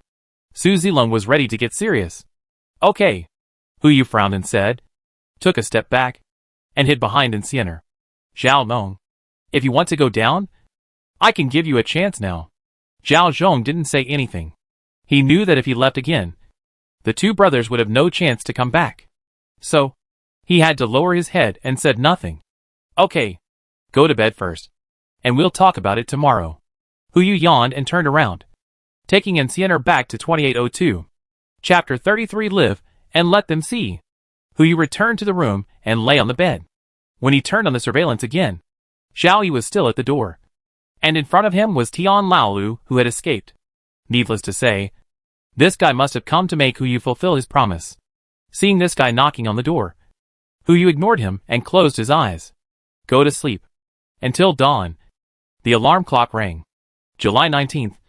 7 o'clock in the morning. The water level reached 26 meters. Hu Yu picked up his mobile phone and glanced at the surveillance. There was no one in front of the alleyway door. Now everyone is gathered on the 27th floor. Tian Lao is sitting in front of the crowd, introducing Zhao Yi. It seems that they just came downstairs. Hu Yu got up, went to the bathroom to wash up, and cracked today's black egg. Ding, congratulations to the host for getting the ordinary Senza Bean one again. It seems that the luck was used up when he drew the heart of the ocean last time. Today and the previous 2 days, every time the prize was drawn, Senza Beans were drawn. Now he has 4 Senza Beans in his backpack, which is enough for ordinary people to eat for 4 months. Hu Yu put it back into his backpack, washed up briefly and walked out. Everyone at the table was eating breakfast, except for Xiao Zisu, Mu Lingxiu and Su Zilong, who looked normal. The others were a little depressed. Obviously, they already knew about Zhao Yi's situation. What's wrong? You look listless. Hu Yu walked to the table and sat down, asking knowingly, didn't you sleep well last night? No one spoke. Only Bubu spoke. She blinked her big eyes and looked at Hu Yu. Brother Hu Yu. Uncle Zhao Yi. Uncle Zhao Yi went to fight monsters. Hu Yu smiled and rubbed Bubu's head. Let's wait for him to come back. Okay? What? Zhao Zhong exclaimed. He looked at Hu Yu with surprise. Boss Hu. Are you serious? Yes. Hu Yu nodded. He knew the status of Zhao Yi in the hearts of others. As the saying goes, there are 3 irons in life. We have carried guns together, been in jail together, and bought seafood together. If we really let him fend for himself, this team will not last long. This is also the result of his thinking all night. Don't worry. I will give your brother another chance. Since he wants to do something, let him do it first. When the matter is done, as long as he is willing to bow his head and come back, I can accept him again. I said at the time that we are now a family. As long as we admit our mistakes and can correct them, it is acceptable. Great. Zhao Zhong immediately stood up and bowed to Hu Yu. Thank you. Boss Hu. Ding. The favorability from Zhao Zhong increased by 20. Now 50. Hu Yu raised his hand and fell on Zhao Zhong's shoulder and patted him. Accept? It is indeed acceptable. But the premise is that he did not make any principled mistakes before he bowed his head. But once he fell into the big dive vat called human nature, no one knew what would happen. Just when everyone was eating breakfast, Li Monster Chong was also hungry. After it gnawed the last bit of bone residue, it looked upstairs, twitched its nose, and sniffed twice, as if it was smelling something. The next moment, it immediately stood up, using all 4 limbs, and climbed upstairs. This scene was not only seen by Hu Yu and others, but also by Tian Laolu and others downstairs. Hurry, Brother Zhao. The monster is coming up. I've already said it. I'm not your brother. Zhao Yi frowned and replied. Obviously. He looked down on Tian Laolu and went downstairs just to practice the justice in his heart. Even if Tian Laolu licked him, he would probably kick him. Okay. Tian Laolu seemed to realize this point. Anyway, you came downstairs to deal with this thing, right? I'll leave it to you. Do I need you to tell me? Zhao Yi glanced at him, said nothing more, and went downstairs with AK on his back. Tian Laolu did not follow behind him, but waved to Zhang Si and whispered a few words in his ear. The other party nodded and walked towards the crowd. Hey, Brother Zhao, wait for me. Tian Laolu then called the other 4 people and followed with the wheelchair. They came all the way to the stairwell from the 10th floor to the 11th floor. At this moment, Li Guiguiqian was lying at the door of the 10th floor, constantly hitting the door with his body. Once, then again. The originally intact anti-theft door was now completely dented. It smelled the smell of food inside. As long as the door was knocked open, it could have a full meal. Just 1 point. The last point. Zhao Yi did not hesitate, and immediately raised AK and aimed at its head. Bang! A shot hit the back of the head. The powerful penetrating force penetrated its head. The red and white thing splashed on the security door. Li Guiguichang stopped moving. It still maintained the posture just now. Dead? It should be dead. Everyone talked about it. Just when Zhao Yi was about to go forward to check. Ah! Li Guiguichang suddenly turned his head and let out a roar. Zhao Yi subconsciously raised the muzzle of the gun. Bang! Another shot hit the head and penetrated the temple. 2 shots to the head. Li Guiguichang finally fell down. He's probably dead now. Zhao Yi was also scared. He put away his gun and didn't rush forward. Tian Laolu looked at the people behind him. Go and take a look at the body. 2 brave ones looked at each other and decided to go up. After all, the 3 guys who dared to abandon Tian Laoda and run away yesterday were now tied up and thrown on the 26th floor. They didn't want to be one of them. The 2 of them walked forward tentatively. After confirming that the other party was really motionless, the 2 of them breathed a sigh of relief. Great. Tian Laolu smiled excitedly. Brother Zhao, thank you for saving us. So, don't rush upstairs. Let us treat you well. It's not too late to go back. Okay. Zhao Yi did not refuse. He looked down on Tian Laolu. But he also looked down on Hu Yu. Isn't it the end of the world? Even if it starts with a collapse of the sky, he can still lead everyone to survive. Let's start with this meal. You, move the body upstairs. Don't pollute the water source, Tian Laolu ordered, and then took Zhao Yi upstairs together. Brother Zhao, please. 1 o'clock in the afternoon. Hu Yu and others started to eat lunch. And Tian Lao and others also started the celebration banquet. In order to entertain Zhao Yi, Tian Lao even took out the wine he had collected before. If it was 7 days ago, he would not even look at this wine with an average price of no more than 200 yuan. But now, this is the best stuff. After 3 rounds of wine, before Zhao Yi could express his opinion, Tian Lao patted him on the shoulder. Brother, I know you look down on me. And I look down on myself too. So, from now on, these people, including me, will be under your care. As long as you can feed us, clothe us warmly, and keep us alive. No matter what you say, I will listen to you. Really? Zhao Yi raised his eyebrows and asked back. Really? Tian Lao waved his hand. And Zhang Si immediately led everyone out. There were more than 60 people in total, filling the 27th floor at this moment. The people standing in front had signs of being tied up. They were so hungry that they rushed over when they saw the food on the table. Come on. Eat slowly. Tian Lao did not stop them, but took a step back in his wheelchair, and even took the initiative to deliver the food to them. He looked at Zhao Yi, his eyes red. Brother Zhao, you also saw that we are not easy. But there is not enough food. What else can I do? Fortunately you are here now. So, you speak. We all listen. Yes. Zhang Si also shouted in the crowd. You speak. We all listen. Zhao Yi did not speak. Just looked at the crowd who were eating voraciously. After a few breaths, he made a decision. Okay. As long as you listen, I will definitely take you to live. Zhao Yi. Zhao Yi. Tian Lao immediately raised his arms and shouted, shouting Zhao Yi's name at the top of his lungs.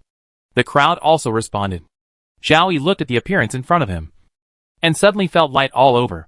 In the past, he was just a member of the team. After leaving the team, he was just Zhao Wong's younger brother. And now, he has his own name. Zhao Yi. In this case, I will definitely take you to survive. Zhao Yi raised his head and looked upstairs. Live for them to see. Chapter 34 Leading a Pig. July 20th. The 7th day of the heavy rain. The water level reached 31 meters this morning.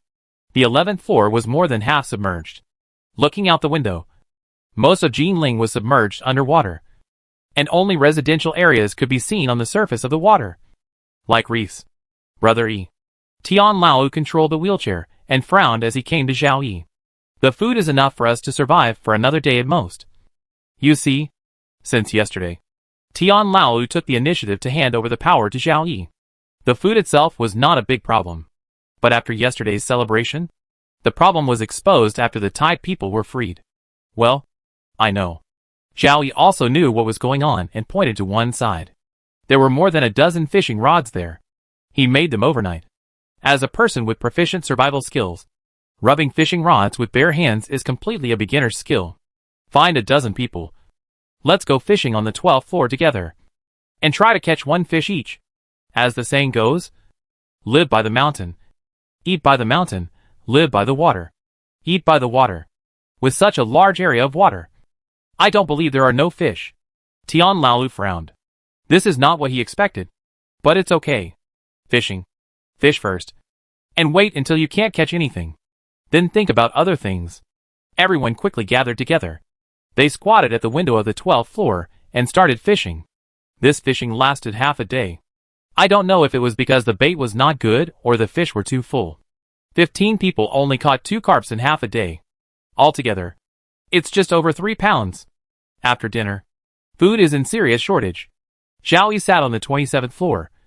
His brows were almost wrinkled, and his stomach was rumbling. In order to let others eat more, he has never eaten full since yesterday. Wait, what's that smell? Zhao Yi's nose twitched, and he smelled the smell of beef hot pot from the window. Obviously, dinner time has already started upstairs. Today's dinner should be hot pot. He swallowed his saliva. If he hadn't gone downstairs, he would have been boiling 7 marble beef by now. Brother Yi. Tian Lao's voice sounded. He slid over alone in a wheelchair. What's the matter? It's still a food problem. Tian Lao whispered. There are too many people. And now people from the 12th floor have also escaped. The food they brought out is not enough for them to eat. How about, follow my method and tie up some people first? No! Zhao Yi refused immediately. If he hadn't made the decision, he could have ignored it. But now it was his turn to make the final decision. How could he continue to kidnap people? I'll find a way to solve the food problem. And we must not restrict their freedom. Hey, Tian Lao responded. And then moved to the window. This smell. Is it hot pot? The food upstairs is really good. Zhao Yi didn't say anything. Although he came down, he knew what to say and what not to say. Brother Yi, tell me something definite. Tian Lao turned around and continued speaking. How much food did the person upstairs hoard? It has nothing to do with you. Why has it nothing to do with you? Tian Lao slapped the armrest of the wheelchair. They eat and drink delicious food up there all day long. If we can get a share of the profits, even if it's just a little bit, it will be enough for us to survive for several days. As long as we persist, the rain will stop one day. Right? The rain will never stop. As soon as he said this, Zhao Yi realized that he had said the wrong thing. What? Before Tian Lao could speak, a group of people rushed in directly from outside. What do you mean the rain won't stop? Brother Yi, please explain it more clearly. Yes, Brother Yi. What do you know? The crowd questioned. But Tian Lao was silent at this moment. He originally wanted to get the food reserves from Zhao Yi and lure everyone to force Zhao Yi to launch an offensive against the upper level. But he didn't expect this guy actually threw a bigger bomb. Quiet. Zhao Yi frowned and stood up. With his height of nearly 1.9 meters, he still had a strong pressure on the crowd. Since I said I would take you to live, it doesn't matter whether the rain stops or not. Why should we believe you? A question came from the crowd. Yes. Why should we believe you? Now the food is almost gone. Can you let us survive? How to survive? Eat yourself? Hee hee. Do you still want to tie us up? If you have the ability, go up to Xiao Hu and ask for food. And Wang jumped up in the crowd and hit the nail on the head. Didn't you come down from upstairs? You know best how many things there are upstairs, let alone anything else. Bring down those pigs and cows. 1 pig is enough for us to eat for 2 days. Not to mention that the rain will not stop. At least we won't starve to death in the next few days. Yes. Don't you have the ability? Go and ask for it. The noise was endless.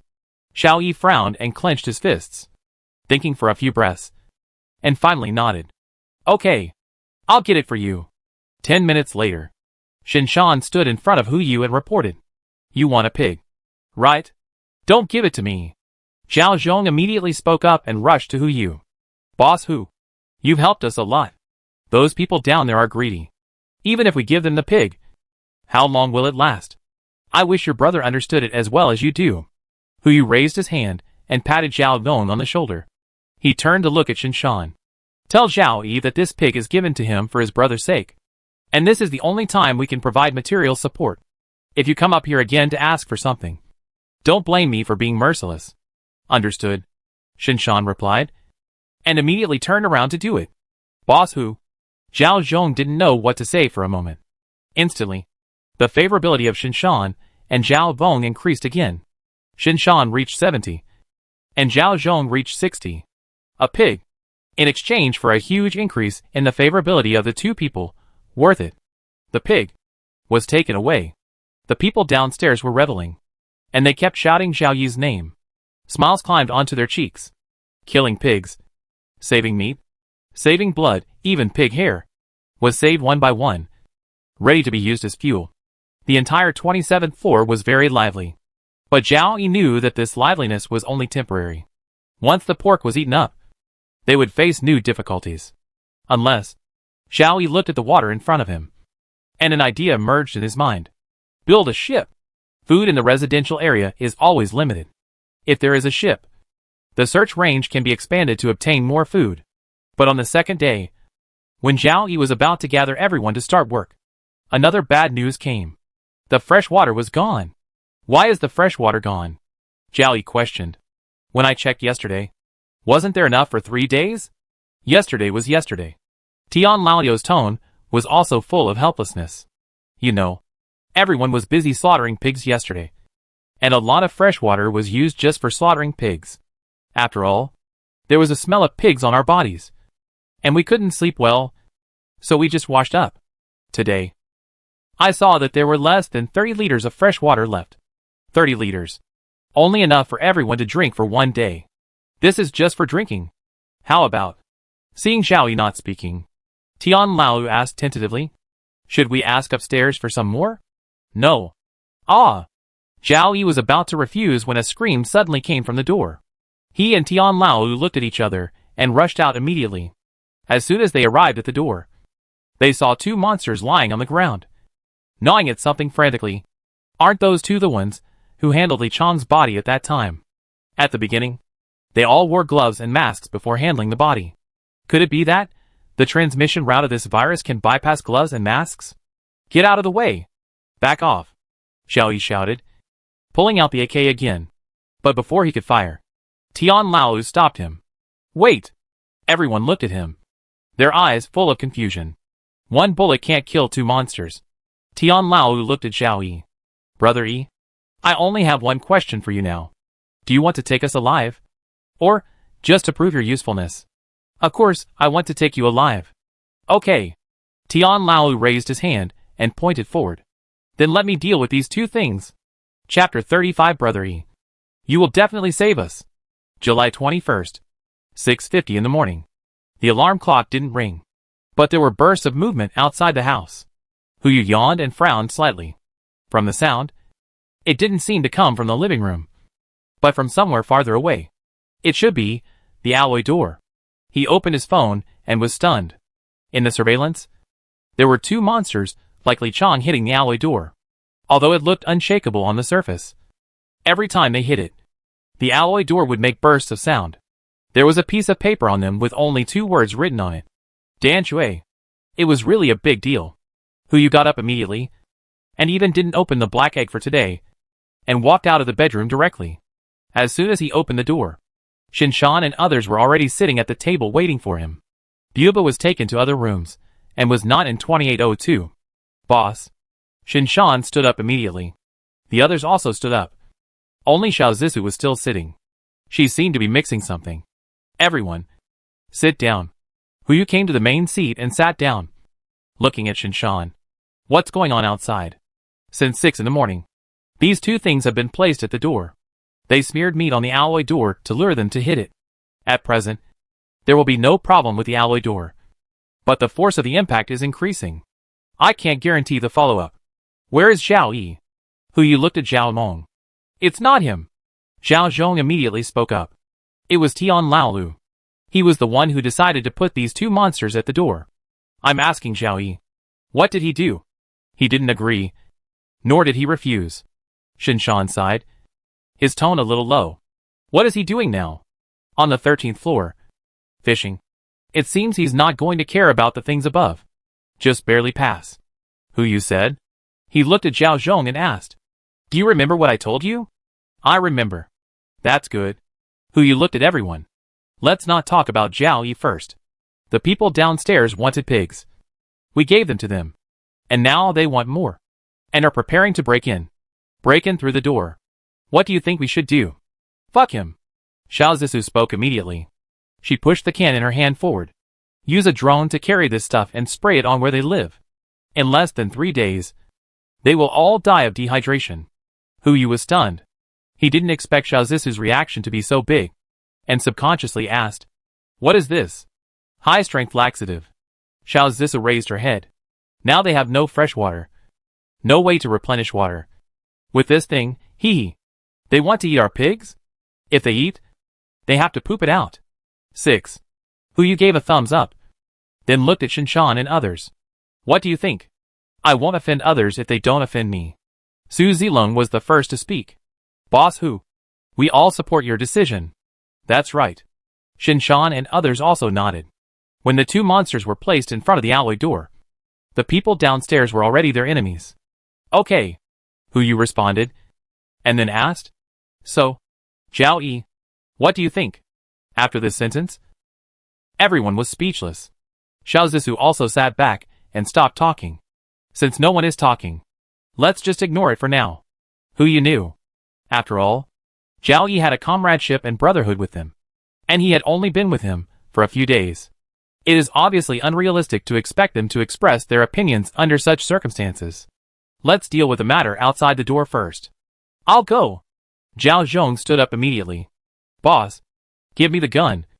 I'll take care of it. No need. Hu said calmly. Those two people moved Li Chang's body and became like this. Which means that the thing is contagious. Our people can't go out. But we can't just let them keep crashing. Right? Xiao Zissou asked back. Don't we still have drones? Hu raised his lips slightly. They can use food to lure these things up. So we can naturally lure them down. Right. Everyone suddenly realized. Hu fished a piece of sausage on the drone, and went around from the outside of the 28th floor to the outside of the alloy door. The smell of meat instantly attracted the two monsters. Under the guidance of the drone, the two monsters quickly came to a place suitable for them. 27th floor. As for the next scene, Hu didn't watch it. He turned off the surveillance, and just heard a prompt in his ear. Ding! The fusion of the heart of the ocean is complete. And the ship name will be automatically updated to the heart of the ocean. The heart of the ocean automatically becomes an epic ship when the system level is detected to be 3. Items types of heart of the ocean: large luxury yacht carrying facilities, anti-ship torpedoes, anti-aircraft missiles, anti-ground ship guns. Additional abilities: epic speed, epic displacement, epic protection, epic water battle. It's finally over. In the early morning of July 16th, the system underwent the third upgrade. This time, the breeding system was upgraded. Whether it is an organism or a plant, as long as Hu chooses a good place, the breeding mode can be started. However, only organisms or plants produced by the system can enter the breeding system. How to produce? Only rely on black eggs. So far, Hu has not opened a seed or organism from the black egg. Wait, the fairy beans obtained a few days ago. Can they also be considered seeds? It doesn't matter. After all, the ship is still in the dormant stage. He can't just confine the breeding ground to this building. Right? Now that the ship has been upgraded, it depends on when it will be launched. Let's eat first. Hu looked at everyone, casually took out some Hong Kong-style breakfast, and asked questions about ships. The water level is almost there. If you want to go into the water, you can do it now. Xiao Zissou, who was about to reach out for the shrimp dumplings, was stunned. She subconsciously wanted to speak, but noticed the expressions of the others, and finally did not speak. If she were to say it, of course, the sooner the better. She still has to pick up her parents. But now, Zhao Yi is still downstairs. It is obviously unrealistic to let Shinshan and others abandon him and leave like this. Hu brought up the matter of going into the water now, which actually means one thing. Zhao Yi's matter cannot be delayed. It is best to solve it now. Tomorrow. Before Shinshan spoke, Zhao Zhong took the lead and said, Boss Hu, please wait for us until tomorrow. At 7 o'clock tomorrow morning. If my brother is still stubborn, we will set off immediately. Okay. Hu agreed immediately. In fact, he didn't plan to set off at this time. The acid rain will stop tomorrow. If he sets off now, even if the heart of the ocean can withstand the acid rain, the environment will not be easy. It's better to rest in this room for a while. After breakfast, everyone turned on the surveillance. The 27th floor was in a mess. 2 monsters were sitting in the middle of the room, with 4 corpses piled beside them. One was Aunt Wang. One was the little devil. And the other 2 were Li Chang's parents. Obviously, this was not the result of the monster attack, but the result of people selection. Hu searched the surveillance and finally found Tian Laolu and others on the 24th floor. As for the 26th and 25th floors, a group of people were tied up again. It was used as a natural wall between them and the monsters. In Tian Laoyu's opinion, this floor was obviously not safe enough, so he moved his base down 2 floors. Then, another familiar face appeared. Ye Wanqiu. Her face was ruddy, and she didn't look hungry at all. As for the fat man who opened the door for her earlier, Hu scanned the crowd several times, but didn't see the man. Maybe she was shy. Or maybe she had already connected with someone. Now she stood behind Tian Laolu, taking charge of pushing the wheelchair again. The crowd at this moment was discussing how to deal with the current emergency. I have a way. Ye Wanqiu suddenly spoke. Everyone's eyes instantly fell on her. Didn't you say that someone came down from the 28th floor? Since he can come out from the 28th floor, he may know how to get in. Even if he doesn't know, the 28th floor is willing to give him a pig for his sake. So it shouldn't be difficult to kill those 2 monsters. Right? This? Zhang Si frowned slightly. Miss He, You may not know that the guy below, we are no match for him. You are not. But there is something. Ye Wanqiu raised her lips slightly, and pointed her finger above her head. They can't open the alloy door. But people can always beat them. Right? Everyone's eyes suddenly lit up. They started to discuss. Yes. Brother Yi only has one bullet in his gun. He can't do anything. But isn't it a bit bad to treat Brother Yi like this? What's wrong with that? He's just useless. You can't say that. Isn't Brother Yi doing this for our own good? I think he will understand us. Yes. Let's go find Brother Yi. In the crowd, voices of Brother Yi rose and fell. They soon reached a consensus, although the process and means were a little inappropriate. But Brother Yi will definitely save us. Chapter 36. I'm sorry. People are always very smart. Even if they can't beat the monster, they can come up with many means and methods to make it do something according to people's ideas. The fishing rod that Zhao Yi made for them came in handy. People hooked the meat on the fishing rod and led the monster down the stairs, and soon came to the 13th floor. The empty stairs echoed with people's footsteps. Zhao Yi frowned while holding the fishing rod. He didn't look back, but he also understood what was about to happen. Come out and talk. Brother Yi is worthy of being Brother Yi. Tian Lao's voice echoed in the stairwell. It was a little blurry in the sound of rain, but Zhao Yi could still hear it clearly. But there's no need to come out. There are two things blocking my way, which is a bit inconvenient. What do you want to do? Zhao Yi held the fishing rod, but his heart was no longer on the float. It's very simple. Tian Lao's tone was relaxed, as if he had it all planned out. Aren't you going to save us? We are in trouble now. If you could open the door on the 28th floor and let us live together, wouldn't that save us? I said. I will only save you in my own way. But you don't. Your way. Before Zhao Yi finished speaking, Tian Lao roared. What is your way? Fishing. Or catching fish. How many people are there in a building? There are only a few fishing rods. Do you think you can eat enough? In my opinion, you are sick. You are seriously ill. Tian Lao knew. If he talked to Zhao Yi nicely, he would never agree to open the door. It was only a matter of time before they fell out. Instead of wasting time, it's better to get straight to the point. I'll put it here. There are two options. One is that you take us upstairs now, even if you don't have a way to open the door. I do. The second option.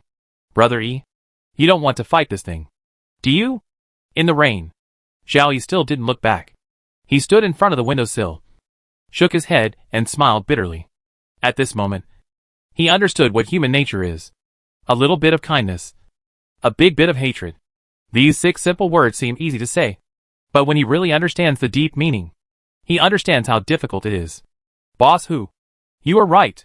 Human nature is called human nature because it is different from morality. I was wrong. Zhao Yi raised his head and looked at the camera on the 13th floor, squeezing out a smile from the corner of his mouth. He knew they were watching. Thank you, Brother Shan. You gave me this opportunity. Li Ji, you kid. Don't shrink behind yourself for no reason. Don't let me look down on you. And you Su Zilong? I don't accept you. No matter what. I don't accept you. Boss Hu. Thank you. 28th floor. Panic. As soon as these words came out, everyone understood what Zhao Yi wanted to do. Zhao Yi, who you immediately turned on the microphone. Don't do stupid things. Fuck. Zhao Zhong also cursed. What do you want to do? Kid. Come back here. Do you hear me? Brother. Zhao Yi laughed even more. You should follow Boss Hu in the future. Don't be stupid like me. Brother. I can't take care of you in the future. You have to take good care of yourself when you are alone in the future. It's better to find me a sister-in-law as soon as possible. I will be your brother in my next life. Hurry. Get downstairs. Hu Yu immediately opened the metal door. Before he could come to his senses, Zhao Meng, Shen Shan, Su Zilong, and Li Ji all rushed out. Only Enciener was still standing beside him. I'm sorry. On the surveillance screen, Zhao Yi turned around and uttered the last sentence. Jumping into the water, bang! Water splashed. The people who had just rushed out of the 28th floor stopped. They stood at the stairs and looked at the surveillance broadcast in the corridor. A black shadow floated under the water. Brother! Zhao Zhong screamed, judging from the previous situation. Even if he didn't die in the water, the things under the water would make Zhao Yi look like neither a human nor a ghost. This is no different from being dead. But in the next moment, a head floated up. Zhao Yi's expression was full of fear. He kept swimming towards other buildings.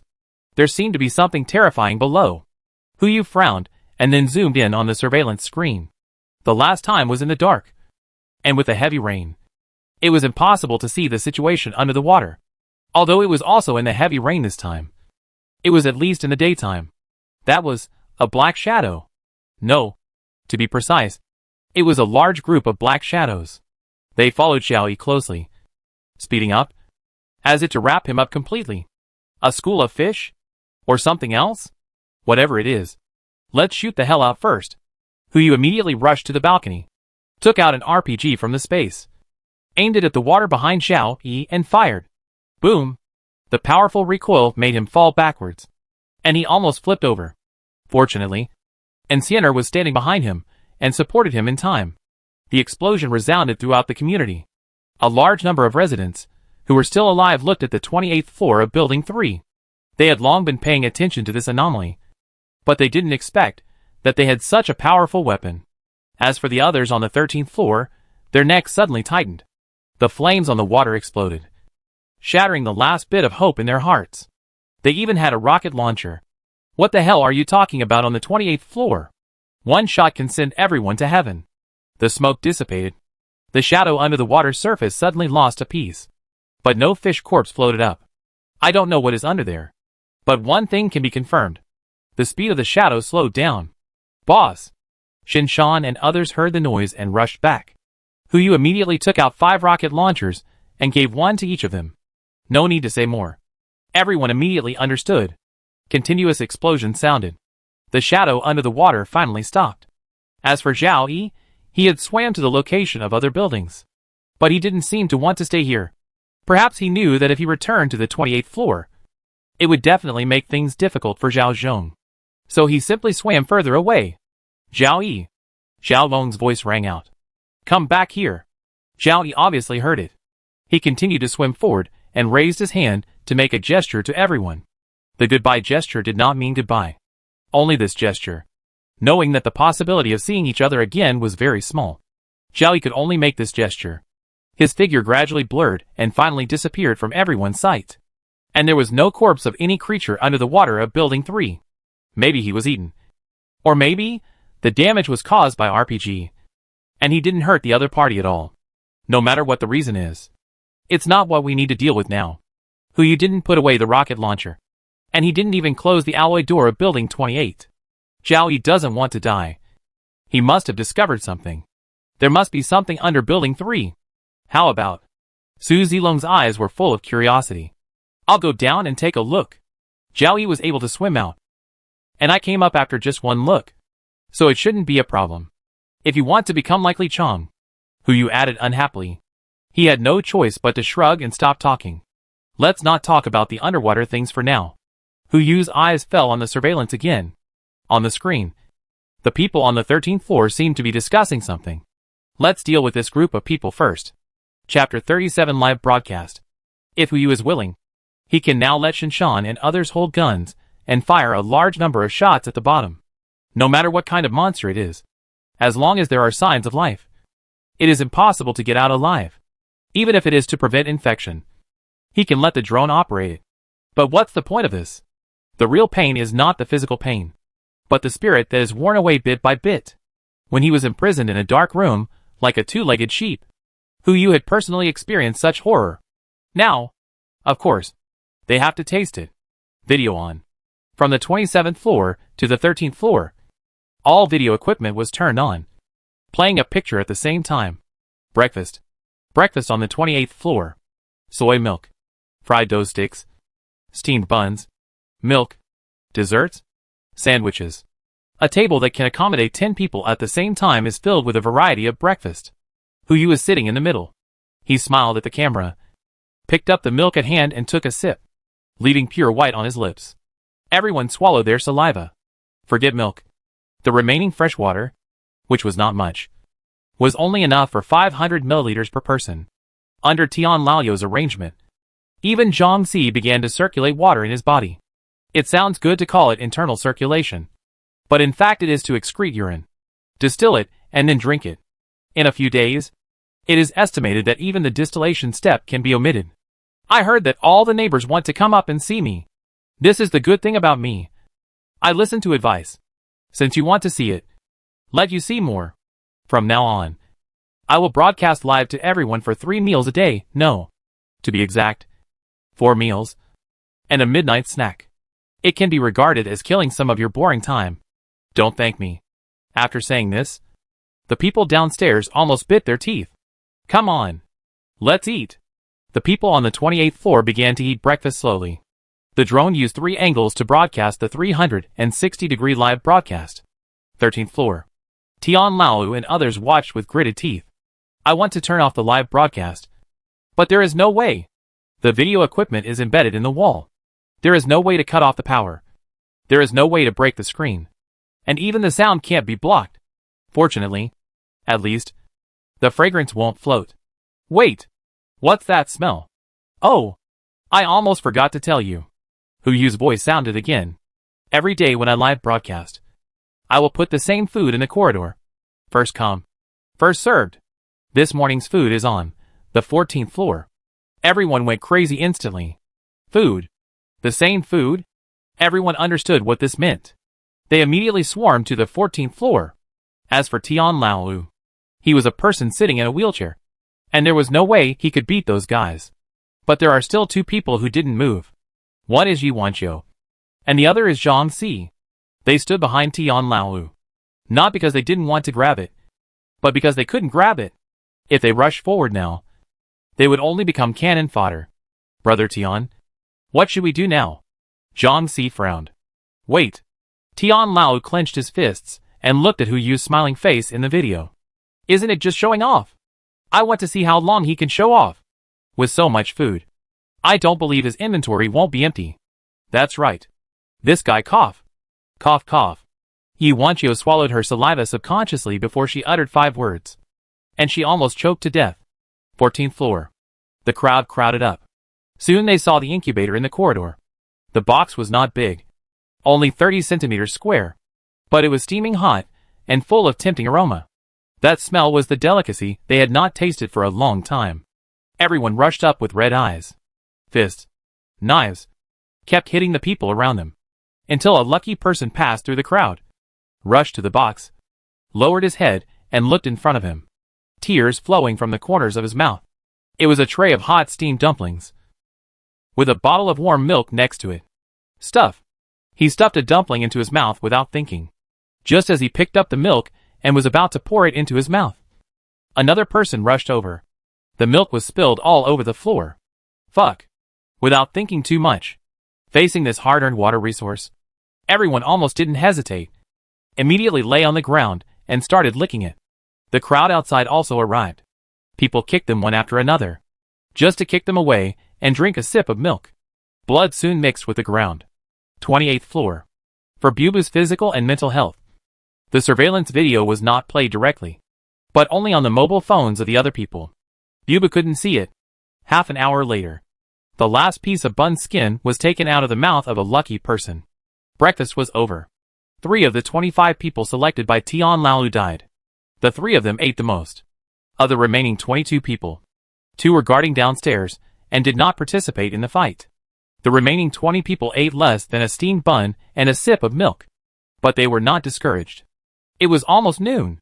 There was still a chance. They still had a chance to eat their fill. After eating the last piece of fried dough stick, Huyu smiled and said goodbye to everyone, as if he didn't know what was going on downstairs, and made an appointment to see them again at noon. The video was turned off. Tian Lao went upstairs slowly. He looked at the mess on the ground, his voice full of anger. Are you full? No one spoke. I ask you, are you full? Tian Lao's voice was filled with anger. He knew that Huyu's move was ruthless, but it was an open conspiracy and could not be defended at all. There were only 2 ways to regain control of the situation. Either give everyone greater benefits. This was impossible. Resources needed to be reasonably allocated. Or ruthless enough. Tian Lao only had the latter option.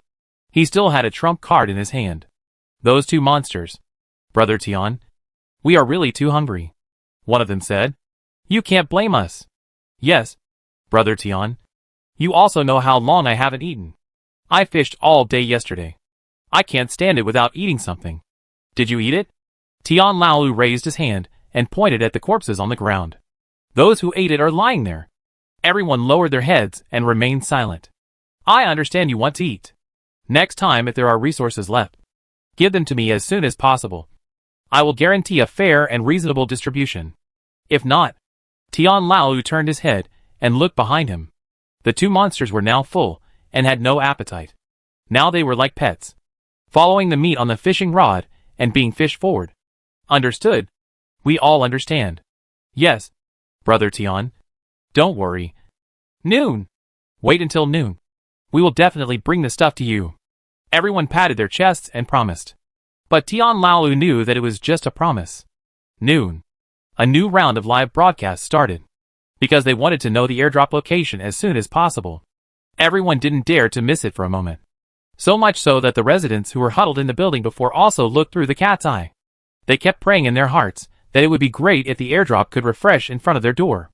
By the time Huyu and the others finished lunch, their stomachs were about to revolt. Huyu then threw out a piece of news. The food was on the 27th floor. To be precise, it was on the legs of a lucky person who was tied up on the 27th floor.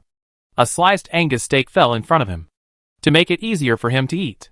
The drone also handed him a knife and a pistol full of bullets. There was also a note in the lunchbox. Chapter 38. Get ready to go. 27th floor. When Tian Laolu and others arrived, dozens of people had already stood up. The crowd blocked the 26th and 27th floors. The sound of the blade cutting the rope continued to ring. Almost every second, someone would join the crowd. There was no hatred in their eyes. Only one emotion, hunger. To them, the people in front of them were no longer human beings. Ah! I don't know who roared first. The crowd started to charge. Stop them! Quick! Tian Laolu screamed. If we let them rush over, none of us will survive. Fight! Beat them all to death. Let them know who is the master of this building. The crowd started to fight each other. Until a gunshot rang out. Everyone stopped at the same time. Those who had been tied up started to retreat. I saw a young man walking out of the crowd. There was still some black pepper sauce left at the corner of his mouth, and his eyes were fixed on Tian Laolu. Just an hour ago, the two monsters were hungry again. The tribute that Tian Laolu handed over this time was his mother. Tian Laolu panicked. He felt an obvious killing intent boiling in front of him. Brother, let's talk. Bang! The words were not finished yet. A bullet pierced Tian Laolu's abdomen. Blood soaked the wheelchair. Tian Laolu looked down at the wound and hurriedly covered it with his hand, still trying to save himself. But the young man didn't care about that. Raised his hand. One shot after another. No matter who it was. No matter who it was. As long as they stood opposite him, they would become his target. More than 10 seconds later, the last bullet left the gun. The young man's arms kept shaking. And there was no one standing in front of him. There was only a wail. The gun fell to the ground with a click. The young man's body softened, and he collapsed on the ground, sobbing and roaring. Ah! The sound echoed throughout the entire building 3.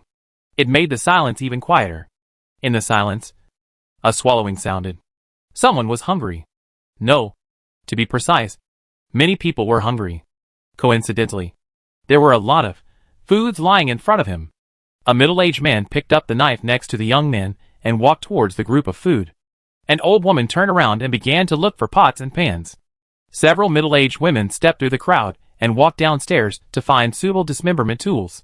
More and more people took action spontaneously. They were all hungry. Only the young man was still squatting in the same place, with the steak he had just eaten in his stomach. Wait! He seemed to remember something and immediately stood up to stop everyone's behavior. Everyone turned to look at him, and he took out a note. This is given to me by the 28th floor. Do you want to see it? Everyone was stunned and gathered together. There were 2 words and a sentence on it. Boat. Ticket? The young man's tone was full of disbelief. With this ticket, you can bring any number of people to join the fleet. Enjoy food and accommodation without worries. And cannibals are not allowed. Do you think this is true? People laughed. No one took it seriously. Not eating meat? Bullshit. Who can survive if you don't eat meat now? July 21st. 2 p.m. On the 8th day of the apocalypse, the water level reached 37 meters. In the entire 3 buildings, except for the 28th floor, there were only 35 living people left. 20 of them hid in their own rooms, and only 15 lived outside the stairs. On the 27th floor, a group of people sat around a big pot. Curtains, sofas, and chopsticks were thrown into the fire, and blood was boiling in the pot, with pieces of flesh and bones boiling out of the water. Fear? Disgust? No. They only have one feeling now. Hunger. However, the remaining humanity did not let them eat raw meat and drink blood, but waited. Waiting for the meat to be cooked, or waiting for something else, until a woman stood up. She came to the big pot with a bulging belly, scooped a large piece of meat for herself with a spoon, hid aside, and began to eat. Seeing this, the people around also began to stand up one by one. Only one person did not move. The young man. Strictly speaking, these foods were actually his prey. But now, he would rather sit on the ground and watch the people feasting by the big pot from a distance. And he was unwilling to go up. Maybe he was not hungry enough. Or maybe it was for some other reason. He did not join in. Soon, a large pot of meat was shared by everyone. With a full stomach, there was time to think. They gathered together and discussed one thing without any prior agreement. Food. Food. Or damn food. People who have been hungry understand the preciousness of food better than those who have not been hungry. Like the pot of meat just now. They can cook it 4 more times. But this is far from enough. A word that Tian Laolu said came to their minds. Open up new sources and cut costs. If it is difficult to open up new sources, then cut costs first. A new small group was formed, with only 5 people, one of whom was the middle-aged man who picked up the knife at that time. He took the knife and swung it at the young man first. The reason was simple. He was the only one who did not sit next to the big pot. They still had a glimmer of hope in their hearts. Wait until the heavy rain ends and return to society as a human being. People like the young man who did not become a ghost but knew the identity of a ghost obviously could not survive. Next came the elderly. The weak. The screening mechanism was exactly the same as that of Tian Laolu and others. 7 o'clock in the evening. The 27th floor was full again. 10 people were tied up in the stairwell, while the other 5 began to prepare today's dinner, until an abrupt voice sounded. Everyone turned their heads and saw a black shadow reflected in the stairwell. Everyone's attention was attracted. A group of figures slowly walked out and looked at the people in front of them. It was the people on the 28th floor. They came down. The 5 people immediately stood up. Some with chainsaws and some with knives, as if they would pounce on each other and fight in the next second, even if there are guns on the other side. Half an hour ago. 28th floor. No one has an appetite today. Except for Bubu, who ate the medicinal food and a few bites of dessert. No one ate anything. They watched the surveillance from beginning to end. Even Shinshan and others, who have been through many battles, felt nauseous. Even Huyu was the same. He had seen the same scene on that ship before, and every time he saw it, his stomach would churn uncontrollably. That time, he had only one choice. A glass of extremely viscous red wine, a piece of meaty venison steak, and a protesting stomach. But this time was different. He didn't need to choose anymore, but started to make options. Huyu stood alone in front of the window, watching the heavy rain in front of him, took out a glass of red wine and shook it in his hands. At 7 o'clock tomorrow morning, the acid rain will turn into normal fresh water. Although the rainfall will not decrease, navigation will not be a problem. And the next route is almost planned. Just this afternoon, a certain sound, a certain message, and a certain hand sent a message through the radio. They are willing to sell the database. As for the price, the 3 parties are surprisingly consistent face to face. 3 coordinates were sent. As long as you can come to them, the price of the database can be negotiated. The nearest coordinate is in Pingcheng. According to Li Ji's calculation, the entire route is 635 nautical miles, and the maximum speed of the heart of the ocean can reach 20. If nothing unexpected happens, it will take at least 32 hours of full-speed sailing. On the way, we need to pick up Xiao Zisu's parents. 9 days have passed, and I don't know if the 2 elders are okay. There was a knock on the door. Who is it? Me. It was Xiao Zisu. Huyu turned around, walked around and seen her, who was standing not far behind him, and walked forward to open the door. Xiao Zisu's eyes were red. Obviously she had cried. You are? Puff! Xiao Zissou suddenly threw herself into Hu Yu's arms. Tears flowed down his shoulders. I was wrong. I was really wrong. I shouldn't have let them live alone outside. Hu Yu. Xiao Zissou raised her head. Tears streaming down her cheeks. Help me. Can we set off tonight? I don't dare to leave them outside. Can we set off earlier? To be honest, Hu Yu could understand Xiao Zissou. If his parents were still alive and not around at this time, after witnessing the horror of human nature, it would be strange if he didn't worry. But it's still raining outside. What's under the water is still unclear. He originally planned to use a rocket launcher to clear the way early tomorrow morning and bomb it for 2 hours before sailing. Hu Yu. Xiao Zissou raised her head. Her eyebrows drooped slightly, and her eyes were full of desire. Please, go wake them up and set off after getting ready. Great. Chapter 39. Go downstairs. 7 p.m. Everyone gathered on the 28th floor. Everything that needed to be packed had been packed. However, since the water level was too far from the 28th floor, if the boat was lowered now, no one would dare to jump directly down except Shinshan and others. If they wanted to get on the boat, it would be better to get on the boat after reaching the 14th floor. So, they had to go downstairs. In fact, Tian Lao's estimate was correct. If they really followed his deployment and strictly guarded the upstairs, it would be difficult for Hu Yu and others to go downstairs now. But now, on the 27th floor, there is only a mob. Even so, the necessary preparations must be made. Xiao Zhong and Li Ji are the last ones. Mu Xiyue is in the middle. She is responsible for leading the group of pets. Su Zilong is in front, to prevent emergencies. And Xiao Zissou, Bubu, and Hu Yu are in front. Bubu has fallen asleep after acupuncture. In this state, she may not wake up even if there is a thunderstorm outside. In the front are Shinshan and Enciener. Everyone was carrying a gun in case of an unexpected situation. When everything was ready, the alloy door slowly opened. Everyone began to walk downstairs. There was a chopping sound downstairs, and footsteps upstairs. As the sound got closer, both sounds stopped. When he saw Hu Yu and others, the young man tied to the ground immediately stood up. He stared at Hu Yu, his eyes full of desire, longing for a chance to survive.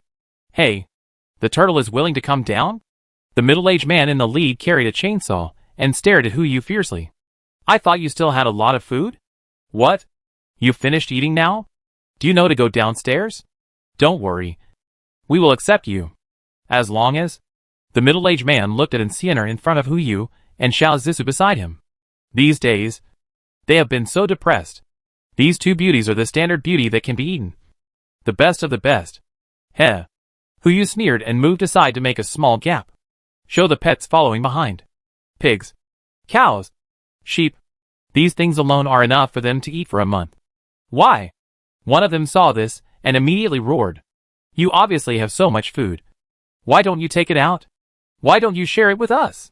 We can live together. Why? Hu Yu took a step down. He passed Shinshan and came to the front of the team.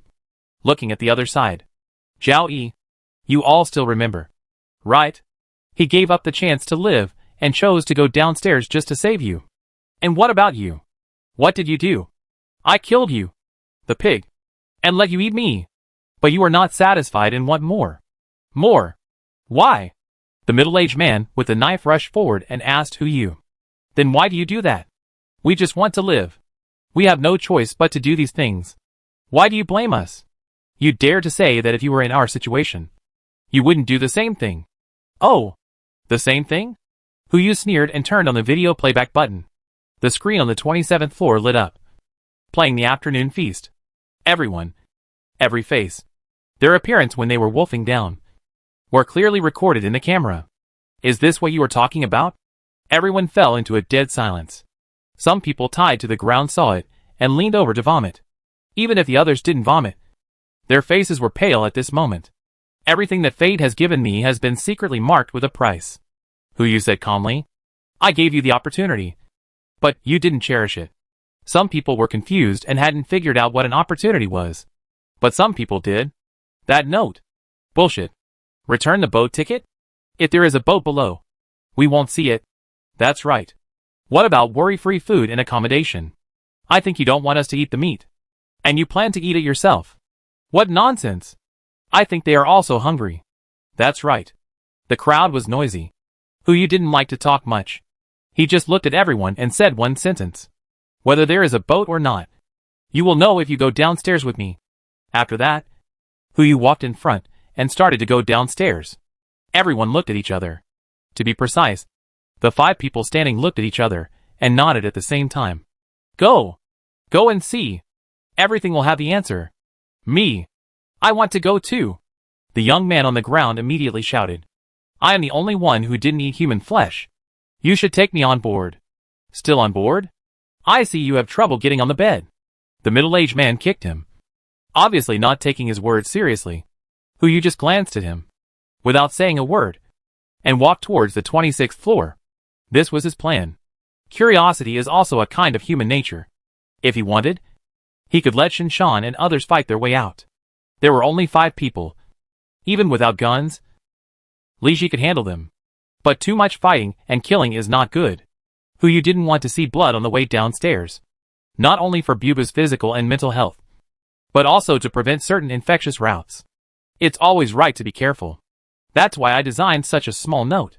Whether they eat human flesh or not, they will think about going downstairs to see the boat. Everyone went all the way to the 15th floor. Further down, there are the 2 monsters. Everyone hid in the corner. Su Zilong immediately controlled the drone and led the 2 monsters upstairs before setting off again. Heh. The middle-aged man sneered. And a guess emerged in his mind. I'm afraid that these people have run out of bullets in their guns. In this day and age, who can get so many guns and bullets?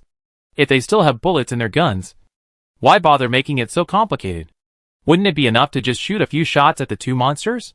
He turned his head and looked at the people behind him, and gave a look. The meaning was very clear. As long as you don't see the boat later, just do it. The other 4 people also responded with their eyes. Unfortunately, if they had not been tied up on the 27th floor, they might have seen the sound of the RPG bombing on the water. Because of this, they did not know the strength of Hu and others. Soon, everyone came to the 14th floor, walked through the corridor, and stopped at the window. In front of them was a wall. Why don't you leave? The middle-aged man asked, hooked his hand, and took the chainsaw from the man behind him. He was ready to start, but the answer to him was a bang. Boom! The fire illuminated the entire 14th floor. The middle-aged man was stunned, and the people behind him were also stunned. What is that? At the same time, the wall of the 14th floor was completely blown open. The water surface was not far below them. Shinshan picked up the headlight and illuminated the water surface. A large black shadow was seen moving quickly underwater. Those things were still down there. Hu began to take out RPGs and gave one to Su Zilong, Shinshan, and Enciener. I want one too. Xiao Zissa came forward and said, Hu, try it for me too. Yes, but you have to stand steady. The recoil of this thing is not small. I know. 5 people carried rocket launchers and began to bombard the water. Every explosion was like an explosion deep in the heart of the middle-aged man. What on earth is that? What? You seem shocked. Li Ji stood in front of the 5 people. Didn't you sneer just now? Do you think I don't know what you are thinking? The middle-aged man didn't say anything. His face was as pale as a sheet of paper, but his hand was still tightly holding the chainsaw. I heard from others that a gun is faster than a knife within 7 steps. Now he was less than 5 steps away from the man in front of him, and he had a chainsaw in his hand. If he fought hard, maybe. Never mind. Even if those people really conjured up a boat, they would never let him get on the boat. Rather than waiting to die, it's better to fight. He didn't believe that each of these people could fight as well as Brother Yi. Buzz! The sound of the chainsaw sounded. Li Ji reacted almost the next moment, punched him, and took the chainsaw back with his backhand. The buzzing sound stopped. The chainsaw fell on the middle-aged man's neck. Li Ji's eyes fell on the start button, eager to try. Chapter 40. A Big Filial Piety. Li Ji. Xiao Zhong's voice sounded. Li Ji's eyes moved away from the button. Don't do stupid things, Brother Zhong. I know you want to vent your anger for Xiaoyi. Xiao Zhong raised his hand and placed it on Li Ji's shoulder, patting him twice. It's okay. Yeah, Li Ji replied, and then kicked the middle-aged man in the abdomen. He kicked him and the people behind him to the ground. You guys are lucky. Get out. The middle-aged man lay on the stairs, holding his abdomen, and didn't speak. He just continued to listen to the roar that kept ringing in his ears. Brother Zhang, how about, let's go up? One of them frowned. Shoo! The middle-aged man hissed softly. You don't really think they can conjure up a boat, do you, Brother Zhang? You mean? Watch. The middle-aged man sat up and sat at the foot of the stairs. I want to see how they get out of here today. Boat? I guess. At most a few inflatable kayaks. If they dare to go up, I will make sure they will puncture it. Yes. What kind of boat can you carry with you? Only inflatable boats. Brother Zhang, you are still smart. Shoo. Keep your voice down. We will just watch. 2 minutes later, most of the shadows under the water have disappeared. They dare not surround the 3 buildings and immediately swim to other waters. For now, it is safe for the time being. Almost done. You put away the RPG and walked to the hole on the 14th floor. The acid rain continued. He raised his hand slightly and took out the heart of the ocean from his backpack. In an instant, a 100-meter-long giant appeared under 3 buildings. The rain fell on the deck, making crisp sounds. The movement was not small, but these sounds were still drowned out by the sound of rain. Start the gangway. With a thought, the ship controlled by the system immediately extended the gangway. It was set up at the window on the 14th floor. Just take a step forward. You can walk to the gangway, and walk a few meters to the inside of the ship. Get ready to board the ship, you said, and took out the umbrella in the space.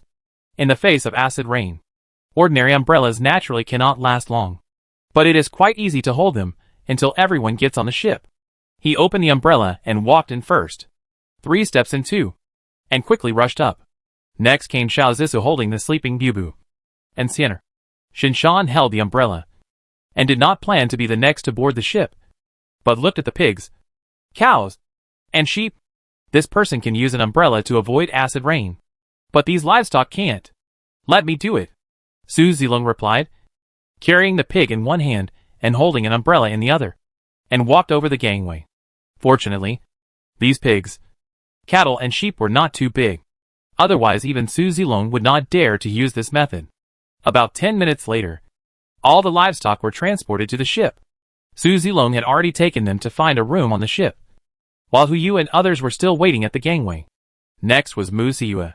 She had also learned about her master's magical abilities in the past few days, but she never thought he could even take out this thing. That's a yacht. Li Ji, Zhao Bong, Shinshan shouted to the back. You can get on the boat. Okay, Li Ji replied. After thinking for a while, he threw the chainsaw away and walked towards the stairs with Zhao Zhong. Follow me. The middle-aged man immediately became energetic. He rushed up, picked up the chainsaw and followed. When he rushed to the aisle, Shinshan had already followed Li Ji and Zhao Zhong and walked up the gangway. A huge object instantly came into view. Kayak? What kind of kayak has a gangway? It's clearly a yacht. A large yacht. Take me. Take me. Before the middle-aged man could come to his senses, someone rushed over. I didn't eat much meat. Can you take me? Bullshit. You eat the most. Take me. I can be your slave. Anything is possible. Unfortunately, the gangway was taken back. They could only lie on the window and watch the ship go away. That's right, the middle-aged man exclaimed. 28th floor. Since they left, is the 28th floor also empty? The food. Yes. The rest of the people also came to their senses. They immediately rushed to the 28th floor. But when they passed the 16th floor, the 2 monsters smelled the food and rushed over immediately. The middle-aged man took the electric saw and waved it wildly, and really dismembered the 2 monsters. The 5 people rushed to the 28th floor in one go, stepping on the bodies of the 2 monsters. But the moment they went upstairs, they were all stunned. The alloy door was gone. There was only a hollowed-out wall. Going further in, there was only an empty space. The walls, the floor, all gone. Only the concrete floor and the concrete platform above were left. The wind blew in. The middle-aged man stood there, shaking uncontrollably, and uttered a word slowly. Ghost. There is a ghost. July 21st. 8 o'clock in the evening. The water level was close to 39 meters. A yacht flexibly passed through the building, and the white lights came on, illuminating Jinling at night. This was the only light they had seen in the past few days. Countless people leaned against the windows and screamed at the top of their lungs. "Hey! There's someone here! Save me! Please save me! Boat! How could there be a boat here?" The voice was loud. It even drowned out the sound of rain. But the voice was also very quiet. So quiet that the people in the boat couldn't hear it at all. After you set the destination, the heart of the ocean would automatically sail along the route and avoid obstacles along the way. The breeding system also began to cover. The location was on the deck. After the covering was completed, a small greenhouse appeared out of thin air, and the livestock were driven in, and it was done. In order to celebrate the first day of sailing and to better welcome Zhao's father and mother, everyone decided to make a big meal. The ingredients were put in the kitchen. Li Ji and Shinshan began to get busy. Yu brought Xiao Zissou and Enciener to the deck. Looking around, the lights of thousands of houses in the past were now only a few lights flickering in the windows. The voice kept echoing. They couldn't save them. They couldn't save them at all. Even after merging with the heart of the ocean, the entire ship could accommodate hundreds of people. But it was only the number of people in one building. And in front of them, there were dozens or even hundreds of buildings. How could they save everyone? Especially after the Zhao Yi incident. The word helpful seemed to have been erased from their dictionary. Half an hour later, amid the roars of the crowd, the yacht sailed to the downstairs of the Eugin Hotel. This is the most luxurious hotel in Jinling. It has 33 floors. The Eugin where Yu and his friends had dinner before is also a prominent restaurant in this hotel. When the yacht approached, the whole Eugin started to boil. Especially those people on the 15th and 16th floors. They were all wearing waiters, waitresses, or chef's clothes. Some of the people on the 16th floor even broke the window and jumped out, wanting to jump directly onto the ship. Unfortunately, the ship hadn't approached yet. The man fell directly into the water. He didn't float up again. It seems that there is something under the water here. Yu frowned. He didn't expect that there were still so many people in the hotel. Which floor did you book for your uncle and aunt?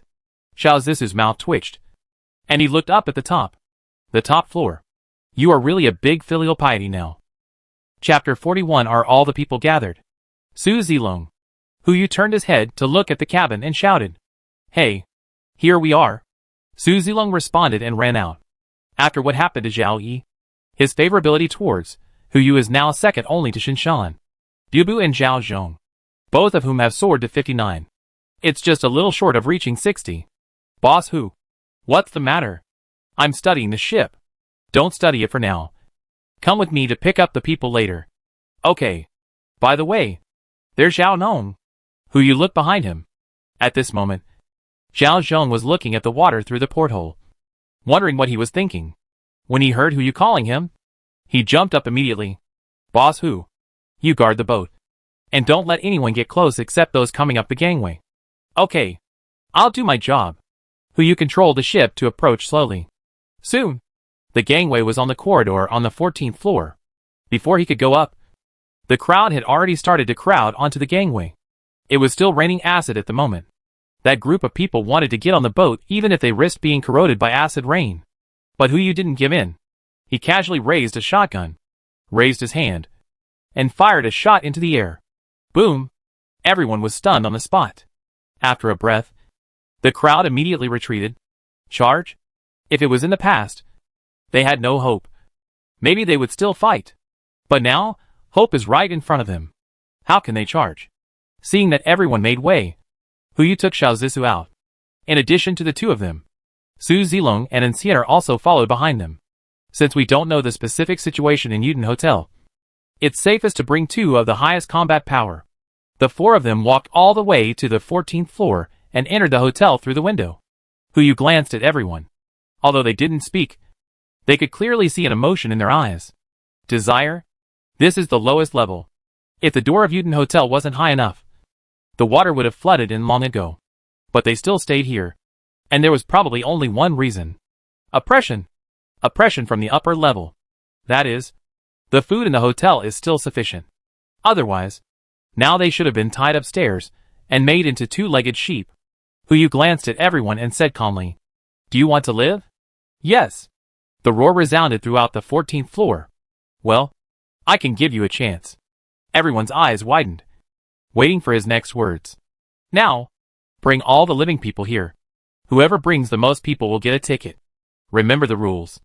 No hurting or robbing is allowed. People must come voluntarily. Anyone who breaks the rules will be disqualified.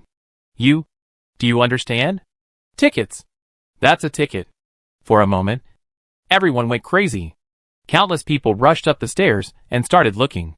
Will your method work? Xiao Zissou probably knew Hu Yu's intention, but was a little worried. Don't worry. Hu Yu took out 4 single sofas from the space backpack and sat on one of them. Sit down. You'll know if it works later. In terms of enjoyment, you still enjoy it more. Xiao Zissou sank into another sofa and turned to look behind him. You guys sit down too. Why are you just standing there? No need. Neither do I. Su Zilong and Enciener spoke one after another. Sitting down would only slow down their speed. This place is not absolutely safe. Hu Yu shrugged and said nothing, and put away the other 2 sofas. Soon, one after another, people began to come to the 14th floor. Everyone had an almost excited expression on their face. Obviously, they used some tricks. The boat ticket. It was not mentioned that there was only one. Only when they reached the 14th floor can they have a chance to board the ship. Sir, a pretty girl came up. She looked haggard, but her features were delicate. She lowered her head and whispered, "Excuse me, how can I board your ship?" Hu Yu glanced at the other party, and the panel popped up. All other attributes were standard, except for one, the most outrageous number he had ever seen. Purity 1. Good man. This thing can be negative. It turned out to be 100 man slaying in front of me. So disrespectful. Hu Yu shook his head. The people are not all here yet. With that, the woman retreated wisely, but she stood at the front with her head held high, as if she believed that she would definitely be chosen. More and more people came, whether they were women or men. The first thing they did when they arrived at the 14th floor was to rush up and make various promises to Hu Yu. Some were willing to sacrifice their bodies. Some were willing to sacrifice money. Hu Yu was not interested in any of these. But there was one person who attracted his attention. A cook. To be precise, she should be called a pastry chef. Even at this time, she was wearing a neat professional suit, without a speck of dirt on her body. Although her face looked bad, her eyes were very determined. She was one of the few people who did not come up to ask about the boat ticket. Because of this, Hu Yu took a look at her panel. Name Zhang Siri, gender female, age 23, skills perfect Western pastry, perfect baking, perfect bartending, perfect tea art, proficient in Western food, proficient in service, proficient in waiting, proficient in management, rigorous, clean, meticulous. Favorability 0, purity 100 on the ship. There is a Chinese chef, and Li Ji can barely cook some Western food, but no one can make this dessert. It's this name, Zhang Siri. Isn't it the advanced international version of Zhang San? Hu Yumo remembered the name and continued to sit on the sofa and wait. Half an hour passed. People are still coming down one after another. But there is no trace of Dao's parents. Xiao Zissou was anxious. She didn't sit down anymore, but looked outside from time to time to see if there were any people who hadn't come. Another half an hour passed. There had been no newcomers for 10 minutes. Everyone's eyes were fixed on Hu Yu, waiting for him to take the next step. But Father and Mother Xiao still hadn't shown up. Hu Yu also frowned. He couldn't help but stand up, looked at everyone and asked, "Are all the people here?" "Yes." "No." Everyone's voices were not in unison. "Very good." Not in sync at all. Hu Yu stepped forward. "I'll ask again. Are all the people here?" Some people didn't speak. Some people lowered their heads and muttered quietly. But I couldn't hear what they said. They were all hotel service staff. "Speak louder." "Not all the people are here." Zhang Siri spoke in the corner. "There is another group of people on the top floor. They took most of the hotel's resources up there and blocked the top floor. Now, they probably don't know anyone is coming. Well, the case is solved. It seems that no matter where it is, after this kind of thing happens, everyone wants to hoard things first and occupy the high ground. I just don't know how Zhao's father and mother are doing."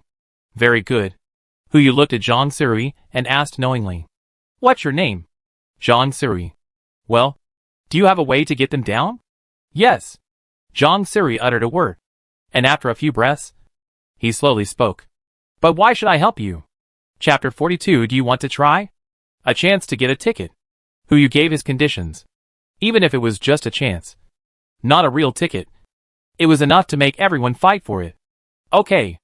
Zhang Siri agreed. She raised her hand and pointed at a man with a Mediterranean hairstyle in the crowd. He has a communicator on him. Only this can contact the upstairs by radio. As soon as these words came out, everyone immediately turned to look at the Mediterranean. Their eyes filled with anger. Before Hu Yu could speak, a group of people rushed up and beat him up. It seems that this guy has used this communicator a lot. Zilong. Okay. Su Zilong responded and immediately walked through the crowd. In less than 10 seconds, he tore a hole in the crowd. And he came to Hu Yu with the Mediterranean. Mr. Sir. Mediterranean hid the communicator and looked at Hu Yu with eager eyes. I can give you the communicator. But I want a boat ticket. Heh. Hu Yu sneered. Su Zilong raised his hand and hit the back of the other person's head. Mediterranean fainted directly. And the communicator was easily obtained. Just as the communicator was taken out, Zhang Siri spoke again. Let me do it. I guarantee that everyone on the top floor can get downstairs. Interesting. Hu Yu took the communicator and handed it to Zhang Siri. Congratulations. You are one step closer to the boat ticket. Thank you, sir. Zhang Siri bowed in response. Then pressed the communication button and said only one sentence. The rescuers are here. Hurry downstairs. Just one sentence. The person on the other end of the communicator was stunned at first. And then a response came immediately. Right away. Wait for us. If this lie happened normally, it would definitely not fool those smart people on the top floor. But now, the ship is parked under Eugin building. There are still lights on the ship like the daytime. And no one is blind. When hope appears in front of them, how can they not believe it? 15 minutes later, a group of people came down from the upstairs. Unlike the group of people just now, this group of people can be said to be rosy-cheeked. And they don't look hungry at all. It seems that a lot of supplies are stored on the top floor. And they are full of food. But when they came to the 14th floor and saw a group of people crowded here, they also understood what happened. They were deceived. But there was indeed a ship outside. But it did not belong to the rescue team. Who is the owner of the ship? A dull voice penetrated the crowd. A man in an expensive suit came out.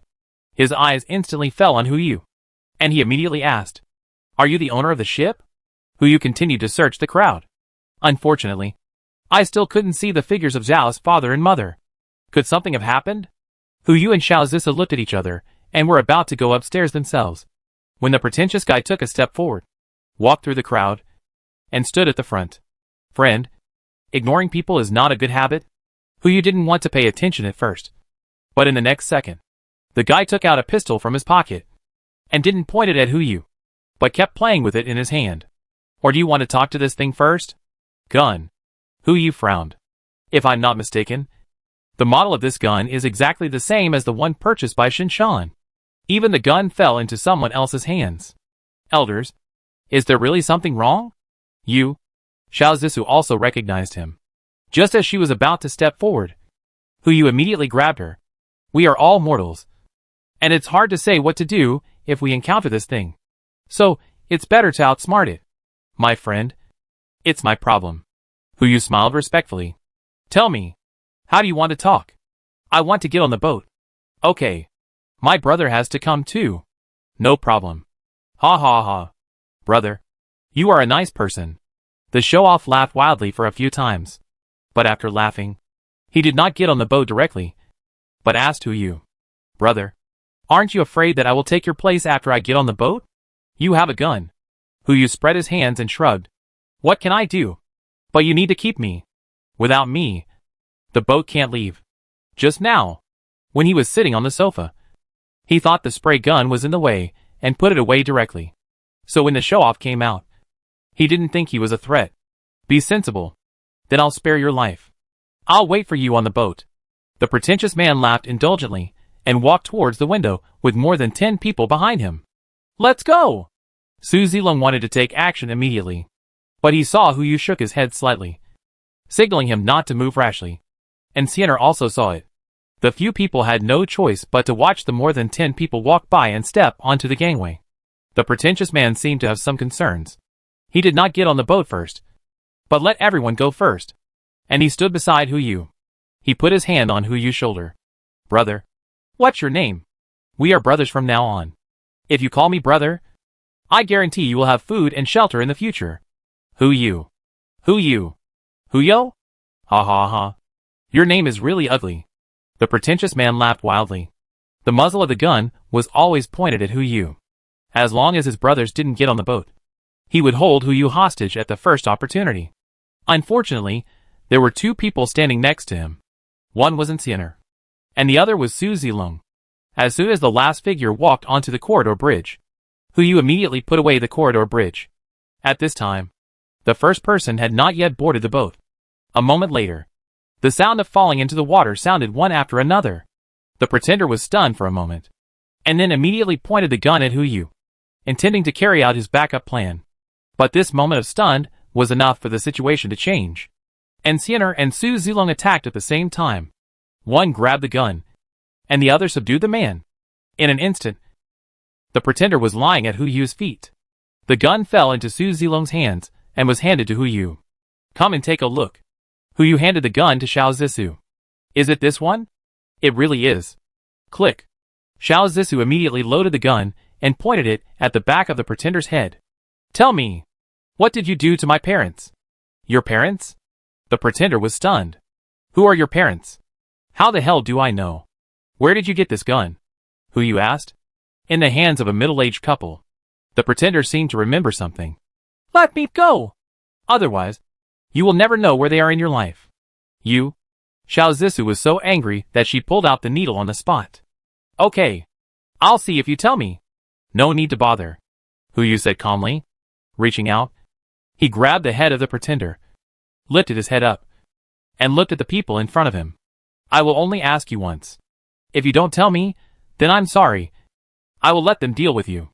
Whoever can think of a way to make you talk, I will give him a boat ticket. Do you want to try? Chapter 43 Robbing a Boat. People with vicious minds will always think of the possibility that has not yet happened in the most vicious direction. This guy. Since he can occupy the top floor, it means that he has used many means to deal with the people downstairs. If he falls into Xiao Zissou's hands, he will be threatened with death at most. But if he falls into the hands of this group of people, death may only be a luxury. I say. The pretentious guy spoke immediately. He spoke at the first time. It's upstairs. The innermost room on the top floor. I locked them in. When Xiao Zissou heard this, she was about to rush out of the crowd. Fortunately, Hu Yu reacted in time and grabbed her at the first time. No matter what, they couldn't leave the 14th floor. Based on his understanding of human nature, once one of them left, the crowd would definitely block them inside. Even if they had guns, they might not be able to stop them from going crazy. Even if they finally got on the boat, it would take a lot of effort. Zhang Siri. Hu Yu looked at the woman, and then at the guy who brought down the most people. And you? Boss. My name is Chin Chong. The man immediately bowed and smiled apologetically. What do you want? Now you two are the only ones who have the chance to get the tickets. Go up together and bring the person down to me, and your tickets will be redeemed. Do you understand what I mean? I understand. Chin Chong responded, ignoring Zhang Siri, and went straight upstairs. Zhang Siri also followed, not in a hurry, and still maintained the proper demeanor. These two people are undoubtedly the most reliable in the crowd. Needless to say, Zhang Siri can strictly discipline herself in this environment, keep her clothes clean and well-fed, and not sacrifice her body. Then her methods can obviously convince the crowd. Don't forget, she came down from upstairs, and she also knows who has the communicator to the top floor. Just now, she was the one who spoke and led everyone down from upstairs. In summary, there is only one possibility. The person in power upstairs is a pretender, and the person in power downstairs is her. And she is not the one in power in the open, but in secret. Otherwise the pretender would not believe her rescue. As for Chin Chong, he was able to thrive on the 14th floor, and no one dared to snatch the spot he found, which showed that he was smooth enough. One was smooth, and the other was in power, so it was enough for the two of them to go upstairs to find someone. Sure enough, 15 minutes later, the two of them came down from upstairs with the two old people. The old couple were ragged, pale and thin, and it was obvious that they had been hungry for a few days. But their spirits were still full, and they could be seen as extraordinary at a glance. From the looks of them, They were at least 70% similar to Xiao Zissou. Fortunately, Zhao's father and mother were still alive. Yu immediately stood up to greet them. Dad? Mom? Xiao Zissou also exclaimed. You are all right. So good. Zissou? Girl. The two old people were also stunned. They immediately walked through the crowd, and the pretenders kneeling on the ground, and came to the crowd. Girl. Why are you here? Of course we are here to pick you up. Xiao Zissou pointed to the yacht behind her. See? A big yacht. As she said that, she immediately pulled Yu over. This is the owner of the ship. Boss Hu. You should know Dad. Uncle. Aunt. Yu bowed respectfully, greeted them, and took a look at the two elders' panels. As expected, as long as it is related to Chinese medicine, the two elders are epic. However, Father Xiao focuses more on diagnosis, pharmacology and acupuncture, while Mother Xiao focuses more on medicinal diet, nourishing conditioning and massage. It can be said that the two complement each other, and it is completely the ultimate S version of Xiao Zissou. Boss Hu. Father Xiao was stunned for a moment, as if he remembered something. It turned out to be you? It was you who asked us to come to Jinling? Wait! You asked us to come to Jinling. Could it be that? Uncle and Aunt. Yu didn't want to reveal too much in front of others. He immediately interrupted Zhao's father's guess, and said with a smile, You go on board first. There is a dinner prepared for you two on board. If there is anything, we will talk at the dinner. As he said that, he immediately took out two umbrellas, and handed them to the two elders. The two elders looked at each other, and with the help of Xiao Zissou's eyes, they also nodded at the same time, and walked towards the gangway from the window first. Seeing this, Zhao Hong immediately rushed to the deck to meet them. The two elders boarded the ship. The matter was mostly settled. The rest was easy to solve. Yu looked at Zhang Siri and Chen Chong, raised his hand, and waved. You? Come here. The two immediately stepped forward. However, Yu did not let them board the ship directly, but looked at others. There are still places on the ship. Who wants to board? The crowd was boiling instantly. Quiet. Yu only uttered two words. The boiling just now disappeared instantly, as if it had never appeared. I don't keep useless people on my ship. Anyone who is capable, please stand up. Me. The first woman who came to Yu just now stood up and threw a seductive glance, not hiding her intentions. Yu didn't even look at her, but looked at Chen Chong. Do you think she is suitable? Chen Chong's eyes turned. With his intelligence, he naturally understood that Yu didn't want the other party to get on the ship. But he had to be the bad guy. Not suitable. Then you are not suitable either. Yu spat out a sentence and shook his head. Your ticket is gone. Why? Chen Chong roared. But the result was already determined. Smart? Smart people are naturally good, but they are not suitable for boarding the ship. What Yu needs is an obedient and smart person who can get things done. Not just a smart person. This smoothness may allow him to survive in the end times, but he will never appear on Yu's ship. Why?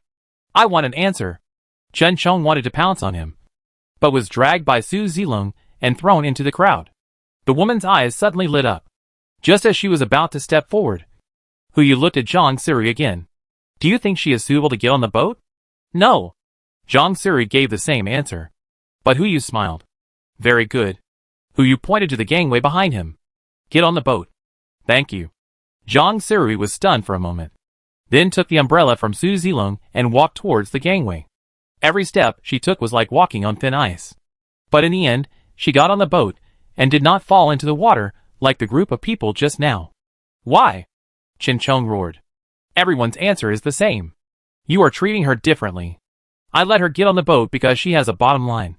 Yu looked down at Chen Chong and said, As for you, you are too smart. You should try to survive on your own.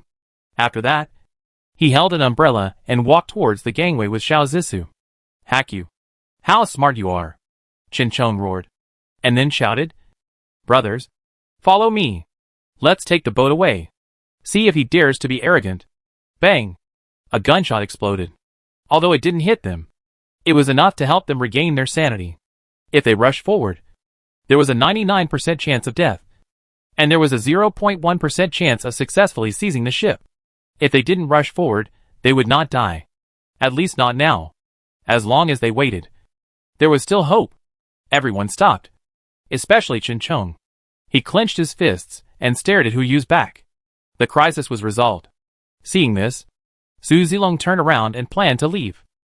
But Enciener took out a pistol and shot Jin Chong in the middle of his eyebrows. Bang! The bullet penetrated his head. Hu Yu and Xiao Zisu turned their heads at the same time, their eyes full of shock.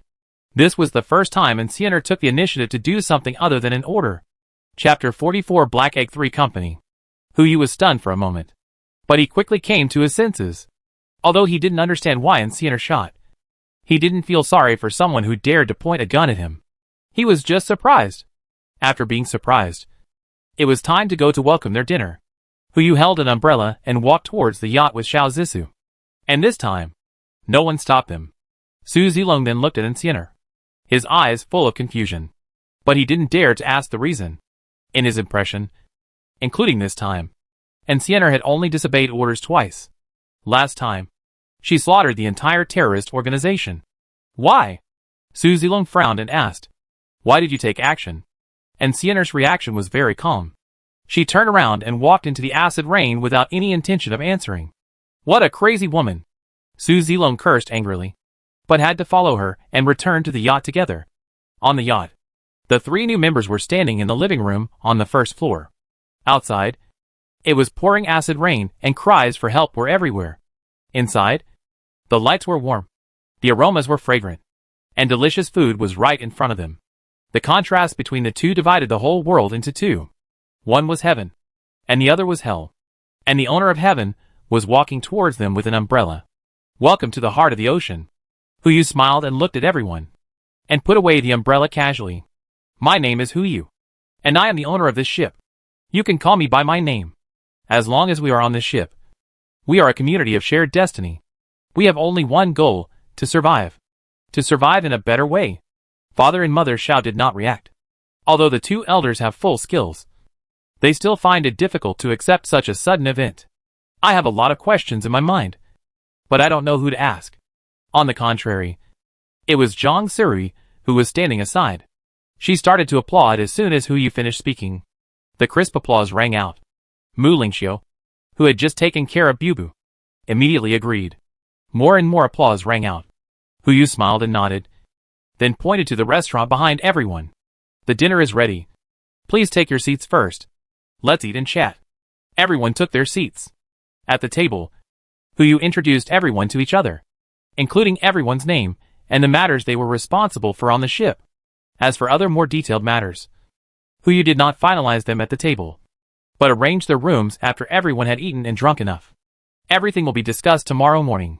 That night, Enciener did not follow Hu Yu, but found a room closest to him to stay. It was the first time since the end of the world Hu Yu enjoyed sleeping alone for the first time. It seemed that he slept better. Su Zilong told Shinshan what happened tonight and asked the reason. Shinshan only gave an ambiguous answer. Perhaps she wanted to nip the threat in the bud. Su Zilong did not speak after hearing this. July 22nd, 7 a.m. The 9th day of the apocalypse. The water level reached 43 meters above the entire water surface. Only a few buildings can be seen sporadically, and the remaining residential buildings, shopping malls, supermarkets, and even some viaducts are all submerged. Hu Yu got up early and subconsciously turned his head to look at the side of the boat, looking for Enciener's trace. But he didn't see her. Thinking of what happened last night, he always had a bad premonition in his heart. Never mind. The first draw on the boat. After all, we have to see if there will be anything good. For this day, he specially kept the black egg stored on the 20th and 21st, just to be able to have a 3-draw. I don't ask for anything else. As long as there are some things that can be bred and cultivated. I can't let the breeding system just sit there. I opened the curtains and looked out the window. The heart of the ocean is still sailing in the city. The sunlight is so weak that it can be ignored, and people around can be vaguely seen calling for help. Hu Yu lined up the 3 black eggs and made a decision secretly.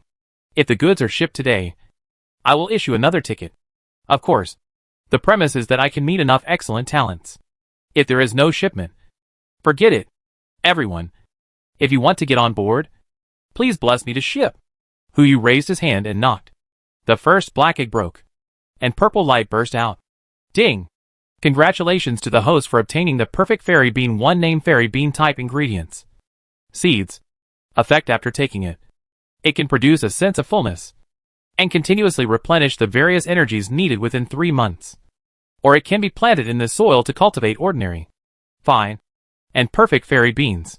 Note: only perfect quality fairy beans can be cultivated as seeds. Out. Who use eyes lit up immediately. Sends of beans that can be used for cultivation. If this thing is mass-produced, not only the people on a ship, but also the people in a city or a country can have enough food. Potatoes? Compared with this thing, it is simply weak. Of course, the premise is to find a large enough cultivation base. Who you carefully put the perfect sends of beans into the space, for fear of crushing them. Ticket +1. He looked out the window, and promised again in his heart. There is no upper limit for the ticket. If there are more shipments later, as many tickets as the shipments are, we will issue as many tickets as the shipments are. Who you cracked the second black egg with his backhand. Another burst of purple light exploded. Ding! Congratulations to the host for obtaining the source of Lichuan 1. Name source of Lichuan type food. Water source. Effect after taking it. It can heal some external injuries. The specific effect depends on the injury. It will not conflict with any medicine. And it produces 1 L of Lichuan every hour, which can be used for food and irrigation. Note: although Lichuan is good, don't be greedy. It's the best. Although this thing looks like the fairy beans, both are producible items. But the former is large and complete, while the latter is small and exquisite. Fairy beans can fill the stomachs of many people. Although the sweet spring is rare, its advantage is that it can heal injuries. If you round it up, it is no different from a panacea. Especially for Bubu, this is simply a life-saving thing. 1 more ticket. Who you turned his head and looked at the third black egg. This is the second time it has been shipped in a row. Whether it can be shipped for the third time is no longer important. The black egg shattered, and a burst of golden light burst out. This color is legend. Ding! Golden legend. Congratulations to the host for obtaining the favor of Poseidon 1. Name Poseidon favor type, fishing rod. Effect: ignore terrain. Ignore water. Ignore fish. No bait is needed. And you will definitely catch the rod after casting. Every time you catch a fish, you can accumulate a little experience and have a certain probability of obtaining a skill book. Note: 1 experience can be used to upgrade Poseidon series products. Note 2: get 3 Poseidon series products, and you will get an extra surprise. Note 3: follow the will of Poseidon. Poseidon's favor? So the things with the Poseidon prefix are still a series? According to Note 1, as long as the experience is gained through this fishing rod, not only can the fishing rod itself be upgraded, but also the ship. The ship level is now epic. According to the rules, the next upgrade should be when the system is upgraded to level 5, which is 84 days later. With this fishing rod, as long as 84 fish are caught, the upgrade will be completed and the heart of the ocean will be upgraded to legend. Who you put the golden fishing rod back into the space. And he was not in a hurry to go fishing now. God knows what is hidden under the water. You will definitely get hooked. What if you catch a monster? Will the boat be safe? If you want to fish, you have to make sure it is safe. Let's go out for breakfast first. Should we eat Western food or Chinese food today? Who you thought and walked to the door. Before he pushed the door open, a force came from the door. Bang! Shinshan pushed the door open, looking flustered. No. It's bad. Something happened. What happened? Who you frowned and asked hurriedly. Shinshan is the most stable person. Even he is so panicked. Could it be that Godzilla came out from under the water? Chapter 45 Fishing. What's going on? Who you was a little unsure and asked hurriedly. Yes, you'll know when you come out and see, Shinshan said as he walked all the way to the deck. And Who you hurriedly followed. The two came to the first deck. It was pouring rain at this moment. Although it was no longer acid rain, the raindrops still made a banging sound when they hit the deck. But even so, the shed on one side of the deck was still full of people. Except for Bubu and Mu Lingxiu, who was responsible for taking care of her. Everyone on the boat gathered outside the shed, even including Xiao's father and mother, and Zhang Siri, who just got on board. Could it be that something happened to the animals? Make way. Boss, who is here? Shinshan held an umbrella and led Hu Yu into the crowd. The crowd immediately made way, exposing the shed. After just one glance, Hu Yu also stayed where he was. The animals. Still the same animals. The only difference was the number. They gave birth. Except for the 3 pairs of pigs. The other 4 pairs of animals gave birth. And each one was good enough to be slaughtered. Even if it was a coincidence. It wouldn't be so coincidental. Every kind of animal gave birth? This can no longer be described as outrageous. Yu immediately checked the panel and found the problem.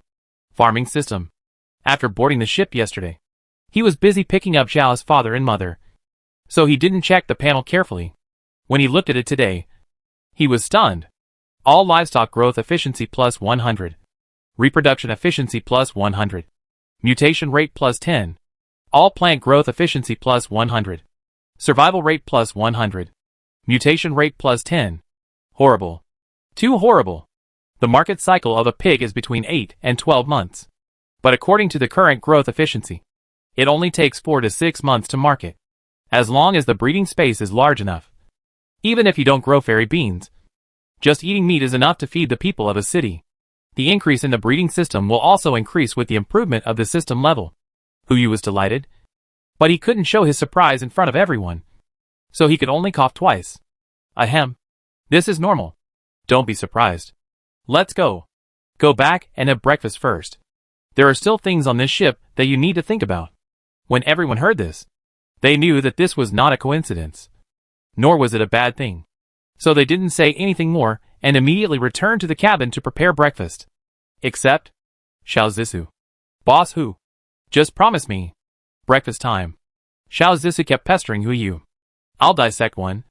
Even a chicken is fine. Miss, aren't you a Chinese medicine practitioner? Yu smiled bitterly. Why are you dissecting one? It's really unnecessary.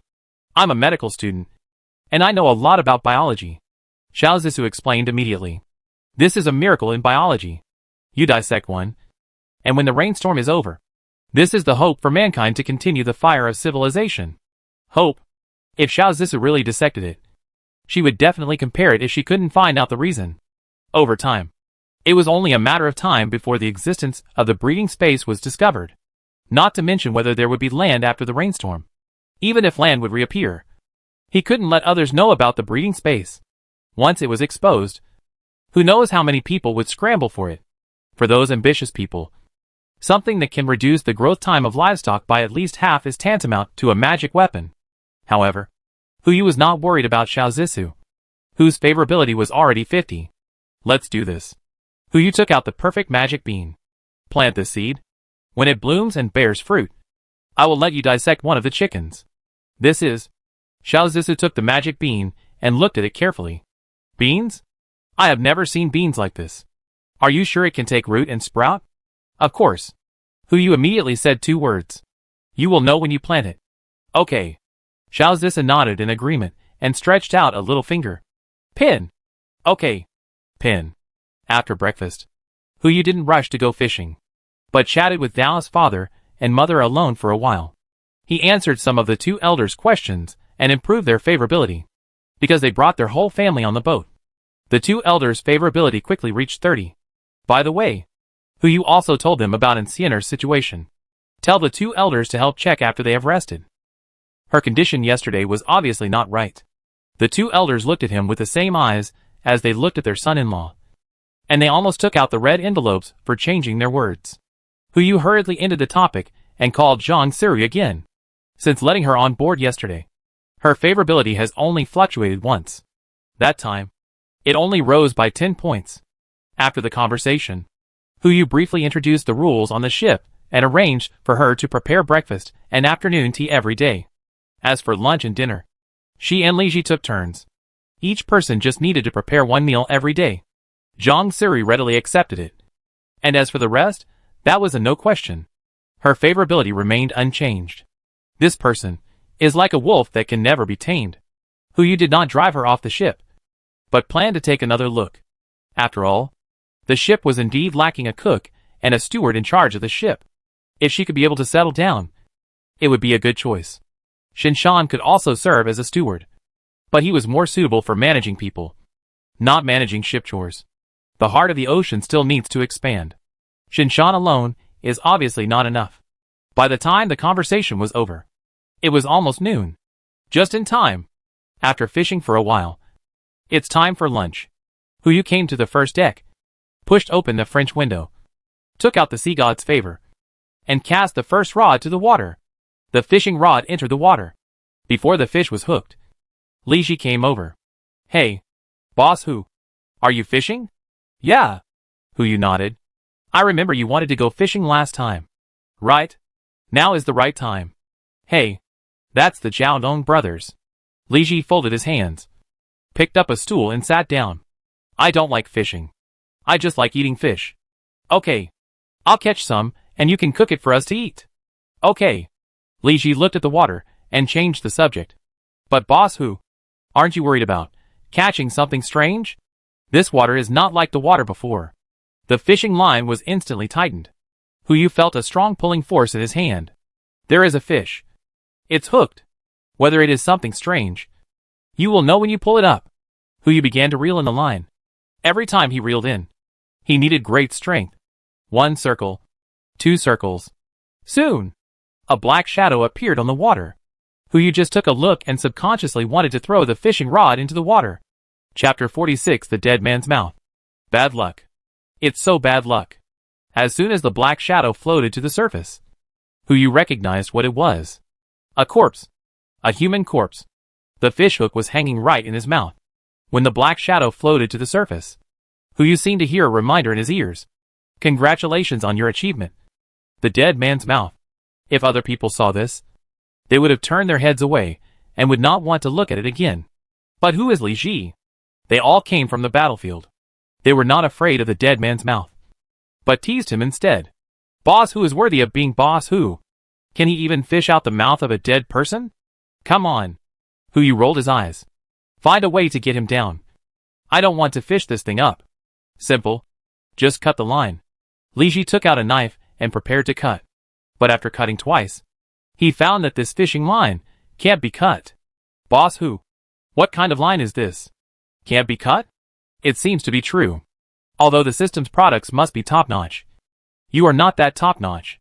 I can't really throw the rod down if the fishing line can't be cut. There's nothing I can do. Li Ji put away the knife and sighed helplessly. Either you find a way to get this thing off the hook, or you can only throw the rod away. It's impossible to throw the rod away. Never in this life. Oh, right. The fishing rod rules say that fishing does not require bait. As long as you cast the rod, something will definitely be hooked. It doesn't say that nothing will be hooked if you put on the bait. As long as you have enough strength to cast the rod and throw this thing back into the water as bait. Will the next thing be hooked? Give it a try. Hu glanced at Li Ji and handed him the fishing rod. You do it. I'll pull it. Boss Hu, are you sure you want to catch this thing? Not catch it. I mean, you cast the rod again. Let this thing leave the water and then fall back down. Cast the rod? Li Ji was puzzled. Trust me. Just do it. Okay. Li Ji held the fishing rod with both hands, lifted it up, and then threw it out with all his strength, and really threw the thing back into the water. The sound of it falling into the water startled the other people in the cabin. Xiao Zixu was busy working with Gao's father and mother to make a treatment plan for Bubu. Mu Lingxiu and Bubu were standing by, as was Shan. Except for these 6 people, everyone was startled. Even Zhang Siri, who was always withdrawn, came over here. When they came over, Hu had already taken the fishing rod and was quietly waiting for the fish to bite. Boss Hu, are you fishing? Zhao Dong asked. Yeah. Li Ji nodded and smiled as he told what had just happened. Dead people are talking. I always thought this kind of thing only existed in legends, but I didn't expect to see it today. Come on. Su Zilong replied unhappily. There were few dead people before, but now there are so many dead people under the water. And the water flow is complicated when it rains, so it is not impossible for this situation to occur. Indeed. But Zhao Zhong looked at Hu with a bitter smile. Boss Hu, you don't want to lift the rod. Are you thinking of using the corpse as bait and continue fishing? What? Li Ji exclaimed. He hadn't thought of this when he cast the rod for Hu just now. Let's try it. What if we really catch something? Hu didn't deny it, but just took a few steps back. He felt something was about to be hooked. Buzz. Sure enough. In the next moment, the fishing line was pulled out wildly. Something was hooked. Hu held the pulley and just wanted to use force. but his palm was carried away by the pulley. The force was too great.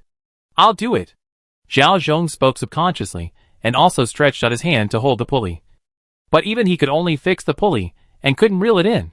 You know, even if his strength is not as good as Su Zilong, he is a man who can punch nearly 200 kilograms with a straight punch.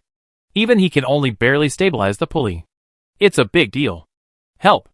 Hu Yu shouted. And without any hesitation, he threw the fishing rod to Su Zilong. Su Zilong hurriedly grabbed the fishing rod, and at the same time stretched out his hand to press on Zhao Zhong's hand. And the two of them turned the pulley at the same time. Finally, the pulley began to slowly reel in the line.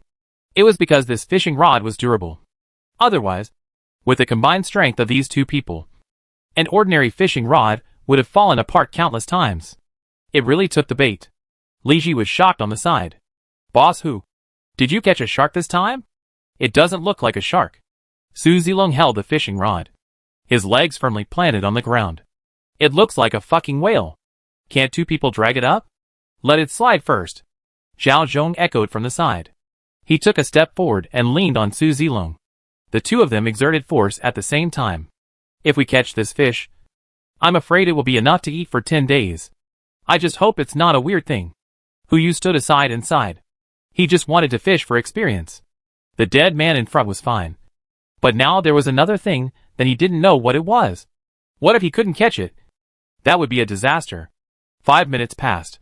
Su Zilong and Zhao Zhong were exhausted. Shinshan heard the news and rushed over immediately. He and Li Ji took over and continued to play the fish. After another 5 minutes, they changed shifts again. "No!" Shinshan shook his arms. "This fish is too strong. Either you just give it a shot. Otherwise, you can't catch it at all." "One shot?" Hu Yu's eyes lit up immediately. "Just right. Try the fish system on the heart of the ocean." Hu Yu opened the control panel, and the scene under the water was immediately visible. He originally wanted to see what was on the hook, but the water surface had been completely muddied by that thing, and he couldn't see the specific appearance. He could only see a black shadow swimming about 30 meters from the bow. "That's it. Fish. Aim. Fire." Whoosh. Shinshan and others' ears immediately stood up. They had been soldiers and knew what this sound meant. Torpedo. There were torpedoes on this ship. Everyone looked at Hu Yu with curiosity and horror. Bang! Before everyone could be surprised, the torpedo exploded. A black shadow jumped out of the water. Oh! That was a silver carp. A nearly 3-meter-long silver carp. In the heavy rain, the scales on the fish's body were crackling. A hole was clearly visible on the side. This should be the damage caused by the torpedo just now. But even so, in just a blink of an eye, the silver carp re-emerged into the water. Continued to struggle. Although the strength is not as good as before, it is still full of energy. This is a discovery that truly transcends the scope of biology. Chapter 47 Mutated Silver Carp. Half an hour later, the giant silver carp was finally pulled onto the deck. The price was that Shinshan and Li Ji were exhausted and sat on the deck, gasping for breath. Hu Yu immediately checked the panel of this thing. Name giant silver carp type fish status near death description mutated creature born after being polluted by rainwater. Not contagious. What's the note? You don't want to eat, do you? Mutation. If rainwater can cause fish in the water to mutate, then, if humans come into contact with this water source, will the same situation occur? Just like Li Chang's situation. Hu Yu frowned slightly and stopped Zhao Zhong and Su Zilong, who were about to step forward.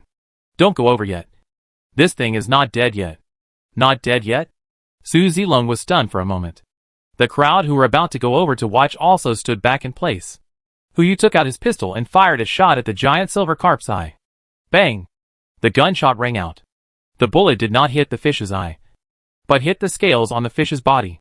A crisp sound. The bullet was bounced back. I'll do it. Su Zilong took a step forward and fired again. This time he successfully hit the fish's eye, and the bullet sank into the fish's brain.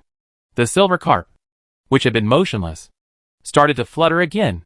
Fortunately, the heart of the ocean was large enough. No matter how it fluttered, the ship did not move at all. It was not until the lavender blood flowed out that the giant silver carp gradually calmed down. The status on its panel also changed from dying to dead. Perilla. Hu Yu looked at Xiao Zissou. Don't you want to dissect it? How about starting with this thing first? Don't. Xiao Zixu waved her hands repeatedly. If I get infected? Where can you find a kind-hearted Chinese medicine expert like me? Don't worry. This thing is not contagious. As long as you don't eat its meat, there will be no problem. Hu Yu said as he walked forward and squatted beside the silver carp.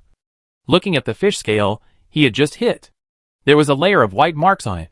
He wiped it with his hand, and it disappeared immediately. Good stuff. Shinshan also came up at this moment.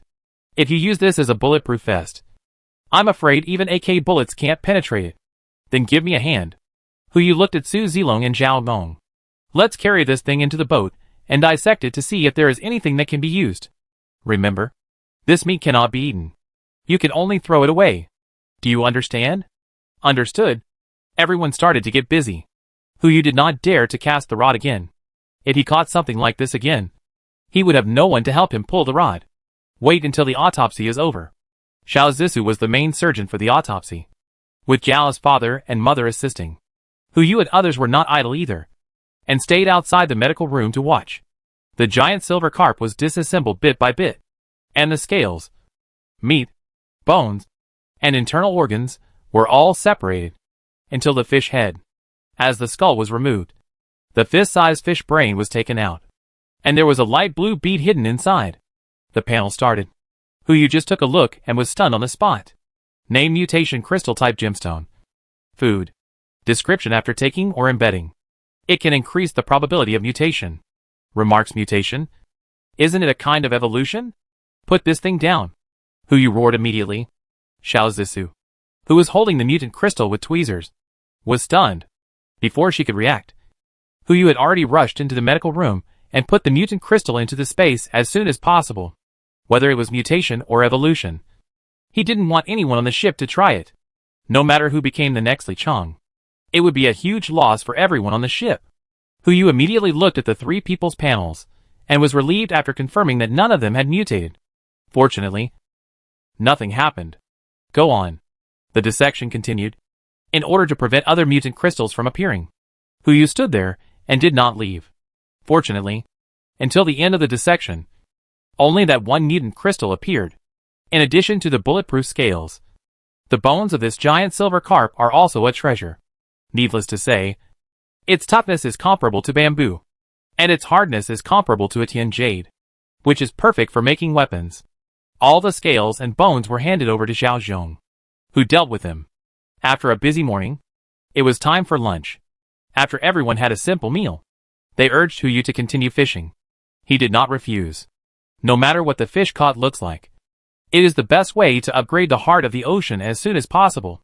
If the upgrade speed cannot keep up with the evolution speed of these fish, a wave will come, and everyone will only be used as bait for making nests. What's more, the scales of the giant silver carp are only enough to make 2 sets of bulletproof vests. It's not a bad idea to catch a few more to be prepared. After all, in this situation, they are not the only ones who can get guns. Just as everyone climbed onto the deck, and Hu Yu was about to cast the rod, a whistle sounded from a distance. It's a ship! A ship is coming! Hu Yu immediately took out a telescope and looked forward. On the channel 5 nautical miles away from here, there was a passenger ship, which was sailing towards the residential area. It is said to be a passenger ship, but in terms of the size of the ship, it is not even 2/3 the size of the heart of the ocean. This should be a short-distance sightseeing cruise ship. When Hu Yu looked at them, they naturally discovered Hu Yu. At the same time, Li Ji, who was in the captain's room and controlled the route, also sent a broadcast. Boss Hu, the ship ahead sent a radio to ask about our remaining supplies, and wanted to trade some of the goods with fish. Fish? Hu Yu immediately became interested. Ask them how many fish they have. Fish nowadays are different from fish in the past. If the fish of these guys are the same as the mutant silver carp, then the fish scales and bones can be used as materials. Using part of the food in exchange for them will only make a profit. Soon, Li Ji gave an answer. 500 kilograms of fish. They want to exchange for 70% of the weight of meat, or 50% of the weight of food. Okay. Hu Yu nodded in agreement. Let them come over. I want to see the catch first, and then decide the specific price. Use fish in exchange for supplies? This is understandable. But why does this statement sound familiar? He seems to have heard of it in his previous life. Okay. Li Ji responded, and began to send a radio to the ship. And then responded, the other party asked us to stop the ship first. And they came over. Okay. Who you also put away the fishing rod and looked at Shinshan. Hide the things that shouldn't be there. Okay. Shinshan nodded, and naturally understood what he meant. Other things are easy to deal with. At most, they can be put in the cabin. If it doesn't work, they can be put back into the space backpack. There is only one thing that is difficult to deal with. The shed. This thing is built on the deck. As long as the other party drives over, they will definitely find it. The only way was to put up a curtain first. He, Su Zilong and the other two immediately took action, temporarily removing a large amount of umbrella cloth to cover the shed. Soon, the ship came towards them. As the other party got closer and closer, the appearance of the people on the ship became clearer and clearer. Hu Yu took a look and frowned slightly. This ship didn't look familiar, but the people on the ship looked familiar. Chapter 48 Robbery?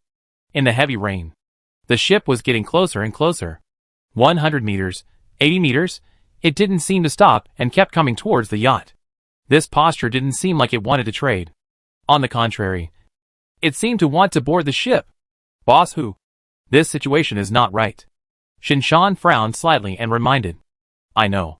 Hu Yu frowned, and a hint of hatred appeared in his eyes. He recognized it. In his previous life, he had seen this group of people on the ship. At that time, he and Ye Wanqiu were rescued by a yacht. They worked as waiters on the boat, and each of them could eat a fish every day. But on the 40th day, the yacht encountered a fleet. The other party also used the excuse of exchanging supplies to ask them to stop the boat and began to approach. The owner of the boat at that time was attracted by the conditions proposed by the other party. The price was that the yacht was seized. Hu Yu and Ye Wanqiu took advantage of the chaos to put down the kayak and escaped in the heavy rain. Unexpectedly, these guys actually started this kind of livelihood now. And they were met by them. Hu Yu waved his hand, and 5 AKs and 5 RPGs appeared on the deck. Non-combatants evacuate. And the rest of you, take your weapons. Upon hearing this, everyone except Shinshan and his 5 companions ran into the cabin. On the deck, only 6 people, including Hu Yu, were left. Boss, why don't you go in too? Shinshan asked with concern. No need. Hu Yu shook his head. If I go in, who will they talk business with? Shinshan nodded and stopped talking. 50 meters. The ship's engine finally stopped. Relying on the inertia of the water flow, it began to slowly approach the yacht until it was less than 5 meters outside the heart of the ocean. Cables were thrown from below and hooked on the side of the heart of the ocean. Ding! Warning! Warning! The ship is under attack. Do you want to activate the protection system? There is still this thing? Hu Yu did not choose. But wait and see. He took out a sofa and lay back. Just looked at the cables. That group of people was still useful to him. What if this protection system was too powerful, and they were all killed? Wouldn't that be a waste? Get on board. A heavy voice was mixed in the sound of rain. The cable was instantly straightened. It was obvious that something was climbing up. A crisp sound rang in Hu Yu's ears at the same time. That was the sound of bullets being loaded. And the muzzle was pointed at those cables. In less than 10 seconds, the first figure climbed up. The other party was wearing a raincoat and climbed onto the deck. When he turned his head, before he could speak, he saw 5 black muzzles pointing at him. The corners of his stiff mouth twitched slightly. He immediately knelt on the ground, raised his hands, and said nothing. Hey! Xiaolu. What's the situation up there? The voice that just called for boarding the ship sounded again. The person called Xiaolu didn't dare to speak, but just knelt there and smiled foolishly. A few seconds later, another person also climbed up. Although his movements were not as smooth as Xiaolu's, they were exactly the same. Speak back. What's the situation up there? The owner of the voice began to get anxious. But the 2 people on the deck didn't say anything. Just stayed quiet. Damn! Go up. I want to see what's up there. Yes. A uniform voice rang out. Several cables were thrown up again. 1 minute later, 7 strong men knelt neatly on the deck, letting the heavy rain wash over them. Are all of them here? Hu Yu sat on the sofa, took out a loudspeaker, and asked in front of him. Just now. Who said he wanted to do business with me? The other 6 people knelt back in unison. Only a strong man, with a beard, was left kneeling in the front. "I."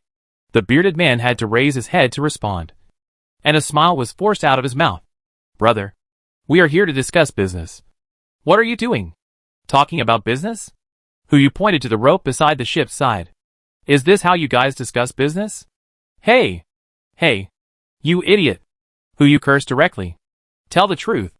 We see that your ship is extremely luxurious, and we want to borrow some supplies from you." The bearded man immediately replied, "We have no choice.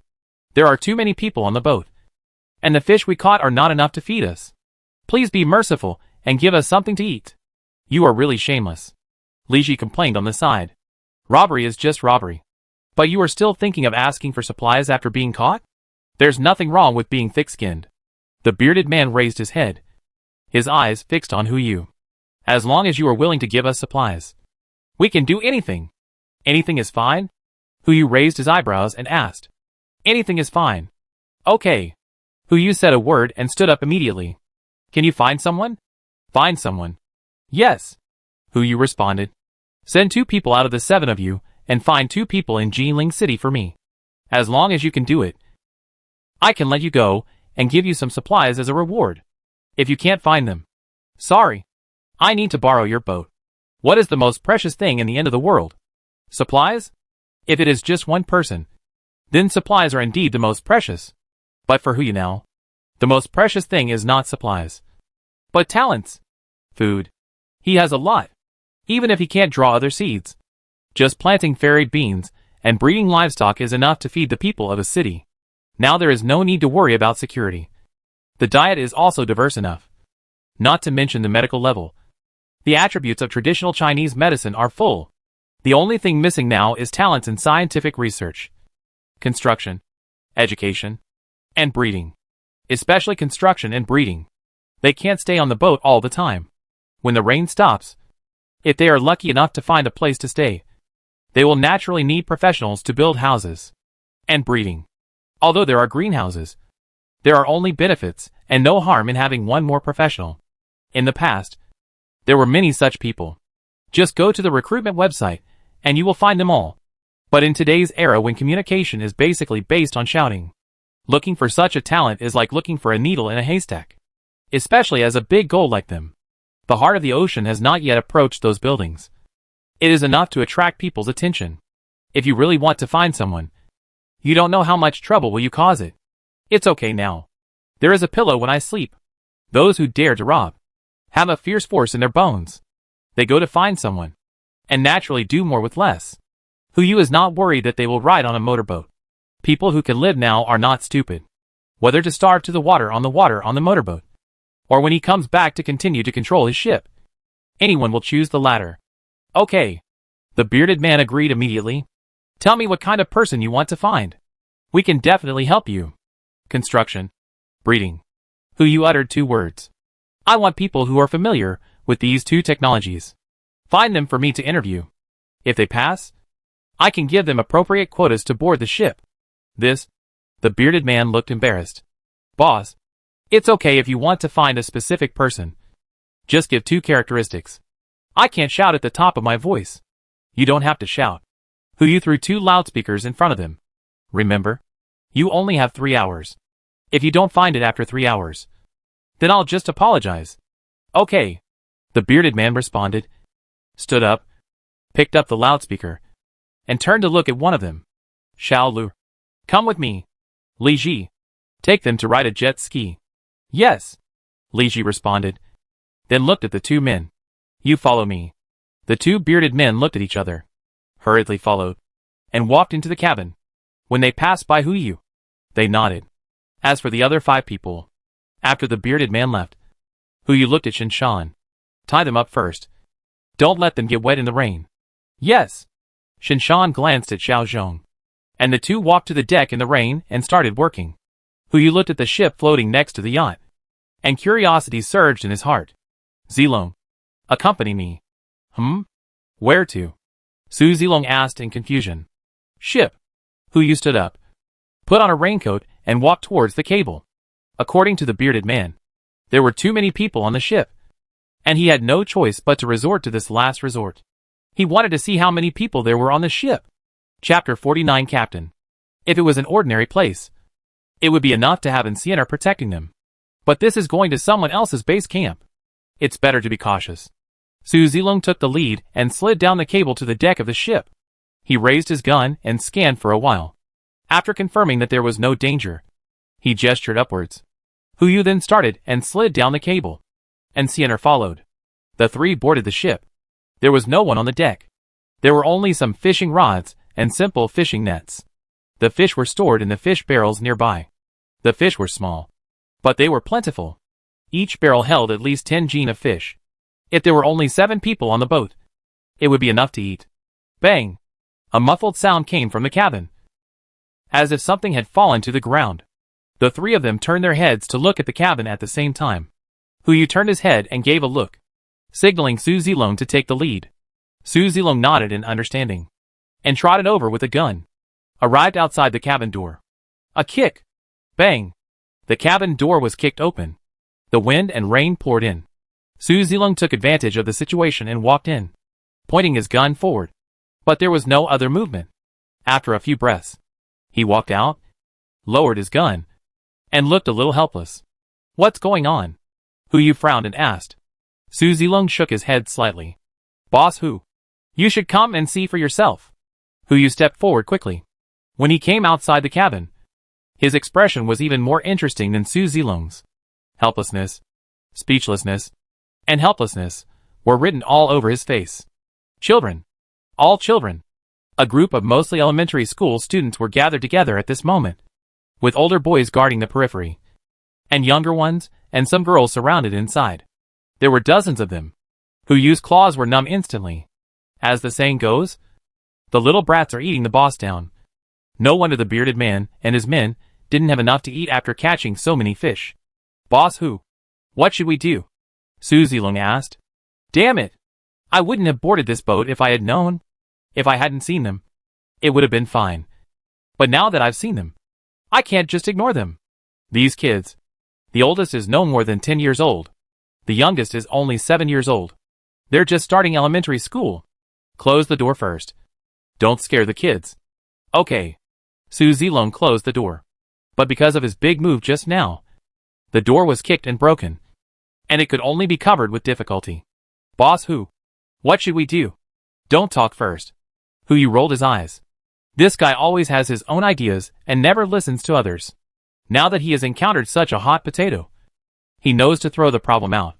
Originally, he wanted to root out the people headed by the bearded man to prevent future troubles. But now the cabin is full of children. If we really kill them, what should we do with these children? Kill them? That's definitely impossible. Or leave them. Urban construction also needs fresh blood. Otherwise, what they build is not a city, but a village. But he was also afraid that there was a devil in there. It's not uncommon for a rat's shit to spoil the whole pot of soup. Yu thought for a few breaths, and suddenly a light flashed in his mind. Got it.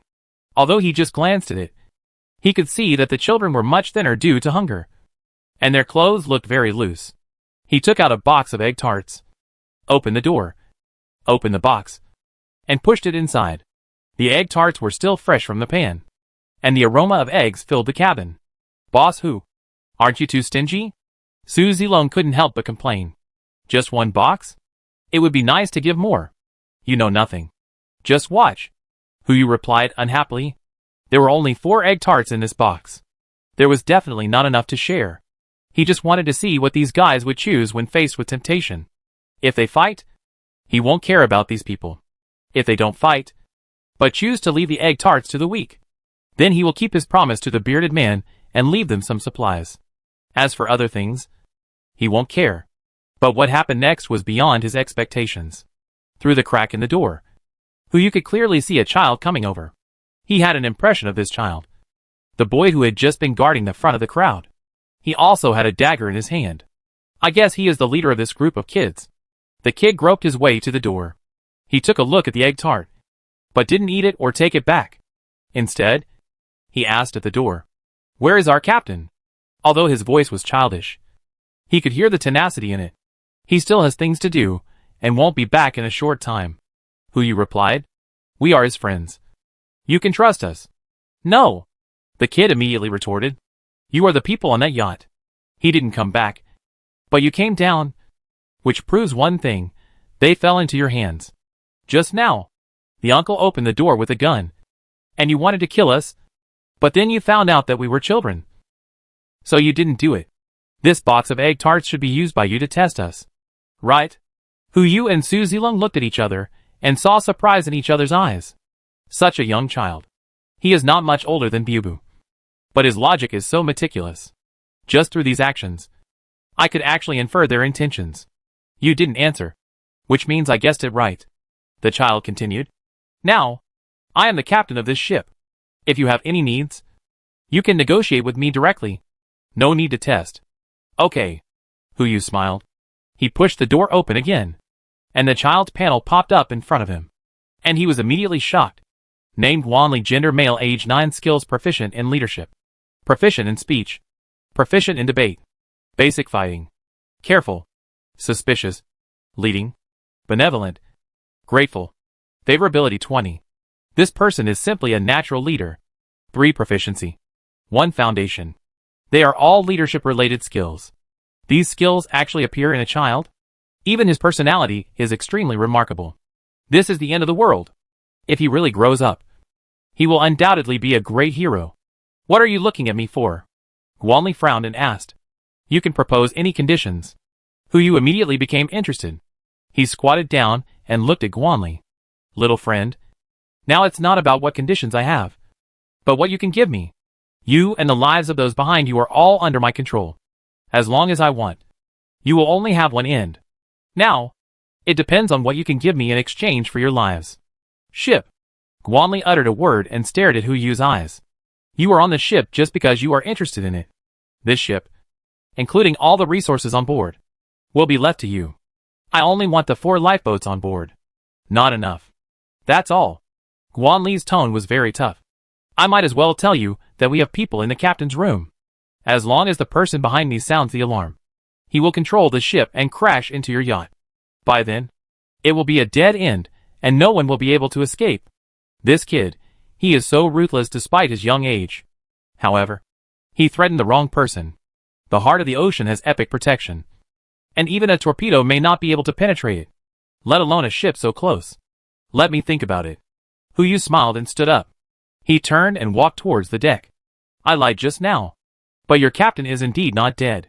When he comes back, we will continue this negotiation. You just won the box of egg tarts with your performance. It's up to you to decide how to deal with it. After that, Yu took Su Zilong and the others back to the yacht. As soon as he returned, he picked up a telescope to observe Guanli's actions. The egg tarts were gone. Under his command, the children had already started to repair the cabin door. He is indeed a natural leader. Boss Hu. Su Zilong stood beside Yu, leaning against the side of the boat and asked, why don't these kids stay? Let's wait and see. Chapter 50, Talent in the True Sense. July 22nd, 6 p.m. The rainstorm continued. The water level never stopped rising. The deadline that Yu set for the bearded man was approaching. But he was not in a hurry, but kept observing the situation on the ship through a telescope. 3 hours. In these 3 hours, the group of children did a lot. In the first half hour, they repaired the hatch. Although it was not as tight as before, it was still enough to keep out the rain. In the next hour, they moved the fish barrels on the side of the ship, cooked a simple meal, and had lunch. There was no crying or complaining during this period. At 5 o'clock in the afternoon, Guanli was already sitting in the cabin, staring at the yacht, as if waiting for some news. At the same time, the group of children had already run to the lifeboat. As long as the lifeboat was lowered, they would fall into the water and escape from here as soon as possible. But they did not move. Just like Guanli in the cab, waiting for something. This wait lasted for an hour. There was no movement during this time. It's almost time. Yu glanced at the time and turned to look at Li Ji. Let Zhang Sirui start preparing dinner. Yes. Wait for 10 minutes at most. If the bearded man and that little lure are coming back, it's time for them to come back. If not, there's no need to wait any longer. The humming sound of the motorboat sounded. Yu turned the telescope and found that 2 motorboats were heading here. Each motorboat has 2 people on board. It seems that they have found someone. I'll go pick them up first, Li Ji said as he walked down the cabin. Yes. Less than 5 minutes later, Li Ji brought 5 people to the deck. In addition to the bearded man and Xiao Lu, there were 2 more people. A middle-aged man in a suit. Although he looked greasy, pale and thin, but from his eyes, he must have been in a high position before. The other one was an old man. He wore a pair of gold-rimmed glasses. His hair was gray, but his temperament was refined. He was a researcher at first glance. Even when he was standing in front of Hu Yu, he had a sense of superiority. Just like a teacher looking at a bad student. Hu Yu immediately cast a detection spell at him. You won't know until you see it. You'll be shocked. Name Fong Suyuan, gender male, age 59, skills epic biological research, epic bean planting, epic animal breeding, proficient in chemistry, proficient in cultivation, proficient in model building, personality kind, poisonous, rigorous, and hands-on. Favorability 0, big boss. This is a real big boss. In peacetime, he is at least a researcher, and may even be an academician. Mr. Fong, Hu Yu had just stood up. And before he could go over, Shin Shan's voice suddenly rang out. Little Shin? Fong Suyuan was stunned, and looked at Shin Shan with some confusion. Why are you here? It seems that he is an acquaintance. This is easy. This is a long story. Shin Shan smiled bitterly, and immediately walked to Hu Yu's side. Come, let me introduce you to. This is Mr. Fong Suyuan, a famous agricultural expert in our country. I used to be responsible for his security work. This is Hu Yu, the owner of this ship and my current boss, Mr. Fong. Hu Yu took the initiative to greet him. Hello. Nice to meet you. Boss? Fong Suyuan frowned slightly. I heard that you made some mistakes and were fired. Is that true? It's a long story. Shin Shan replied helplessly, and stood behind Hu Yu. You two should talk. Mr. Fong? We can talk about these things slowly later. Hu Yu stretched out a hand to him. I hope you can join us. You can propose any conditions. I will try my best to satisfy you. I am an old man and I don't want anything. Mr. Fong looked Hu Yu up and down. I came here to see who would think of looking for someone like me in this situation. I didn't expect it to be a young man. What? Do you want to open a farm on your yacht? Don't dream. Hu Yu's mouth twitched. He only said one sentence. But Mr. Fong was like a pea shooter and sprayed him directly. He really deserves to be called a poisonous tongue. Poisonous tongue is poisonous. But this person is a real talent. Boss Hu. Mr. Fong is like this. Shin Shan whispered on the side. Don't worry. You must keep him here. Don't worry. I have a way. Hu Yu lowered his head and muttered, looking towards the greenhouse. Take him there to have a look. No matter where you go, my conclusion is the same. Fong Suyuan raised his head and raised his hand to Shin Shan's shoulder. I'm not saying anything. Xiaoshen, you are also fooling around. The rain will stop sooner or later. Why are you doing these things? Isn't it better to stay at home? Mr. Fong, you should come with me first, Shin Shan said helplessly, and walked towards the greenhouse with Fong Suyuan. Hu Yu stayed where he was, looking at the other person in front of him. The panel popped up. Namely, Ye Wanqiu, gender male, age 39, skills proficient in management, basic drawing, basic construction, basic carpentry, personality arrogant, complacent, and arrogant. Favorability 0, boss Hu. Ye Wanqiu took the initiative to speak. But his tone was just like Mr. Fong just now. Even more arrogant. I heard that you were hiring here.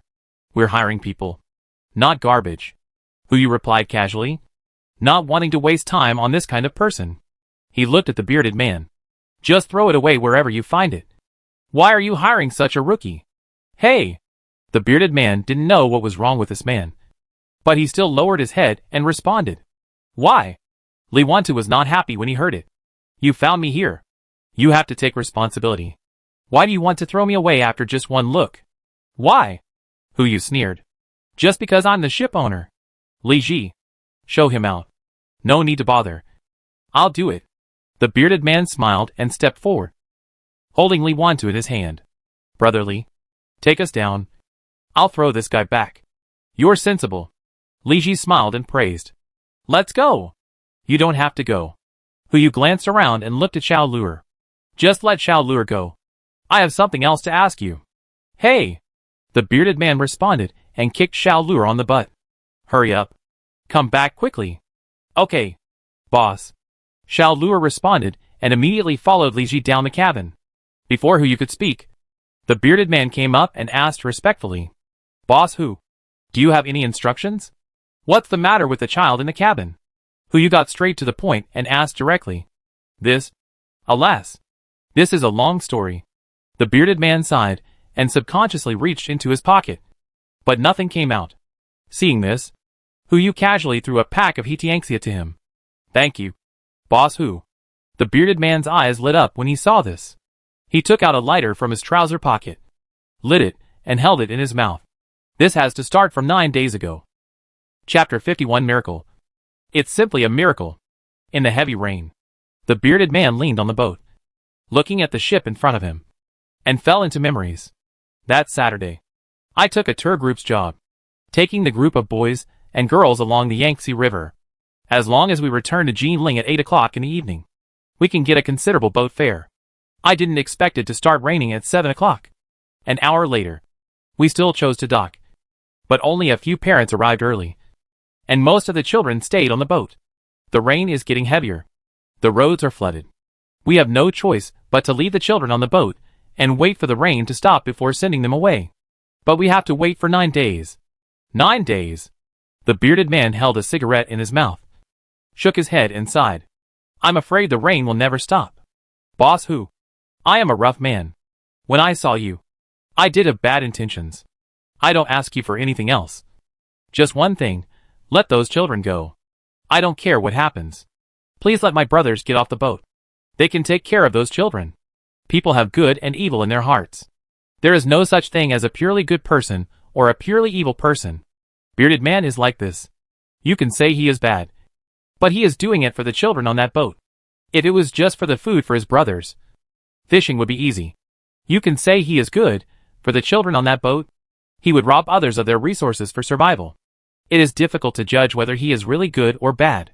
We will talk about this later. Hu Yu hesitated for a few breaths and finally made a decision. He looked at the ship. There are people waiting for you on the ship. Go and greet them first and bring the child named Guanli up. I have something to tell you. Hey! The bearded man responded, without taking his brothers with him, and walked to the rope and climbed towards the ship. This does not mean that he abandoned his brothers, but told Hu Yu that he would not run away and would definitely come back. Boss Hu, I really don't understand. Su Zilong stood aside and asked, what are you planning? Are you going to keep them? Or, remember that box of egg tarts? Hu Yu asked. I bet Guanli left at least one for the bearded man. What's the bet? Su Zilong was puzzled. If he left one, it means that this kid is worth investing in. Then I will give them some supplies, and let them be self-reliant in the end times. What if two are left? Xiao Zisu's voice came from behind. Hu Yu told them what happened on the ship in the afternoon. He wanted to ask for their opinions, and see how to deal with it. But he only got one answer. Everything depends on his idea. It's the same as saying nothing. Why did you come out? Hu Yu looked at Xiao Zisu behind him. Is Bubu's medicine ready? It's ready a long time ago. Xiao Zisu stood aside. I heard that an old man will get on board. I came to see, and happened to hear you talking. Tell me, what would you do if you left 2 egg tarts? Leave 2? Hu Yu looked at the already taut cable. There are only 4 egg tarts in a box. According to the logic of a normal child, he might divide them equally among everyone. That child is thoughtful. He might eat some first to test whether it is poisonous, and then distribute it. He left 1 to prove his gratitude. It's not a bad idea to invest. Leaving 2 means that he knows his position very well, and can win people's hearts. 2 are not only for the bearded man, but also for the 7 adults, representing half of each group. If he is really so sensible, there is a place for him on the ship. The bearded man poked his head out from the side of the ship. He was holding Guanli in his arms, and Guanli was holding a box in his arms. Egg tart box. Hu Yu and the others were surprised. A guess came to their minds. Under what circumstances would Guanli come up with an egg tart box? Boss Hu. The bearded man came over with Guanli. We are here. Boss Hu. Guanli bowed deeply while holding the egg tart box, and then presented the box with both hands. I misunderstood you earlier. I'm sorry. Please forgive me. Hu Yu opened the box. 4 egg tarts were neatly arranged in perfect condition. Except for being cold. There was no damage. What do you mean? Yu looked into Guanli's eyes and asked, "Do you dislike the gift I gave you? Or are you afraid that I will poison you?" "You won't do that." Guanli looked at Yu in a neither humble nor arrogant tone. "You gave us the egg tarts out of pity and grace. We didn't eat them because the captain was missing, and we couldn't deal with such a precious gift rashly. I'm giving it back to you now to thank you. This is the best food on our ship and the best gift I can give." "Thank you? Thank you for giving us a chance to survive," Guanli said seriously, and then offered the egg tart again. Smooth. Too smooth. Yu thought of several possibilities. But he didn't expect that this kid could not eat a single bite, and even control the other children to not move. This is really rare. Then I'll take it. Yu took the egg tart away and put it aside. He looked at Guanli and asked solemnly, "Now I give you a chance. You can board this ship and work for me. This ship will be your home in the future. You don't have to worry about food and drink anymore. Are you willing?" "No." "Why?" Guanli looked up and stared at Yu. "My coming here will be negligible for your benefit, and my leaving will be a disaster for them." It's hard to imagine. These words would actually come out of the mouth of a 9-year-old child. Yu raised his hand, placed it on his head, and rubbed it gently. If it was Bubu, she would have squinted her eyes in enjoyment. But Guanli did not move. His eyes continued to stare at Yu, as if he wanted to imprint him in his mind. His eyes were like a wolf. If such a person is not taken in, then he will be a big trouble in the future. He should know. When he stood in front of Yu and said those words, there were only 2 outcomes for him. One is to stay on the ship, and the other is to leave his life on the ship. But even so, he still chose to refuse. There was only one reason. Force. He wanted to force Yu to keep more people. They can all stay. Yu gave in. First of all, he really loved talents. And secondly, if a city is really built in the future, it will really need new forces. Children are much more loyal than those adults. "Really?" Guanli exclaimed. "Including the captain? They can be together. Since I have already taken in dozens of people, I don't mind a few more. However, there are still conditions." Yu looked at the bearded man. "First of all, let me make it clear that I will take you in and give you food and resources. But the premise is that you can't get on the boat. Except for the group of children. You can only drive the boat as a frigate and follow the yacht. Can you accept it?" "Accept. Absolutely accept." The bearded man nodded repeatedly.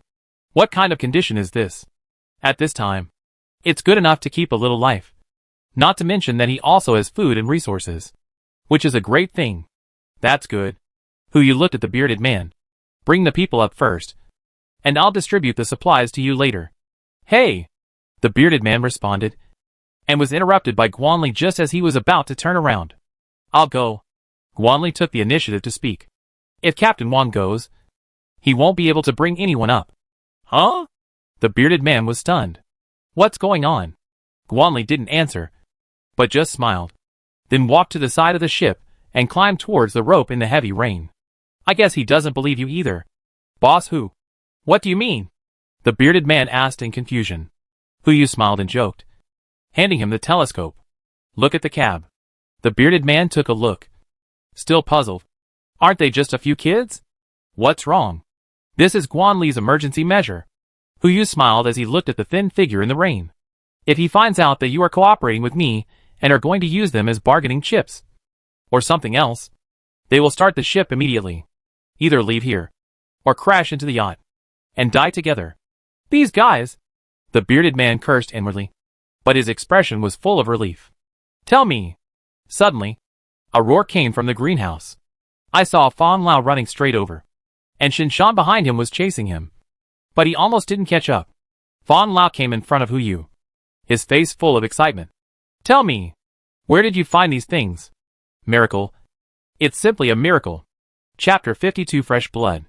Yu was not surprised by Mr. Fang's excitement. Even Xiao Zissou, an outsider, had a ridiculous reaction when he saw these things and wanted to dissect them himself. Not to mention this guy. He is an expert in this field, so he naturally knows what those things mean better than Xiao Zissou. "Tell me," Fang Suyuan said excitedly. "Where did you get these things from?" "Don't worry about it, old man." Yu smiled and stretched out his right hand. "I still have the same condition. As long as you can stay, I will let you cultivate these livestock and plants. I will give you absolute freedom to do whatever you want. And I will give you some unexpected surprises every once in a while. The system can produce more than just plants like senza beans. It may even extract other animals that can be cultivated. This is his confidence. Surprise? Fong Suyuan asked in confusion. What surprise? Like this. Huyu said as he took out an ordinary bean. Would you like to take a look first? Mr. Fong?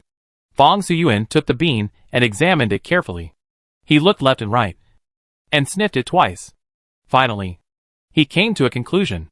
Isn't it just an ordinary bean? Mr. Fong? You can taste it. Huyu smiled, pretending to be mysterious. Mr. Fong whispered 4 words, but still put the bean into his mouth. The bean melted in his mouth. In just a moment, it turned into a warm current that penetrated into Mr. Fong's throat and flowed into his abdomen. A feeling of fullness came instantly. Fong Suyuan's eyes widened. He hadn't eaten for 2 days. The feeling of hunger had already begun to gnaw at his heart and liver, as if he could eat a cow alive. But when this bean entered his stomach, that feeling disappeared instantly. What is this thing? Sensory beans. Huyu did not hide it, and said in front of the bearded man. One can meet the consumption of an adult for a month, and at the same time will give a proper feeling of fullness. What? Everyone present was stunned, including Shinshan.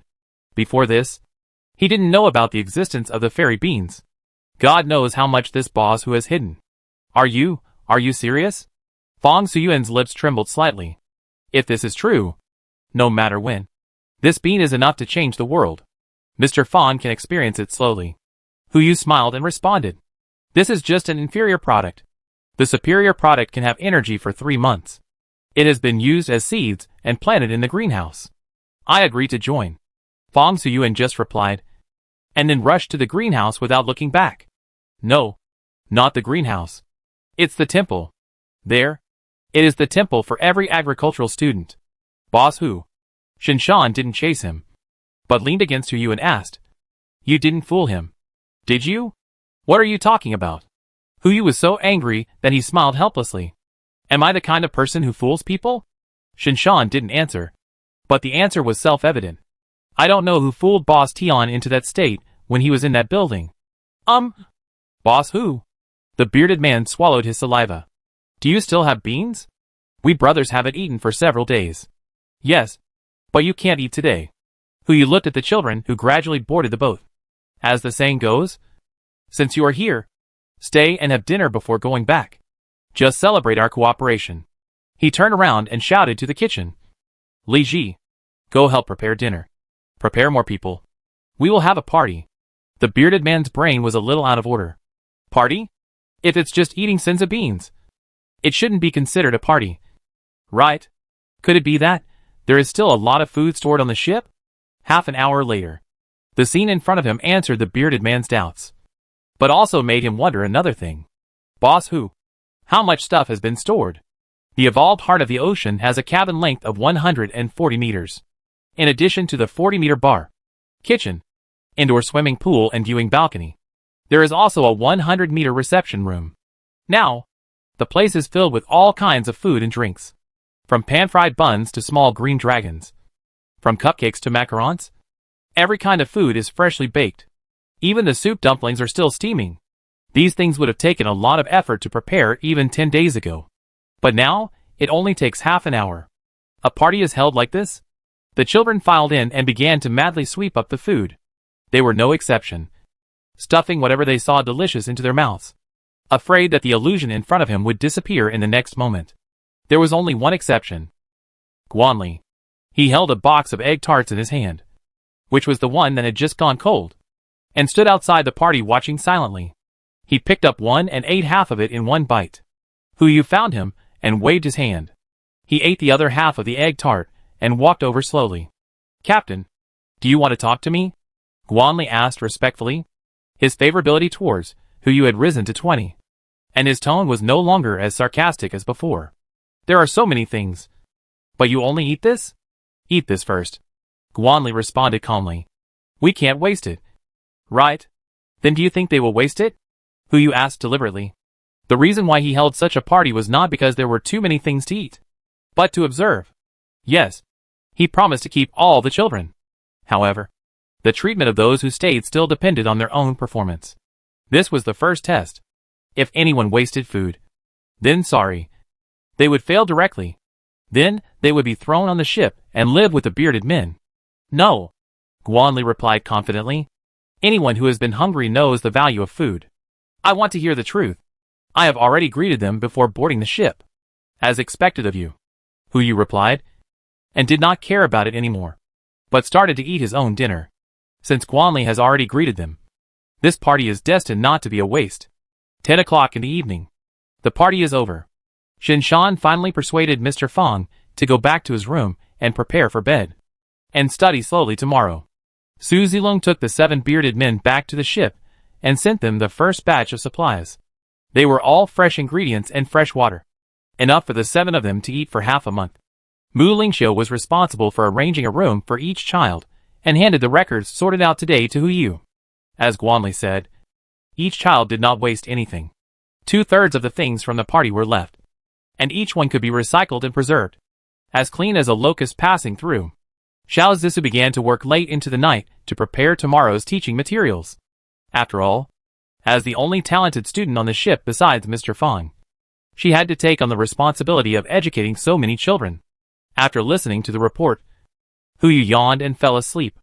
The next morning, when he walked to the balcony, the Feng Shui treasure land, ready to take over yesterday's good luck and open up something good.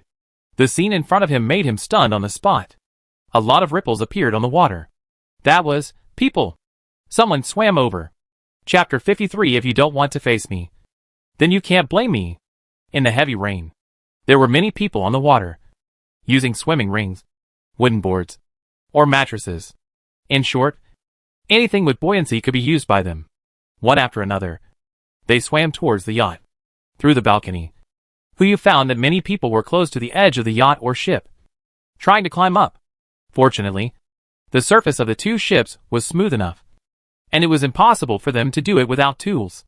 But the people coming in densely behind seemed to have anticipated this situation, and various tools appeared in their hands.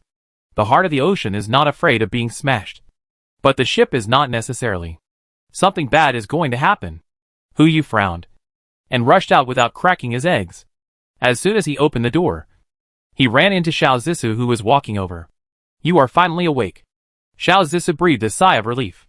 If you don't wake up, I will come in and call you, she said, and inserted a golden needle into her hair. It's easy to tell that the way she called people must be very efficient. That's not necessary. Yu's mouth twitched, and he found that her face was full of dark circles. Your eyes. Did you steal cows last night? Where did you steal cows? The greenhouse? Xiao Zissou yawned. That Mr. Fang went to the greenhouse at 3 o'clock. Anyone who approached the greenhouse had to be watched by him. Who dared to steal? Then what are you doing? Preparing for class. Xiao Zissou's tone was full of pride. I'm telling you, it was because I didn't pass the teacher qualification exam. Otherwise, I would have become a teacher long ago. This is finally an opportunity for me. I will pay back the rain I got in that year double. Just don't torture our future buds to death, Yu said as he walked towards the cabin, not forgetting to add, oh, except Guanli. Torture him to death. As the saying goes, if you learn, you will die. Then learn to death. He has the potential. Okay. The 2 chatted and laughed as they walked to the cabin. Shinshan and the others were already waiting there, and Guanli was also standing among them, his figure looking very abrupt inside. What's the situation now? No one has boarded the ship yet. Shinshan took the initiative to report. I just checked the surveillance, and people have been coming here one after another since 5 o'clock this morning.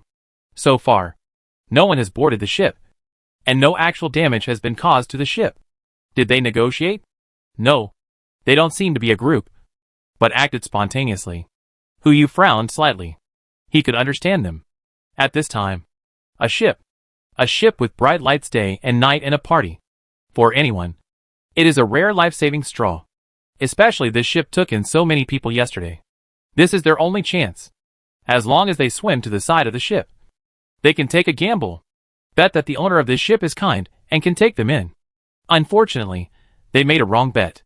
Sound the whistle to warn, and the ship will leave in 5 minutes. We are not responsible for anything that happens. Yes, boss, Shinshan replied. took out the loudspeaker left by Hu Yu yesterday and walked to the side of the boat. Attention everyone. The boat will start in 5 minutes. Please leave as soon as possible. Otherwise, you will bear all the consequences. He said the same thing 3 times in total. It was to remind them as much as possible. It's also strange. Hu Yu took out the toiletries from his personal space, started brushing his teeth, and said vaguely, "Isn't there a strange fish under the water? How can people swim over here? There were no fish last night." Zhao Zhong replied on the side. "Last night, I tried to fish, but there was no bite. Not to mention no fish even when I put the bait in. Captain Wang is the same." Su Zilong echoed. "They cast the fishing net last night, but there was no movement. I went to see it too. No fish." Hu Yu frowned slightly. This shouldn't be the case. Before he could figure out what was going on, a roar came from the water. "Captain! Come out! Captain! Come out!" It seems that he will not give up until he sees the coffin. Hu Yu took out a towel and wiped his face briefly, then looked at Li Ji. "Is breakfast ready?" "Not yet," Li Ji replied and set off immediately. "I'll go now. Remember to make it richer," Hu Yu instructed. "Wake those guys up at 7:30 and start the class." "Okay." Guanli also responded. "I'll go wake them up. Brother Shen, come with me for a walk." Hu Yu took out 3 umbrellas and handed one to Shinshan and Encianer behind him. "Okay." The 3 walked out of the cabin together. As soon as they reached the side of the ship, they saw Captain Wang and others holding harpoons and staring at the ship. As long as the other party was willing to get on board, they would fight back at the first time. When Hu Yu's eyes fell, Captain Wang smiled awkwardly, quickly put away the harpoon, and nudged Xiao Luer next to him with his elbow. Xiao Luer immediately understood and ran towards the cabin. "The ship will start in 5 minutes." This was the order Hu Yu gave. Since the yacht was about to start, the ship naturally couldn't slow down. "Captain! Come out!" The noise continued. Hu Yu walked to the side of the ship, overlooking the people below, and took out the loudspeaker. "I'm out. What do you want to do?" The chaotic voices were instantly drowned out by the sound of rain. But soon, a uniform voice sounded on the water. "Let us get on board. Let us get on board. It's not impossible to get on board." Hu Yu glanced down and said calmly, "Who among you knows architecture? Those who can plan buildings and are proficient in composition. Raise your hands." After a few breaths, more than 70% of the people raised their arms. "Well, he has poked the nest of the School of Architecture." "Right. There is no need to look at the panel. More than 90% of the people here are lying. This is human nature." Hu Yu took out the AK and fired a shot at the water. The bullet did not hit anyone, but it was enough to quiet the crowd. "I say again, if you have it, raise your hand. If you don't, put it down. Otherwise, you don't want to get shot in the water. Do you?" Sure enough, after a moment, more than 99% of the people put their hands down. Only 2 people were still holding their hands up in the water. Hu Yu scanned their panels and found that they were not lying. However, their skills in architecture were only proficient, and their personalities were not good either. They might become wolves that cannot be tamed. What a pity. Hu Yu shook his head and put away the loudspeaker. Just as he was about to turn around and leave, a crisp sound rang in his ears. A prompt popped up in front of him. "Warning! Warning! The ship is under attack. Do you want to activate the protection system?" He leaned against the side of the ship again and used a telescope to look at the location where the sound came from. I saw several people leaning against the ship, holding medium-sized impact drills in their hands, and attacking the deck of the heart of the ocean. They knew that they couldn't get on the ship with just their mouths, unless they risked their lives. Hu Yu narrowed his eyes slightly. He gave these people 5 minutes to leave instead of driving the boat directly, just to give them a chance to survive. But now, you take the opportunity he gave you and drill into his ship? You are really capable. If you don't want to face me, then you can't blame me. Chapter 54 Looking for the Mountain. Hu Yu hated one kind of people the most in his life. Not a ruthless person like Tian Laolu, nor a foolish person like Aunt Wang, but a beast who knows how to repay a favor. The people underwater saw that Hu Yu did not move, and they started to make a fuss again. "Get on the boat! Get on the boat!" They seemed to be sure that Hu Yu was scared. As the saying goes, barefoot people are not afraid of those who wear shoes. But people like them, who wear a pair of bright leather shoes, are most afraid of their leather shoes rotting. As long as they threaten to fight to the death, they will definitely get what they want. What a pity. They found the wrong person. Shoot? That would be too easy for them. No need to sail. Yu turned and walked towards the cabin, all the way to the place where he fished yesterday. Shinshan was puzzled. Boss, just let them drill the boat like this? Don't worry. The boat will be fine. Yu replied. He could see the panel of the heart of the ocean. After such a long time of impact drilling, the durability of the heart of the ocean was still maintained at 100%. That is, those guys couldn't see the prompt. Otherwise they would have been flooded with a sentence in front of them by now. And the enemy's defense was not penetrated. Don't they like to burrow? Yu casually took out the fishing rod. Let's see how long they can burrow. Cast the rod. The fish hook turned into a parabola and fell into the water. There was a burst of laughter on the surface of the water. It is a well-known fact that there are no fish underwater. This guy is fishing? I'm afraid he is stupid. Just right. Let's teach him another lesson. Seeing this, several people immediately swam towards the place where the fish hook fell. Don't you like fishing? Then put away your rod. Everyone has fallen into madness. Several people who were good at swimming dived first and found the fishing line. Just as they were about to pull it out of the water, something strange happened. A pulling force came from the water. There was a fish. A fish was hooked. Everyone was shocked, but didn't take it seriously. Until, a scream rang out. The person who just held the fishing line had been dragged under the water, and a burst of scarlet gradually spread. Dead, dead. Run! We can't go back. Get on board. There is only one way to get on board. Damn it. The boat hasn't been broken yet. What are the people in front doing? The crowd suddenly panicked. Yu inserted the fishing rod into the deck. This was a hole made by Zhao Zhong overnight yesterday. A hole specially for inserting fishing rods. The hole runs through the entire deck. As long as the fishing rod is put in, it can use the whole yacht for support. Unless the fishing rod breaks, the deck is opened, and the fishing line is pulled dry. Otherwise, as long as the fish is hooked, it will not be able to escape. But these three situations are impossible, at least in a freshwater basin. No fish can do this. Damn! It took the bait? So fast? Zhao Zhong exclaimed, his face full of surprise. For a veteran fisherman, this is equivalent to scratching out $1 million jackpot in front of an old lottery player who only wins $5 at most. Wasn't there no fish yesterday? Who knows? Yu chuckled.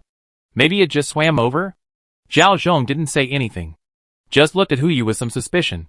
He didn't believe this nonsense at all. What do you mean by just swimming over? That thing down there can eat people. If it just happened to swim over, the people on the water in front would have been eaten long ago. Why would they let them swim over? There must be something fishy going on. But he didn't plan to ask, but stood quietly beside Yu, overlooking the side of the ship. On the water, the crowd was in a panic. Those who had just swam out of the water still had a chance. They could still swim back to their previous base. But those who were close to the yachts and ships had no chance. The shadow under the water swam quickly. Every once in a while, someone would be dragged down, turning into a pool of scarlet water. If they wanted to survive, there was only one way. Get on the boat. Damn it! Why can't we drill into this boat? Don't drill. If you drill into the boat, we will die. No. Drill. Only by drilling into this boat can we have a chance to survive. The crowd burst into two opinions, seeing that the people holding the impact drills were still going on. Another group of people who didn't want to drill into the boat went completely crazy. Go! Grab the drill. As long as we save the boat, the owner will let us on board. Yes. He has taken in so many children. He won't mind one more of us. Go! Roaring, fighting, and wailing filled the water. One after another, Scarlet appeared. Yu saw that the situation was almost done, and turned to look at Zhao Zhong. Are you sure you can catch this fish? Try it. Zhao Zhong had been wanting to get started. Now, when he heard Yu speak, he immediately reached for the fishing rod.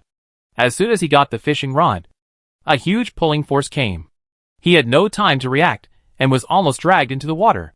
Fortunately, Shinshan and Enciener were behind him, and pulled him in time.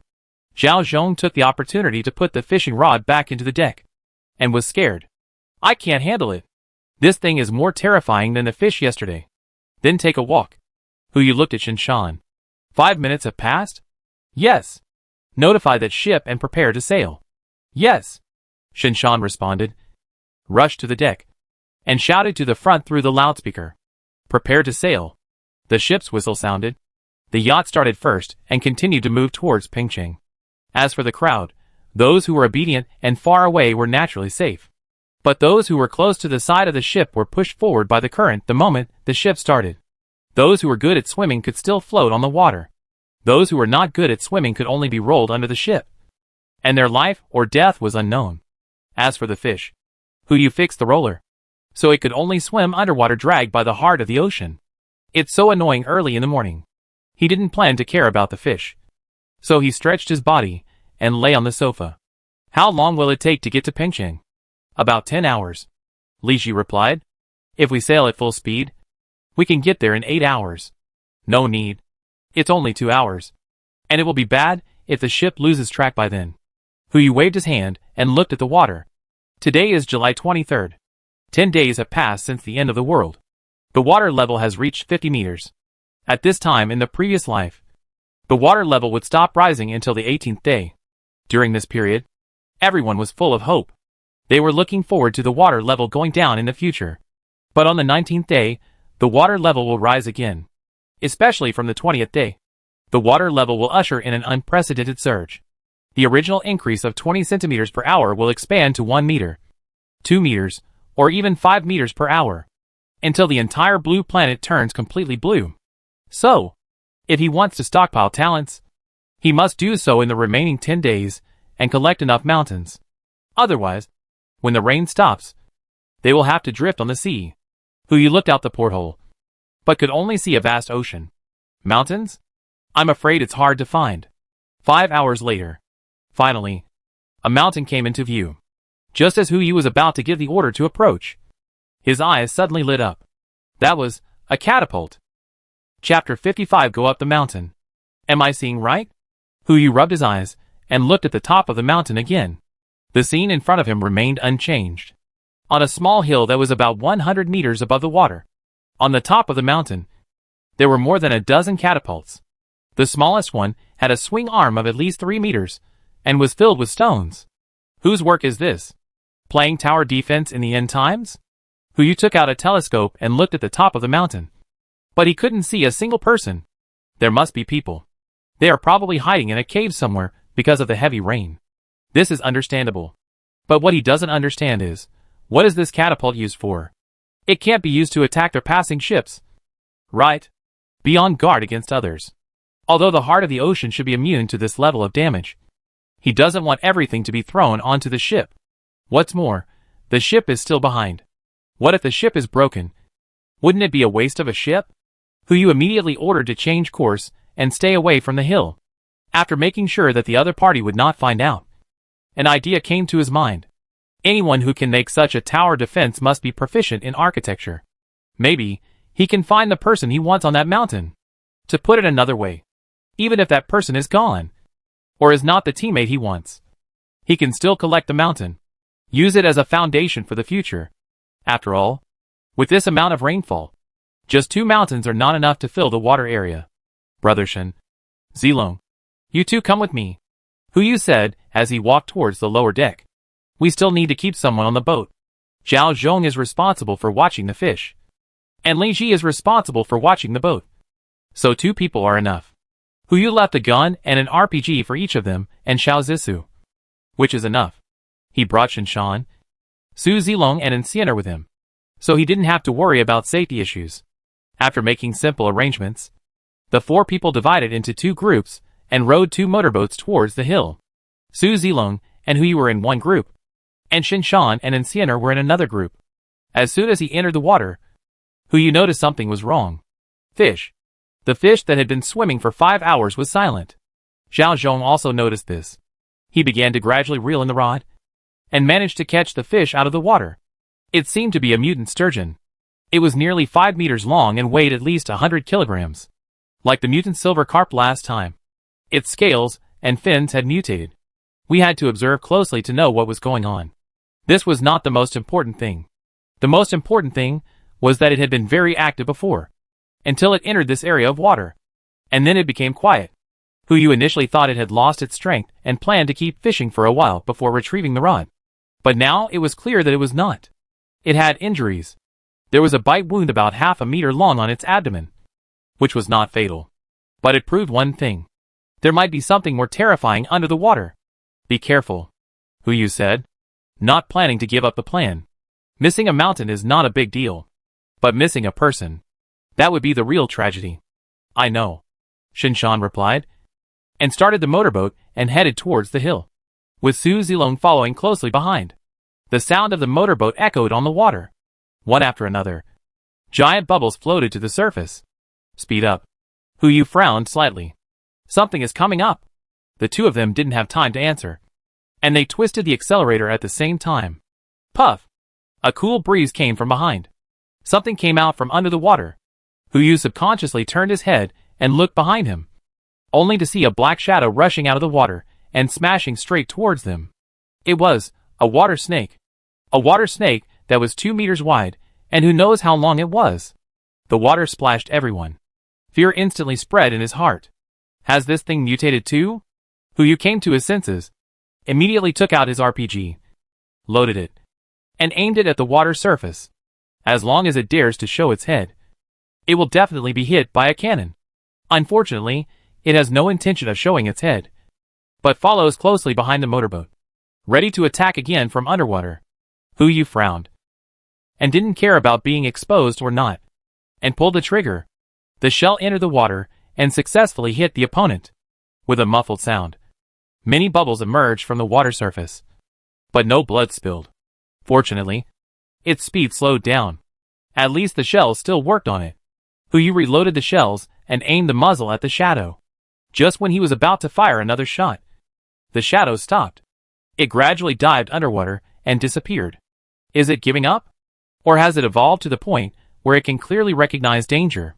No matter what the situation is, Hu Yu dare not be careless. He still carries the RPG on his shoulder, while Su Zilong and Shinshan are also sailing at full speed. Now he knows what the catapults on the hill are for. 5 minutes later, finally, we reached the shore. The 4 of them went ashore, and Hu Yu put the motorboat into the space, looking at the water in front of him. He still felt scared. Just now, Su Zilong pointed at the water surface. Am I seeing things? No. Unless we are all hallucinating. Shinshan was also scared and broke into a cold sweat. That snake must be at least more than 10 meters long. Right? As if to answer Shinshan's question, the black shadow appeared on the water again. It did not approach the hill, but began to circle around the yacht. Comparing the length of the yacht, it is not difficult to see that this water snake is 1/6 the length of the entire yacht, which is nearly 20 meters long. The body length of an adult elephant is only 6 or 7 meters, and the length of this snake has exceeded the length of 3 elephants. It seems that you are still conservative. Hu Yu smiled bitterly. What should we do now? Su Zilong frowned and asked. If that guy keeps guarding the yacht, we can't go back at all. Don't worry. Hu Yu looked up. Let's go up and take a look first. The instinct of animals is to seek benefits and avoid harm. It didn't dare to approach the giant mountain, but instead went towards the yacht, which proved that there was something it was afraid of on the mountain. If I guess correctly, the catapult on the mountain was prepared for this giant snake. Let's go up the mountain and take a look. Maybe there will be some surprises. Everyone had no other opinions, and followed Hu Yu all the way up the mountain. You don't know until you go. You will be shocked. Not only catapults, but also all kinds of traps are laid on the whole mountain. If Su Zilong and Shinshan were not from the military, they would not have discovered these traps. Judging from the scale of these traps, there are at least 100 people on the mountain, and it is not impossible that there are even more. In order to have a smooth conversation later, Hu Yu first collected the guns in everyone's hands and replaced them with pistols. Not to mention that there are only pistols. The skills of these people, even without weapons, are enough to overthrow the people on the entire mountain. Finally, when they were about to get close to the top of the mountain, they were discovered by the people in front. Who are you? A scream sounded. Heads moved in the jungle. People holding wooden spears came out one by one, looking at everyone with wide eyes. Don't be nervous. Hu Yu raised his hands to indicate that he had no weapons. We are not evil. Get out. The words were not finished yet. The other party threw out the spear directly, trying to force Hu Yu back. Leave here immediately. Otherwise, don't blame me for being rude. Hu Yu frowned slightly. So irritable? Since he is unwilling to accept the peaceful talk, he has to change another way. Chapter 56. Seeing the Virgin Mary again. Hu Yu put his hands behind his back and gestured, ready to let Shinshan and others draw their guns. But the next moment, another voice sounded. Is someone coming? A figure came out from behind the crowd. A young girl came out. She was wearing a red dress and patent leather shoes. She was not wearing any makeup, but her appearance was amazing enough. Especially her eyes, which were extremely smart, like a little deer in the woods. But she was wearing heavy linen gloves on her hands, as if she had just finished work, which was extremely inconsistent. Before she could speak, the man who had just thrown out the spear frowned and said, Miss Su, we already have enough people. What do you mean by enough people? Isn't it just about 200 people? For more won't be too many. Miss Su rolled her eyes at the other person and walked towards the 4 people. She walked all the way to Hu Yu without any defense and took the initiative to extend her right hand. Hello. My name is Su Linglong, and I am currently the manager here. How did you get here? It was the first time that Hu Yu saw such a familiar person, especially in the end times. A big detection spell was thrown over, and the woman's panel immediately appeared in front of him. Name Su Linglong, gender female, age 23, skills epic architecture, epic surveying, epic leader, proficient in finance, proficient in cooking, proficient in observation, proficient in traps, personality saint, mercy, smooth tongue, favorability 10, purity 100. It seems that she is the one who led the construction of these fortifications. I didn't expect it. In addition to Mu Lingxiu, he can actually see another person with a saintly personality. However, the 2 personalities of the Virgin Mary and Mercy can actually be paired with the well-mannered. It's a bit strange.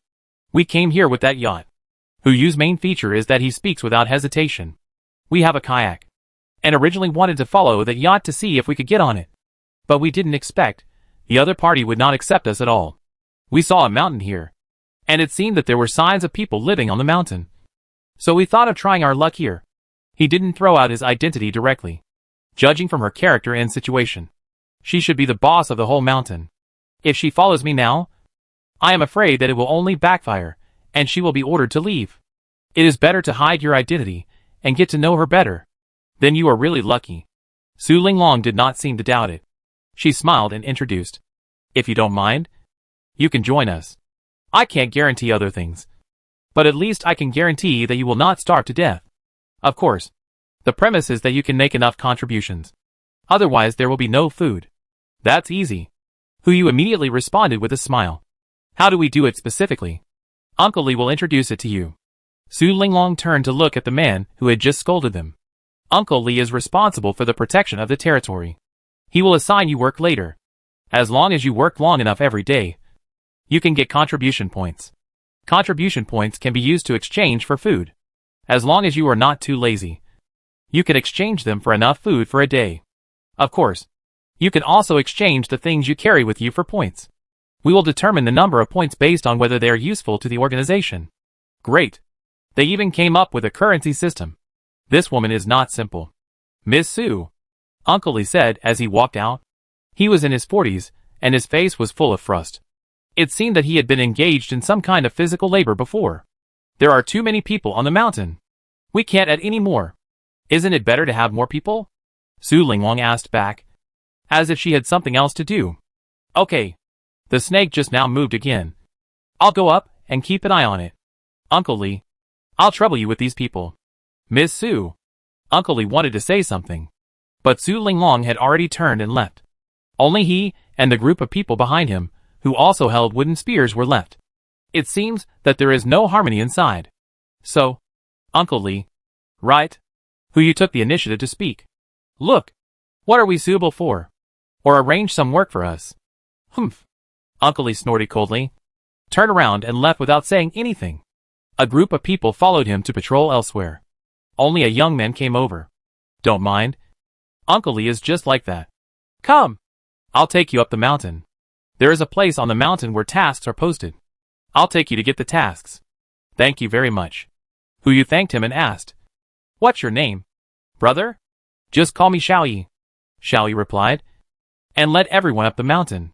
As soon as they reached the top of the mountain, Yu confirmed one thing. The man called Uncle Li was right. There were too many people on the mountain. More than 100 people gathered on the top of the mountain. Although everyone had something to do, most of them were construction work, which could be done quickly or in a timely manner. 5 or 6 strong men gathered together, with wooden hammers at their feet, occasionally knocking and hammering, piecing the wooden boards together. This should be preparing to build a house. Most of the people on the mountain are men, and there are many cases like this. If you want to feed so many people, or so many people who are just doing nothing, the pressure on this mountain is not small. The mission room is in front. You go and have a look. There should be a person suitable for you. Xiaoyi pointed to the wooden house not far ahead. Turn around and walk down the mountain. I still have to patrol, so I won't take you with me. See you at dinner tonight? Okay. Thank you. You're welcome. We're all family.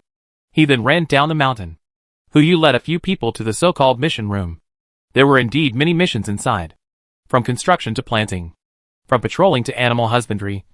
It can adapt to almost all situations to ensure that people on the mountain have work to do and contributions to make. But where does their food come from? It can't be that Su Linglong also has a system like herself. Yu was full of doubts. But he still accepted the mission with everyone and started working. Until noon. Lunchtime. Yu finally understood where the food for this group of people came from: tree bark, grass roots, and the slightly better ones were mushrooms and fish. The so-called fish were just 5 small fish weighing 1 or 2 kilograms. After being processed, they were thrown into the pot and boiled. Finally, a large pot of fish soup was boiled, and tree bark, grass roots and mushrooms were thrown into it. Then everyone shared it equally. Whether it was Su Linglong or those who had just joined the team, they all got the same amount of food.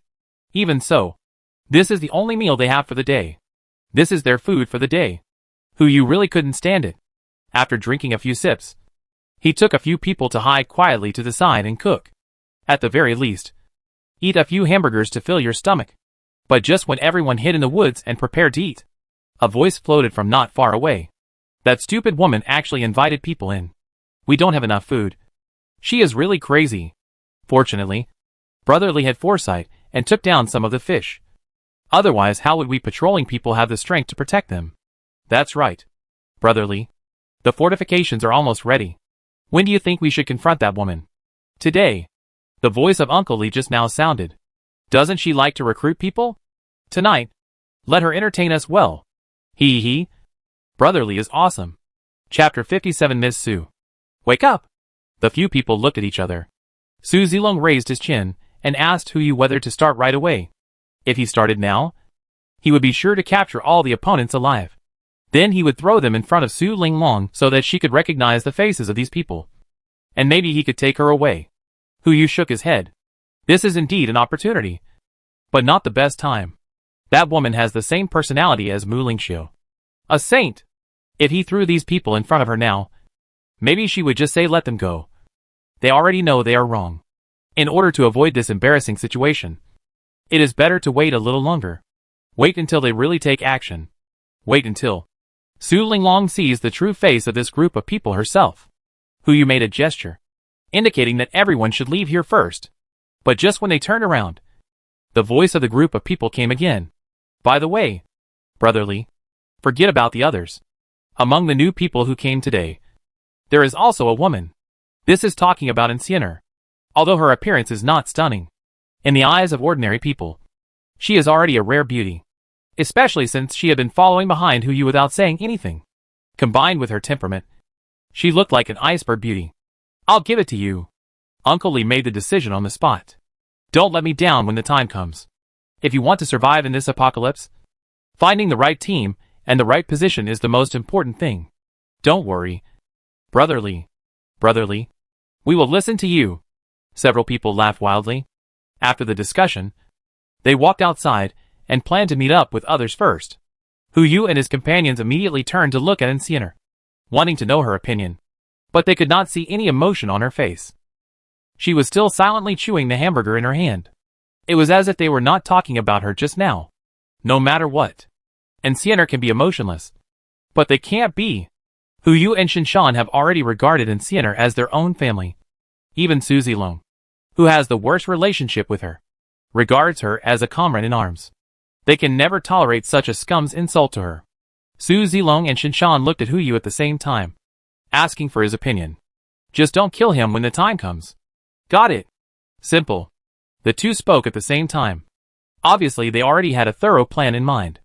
Everyone ate a few more bites of other food to replenish their energy and returned to the top of the mountain. At this moment, the sky was getting dark. Except for the patrol team on duty. Everyone else returned to the cave to rest. Under Su Linglong's arrangement, men and women lived in two separate caves. This can also avoid some embarrassing and vicious incidents. But just when she was about to take Sienna away, she didn't move at all, and just followed Hu Yu silently. Hu Yu had no choice but to explain. This, Miss Su, my sister suffers from severe autism. She will only get better if she follows me. You should go back first. No. Su Linglong frowned slightly. If it was your own people, it would be fine. But now everyone lives in a cave. If something happens to your sister, you will regret it for the rest of your life. It seems that Miss Su is a saint, but she still understands that human nature is evil. That is to say, he can't just take care of Sienna. Otherwise, it would not be impossible to let her stay with Su Linglong. Firstly, it can protect her safety. And secondly, it can also improve her favorability in the first place. This, Hu Yu looked at Sienna tentatively. Sienna, why don't you stay by Miss Su's side tonight? I have Brother Shin and Zilong here. No problem. And Sienna didn't answer, just stood there motionless. Shinshan also stepped forward to persuade. Yes, Sienna. I'm here. Old, your brother will be fine. And Sienna still didn't move. It seems that the only trick is to use it. Hu Yu came forward and whispered in Sienna's ear. You go now. You can beat Zilong up later. And we can beat him up again tomorrow morning when we gather and set out. We can beat him up twice more. And Sienna's eyes lit up. And she looked at Su Linglong. Let's go. Okay. Although Su Linglong didn't know what happened, she still achieved her goal. And took Sienna to another cave. There's a shortage of beds. So I'll have to let you sleep next to me tonight. And Sienna didn't answer, but just followed silently. After the two walked away, Shinshan couldn't help laughing. Su Zilong's face was full of black lines. Boss, you are selling out your teammates. I can't help it. Hu Yu helplessly spread his hands and patted Su Zilong on the shoulder twice. I'm sorry. Zilong. Just hold on. It was night. Several men in the cave began to get up. Hu Yu was about to fall asleep when he was woken up by Shinshan beside him. Boss, they are taking action. Huh? Hu Yu forced his eyes open and rubbed them. Got it. What's the situation now? About 20 people. Just went out. Should we follow them? Let's go and take a look. Hu Yu replied. Took out a bottle of Red Bull from his space backpack. Opened the can and took a sip. Barely cheering up. Before they walked out of the cave, they saw the fire flickering at the entrance of the cave and people surging. The three of them quickly hid. A total of 53 people. Shinshan quickly reported the number. In addition to the 25 patrolmen, they have gathered more than half of the men. No wonder they have the confidence to do such a thing. Hu Yu frowned and replied. 53 people. If it weren't for Su Linglong, more than half of them would have died long ago. And now they are repaying kindness with hatred. Oh, you are really capable. Are all the people here? Uncle Lee's voice sounded at the front. In order not to alarm the people resting in the cave and the cave opposite, he kept his voice very low. Today is our big day. I won't say any more. Everyone listen to my instructions later. I guarantee that you will have food to eat, water to drink, and your most basic physiological needs will be met. Brotherly is awesome. Brotherly is awesome. Everyone cheered and lowered their voices. But you can still hear the suppressed animal nature from them. It seems that this is the method of Uncle Lee. To put it nicely, it is called physiological needs. But to put it simply, it is actually lust. For these men in their 20s and 30s, who have tasted the sweetness of life in the end times. Besides appetite, the most important thing is this. This is also why he can gather so many people. Remember, Uncle Lee's words stopped the excitement of the crowd. First, catch the leader first. Catch Su Linglong first, and then talk about other things. Hee. Brotherly. We understand without you saying it. That's right. Among those women, who is Miss Su Run? That's good to know. Uncle Lee spoke again. Come one by one when the time comes. Don't ruin things. Understood. Soon, the crowd gathered and walked towards another cave. Yu and others followed silently behind them. The two caves were not far apart. And a few minutes later, the group had already rushed in. Who? What are you doing? Ah! Help! Miss Sue! Miss Sue! Wake up! Chapter 58. Are you sure you want to choose the second path? Inside the cave, the crowd was already in a panic. Yu and others were standing outside the cave. Are we going in now? Shinshan asked. No hurry. Yu replied, listening to the noise in the cave getting smaller and smaller. Going in now won't have any effect. The weapons in those people's hands are very crude. Sienna is inside. Nothing will happen. Yeah, Shinshan replied, and didn't say anything else. A few minutes later, there was no movement in the cave. It seemed that everyone was under control. Yu and the others looked at each other and walked into the cave. When they reached the cave entrance, they saw that the 50-plus men completely surrounded the women. Under the firelight, everyone covered their mouths and looked in the same direction. Not far from the cave entrance, a group of people led by Uncle Lee were holding spears and constantly approaching Su Linglong and Enciener. At this time, Su Linglong was still having a virgin heart. She protected Enciener behind her, as if that was the only way the other party would not hurt this weak girl. Li Si, what do you want to do? Yes. Uncle Lee no longer concealed his desire. He simply threw away the spear in his hand, rubbed his hands, and approached the two people. As expected of Miss Sue. How do you know what I'm thinking? Ha ha ha. This sudden dirty joke made the men around burst into laughter. But Su Linglong couldn't laugh. Her eyes swept over the crowd, full of confusion and disappointment. She could never have imagined that the people she had saved would become like this. Why? Why on earth? Miss Sue, why are you still standing there? Li Si asked in confusion, even opening his arms, as if ready to hug her. Come here quickly. Don't you know what I'm thinking? Dream on. Su Linglong held Enciener tightly behind her. Li Si, it's not too late for you to turn back now. Turn back? Turn back. Li Si cursed. He also knew what kind of person Su Linglong was. He immediately turned around and pointed at the group of women behind him. I won't waste my words with you. You only have two choices now. Or, be obedient, and you will be mine from now on. If I tell you to go east, you can't go west. If I tell you to eat, you can't drink soup. You're dreaming. Su Linglong cursed immediately. Very good. You have backbone. The second choice. It just so happens that we are short of food. Then I will get rid of these people one by one. As he said that, Li Si raised his hand and hooked. One of the men held a spear and brought out a middle-aged woman inside. Standing next to Li Si, he looked at Su Linglong and asked, Are you sure you want to choose the second way? Su Linglong did not answer. Li Si took out a dagger and stabbed it into the other person's abdomen with a backhand. Ah! Murder! Help! The screams echoed throughout the cave again. Shut up! Li Si roared, and dozens of spears fell at the same time. And the group of women did not dare to scream. And he, looking at the blood on his hands, became more and more emotional. He glanced at Su Linglong, but he didn't say anything, but gave a look to the person next to him. Another woman was brought out. Second time. Li Si looked at Su Linglong and asked, Are you sure you want to choose the second way?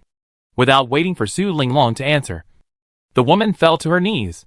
She lay on the ground, her body trembling, looking at Su Linglong and begging, Miss Sue, save me. Please save me. As long as you nod, I won't have to die. As if they had found the only way to survive. Most of the women knelt on the ground, using different words to make the same request. Only one person was still standing there, unwilling to kneel down. Su Linglong stood there, her nails deeply embedded in her palms. Why? She still couldn't understand why. Wasn't she the one who pulled these people out of the abyss? Why did they have to step into the abyss now? Why? Su Linglong fell into deep thought and did not answer Li Si's words. Poof! Another knife. Li Si killed the second person. He hooked his hand again, and the third woman was pushed out of the crowd. She was also the only woman who did not kneel down and beg her. The third time, Li Si put the dagger on the woman's neck. Are you sure you want to choose the second way? Miss Sue. The woman did not kneel, even when she looked at the two corpses beside her. She was not afraid at all, but stood still. We can't go on with you. You must persevere. As she spoke, the woman took the initiative to move forward and slash her neck with the dagger. Scarlet blood flowed. She collapsed to the ground, her body twitching constantly. Xiao Wei. Su Linglong screamed. Obviously, she had a good relationship with this woman. Come on. Next one. Li Si was already bloodthirsty. What he wanted was not only Su Linglong, but her submission. Another person was pushed up. The same question was asked again. Are you sure you want to choose the second path? This time, Su Linglong gave an answer. Her sight slowly moved upwards, and her eyes, falling on Li Si, showed an almost crazy look. Yes, I choose the second one. Kill everyone if you can. Or, just kill me. Want me to surrender? Impossible. Outside the cave, Hu watched the words Holy Mother on Su Linglong's panel being erased. He nodded and gave the order. It's time to act. At the same time. Okay. Then I'll kill you. Li Si also roared. But just as he was about to take the quad kill, a flash of fire exploded. Bang! The gunshot. The dagger was directly bounced away, almost at the same time. And Xianer, who was stopped by Su Linglong behind him, also took out a pistol and shot at Li Si and others as if she was playing a shooting game. Bang! Bang! The sound of gunfire continued. It continued for 52 times. All the people holding spears fell in a pool of blood, leaving only one. Li Si. Before everyone could come to their senses, a figure walked out. He passed by Su Linglong, came to the woman named Xiao Wei in the pool of blood, and poured a bottle of fine Lichuan into her. The other party's wound began to heal at a speed visible to the naked eye, because she took the initiative to move forward and wipe the neck. The wound was not deep and did not cut the artery, so it could still be saved. As for the others, they are almost cold. After feeding Lichuan, Hu stood up and looked at Li Si, who was not far away. Do you know why I kept you here? Who are you? Li Si answered irrelevantly. His mind was full of only one emotion, so he could not listen to such questions. Hu made a gesture. Su Zilong behind him immediately stepped forward and tied the guy up. Xiao Wei. Su Linglong screamed and ran all the way over. She stepped over the pool of blood and came to Xiao Wei. How are you? Are you okay? I'm fine, Miss Su, Xiao Wei replied, and also looked at who saved her. Thank you. You're welcome. Hu stood up and looked at Su Linglong. Miss Su, do you have time? I have something I need to discuss with you. You? Su Linglong looked up and looked at Hu with shock in her eyes. Who is it? Follow me and you'll find out. Hu didn't explain too much, but led Shinshan and others out of the cave. By the way, your friend can also come with you. But I don't welcome others. Chapter 59. That's just glass, not titanium alloy. Walk out of the cave. Hu glanced at the top of the mountain, thought about it, and didn't want to go back to the cave where the boys lived, and even less to the place full of blood. He had no choice but to move out the 28th floor. On the huge mountain, a floor suddenly appeared out of thin air. Cement bearing, glass windows, metal anti-theft doors. Everything on the 28th floor now appeared in front of him, except for the cement floor and cement ceiling. Of course, none of this matters. The floor heating floor of the Wuheng system replaces the cement floor, and the cement ceiling is replaced by a special bulletproof alloy metal.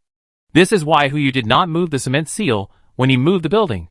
These two things were replaced by Su Zilong when he installed it. It can be said that no matter where this floor is placed, it can cope with any emergency. Ghost! Ghost! Li Si roared.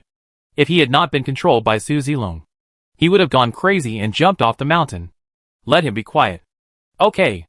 At Hu's command, Su Zilong struck with a knife. Li Si was quiet instantly. He was carried on Su Zilong's shoulders like a dead pig. Hu walked to the alloy's security door with an umbrella. He did not rush in, but chose to wait at the door. After all this was too shocking. He was afraid that Su Linglong would think she saw a ghost and dare not come in. Brother Shen, go in and clean up first. Prepare some food. Turn on the air conditioner, etc. It's too cold. Hu looked at Shinshan and said, Okay. Shinshan replied and went in to prepare. Su Zilong quietly hid aside, as if resisting something. Unfortunately, and Xianer just doesn't like to talk. It doesn't mean she has a bad memory. Bang! He raised his hand and punched Su Zilong directly on the bridge of his nose, knocking him down. I really am. Su Zilong slowly got up from the ground and carried Li Si on his shoulders. He knew it was useless to look for this woman, so he had to look at Hu Yu. Boss Hu, you have to count this as my work injury. Okay. It's a work injury. Tell me, what compensation do you want? That fishing rod. Su Zilong rubbed his hands. Give me 2 days to play with it. 3 days. As long as you can catch fish. Deal. Just as the two were talking about this, Su Linglong helped Xiao Wei out of the cave. When they came out, it seemed as if their outlook on life had been reshaped. A building. How could such a thing appear on the top of this hill? But this size and texture obviously don't look fake. What is going on? Before the two could express their doubts, Hu Yu, who was guarding the door, spoke up. Don't stand there. Come in and talk if you have any questions. As he said that, he walked towards the alloy door. At this moment, the power supply system on the 28th floor began to operate normally. The lights illuminated the entire mountain. Su Linglong and Xiao Wei walked towards the alloy door with a doubtful mood. As soon as they entered, a long-lost fragrance filled their noses and throats. That was noodles. It was the aroma of instant noodles. Is this a dream? Don't worry. It's not a dream. Hu Yu knew what they were thinking, smiled, and made an invitation gesture. Please, we can talk about things while eating. The two girls looked at each other and saw the same emotion in each other's eyes. Go! No matter what. They can't resist anyway. Even if they die, they can't die of hunger. The two rushed straight to 2802 and opened the door. There were 2 bowls of instant noodles inside. Each bowl not only contained ham sausage, but also a fried egg. These things, even in the middle of the night in peacetime, are enough to make people salivate. What's more, now, the 2 girls rushed over directly, not caring about the boiling noodle soup, and directly used chopsticks to stir the noodles and stuff them into their mouths. Hu Yu just walked in at this moment. He looked at the 2 girls, who were eating happily, and couldn't help but smile. It was prepared in a hurry, so it's a little simple. I hope you don't mind. The 28th floor is not used for living now, so these are the only food left. It's not wrong to say it's simple. No, not simple. Su Linglong looked up, with a noodle hanging from the corner of her mouth. It's good to have this to eat. You know. Who are you? What do you think? Hu Yu said, and threw the question to her. God. Xiao Wei immediately said. You must be a god. Only gods can make our dreams come true. As she said that, she buried her head again and began to suck the noodles. Do you think so too? Hu Yu asked. It's not impossible, Su Linglong replied. After eating most of the bowl of noodles, she didn't continue, but looked at Hu Yu and asked, Why did you ask us to come? It's simple. I hope you can join my team. Why? Hu Yu got straight to the point. I value your ability, and I will need you to build some buildings for me in the future. That's why I came here. Buildings? Su Linglong was puzzled. For example, fortifications or cities. In one sentence, Su Linglong understood what the man in front of her wanted. Her eyes sparkled, and without any hesitation, she immediately stood up and stretched out her right hand to him. Su Linglong, I am willing to join you. Sure enough, the efficiency of talking to smart people is different. Hu Yu also stood up and stretched out his hand to shake Su Linglong's. Why don't you ask about the treatment or anything else? For a man who can conjure up such a building out of thin air, I think anything should not be a problem for you. I like talking to smart people, Hu Yu replied, and was about to let go of his hand, but was held tightly by Su Linglong again. But, I have an unwelcome request. You say. Su Linglong raised her hand and pointed at Xiao Wei, who was still eating. She wants to come with me. No problem. Hu Yu agreed very happily. Not only because of Xiao Wei's previous behavior, but also because of this woman's panel. Name Han Weiwei, gender female, age 23, skills perfect teaching. Proficient in mathematics. Proficient in Chinese. Proficient in history. Proficient in physics. Proficient in chemistry. Proficient in biology. Proficient in geography. Proficient in music. Proficient in sports. Proficient in moral education. Character foodie. Abiding by the law. And would rather die than surrender. Favorability 30, purity 100. What is this? This is simply a perfect and all-round primary and secondary school teacher. If there are teaching materials, it is not a problem to let her teach in high school. It would be a pity not to bring such a talent on board. Ah? Han Weiwei looked up, not realizing what happened. Where to? A good place. Hu Yu let go of his hand and sat back in his seat. Today, not everyone is here, so you can just have a simple meal first. When you get on board, I will give you a welcome banquet. As he said that, he waved his hand, and all kinds of delicacies suddenly appeared on the table. Family bucket, street snacks, steak and pasta, all kinds of things filled the table. Whether it was Su Linglong or Han Weiwei, they looked at Hu Yu with doubtful eyes at this moment. You told them to eat less? Bang! Before the two of them started eating, there was a crash from the window. It was that group of women. Seeing Su Linglong and Han Weiwei leave with Hu Yu and the others, they also became curious. They followed them all the way out. You won't know until you see it. You'll be shocked when you see it. They were no less shocked than Su Linglong and the others about the floor that appeared out of nowhere. Unfortunately, the alloy security door was closed, so they couldn't get in at all. They could only go around to the lighted window in the heavy rain. When they looked, they saw the table of food. They couldn't restrain themselves anymore and started knocking on the window of 2802. Food. They wanted food. Their ferocious expressions were like zombies. Some even ran back, probably to find tools. This scene was also seen by Su Linglong, who was having dinner. What do you mean? Hu Yu did not comment, but asked, how are you going to deal with this group of people? They have nothing to do with me anymore. Su Linglong lowered her head and continued to eat her instant noodles. What about Li Si? I have never killed anyone. If possible, please help me deal with it. I understand. Hu Yu replied with satisfaction. He stood up and looked out the window. Before he could speak, several women had taken out spears from the cave and started poking the glass. Fortunately, this was a special bulletproof glass. Not to mention the spear. Even the RPG may not be able to smash it. Unless, Hu Yu glanced at it and suddenly saw the catapult in the corner. He suddenly felt a little unsure and looked at Su Zilong. Zilong, is the bulletproof glass you made to protect against catapults? Boss, it's just glass. Not fucking titanium alloy. Got it. Chapter 60. Want me dead? Then you can't live well. I don't know if it was guided by Hu Yu's eyes. The women saw that the spears could not break the glass, so they turned their eyes to the catapult. When they were about to turn the catapult and load the stones, Hu Yu came out. He didn't want the house he had built with so much effort to be broken by stones. He came out. That guy came out. Seeing this, everyone immediately surrounded him. In addition to the women, the remaining men in the cave also ran out. They stood on the same front, like the brave warriors who defeated the evil dragon. They were waiting for Hu Yu to negotiate with them. But Hu Yu didn't come out to negotiate. In addition to Shinshan and his men, he was followed by Su Linglong, whose eyes were red, and Han Weiwei, who had not eaten enough. God! Living God! With a cry of surprise, most people knelt on the ground.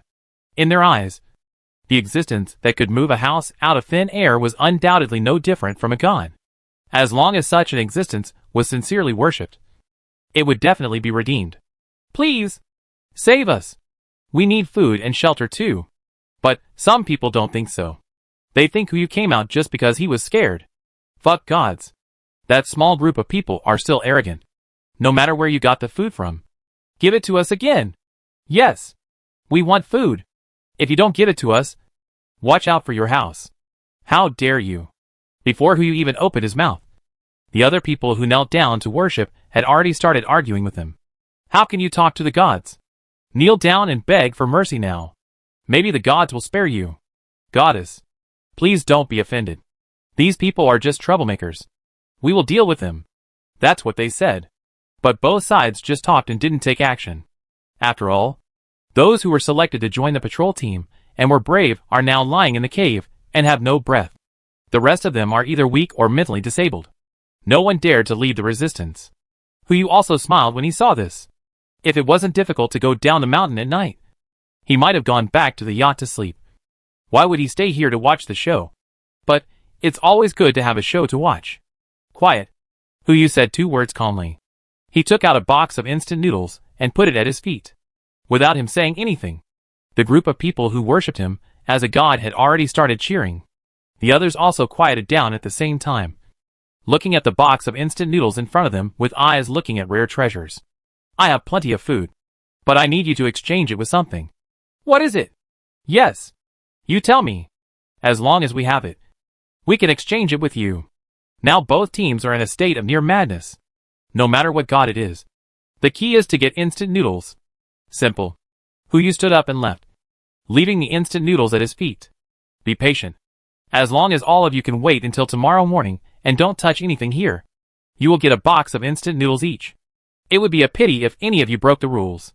Not only will you not get food, you will also face punishment, Hu said as he led everyone into the alloy security door and returned to 2802. As for Li Si, he threw him next to the box of instant noodles. If he killed this thing directly, it would be too easy for him. The curtains were drawn. The surveillance outside the house started running. The light shone through the curtains and sprinkled on the top of the mountain. Everyone looked at each other and did not rush forward at the first time, but hesitated. A box of instant noodles, and a box of instant noodles for each person. They can still tell which is more important. However, not everyone's rationality can overcome desire. Do you really believe him? A voice came from the crowd. 1 box per person. How is that possible? Who said it's impossible? He can conjure up a floor of a building. So what if he can conjure up hundreds of boxes of instant noodles? That's instant noodles. Another person asked in confusion. Even if he really has so much, why would he give it to us? Just because we don't take a shower? Okay. Shut up. A big man came out. He looked at the box of instant noodles in front of him. Do you really think that what he says is true? We'll eat this box of instant noodles. Smash his house with a catapult. Tie him up. And I don't believe he won't come out to redeem himself. Who said that we must follow his rules? Everyone heard it. It seemed to make sense. Of course, this was only a minority. There was also a large number of people who firmly believed that Hu was a god and could not do anything that offended the god. Whatever. Don't touch the instant noodles now. I touched it. So what? The sturdy man asked back and walked straight towards the box of instant noodles. Someone stopped him. Someone else stood there and watched. Bang! The sturdy man knocked down the person who was blocking him with a punch and turned to look behind him. Who else wants to eat noodles? Come with me. With a sound. Without waiting for a response, the sturdy man had already pounced on the box of noodles. The box was full of instant noodles. A total of 24 bags. It looked like a lot, but there were still about 100 people on the mountain. On average, each person only had 1 bite. I watched the strong man tear open one of the packs and stuff the noodles directly into his mouth. The rest of the people went crazy. They rushed forward. They didn't even have time to cook the noodles. They just started eating them raw. The people who had insisted on not touching instant noodles also rushed forward. Anyway, they had already violated the rules, so they might as well rush forward and grab some food now. In less than 5 minutes, everyone was already bloodthirsty. The conflict escalated, from fighting over food, to pushing and shoving, to rioting. More than 100 people were mixed together, and the only thing they cared about was food. Fists and feet kept falling on the people around them, not caring who the person was. Li Si, who was still unconscious, was beaten to death, until one person came to his senses. He dragged his injured body, struggled to climb out of the crowd, and sat on the catapult. Aim, throw! A huge stone was thrown from the air. It hit the crowd accurately, and blood and flesh flew everywhere. Less than half an hour, most of the people on the hilltop died. The remaining half were also covered in wounds. They couldn't even carry stones onto the catapult. What a pity. Hu looked at the surveillance in front of him and shook his head slightly. He turned and looked at the rest of the people. The crisis is over. The remaining people are not a concern. Take a good rest. Everyone didn't know what to say for a while, except for Enciener's eyes that had not changed. The eyes of the rest of the people looked at him as if he were a monster. It was just a box of instant noodles. He said a few words, and the hundreds of people outside were in chaos, and they were defeated without attacking. Even if this man was not the immortal they said, he was a monster. A complete monster. What are you looking at me for? Hu smiled kindly. Pack up and go to bed quickly. You have to go back early tomorrow morning. When everyone heard this, Shin Shan immediately took Su Linglong and Han Weiwei to find a room. He stayed where he was and looked down at the surveillance. He sneered and turned off the screen. They asked for it. If they just attacked with spears, Hu would just laugh it off and would not launch such a plan. But now, Trebuchet? Want me dead? Then you don't have a good life. Chapter 61. Not as many as I killed. July 24th. 11 days have passed since the end of the world. Since yesterday. The water level has stopped rising and remains at 50 meters. At 10 o'clock in the morning, Hu just got up from his bed. This is 3 hours later than usual. Probably because he went to bed too late yesterday. If it weren't for the subtle wailing around him, he might have slept longer. The wailing was not loud. You know, the glass and walls of his room are specially made, and the sound insulation effect is simply too good. But even so, he could still hear these sounds. They should be coming from outside the window. Hu turned over and got out of bed, pulling open the curtains. The pool of blood from last night had been washed away by the rain, and the corpses had been cleaned up. The remaining people knelt in front of the house, letting the heavy rain fall on them, as if they were repenting. The wailing came from their mouths. Hu ignored it and closed the curtains again. He turned around and saw Enciener standing behind him. Do you think I'm too cold-blooded? Enciener didn't answer. She just stood there silently. And as usual, she looked up at Hu. Not as many as I killed. Hu was stunned on the spot. He couldn't say a word, so he had to push the door and walk out of the bedroom. As soon as he opened the door, he saw Shinshan and others waiting for him in the living room. Boss. Yeah.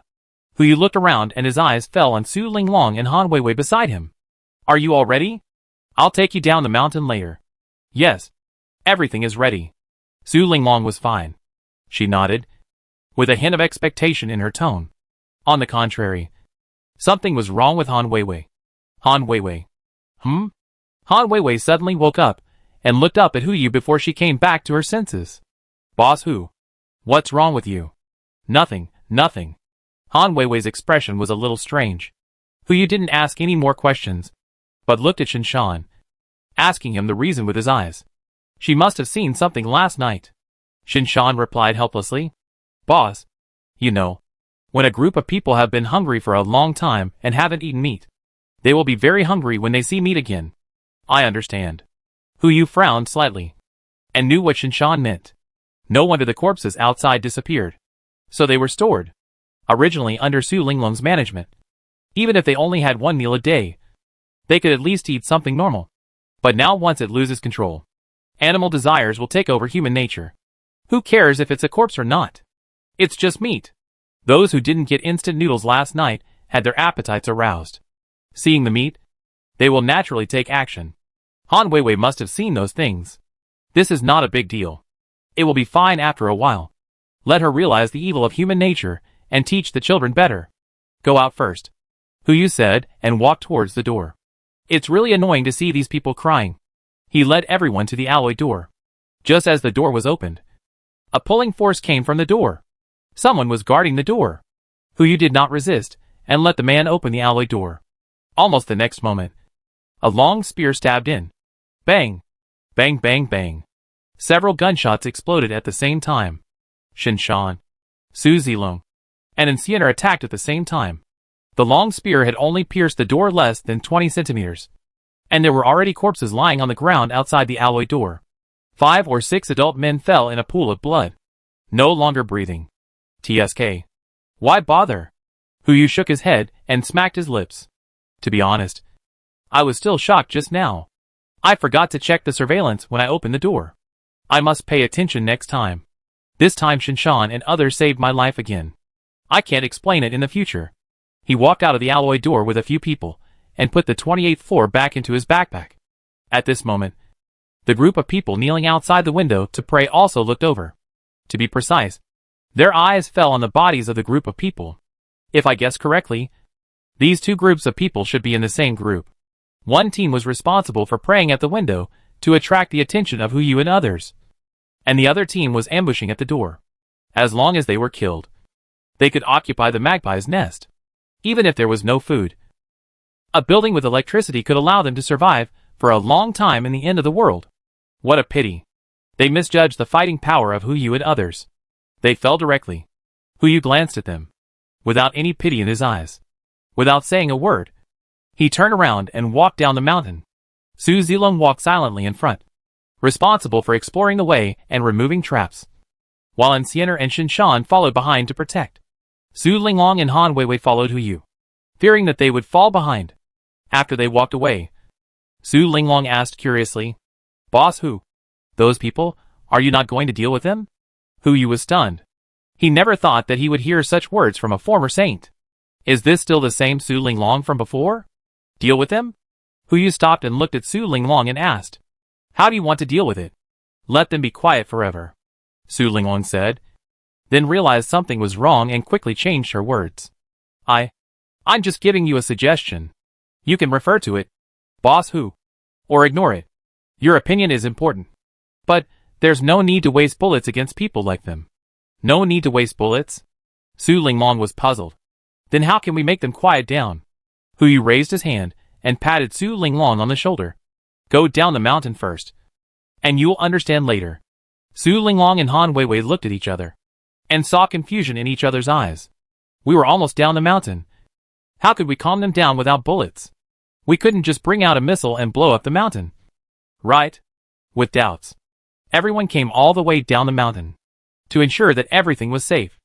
Huyu first took out a telescope to look at the water surface, and after confirming that the water snake was not underwater, he took out 2 motorboats. Shinshan and Su Zilong were still in charge of driving. He and Enciener sat behind Shinshan, while Su Linglong and Han Weiwei sat behind Su Zilong. "Everything is ready." Huyu raised his hand and touched the mountain. "Collect." The whole hill was put into the space backpack. Corpses, living people, all appeared in front of him out of thin air at this moment. Everyone met each other, and the group of people fell into the water, splashing countless water. "Ah! Help! Where is the mountain? Where is our big mountain? It's him! I said he is a god! God! Save us!" The noise spread on the water. The 2 women behind Su Zilong turned around at the same time, looking at the hill that disappeared in front of them, their eyes full of shock and confusion. This person, could it be a god? Listening to the noise echoing in his ears, Huyu didn't intend to pay attention. But it seems that they are too noisy. Under the water, a black shadow slowly emerged. "Ah!" Scream sounded. A living person was dragged into the water. It was the snake. "Go!" Chapter 62 Snake Attack. The motorboat sped across the water. I don't know if the snake had any problem, but it ignored the bait and chased the 2 motorboats. Of course, it could also be that this guy recognized the motorboat. Who told them to use an RPG to blast it last time? "Enciener," Huyu exclaimed, and immediately took out the RPG from his space backpack and threw it to Enciener, who was sitting behind him. The other party caught it at the fastest speed and fired a backhand. Boom! A splash of water nearly 2 meters high burst out. The shell hit the water snake, but it could only slightly interfere with its speed, and there was no way to stop it. If it was yesterday, they could easily escape by using this method. But now, there is 1 more person on each motorboat. The speed has also slowed down a lot. Now they are about 2 kilometers away from the yacht, and the water snake is less than 200 meters away from them. This is not a solution. At most in a minute, the water snake will catch up with them. Unless fishing. Huyu took out the favor of the sea god from the space backpack, aimed at the back of the water snake, and cast the rod with all his strength. This scene made everyone stunned on the spot. "What time is it? Are you still fishing here? Even if you catch Godzilla, it will be useless."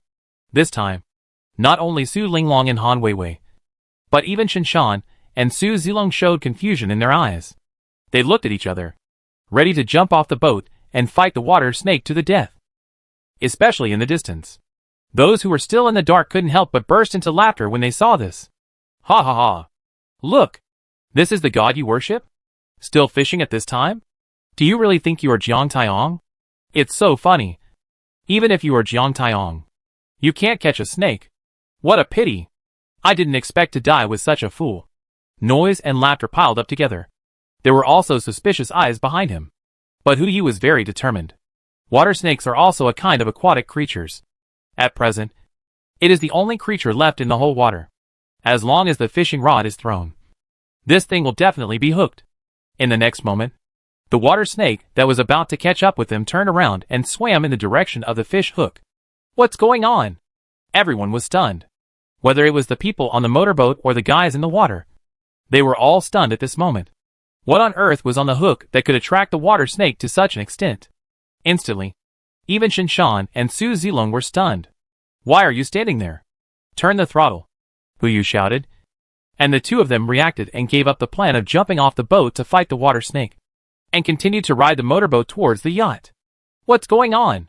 The crowd also noticed the scene. There were endless sounds of surprise. The snake really turned around? Could it really be Jiang Taigong? What the hell is Jiang Taigong? If he were Jiang Taigong, why would he run? He could just crush the snake to death with just his little finger. Right? That's true. Then how do you explain this scene? Why bother? Find a place to live first. Finally, someone came to their senses. One after another, they swam towards the nearest tall building.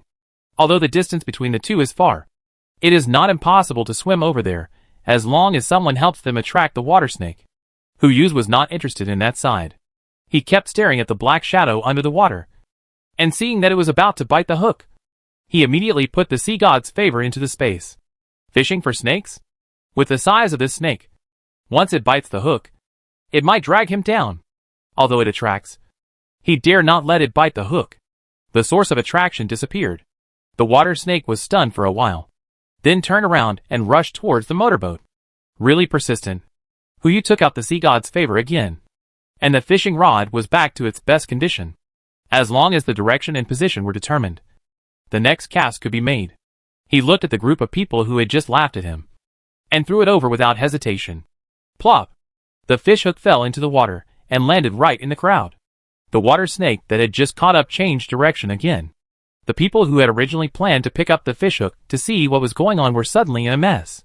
The snake is coming! Run! Help!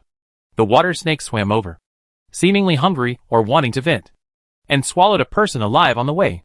Just as it was about to touch the fishhook, the favor of the sea god disappeared again. The water snake has penetrated deep into the crowd. After the previous lessons, it simply stopped rushing towards the motorboat and started to feast on it.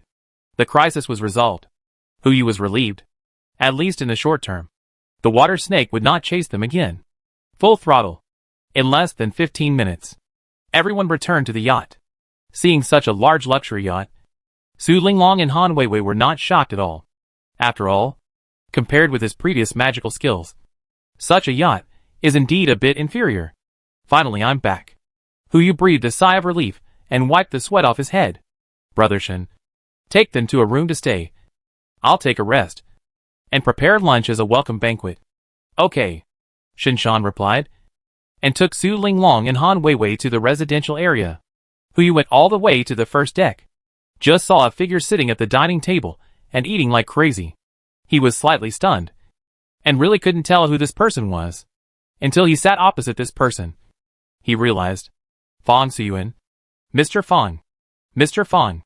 Yu was startled, and was a little surprised to see him showing off his fans like crazy. What are you doing? Are you okay? Fong Suyuan looked up and asked directly. No. Nothing. Yu was stunned by the question. Do you have seeds? What kind do you want? Yu immediately took out the computer. I'll find it for you. Plant seeds.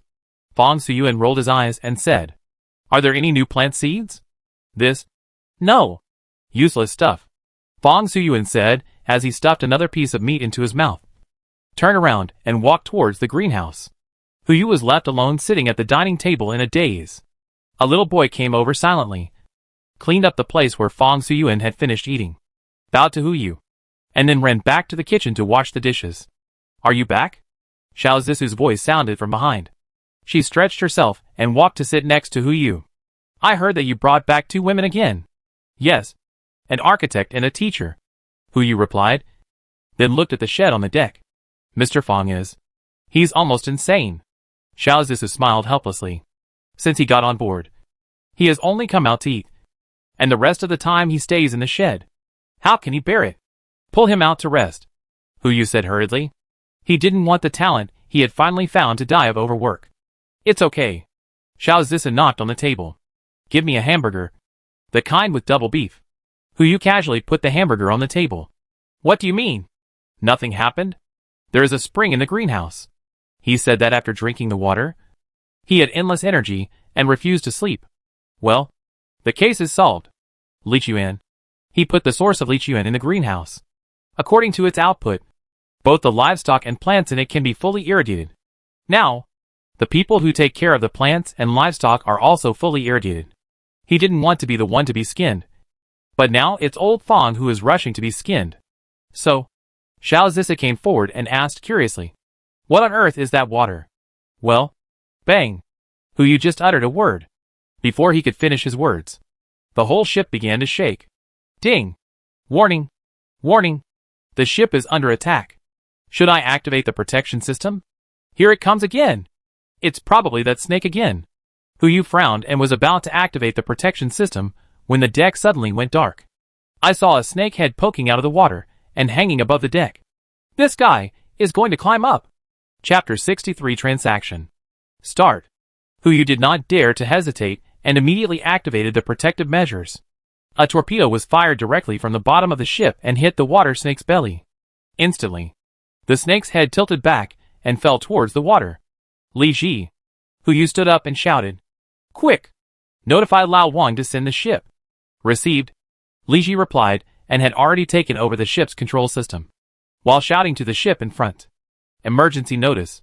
Set sail immediately." Repeat. "Emergency notice. Set sail immediately." The ship in front of the yacht blew its whistle. While the water snake was injured, the ship had already started to move towards Pingching. The yacht followed closely behind. However, Hu had no intention of letting this water snake go. The torpedo seriously injured it, and now it was hovering under the water, following the yacht closely. It seemed to be waiting for an opportunity to move. Ship guns ready. As Hu's mind moved, two huge cannons appeared on both sides of the deck. The muzzles were all aimed at the giant snake. Fire! Boom! There was a muffled explosion, and the two shells hit the giant snake at the same time. The snake body, which was still hovering under the water, began to slowly fall. It looked like it was dead, but no one dared to go into the water to check its vital signs. It would be fine as long as it stopped following. Hu finally breathed a sigh of relief. The sudden appearance of the snake head just now scared him a lot. If this thing really climbed onto the boat, even if he drove it off, he would probably dream about it at night. Huh? Xiao Zissa also breathed a sigh of relief. She took the hamburger she had not finished and continued to eat it. The world is too scary now. Even a snake is this big. If it was a shark in the past, would it grow to the length of a whale? I don't know. Hu answered honestly. He ended his life drifting on the water in his previous life. He really didn't know what the fish would evolve into in the water world in the future. In short, it's better to be prepared. The defense fortifications must be put in progress. Noon. Under the leadership of Hu, everyone held a welcome party. Different from the last welcome party, this one was a little simpler. But he still called Captain Wang and his brothers. After a brief self-introduction, they began to feast. When Su Linglong and Han Weiwei saw the various delicacies on the table, their eyes almost popped out. They never dreamed that they would be able to eat these things one day. These are all the shining pearls in the history of human cuisine. Just a bowl of Yangzhou fried rice made them burst into tears. After lunch, Captain Wang took Su Linglong to the ship for inspection. According to Hu's plan, the heart of the ocean would not move, and those fortifications would be built on the ship, allowing the ship to serve as a frigate. If we can recruit other ships in the future, we will also convert them into frigates. If we form a fleet like this, let alone the water snakes we encountered before, even if we really encounter mutant sharks, we can find a ship to attract their hatred, and then take the opportunity to run away. What? Why not fight? We have to be able to beat them. A water snake is almost 10 meters long, and a shark must be 20 or 30 meters long. This thing can bite off 1/5 of a ship in one bite, and at most 10 bites can swallow a yacht. How can we fight it? It is best to plan for the worst-case scenario first. Afternoon. The inspection is over. Looking at the transformation report submitted by Su Linglong, Hu regretted it. He stockpiled a lot of supplies, but forgot to stockpile one thing: building materials. Those weapons are sufficient, but steel and cement, these two things can't be fabricated out of thin air. The construction of fortifications has come to a standstill. Fortunately, it's not all bad news. 5 o'clock in the afternoon. The two ships finally arrived in Pingching. Because Pingching is on the coast, the water level is higher than Jinling. reaching nearly 60 meters. Fortunately, the water level still did not rise. There were still people alive in the buildings above the 20th floor. Yu quickly found the building according to the coordinates given by the radio. A certain building. The whole building was nearly 200 meters high, and a large part of it was still above the water. When the ship approached, the people inside were instantly boiling. Countless people slapped the windows and roared, trying to attract the attention of those on the ship. Yu ignored it. He came here just to do business. Soon, the radio station received a new message. Is it you? Yu also sent a message back. Yes. How do you trade? Let's meet and talk in detail. I'll go downstairs right away. See you on the 19th floor. Okay. The floor height of the building is higher than the average floor height, especially the first floor. So the water level is close to 60 meters now, and it only floods the 18th floor. It's normal that the man made an appointment on the 19th floor. The yacht began to approach. Just like the last time I went to Eugin Hotel. The yacht was directly attached to the facade of the building. But this time, no one jumped down from the building. They seemed very rational and restrained. Yu had no intention of going upstairs, and did not even release the gangway, but waited for the other party to come downstairs. Less than 5 minutes later, a voice came from the building. Who is the ship owner? The real owner is here. Me. Yu shouted with a loudspeaker. You know what I want. Now, give me your price. If it is suitable, I will come up to discuss further details. If it is not suitable, sorry, I'm leaving now. This is a way to lower the price. It's like what parents always say when bargaining. This is the price. If you don't sell it, I'll leave. I want to get on board. At least 50 people. Except for the server information. I can give you everything you want. Get on board. You wish. Yu gave Li Ji a look, and the latter immediately understood and started to turn around. This is the sign of a breakdown in the negotiation. It's okay if you don't get on board, the other party quickly said. I want supplies. The ship stopped. Yu also took out a loudspeaker and shouted to the other side. How much? Instant noodles. Instant rice. 1 box each. Huh? So easy to negotiate? Yu was stunned for a moment. Just when he was about to go out to discuss how to deliver the goods, the other party's voice sounded again. 40-foot container. Yu. Bullshit. A 40-foot container is nearly 3 meters high and wide, and nearly 13 meters long. It is equivalent to the loading capacity of a semi-trailer. Not to mention that Yu doesn't have so many instant noodles and instant rice in his storage space. Even if he does, he can't take them out to exchange. Start the boat. Seeing the boat moving again, the other party was anxious. The quantity is halved. Or if you have something else, you can also exchange it. It doesn't have to be this. Stop. Yu spoke again. He looked at the certain building in front of him, and suddenly an idea came to his mind. The Sun building is divided into 2 buildings, east and south. The south building is taller, more than 200 meters, and the east building is slightly shorter. He was worried that he couldn't stockpile building materials. If he took one of the buildings away, he might be able to dismantle the right things from it in the future. Put the gangway over, Yu said. Turned around and shouted again with the loudspeaker. Who can make the decision? Come on board and talk. Chapter 64 2 Paths. Okay. A voice responded. The gangway was extended, and a man in a suit and leather shoes climbed over the window and walked up the gangway, holding a black umbrella in his hand. It had been 11 days, and it was rare for him to maintain this attitude. The man walked up the deck without looking sideways, but his eyes were scanning left and right, as if he wanted to get some information from it.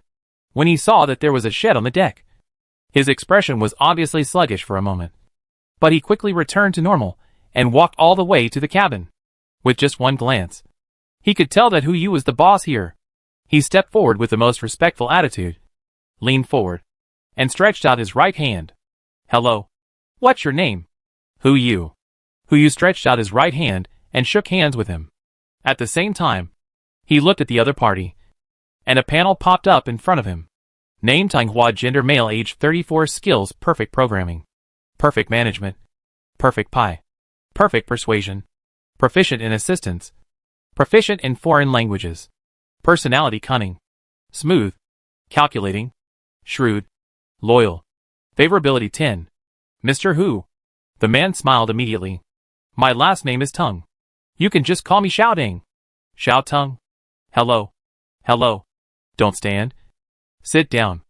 Yu let go of his hand and walked towards the reception room. Tung Hua was very familiar with this kind of scene and sat in the guest seat. Come. Have some tea, Yu said and pushed a bottle of Oriental leaves over. Even the most graceful person almost lost control of his expression when he saw this bottle of tea. The conditions are simple. Yu looked at Tung Hua and smiled helplessly. Mr. Tung, you won't mind? Will you? No. No. It's good to have something to drink, Tung Hua said, still unscrewing the bottle cap and taking a sip. Let me tell you about my situation first. The database is in the computer room on the top floor, with a total of 24 storage devices. I can move it down for you now. I wonder how Mr. Hu plans to trade. In addition to the database, I also plan to ask for something else. What? Tung Hua's eyes suddenly lit up. Mr. Hu, you can say whatever you want. Building. Building? Tung Hua was stunned for a moment. Mr. Hu, you mean? Yu raised his hand and pointed to the east building. That? I want to move out. Ha ha ha. Mr. Hu is such a joker. I look like I'm joking. In the cabin, there was an instant of silence. The smile on Tung Hua's face gradually disappeared from the stiffness, replaced by an extremely solemn expression. He didn't know why this man would say such a fantastic thing, but from his many years of negotiation experience, he didn't seem to be joking. After a long time, Tung Hua took a breath and asked slowly, how does Mr. Hu plan to move? Don't worry about this. I don't intend to accept the conditions you gave. Yu didn't intend to answer him, and then put forward his own conditions. I will only give you two choices. First, I don't care what you do. Bring the database down to me, and I will let you get on the boat. Second, give me the things, and I will show you a clear way. Ming Road? Tung Hua froze. I didn't understand some. What Ming Road? A bright road to survive. Whether you want to survive yourself or if you want to live with others, you can determine it yourself. Yu explained casually. How to choose. Look at yourself. Tung Hua frowned and stunned in place. After a few minutes, he looked up at Yu, and he said embarrassedly, Mr. Hu, can you make me consider? Okay. Yu replied. Give me your answer before 10 o'clock tonight. Then Tung Hua said two words without getting up. He obviously wanted to stay here and inspect the environment of the ship. If it is really good, then there is nothing wrong with staying here. But before he finished speaking, Yu got up first and raised his hand to send him away. Then we won't keep you. When you make a decision, tell me and I'll pick you up. Okay.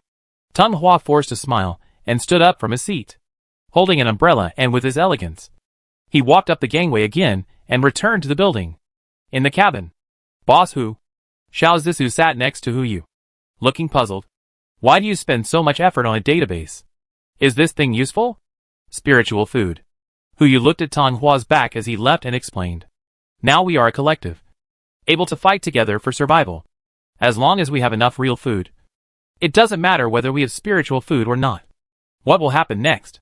There is enough food, enough resources, and more people who depend on us. When they are well fed and clothed, they will want to eat better and wear warmer clothes. In order to protect our own rights and interests, we must give them spiritual food. Only when their spirits are well fed can we enjoy our lives. Some people understood. For example, Xiao Zissou and Su Linglong. But some people were confused, such as Han Weiwei and Mu Lingxiu. In their opinion, as long as they are well fed, what spiritual food is needed? Yu knew that they didn't understand, and his eyes swept and fell on a figure in the corner. Guanli. You explain it. Oh!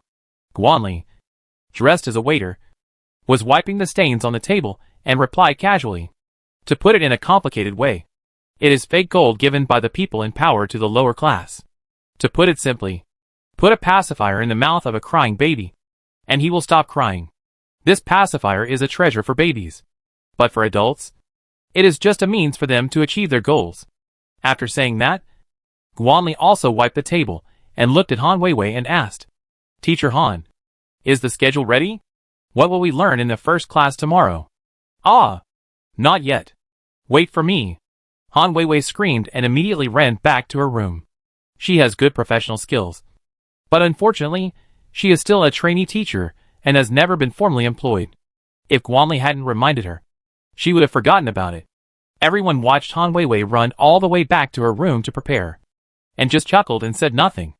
Xiao Zisi followed and helped. She had prepared a ready-made schedule last time, but it was based on what she knew, and it was not perfect.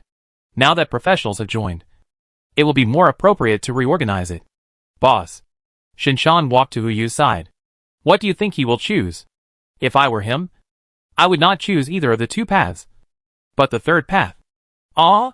Chapter 65 The Third Way. Ah? Shinshan was puzzled and made a sound of doubt. It's not his fault. He is a good bodyguard, but not a qualified conspirator. Hu Yu looked up at the Sun building. There are at least thousands of people in here. Even at this time, they can still maintain their original class and live in an orderly manner. This is an extremely terrifying thing in itself. Or, there is enough food and survival supplies here to enable them to maintain their original civilized state and continue to live. Either, the rules inside have completely changed, and even after the end of the world, the people inside fully agree and implement these rules. If it's the former, it's fine. But if it's the latter, Hu Yu's eyes showed a hint of fear. That little tongue is probably more terrifying than I thought. Boss, are you saying that they are likely to counterattack us? Su Zilong asked in confusion. As the saying goes, a bicycle turns into a motorcycle, and everyone is happy. Even if they fail, we can help them reduce their consumption. Why not? Shinshan frowned and said nothing. He turned around and looked at Su Zilong. The two of them understood each other's meaning instantly. Prepare for a backup plan just in case. Hu Yu continued to lie on the sofa and enjoy his exquisite afternoon tea. It must be said that Zhang Sirui's name is a bit popular, but her skill in making small desserts is indeed unique.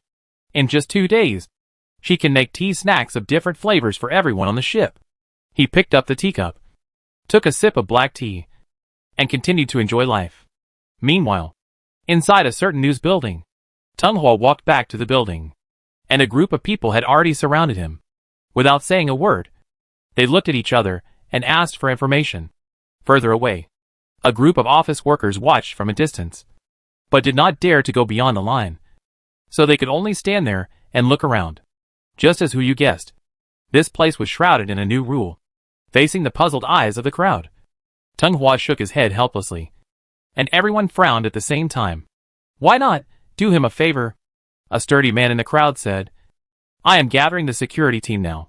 We will sneak down under the cover of night, and we are sure we can raid the ship. Their ship must have plenty of supplies. It's too late. Tenghua frowned and said. The deadline given by the other party is 10 o'clock in the evening. What about other things? A female white-collar worker in a small suit asked. Women. Or gold. No. Tenghua uttered 3 words helplessly, frowned and thought for a few breaths, and finally uttered a sentence. I guess we can only use that plan. Everyone fell silent. After a long time, a bald man wearing glasses spoke up. Are you sure? That plan can only be used once. And after using it, we can only give up the 20th to 22nd floor.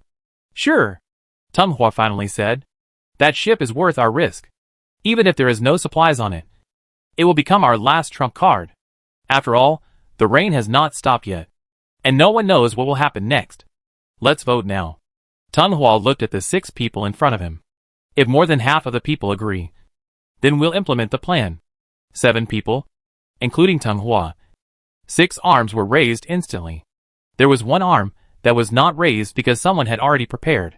The plan is approved. Tenghua walked into the building. Everyone start preparing. Tentatively set at 9:30 p.m. to implement the plan. Yes. Evening. After everyone had a simple dinner, the children also started their evening self-study. Hu Yu originally wanted to grab a few people to play games with him, but the others had their own things to do.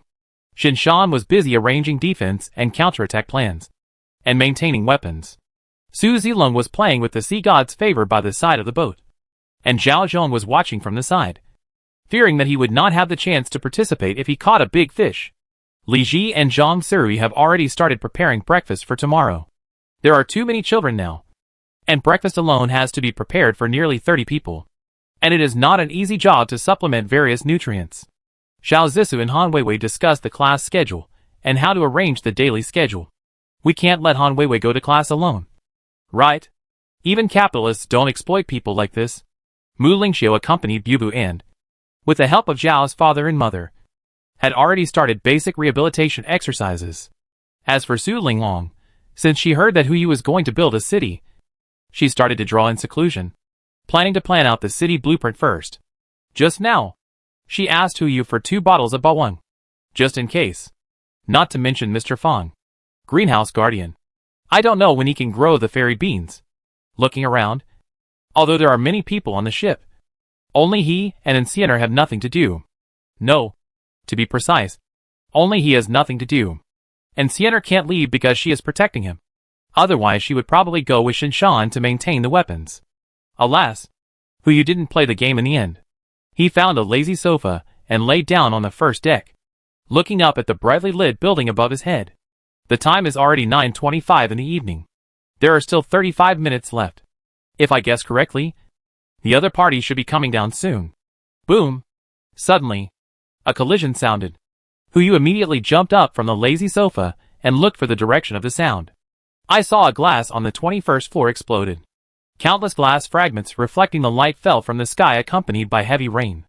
Almost at the same time, a black shadow rushed out of the window and smashed towards the yacht. Bang! A violent tremor sounded. Even the entire heart of the ocean trembled. What is that thing? It's too dark. With the mist effect caused by the heavy rain, Huyu can't see what's in front of him. Ding! Warning!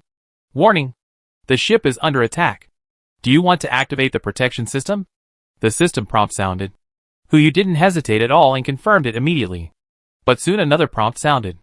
The target was detected on the deck.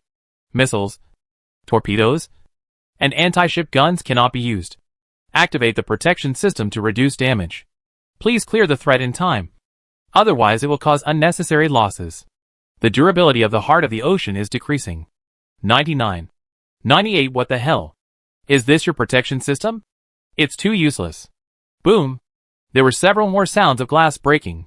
From the 20th floor to the 22nd floor. The glass on this side shattered almost at the same time. A large number of black shadows fell from the air and hit the deck. There were dozens of them. Chapter 66 Runaway. What is that thing? Not only Huyu, but everyone on the ship also had the same idea. Almost at the same time, Huyu used the panel to control the ship and aimed the searchlight at the deck. In an instant, the entire deck was as bright as day. The things on it were also exposed to everyone. That was a person. No, to be precise, it should be a humanoid monster. Just like Li Chang at the beginning. It's just that this group of monsters is much more terrifying than Li Chang. Each one is 2 meters tall, with most of the bones on their bodies bulging.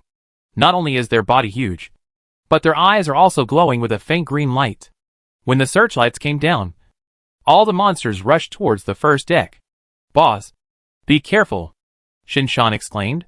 Fortunately, Enciener reacted in time and immediately grabbed Huyu's collar and pulled him back behind her. At this moment, the first monster had already pounced. Enciener raised her leg and kicked it. The high heel penetrated its abdomen and kicked it several meters away. And at the same time, it hit several monsters behind it. With a muffled thud, several monsters fell into a ball. Damn! Huyu really didn't expect Tong Hua to have this trick.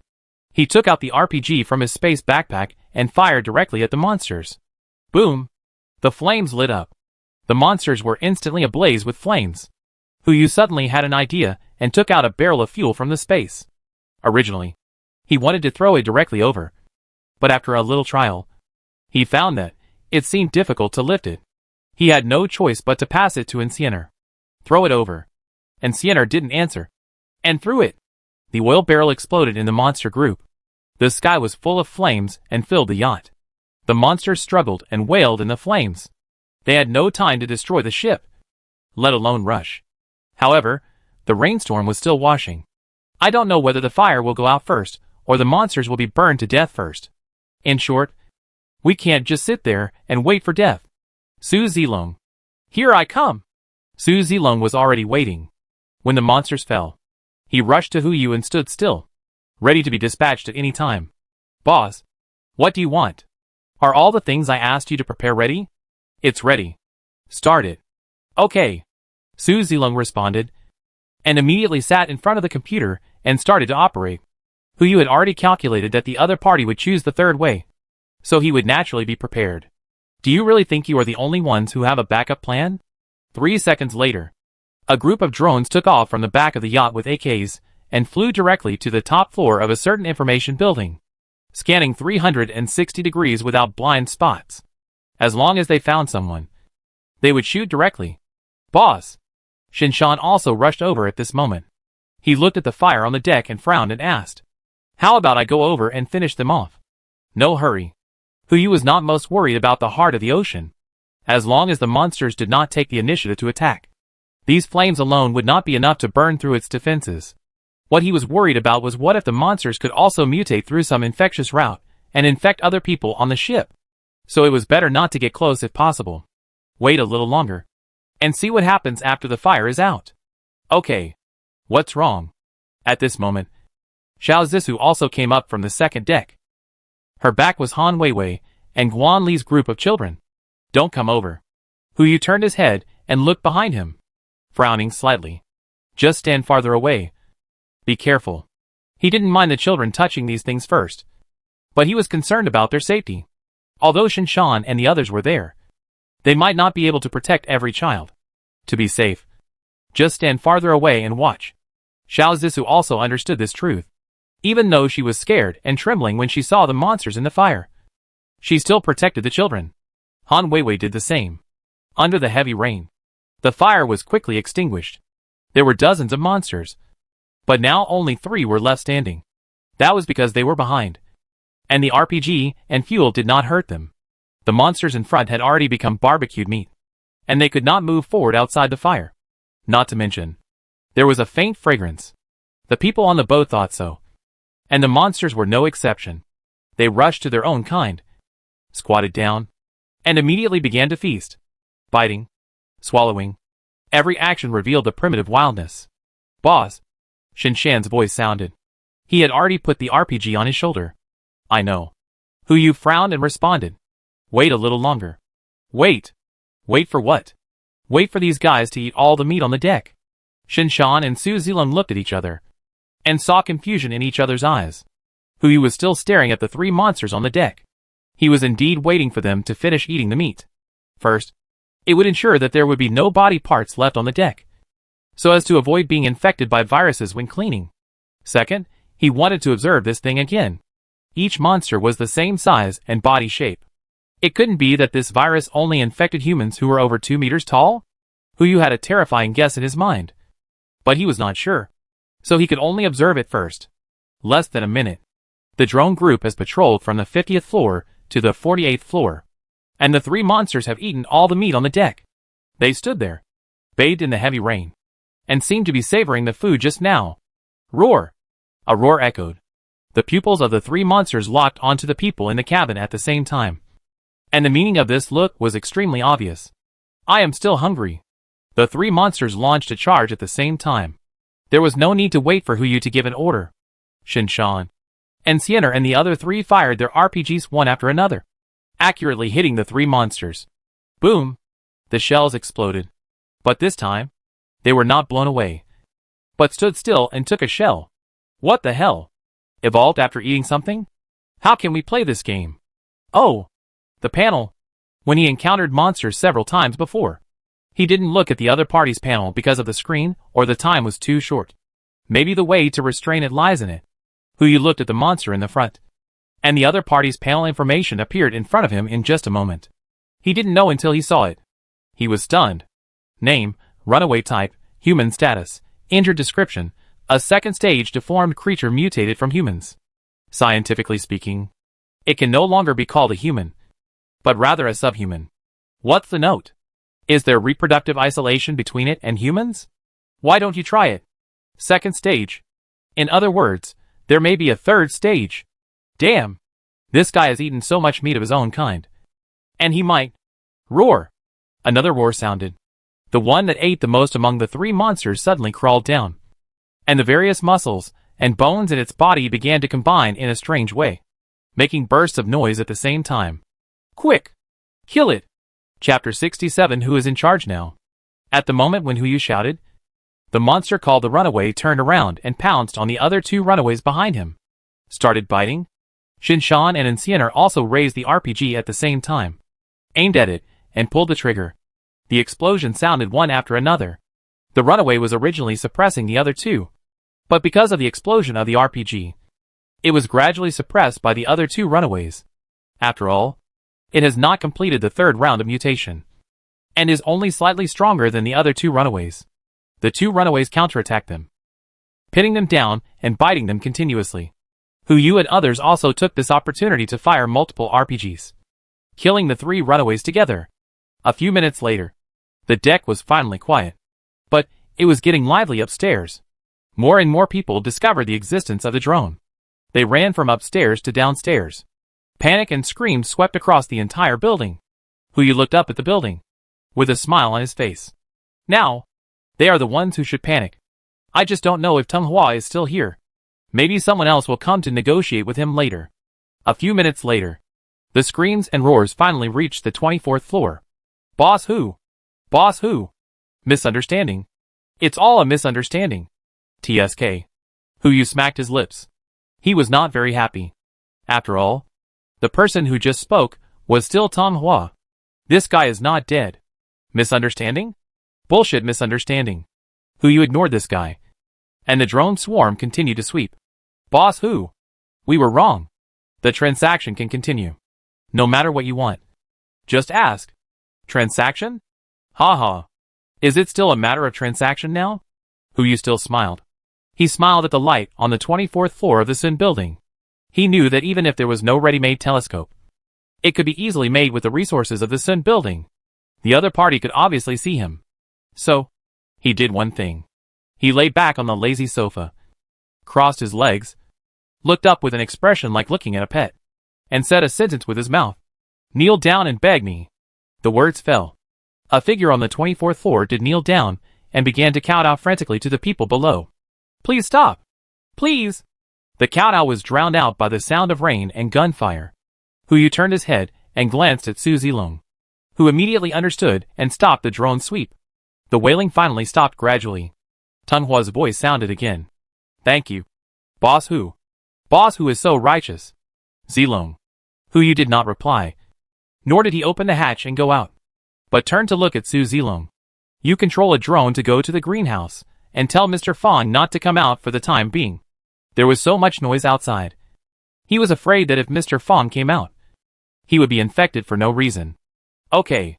Su Zilong replied, and immediately controlled the communication drone to report the news. Hu turned on the ship's communication system and spoke directly to the entire building. The transaction can continue. After the words fell, the voice was transmitted to the entire building through the loudspeaker. Everyone was immediately excited, especially Tung Hua. He now understood what he had missed.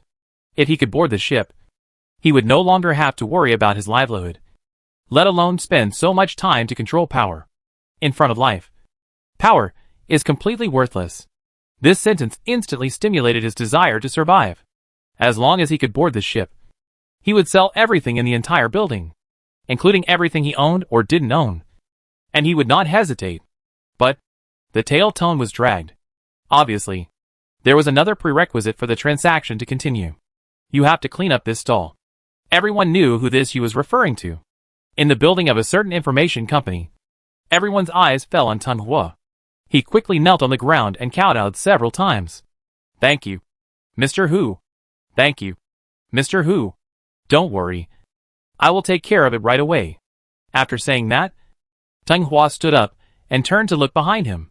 His eyes fell on a few strong young men, and his expression had become completely different from before.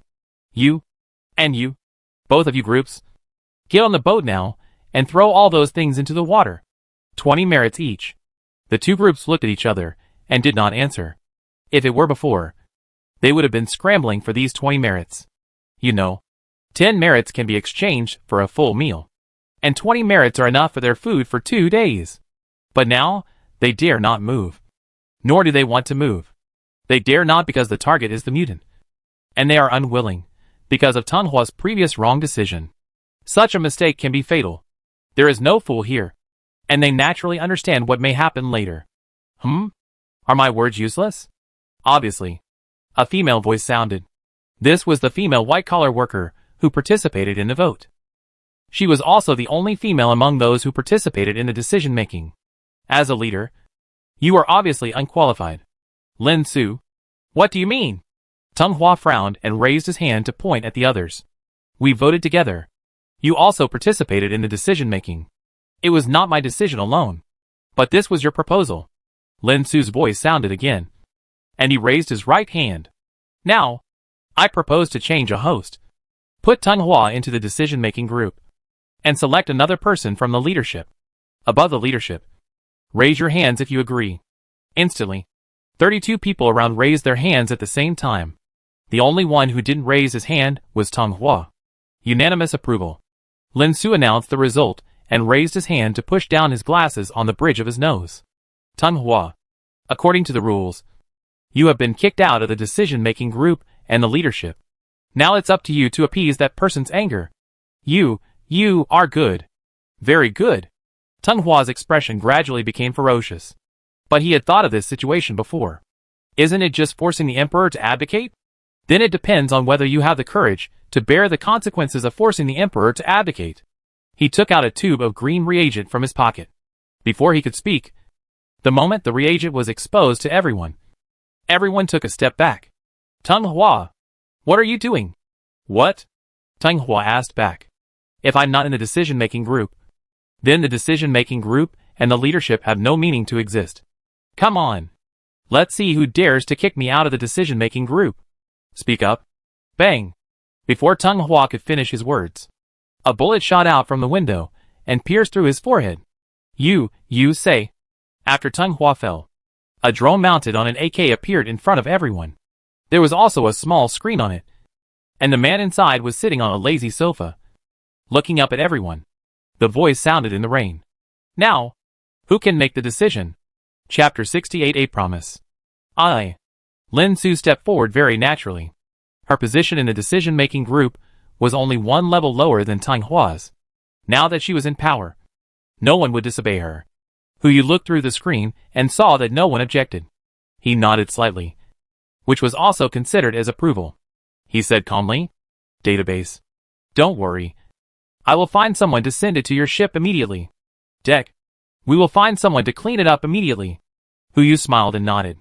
He liked smart people. And even more obedient smart people. What's your name? Lin Su. Lin Su immediately bowed and responded. Thank you for saving us. If possible, can I go on board to thank you in person? Let's get things done first. Hu replied and hung up the call. Soon, the building of a certain information technology company became active under the surveillance of the drone. 12 young women were sent to the 20th floor, holding a writing board and applying to go on board to clean. Among these 12 people, the worst one is 3 times better looking than Ye Wanqiu. If they encounter some ships that can exchange their bodies for tickets, there is at least an 80% chance of getting on board. Unfortunately, the heart of the ocean is not that kind of ship.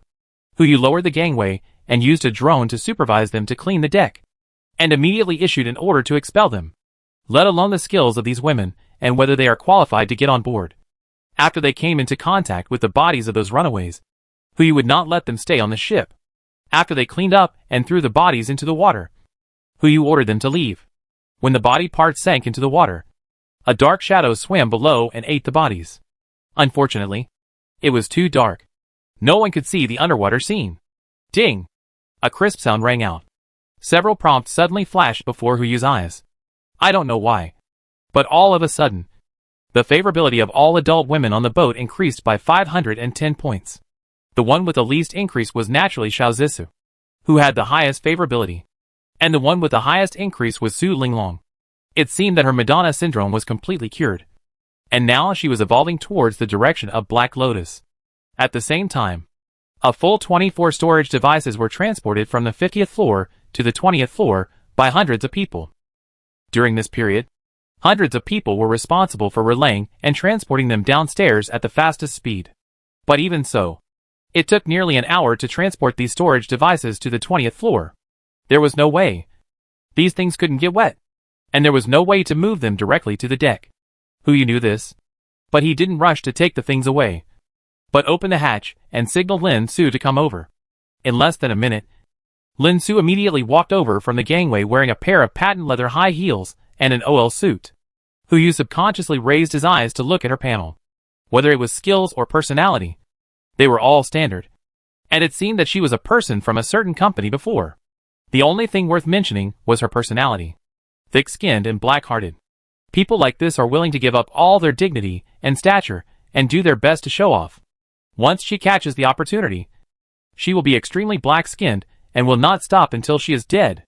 This kind of person is much harder to offend than a villain. In addition to her thunderous means just now, it seems that this matter is not easy to handle. Mr. Hu.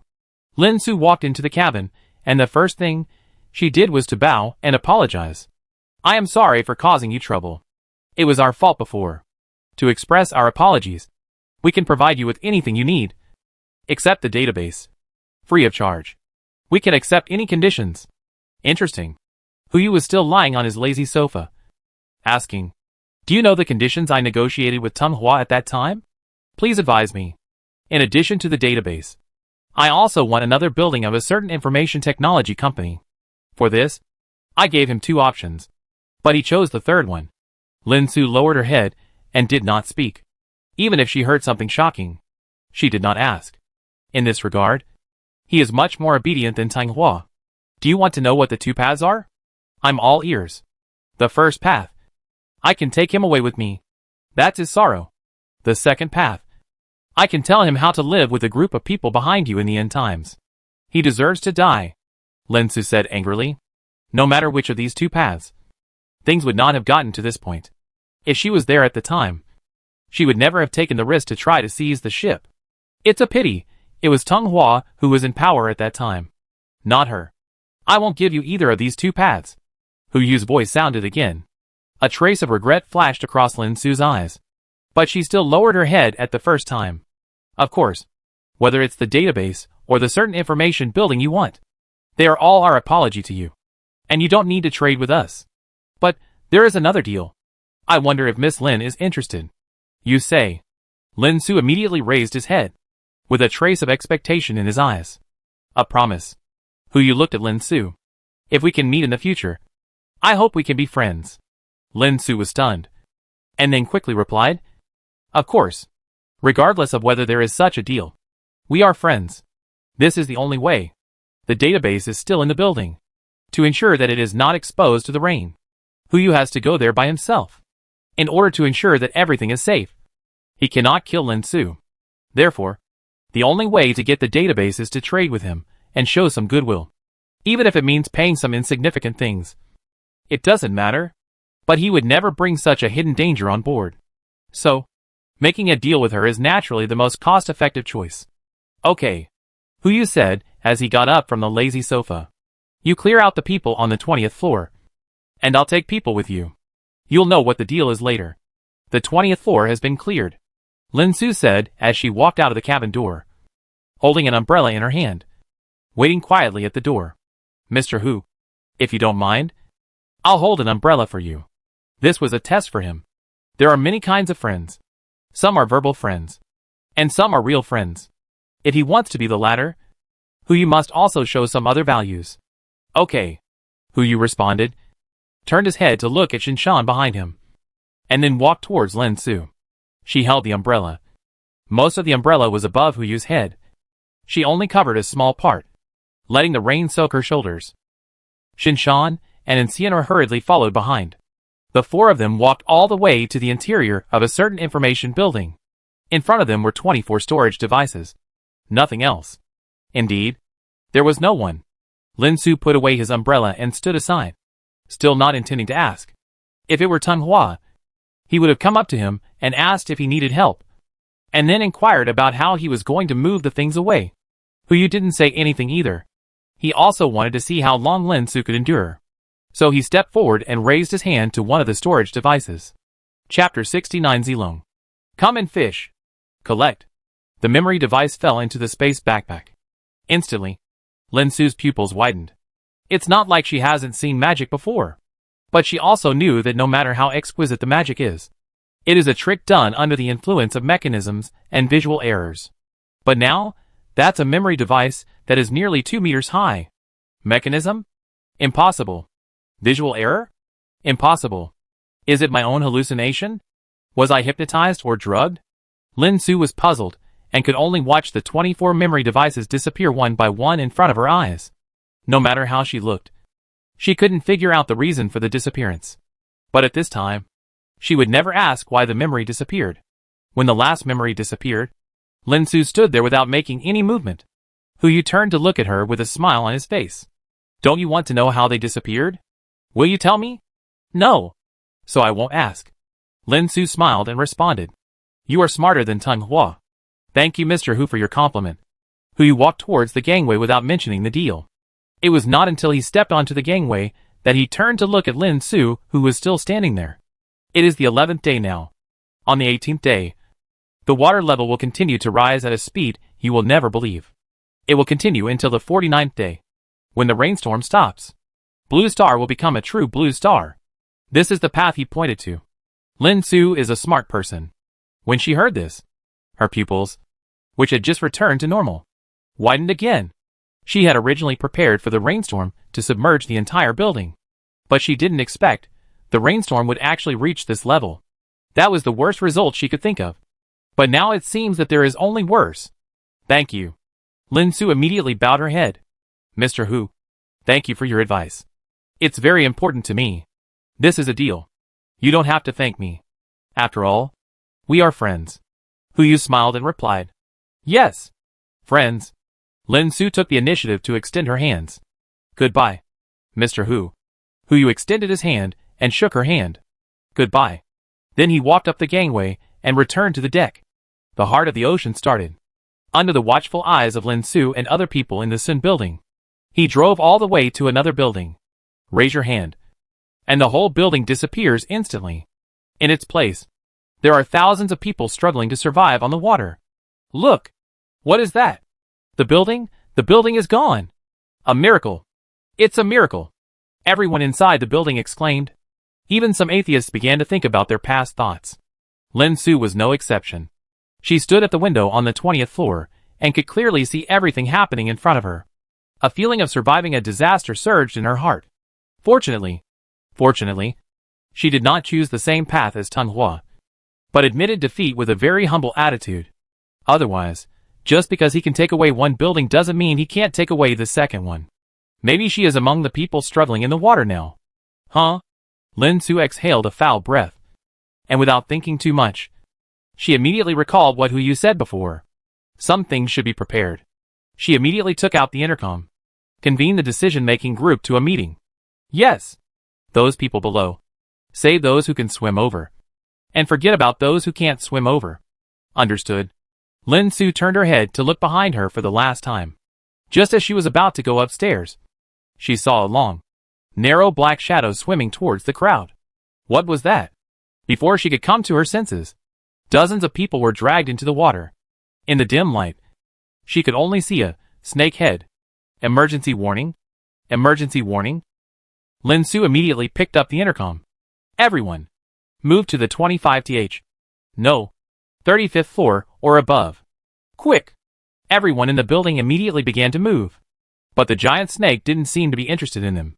It swallowed most of the humans swimming on the water, and then swam in the direction where the yacht left. The target seemed to be the yacht. Lin Su had already reached the 35th floor. She frowned as she looked at the black shadow behind the yacht.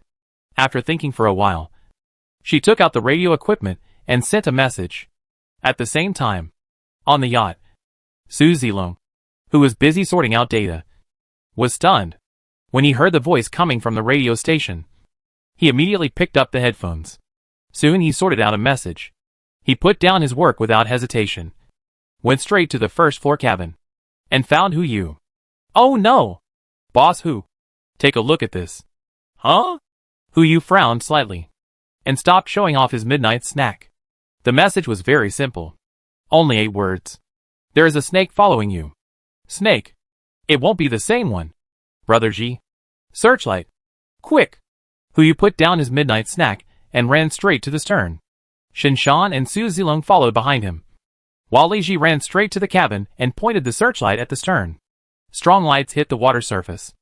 but only a dark shadow could be seen swimming vaguely under the water surface. When the light hit it, it immediately sank, as if deliberately avoiding something, and instantly disappeared under the water surface. It's really following behind. You didn't expect that this guy would follow from such a far distance. You like to follow, right? Good. It depends on whether you can keep up. He picked up the walkie-talkie. Brother Ji, ask Lao Wang what the maximum speed of the boat can reach. I've asked. The maximum is 12 knots. But since they are an old passenger ship, they can't last long. Li Ji responded immediately. 12 knots.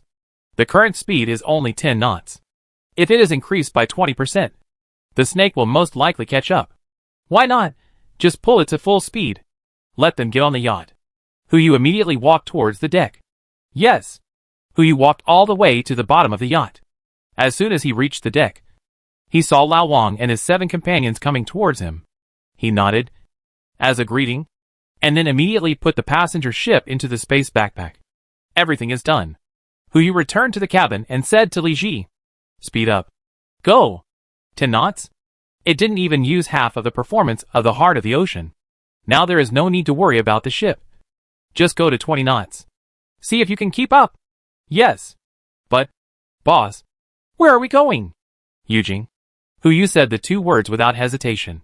There is not only the headquarters of a certain audio and a certain hand, but also a legendary place. If you can store it, it will be a real enjoyment. Yes. Li Ji responded and immediately started navigating, heading towards Eugin at full speed. The heart of the ocean instantly drew a ripple on the water. But the people sitting on the boat seemed to feel nothing, as if everything was normal. Yu took the opportunity to stuff the sea god's favor into Su Zilong's arms. Not only did he want to get rid of the snake, he also wanted to walk the snake. See if it would follow. Zilong. Come on. Go fishing. Su Zilong? Chapter 70 Last Night's Harvest. July 25th. 12 days have passed since the end of the world. The water level still remains at 50 meters. Last night, everyone gathered together to discuss. According to their guess, it is the water from the slightly higher altitude areas that flows to the lower altitude areas. The entire low altitude area becomes the drainage outlet of the high altitude area, which causes this phenomenon. Once the water level lines of the low altitude area and the high altitude area are equal, the water level will continue to rise at a faster rate. Yu listened for a while, turned around and went back to sleep. In his opinion, everything is a fixed number. Instead of discussing these, it is better to think about what will happen after the rainstorm. If he remembered correctly, he vaguely saw the sun before he died in his previous life. But he was tortured so badly at that time that he was not sure whether it was his hallucination. But Yu did not tell them about this, in order to avoid giving them a hope that does not exist. If hope will eventually be shattered, it is better not to have it. 8 o'clock in the morning. Yu opened his eyes from the bed, turned his head to look at the scene passing quickly outside the porthole, and stretched silently. 3 more eggs have been hoarded. Just in time. Another 3 consecutive openings. Yu turned his head and looked around. After confirming that Enciana was not nearby, he immediately went to the balcony, prepared to open the eggs. Last time, it was also in this feng shui treasure land that 3 good things were opened at once. This time, I don't ask for any legends, but at least a few skill books will be good. 3 black eggs were lined up on the porthole. Yu raised his hand and knocked, landing on the black egg on the far left.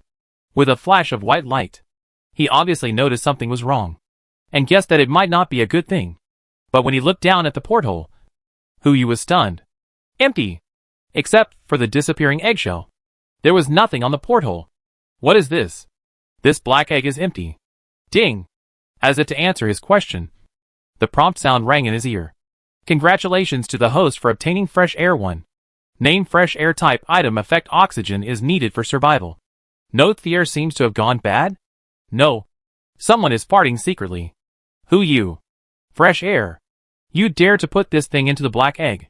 Why don't you put a drop of fresh water in it? Yu frowned and calmed down. It's okay. There are 2 left. Just use them as pads. Hit again. The second black egg broke, and the flash of white light was still coming out. Yu's heart sank. As long as it's not fresh air, it's fine. He looked down and saw a grass on the table. It was green and looked like it had just been picked from the Hulumber grassland. Ding! Congratulations to the host for obtaining fresh grass 1. Name fresh grass type plant effect can be a nutrient for herbivorous organisms. Note if you want to use this as chewing gum. I can't stop you. Well, I have been unhappy twice in a row. You left the third black egg unopened and went to the bathroom with it. The feng shui of the porthole is not right today. Try another place. He first washed up briefly, and finally put the black egg in front of the mirror, put his hands together and bowed, and then knocked it open. This time, purple light burst out.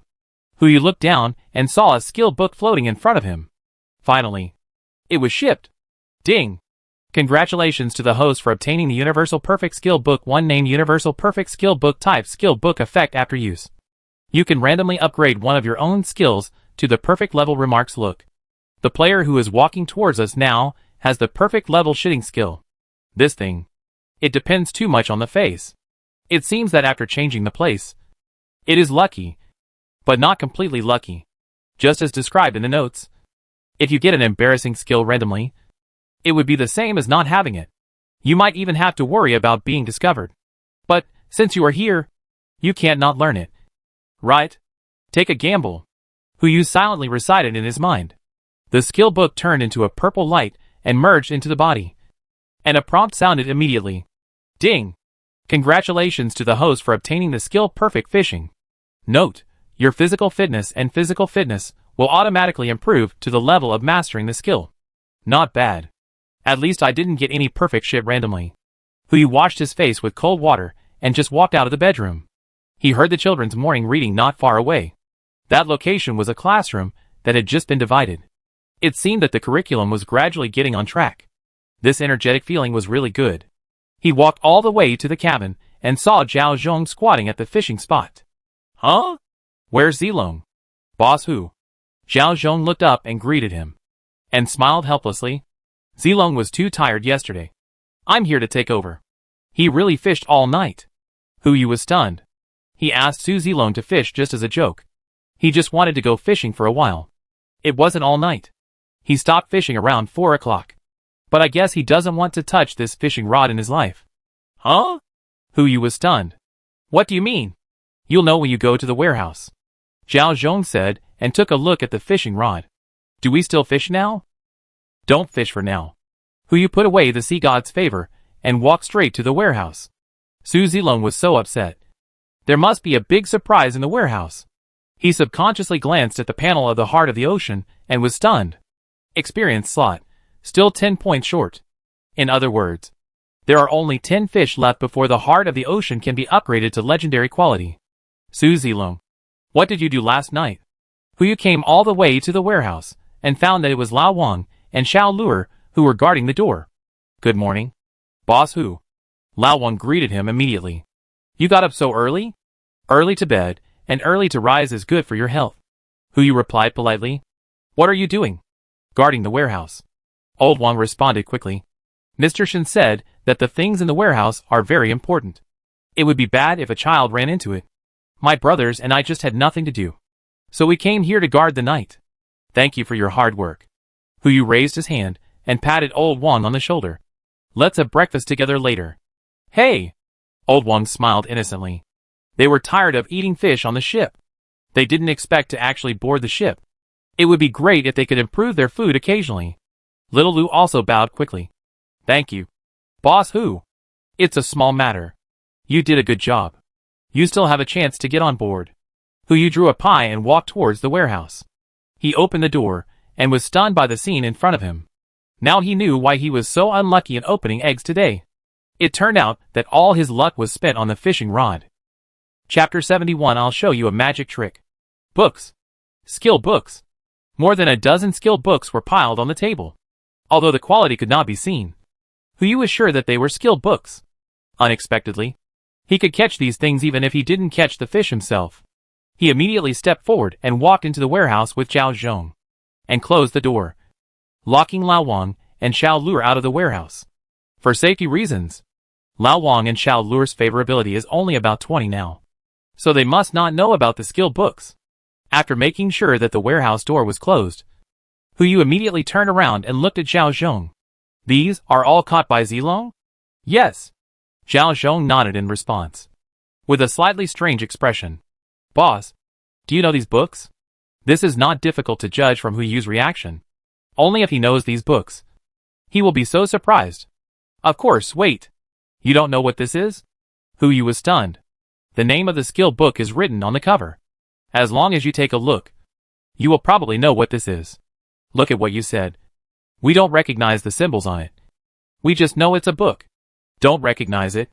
Could it be that it's produced by the system and has a camouflage function?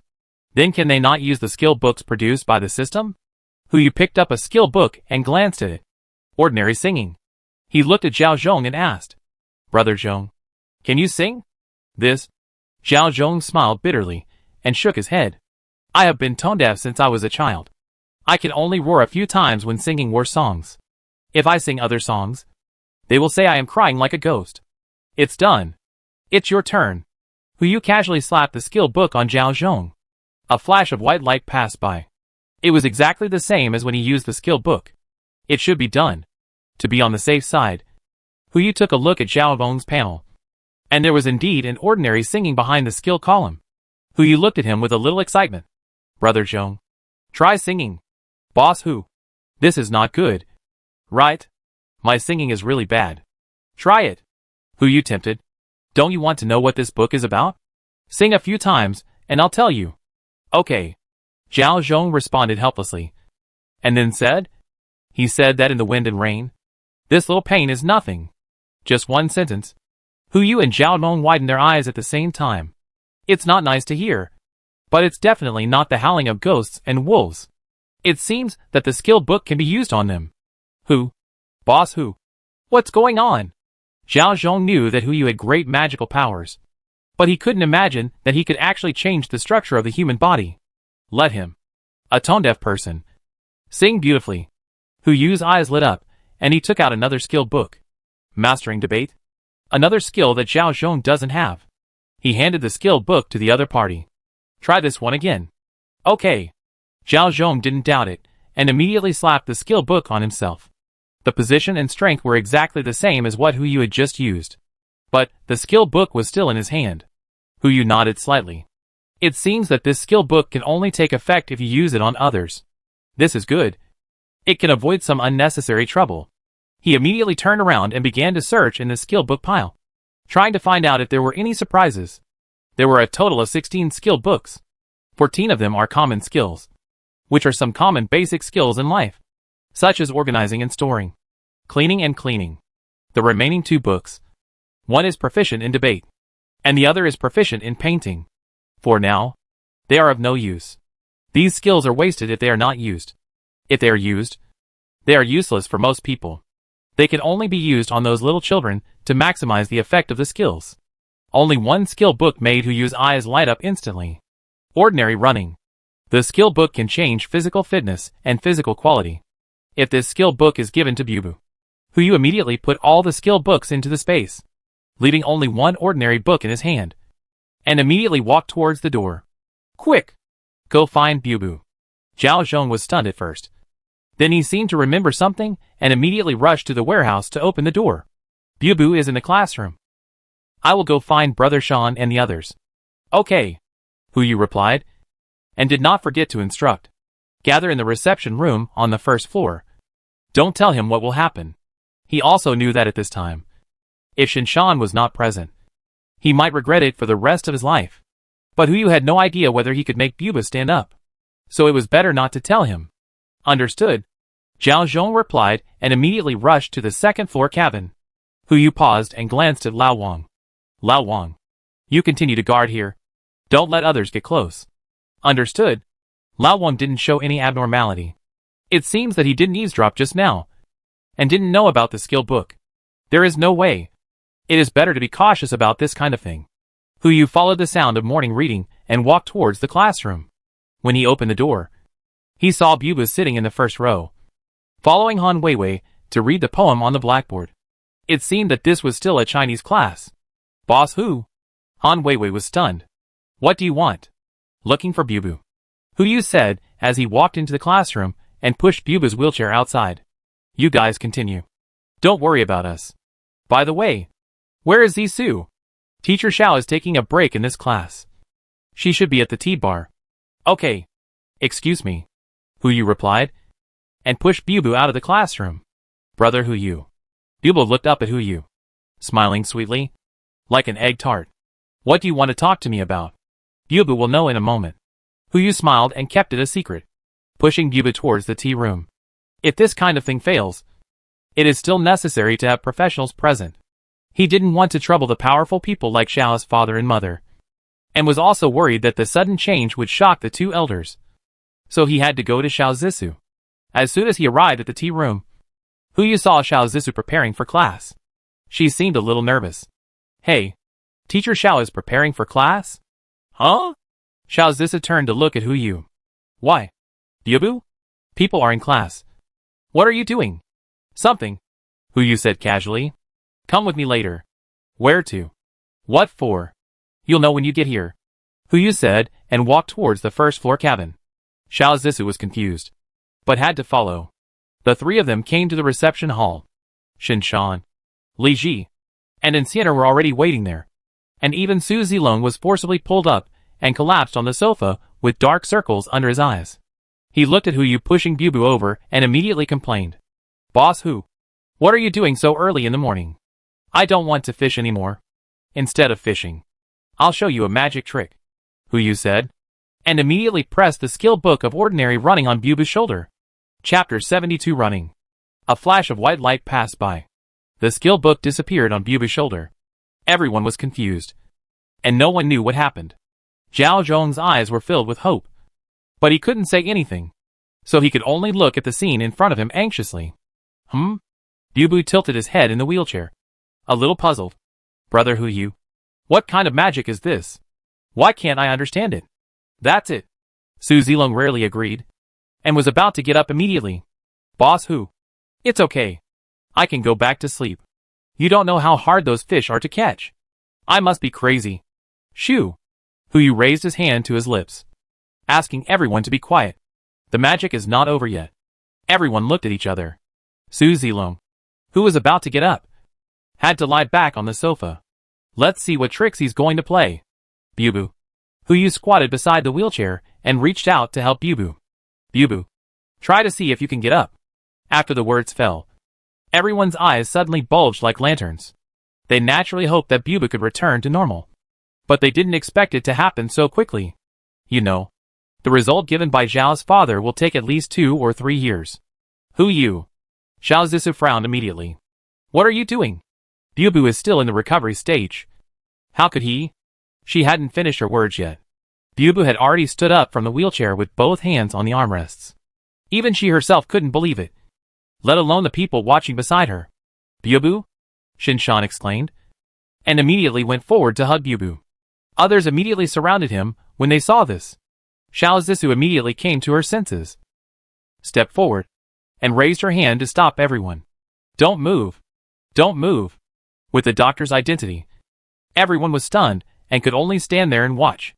Xiao Zissou immediately squatted down and looked at Bubu. Bubu, do you feel uncomfortable now? Uncomfortable? Bubu puffed up his cheeks and thought about it, then blushed and leaned close to Xiao Zissou's ear, saying in a voice that only the two of them could hear. Sister, I want to go to the toilet. Come on. Sit back first. I'll take you there. Xiao Zissou was about to push the wheelchair. Don't. Hu Yu immediately stopped him. Since Bubu could stand up, it meant that the skill had been successfully learned. Her body had indeed changed. What we need to do now is to see to what extent it has changed. He protected Bubu and continued. Bubu, try to see if you can walk by yourself? Xiao Zissou was about to say something, but held it back. She thought of Hu Yu's magical power. Maybe he could really turn decay into magic and heal Bubu's injury directly? Yeah, Bubu responded.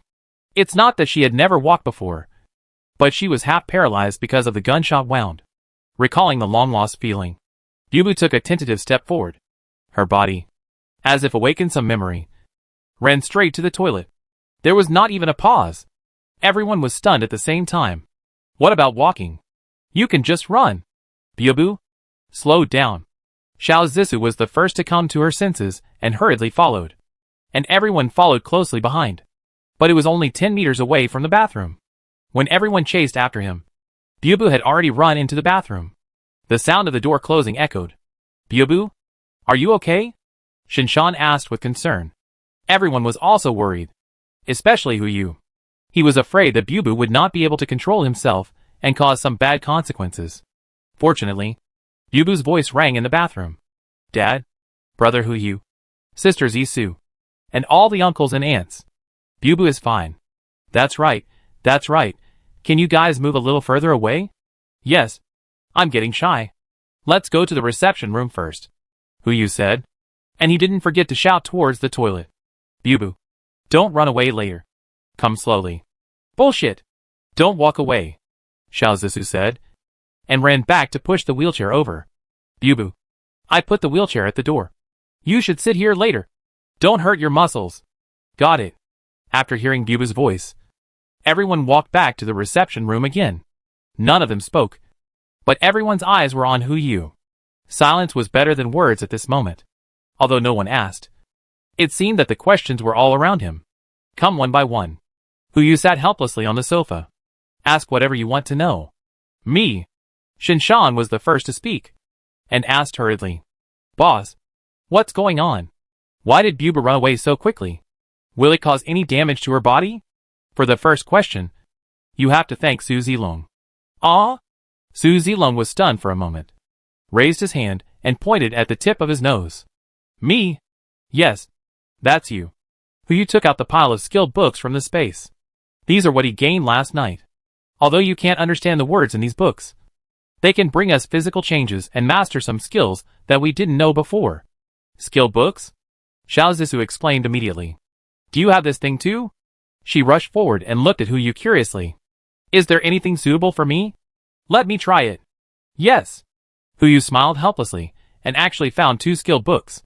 Do you want ordinary cleaning or ordinary storage? Both of these are suitable for you. Goodbye. Xiao Zissou took a step back. Are these the only things? This is a probability problem. We'll talk about it later. Yu looked at everyone and continued to answer. As for the second question, why can she run? Just now I taught Bubu how to run normally. After she learned this skill, her physical fitness and physical quality also improved to the point where she can use this skill. So, she can start running. But what? Shinshan asked hurriedly. I can't answer the third question either. Yu looked at Xiao Zissou, who was staring at the skill book beside him. Zissou, I still need to trouble you to help Bubu check it. Alright. Xiao Zissou responded. Just then, the sound of flushing came from the toilet. Everyone turned their heads to look at Bubu, and saw the toilet door slowly open. And then, a figure rushed out from inside. The speed was not fast, but it shocked everyone. Bubu? Why is she still running? Not only that, from her expression, it seems not voluntary. Bubu? Fortunately, Shinshan was quick-witted and rushed over at the first time. Picked up Bubu by the waist, walked quickly to the wheelchair, and put her on it. You? Didn't your sister Zissa tell you not to run and sit in the wheelchair first? Why don't you listen? Dad. Bubu lowered his head and looked at his legs a little dully. I can't seem to control my legs. What? Chapter 73 Heart of the Ocean. Upgrade. In the infirmary, Xiao Zissou and Zhao's father and mother sat together, checking Bubu's physical condition in their own ways, and occasionally asked her to get up and run a few steps. Yu and Shinshan and a group of people sat outside waiting. No one spoke. No blame. No accusation. They all knew in their hearts that Yu tried this for Bubu's good. If it was before, there were only a few of them on the boat, then Bubu would not have any psychological gap. But now, there are many people of Bubu's age on the boat. They can run and jump, and make some contributions to the ship. Even if they are insignificant things, they are still contributions. But what about Bubu? She can only sit in a wheelchair, attend classes with them, watch them play and fight, and can't do anything else. Just the day before, Xiao Zissou saw Bubu sitting in a wheelchair and came to the podium, wanting to help her prepare for class. Although this little girl usually behaves indifferent, she actually longs to be like a normal person in her heart. After all, she was once a normal person. The checkup is done. Xiao Zissou's voice sounded. She pushed Bubu to the door with a strange expression. Everyone quickly surrounded them, even though Yu had just sat in the front. He was left outside when they surrounded him. Dr. Xiao. What's the situation now? Yes. Doctor. Is Bubu okay? Zissou. Bubu. Be quiet. Listen to me. Xiao Zissou rolled her eyes. As expected, she was confused when she was concerned. Everyone was so familiar with each other. And when they got anxious, they were just like ordinary patients' family members. Bubu's current condition is very complicated. First of all, her legs. From a medical point of view, her legs have fully recovered. All functions are completely normal. She can move freely and can sense various information. Everyone was suddenly happy. But the joy that had just emerged was instantly restrained. Everyone looked at Xiao Zissou quietly, waiting for her next analysis. She can't walk. Huh? Shinshan asked in confusion.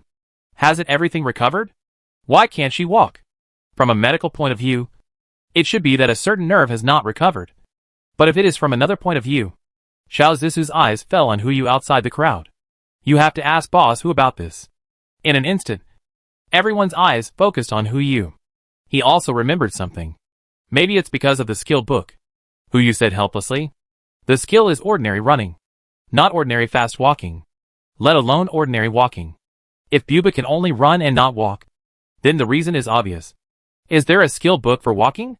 Shinshan asked hurriedly. Huyu shook his head. The answer was obvious. I'll go now, Su Zilong said and rushed out. Boss Hu. Fishing rod. I'll go too. Zhao Zhong came out at the same time.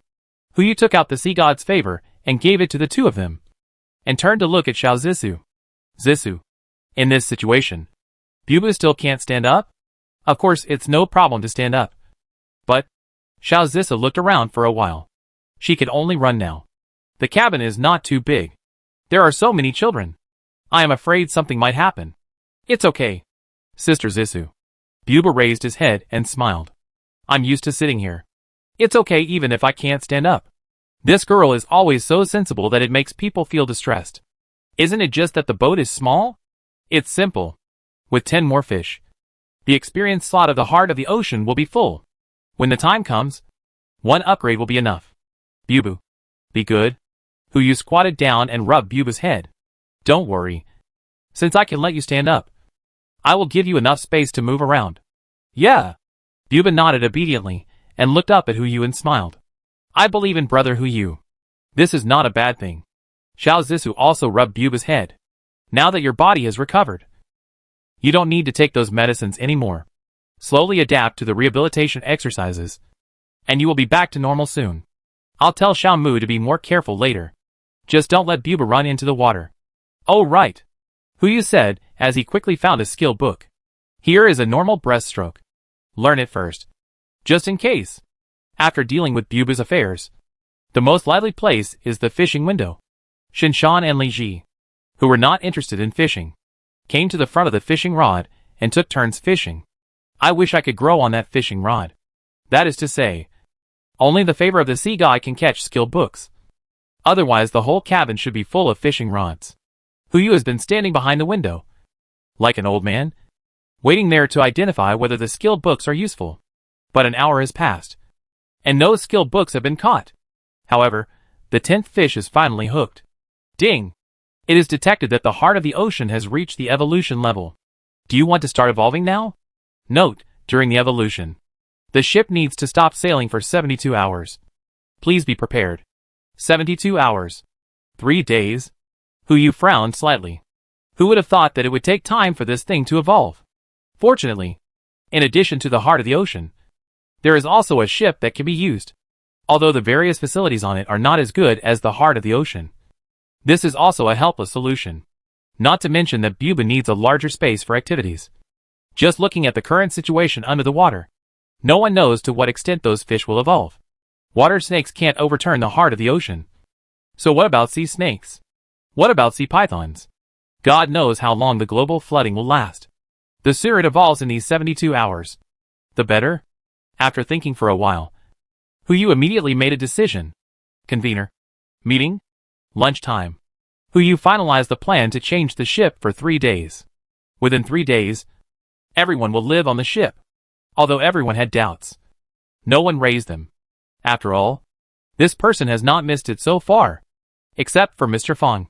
He is worried about the treasures in the greenhouse. After getting Hu Yu's assurance and the big cake that will find him new seeds soon, he still left the greenhouse. Afternoon. The heart of the ocean stopped on the water. Hu Yu released the ship again and was the first aboard it. Everyone simply packed up their belongings and followed. When Shinshan confirmed that there was no one on the boat, he was the last one to board the ship. Hu Yu immediately clicked to confirm. The heart of the ocean was instantly put back into the space backpack and began to evolve. A countdown appeared in front of him. Boss. Su Zilong held a fishing rod and approached Hu Yu and asked, "Are we still fishing? This small broken ship is not as good as the heart of the ocean, let alone catching a water snake or something. Even if you catch a slightly larger mutant fish, the whole ship may be blown away. Forget it. Don't make things worse. It's only 3 days. You should take a rest and recharge your energy." "Okay," Su Zilong replied, and returned the fishing rod to Hu Yu. The ship continued to sail. At night, after dinner, Hu Yu was about to go to bed, and suddenly thought of something, and the whole person was stunned for a moment. Damn, this ship is a passenger ship. There are no rooms. In other words, everyone has to squeeze into the cabin. If it was on calm water, everything would be fine. But because the heart of the ocean ran all the way last night, everyone has entered the sea at this moment. The sea breeze is much more fierce than the river wind. Chapter 74 Storm. On the sea. 10 o'clock in the evening. Luckily Hu Yu had prepared in advance. Among the stored goods, there was a truckload of mattresses. Originally, this was used to keep warm, but now it was put to use in advance. He first put all the seats and unimportant things in the cabin into space, and then moved out some wooden boards to partition the cabin. He barely made enough rooms for everyone to rest, and then distributed mattresses to each room. The ship became a simple dormitory. It's certainly not comparable to the luxurious room on the heart of the ocean, but it's much more comfortable than just now. As long as they hold on for another 63 hours, they can return to the heart of the ocean. But just as everyone was preparing to go to bed, something strange happened. The whole ship began to sway, like a baby in a cradle, being rocked by the mother of the sea, urging it to sleep. Ugh! Hu Yu climbed on the side of the ship, emptied the dinner he had just eaten, and vomited in a trance. "Boss, are you okay?" Shinshan protected Bubu and looked at Hu Yu with a worried look. No, vomit." Hu Yu stuck his head out again. There was no other way. This ship was only sailing on inland rivers, and could not withstand the strong winds and waves in the sea. Whether it was Lao Wang and the other people who had been sailing for years, or those children, let alone falling asleep, being able to hold back from vomiting was already a natural seafaring saint. "Where's Hu Yu?" Xiao Zisu's voice sounded in the distance. "Have you seen Hu Yu?" Hearing her voice, Shinshan immediately raised his hand.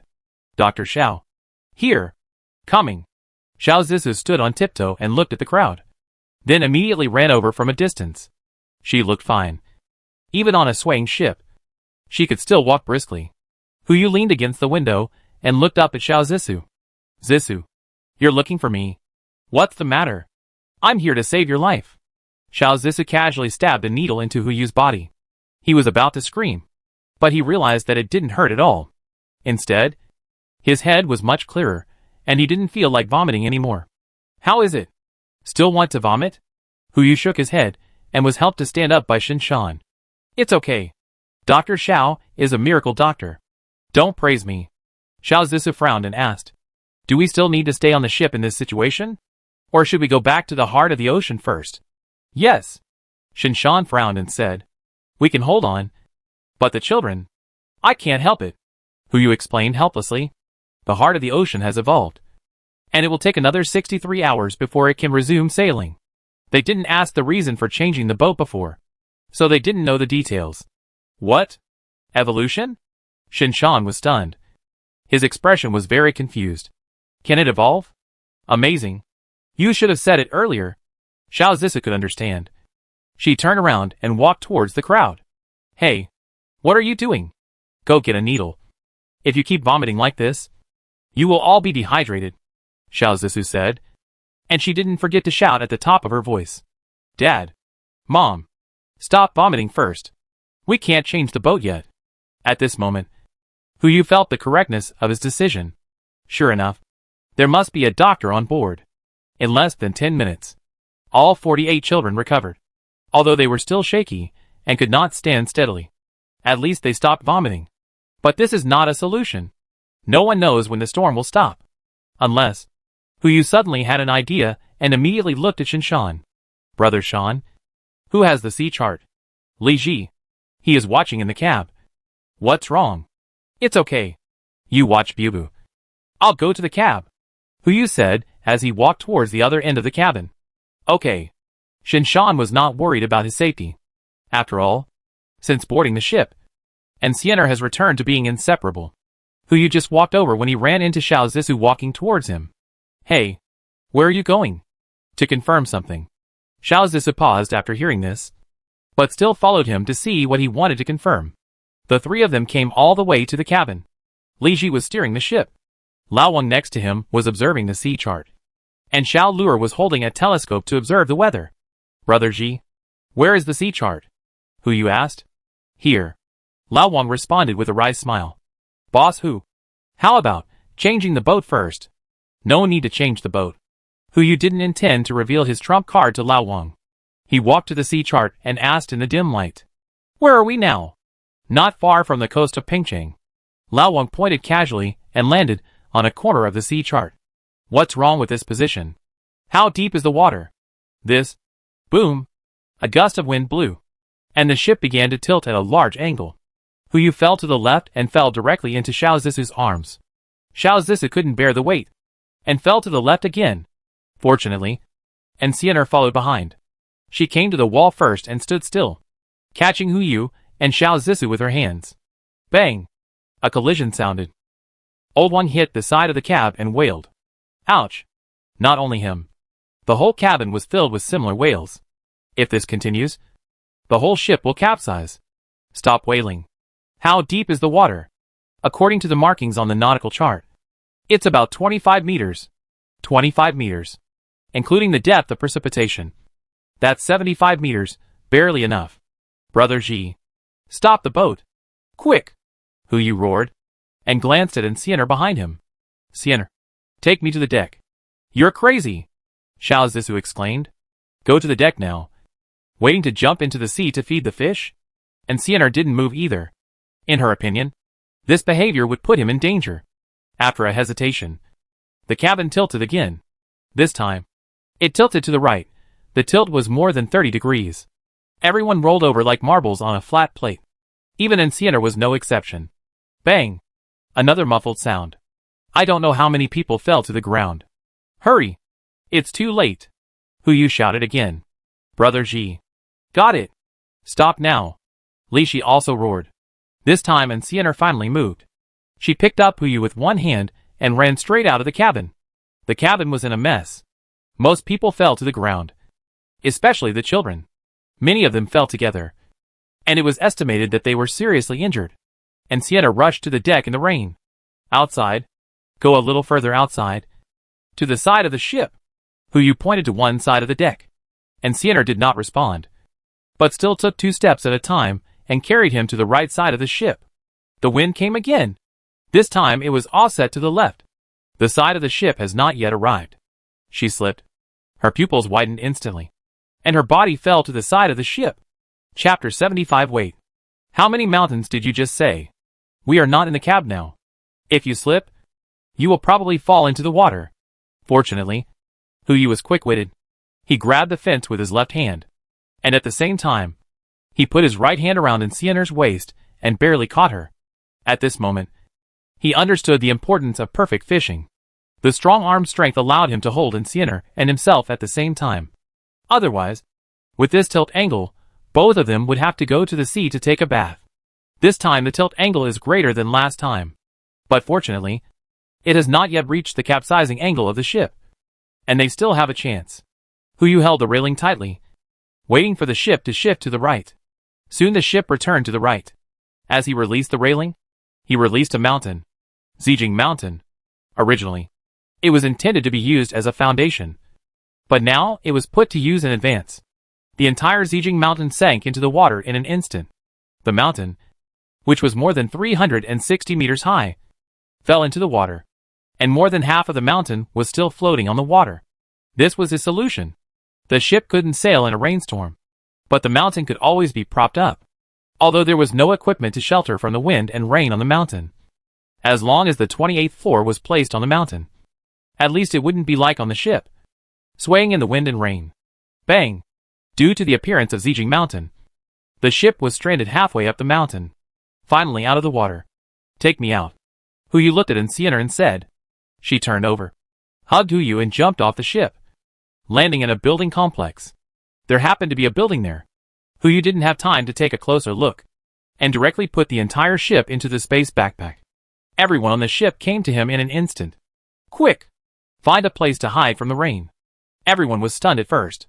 Even after experiencing so many fantastic things, it was still difficult to react to what happened in the first time. Weren't we just on the sea? How did we get to land? Never mind. The best thing to do is to hide from the rain. Those who could still stand up helped the injured and walked towards the nearest building complex. Before they entered, just approaching and seeing what kind of building it was, Huyu's heart trembled. A hotel. A large hotel. Huyu suddenly had an idea in his mind. And before he could confirm it, Guanli, who had come up to him at some point, suddenly spoke. Jinling Conference Hotel? You know this place? Huyu turned to look at Guanli. No need to know. Guanli raised his hand and pointed at a banner on the ground. Although the words on it were blurred, he could still see the 6 words Jinling Conference Hotel. Isn't it written here? Yes. It's really here. Huyu took a breath of cold air, but his feet did not stop rushing to the inside of the hotel. At that time, he and Shinshan and others stopped near the Zhejiang Mountain cableway. Originally, he thought that taking away the mountain would only take away part of the mountain. But he didn't expect. Now he can see the Jinling Conference Hotel. This hotel is halfway up the mountain. But that is halfway up the mountain a few kilometers away. This means that he didn't just take away a mountain, but took away the entire Zhejiang Mountain. That's more than 2,000 square kilometers of land. There are not only hotels on it, but also hospitals, and even several mausoleums. Building a city on it, although small, is more than enough. Everyone walked into the hotel. And now not only Guanli, but everyone else also found something wrong here. But Huyu didn't plan to answer. Instead, he took out the power generation equipment on the 28th floor and distributed flashlights and carts to Shinshan and others. Brother Shin, you guys take care of the power generation. Zisu, please take uncle and aunt to see if the children are injured. Linglong, you are responsible for arranging accommodation. Wei Wei will assist you. Old Wang, you brothers go check if there is any danger inside the hotel. And search for supplies by the way. Move all the useful ones to the lobby. Zhang Sirui, you should check the supplies and sort them. Mr. Fang, you should stay where you are and don't move around. The injured should stay where they are and don't act rashly. Yes. Okay. No problem. Everyone responded in unison. But not quite. Anyway, everyone started to act. Only Huyu and Enciener stayed where they were and looked after the little guys. Half an hour later, the lights in the hotel lobby were on. An hour later, the injured children and adults were treated. 12 o'clock. Everyone checked into the hotel room. Huyu stayed in the luxury suite on the top floor. He opened a bottle of wine stored in the hotel and waited for someone. There was a knock on the door. Come in. A woman with dark circles under her eyes walked in. Her eyes were full of excitement at this time, as if she had guessed something. Boss Hu. I'm here. Su Linglong. She walked straight to Huyu and asked without waiting for him to speak. Is this place? Well, Jinling Conference Hotel. You are from Jinling. You should know it. Of course I know. Su Linglong became more and more excited. So this mountain. Zhejiang Mountain. All Zhejiang Mountains. At present. It seems so. Hiss. Su Linglong took a breath. So, Boss Hu, you said before that you wanted to build a city. Is it based on this? It seems that you should have guessed why I asked you to come. Huyu smiled bitterly and poured her a glass of wine. I'm sorry. You have to redraw your blueprint. It's okay. It's my honor. Su Linglong was originally worried about how to start from scratch and how big the city should be. Now that we have a template, the problem is solved in one go. But, Boss Hu, do you have a detailed blueprint of this Zhejiang Mountain? This is the second question I came to you for today. Huyu asked helplessly. How long will it take you to survey the entire Zijing Mountain? Su Linglong was stunned on the spot. After a long time, she came back to her senses. I am alone? You can find someone to help. Who? Anyone on the boat can do it. Can they draw? Huyu didn't say anything. I understand. Su Linglong looked at Huyu expressionlessly, and the excitement in her eyes was gone. You want me to die? Hey, you can't say that. Huyu raised his eyebrows. Teach slowly. Don't we still have 48 good seedlings? Don't draw for the time being. Join the teaching plan. Train at a fixed point. And find a few good seedlings to inherit your legacy. Once the rain stops, we will find a suitable place and then start our city building plan. It seems not impossible. Right. Isn't it just 3 mountains? In ancient times, Yugong moved the mountains. And now there is Linglong measuring the mountains. You will definitely be famous in the future. Huyu stood up and raised his glass. Cheers to our future city. Wait a minute. Su Linglong slammed the table and looked at him with wide eyes. How many mountains did you just say? Chapter 76 Face-to-Face Transaction. Su Linglong almost lost her mind when she heard about the 3 mountains. Especially when she knew that among the 3 mountains, in addition to Zijing Mountain and the mountain she had visited before, there was another one called Qixia Mountain. She almost went on strike. Fortunately, she was stabilized by Huyu's promise. He promised that once the city was built, she would name it. No one could refuse such a promise. At least no architect who liked architecture could refuse it. After finishing this matter, Huyu finally went to bed with peace of mind. In his dream, he seemed to see his own city in the future. July 26th, the 13th day of the apocalypse. Huyu slept until he woke up naturally. When he woke up, it was already 10 o'clock in the morning. The storm finally stopped. To be precise, the wind stopped. But the rain did not stop. Huyu frowned slightly, got up from the bed, and went all the way to the hotel restaurant. Everyone had gathered there for breakfast. Today's breakfast was a buffet, using all the original ingredients in the hotel. And it was quite rich. Huyu carried a plate, picked some food at random, and walked straight to sit next to Shinshan and others. Boss. Boss who? Everyone greeted him hurriedly, especially Zhao Zhong and Li Ji, who seemed more respectful than before. What's wrong? Sit down. Su Zilong was still sitting there, casually putting a spoonful of egg custard into his mouth and smiled. They are scared. Afraid? Afraid that you will take out a Godzilla from your pocket at any time. Go to hell.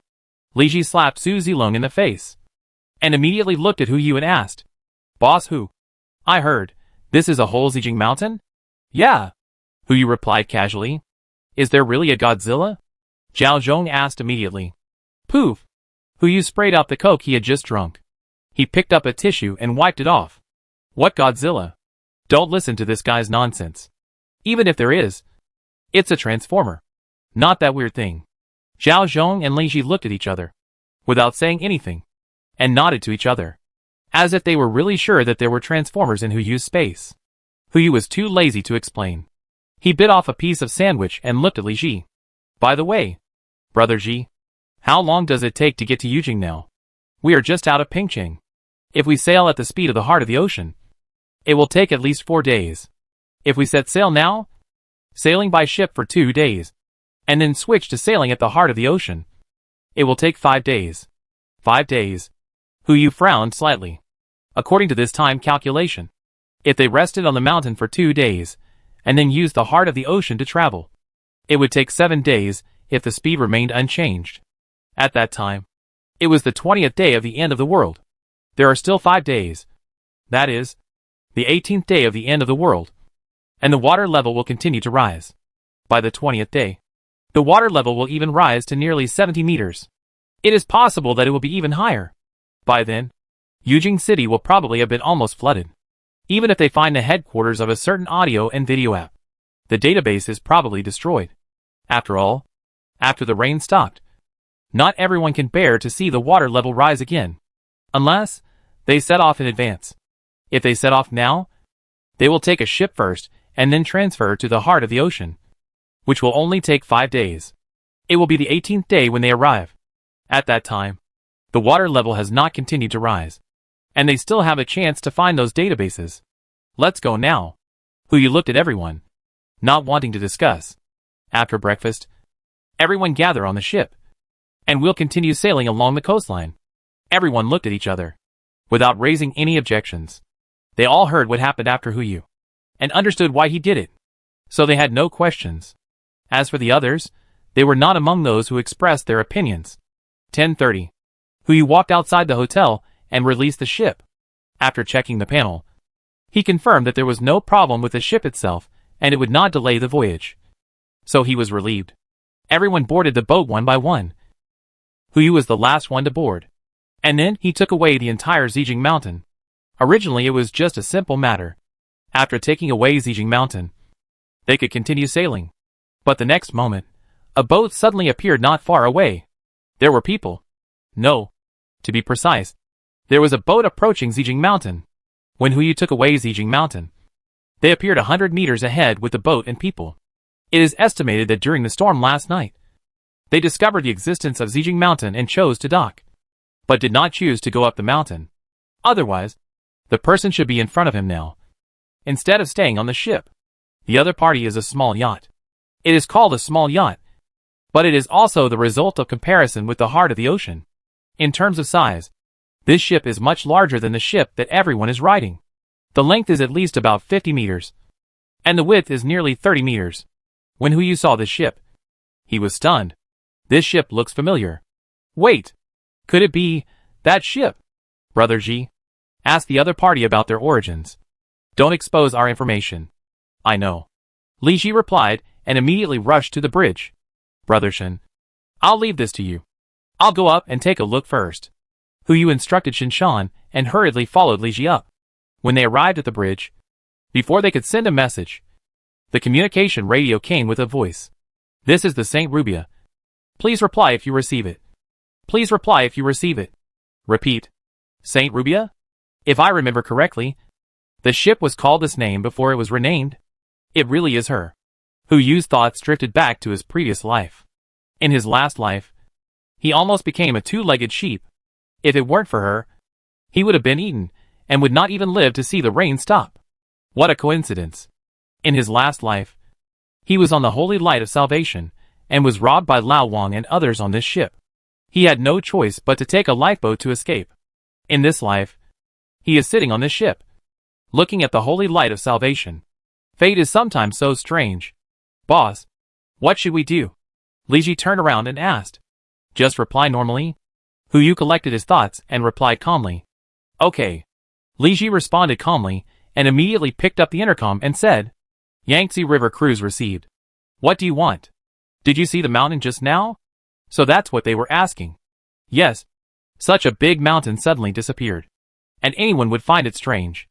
It's normal for the other party to have doubts. Li Ji continued to respond. I saw it. And you also found it? How could that mountain suddenly disappear? Did you go up the mountain? No. What's wrong? It's okay. It might be a mirage. Do you have extra food on the ship? We can buy it with money. Gold. Jewelry. It's all right. Huyu snorted. This tone doesn't sound like the one he knows. Extra food? At this time, who would complain that their food is extra? The person he knows is extremely shrewd. How could he ask such a brainless question? Li Ji turned to look at Huyu. Boss, what's going on? Tell him you have it. And trade it face to face. Chapter 77. Are you the ship owner? Li Ji quickly responded. The other party also responded immediately. Okay. We will move closer to you now. Huyu immediately went to the cabin and put the mattress and some other unreasonable things into the space backpack. Seeing this, Shinshan came up and asked, Boss, what's wrong? Someone will come to trade later. You pretend to be the parents and follow their instructions. By the way, Old Wang, Huyu said as he looked at Lao Wang standing beside him. Come here. Come on. Lao Wang smiled and rubbed his hands. Boss Hu, what are your instructions? Someone will get on board later. You can use your identity as the captain to talk to him about the deal. Trade? Food, Huyu said quickly. The two ships were not far apart, and the yacht would come over quickly at its speed. He didn't have time to elaborate. Anyway, you should hold the other party back and communicate with him more. It would be best if you can find a way to get on their ship. No problem, Old Wang replied, whispering. Boss, do you want to seize the ship? I'll ask the brothers to prepare. Seize the shit. Hu rolled his eyes. Just do it. Don't do anything else. Okay. Buzz. The next moment, the ship's whistle sounded outside. Old Wang immediately rushed out with Xiao Lure, and immediately assumed the role of captain. Hu looked at the group of ignorant children, and was about to give them a few words when Guanli appeared. Don't worry.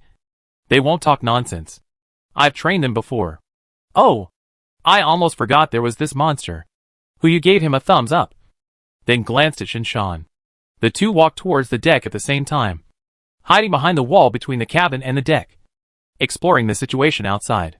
I saw a wooden board between the ship and the yacht, and a young man in a pure white suit walked over from the yacht, followed by a woman. The woman lowered her head, trembling as she walked on the wooden board, and did not forget to hold an umbrella for the man in front of her. It was indeed her. Hu was delighted, but soon frowned. Something was wrong. Wasn't she the owner of the ship? Why was she holding an umbrella? Was there something else that he didn't know? A large detection spell was thrown over. The two people's panels appeared in front of Hu at the same time. Name me Susu, gender female, age 27, skills perfect coordination, perfect planning, perfect acting, perfect organization and operation, proficient in disguise, proficient in communication, personality dark, kind and tolerant, hypocritical, cruel, favorability 0, purity 78, name Fan Guchin, gender male, age 24, skills proficient in equestrianism, proficient in music theory, proficient in piano, proficient in art, proficient in gambling, proficient in tasting, playful, misophobic, lustful, arrogant, and presumptuous. When the favorability 0 panel appeared, Hu understood instantly. If I guessed correctly, it would not be long before Misusu would take over and replace the ship owner who only knew how to eat, drink and have fun. He became the ship owner he met later, in the previous life. After Misusu brought him and Ye Wanqiu on board, she did not reduce their food rations for a day, and never restricted their personal freedom. However, she kept brainwashing them in the name of saving the world. Not only them. The dozens of people on the ship were all people she saved through various means. Most of them have become her loyal believers. And even if the rest have not been brainwashed, they are still talking nonsense every day. It was because Hu boarded the ship late, and the ship was robbed by Lao Wang and his men not long after.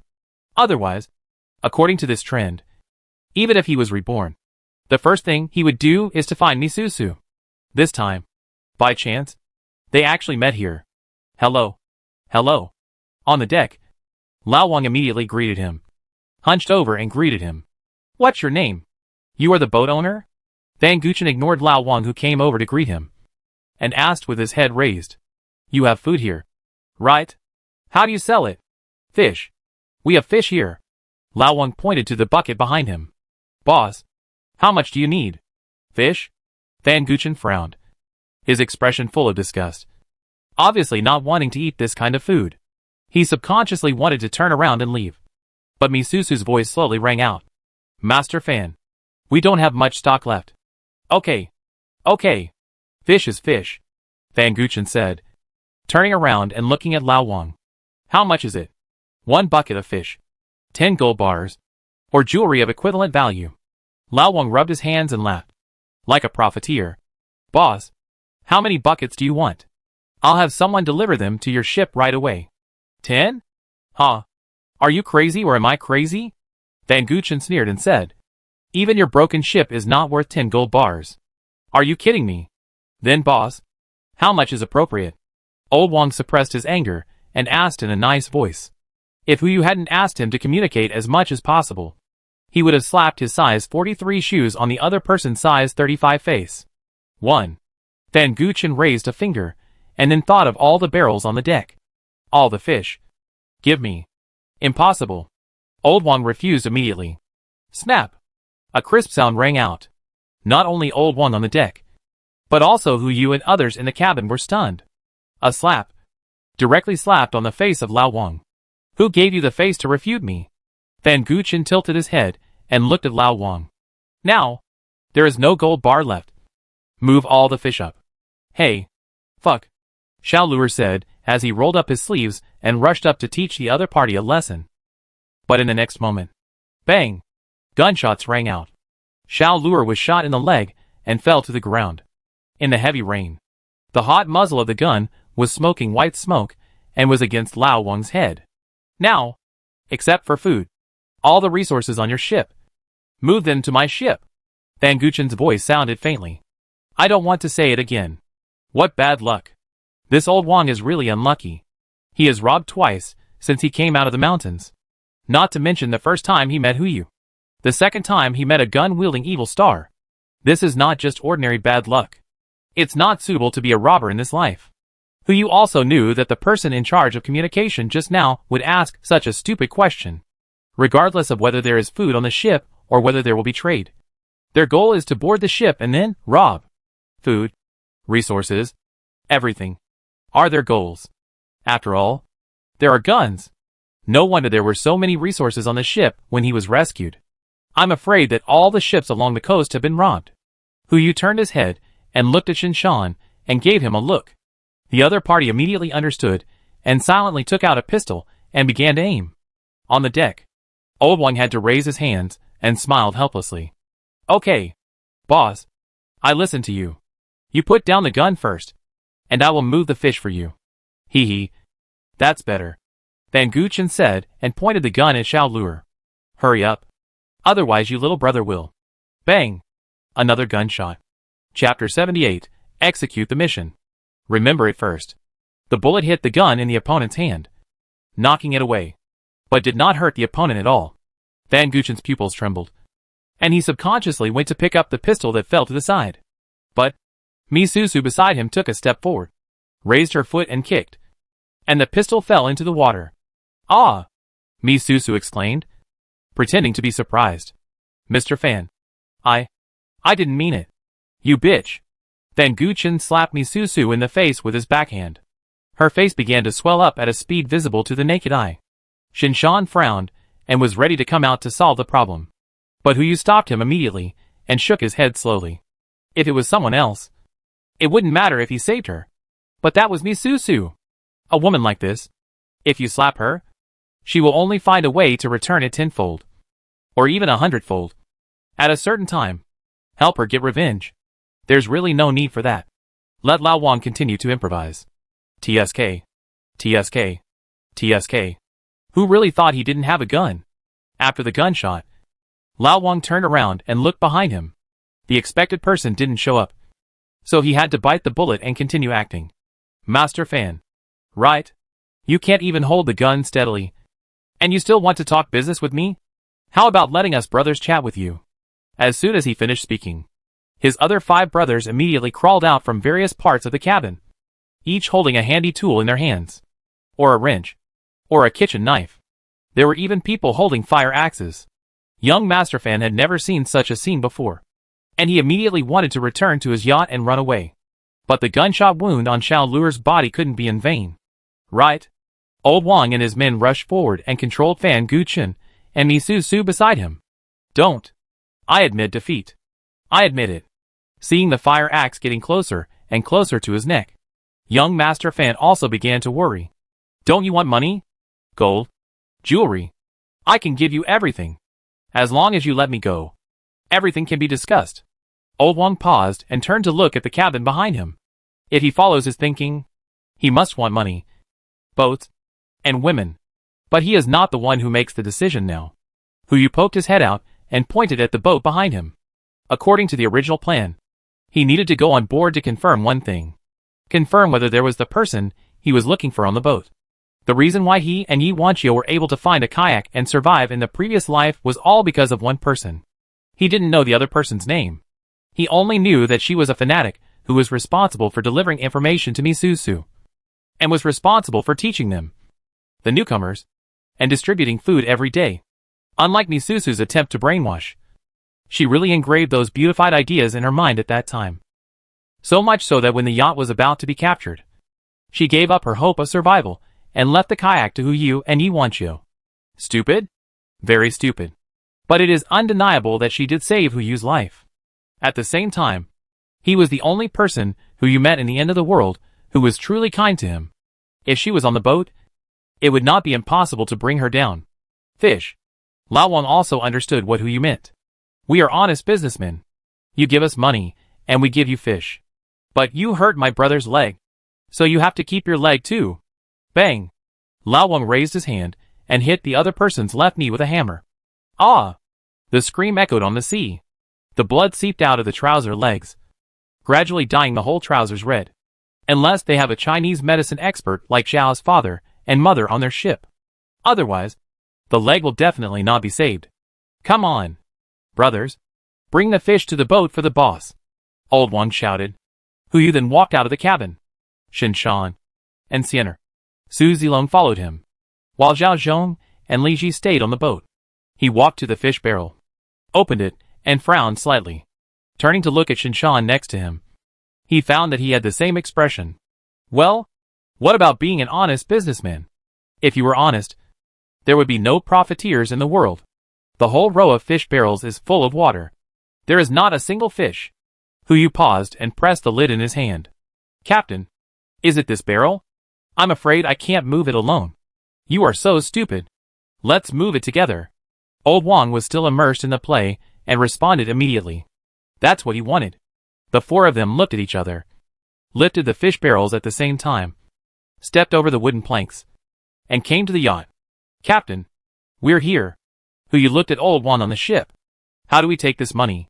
Master Fan is very rich, so of course he will exchange a bucket of gold for a bucket of fish.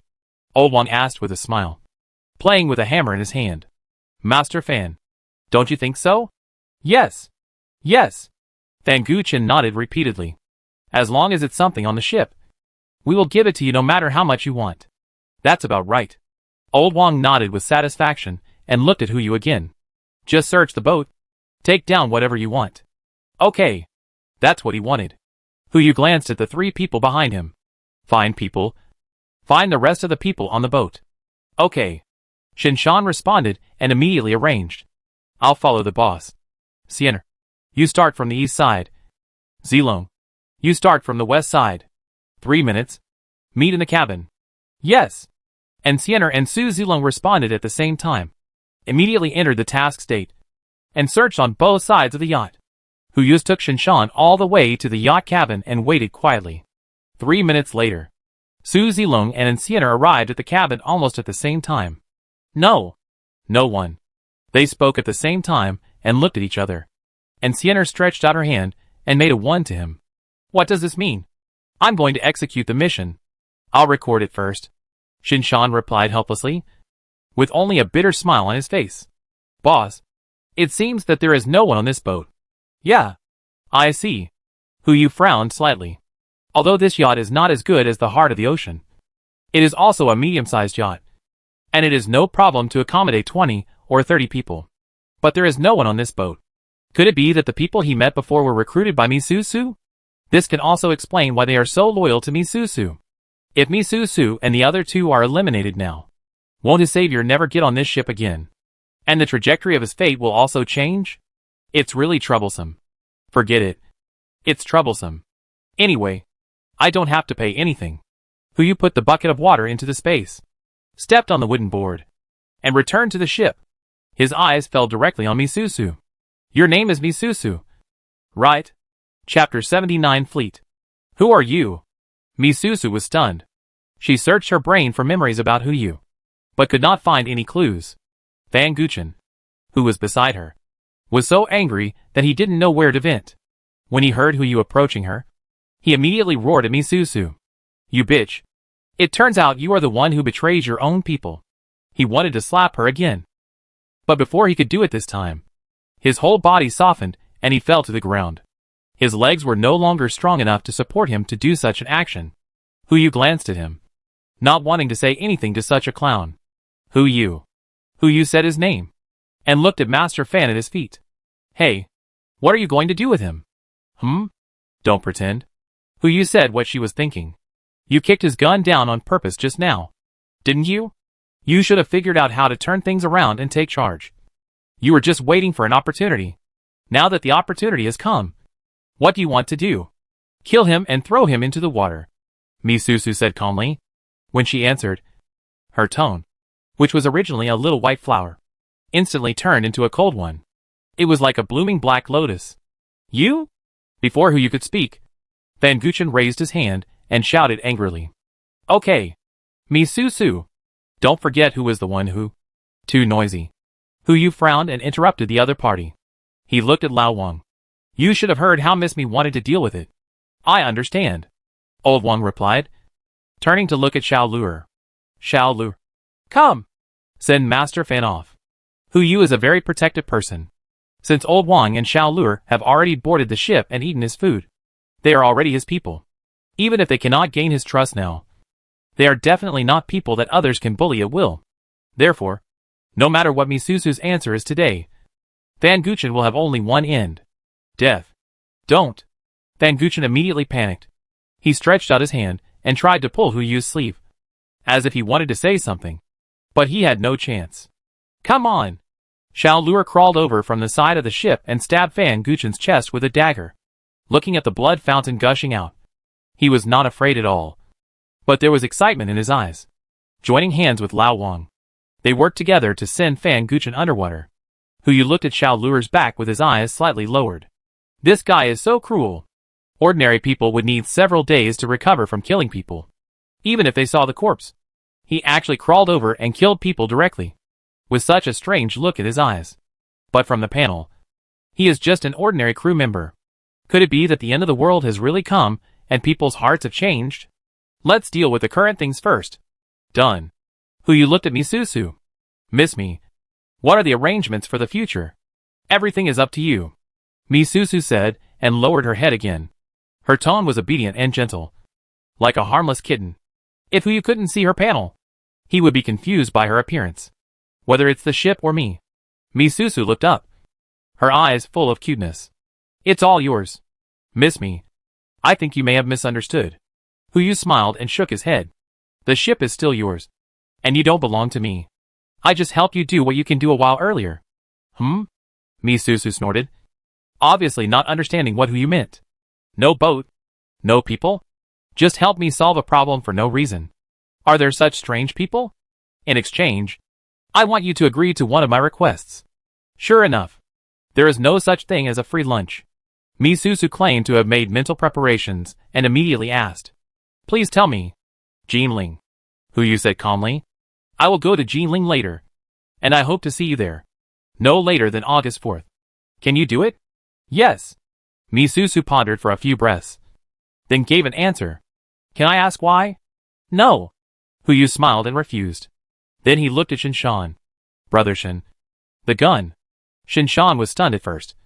Then he took out the magazine as quickly as possible and handed over the pistol and magazine. Hu Yu handed it to Misusu. Here. For you. Misusu was completely stunned. She held the pistol and magazine in her hands, and her mind was full of question marks. You are? This is a deposit. Hu Yu raised his hand and placed it on Misusu's shoulder, patting her twice. When you see me in Jinling, I will ask you for something. Yes. Misusu was completely confused, but she understood one thing. With this man's means, no matter what he wanted, she could not stop him. Now there are only 3 things she can do. Be obedient. Be obedient. Still be obedient. Okay. Go. Hu Yu waved his hand and walked towards the ship's cabin, while shouting to the cabin. Brother Ji, get ready to go.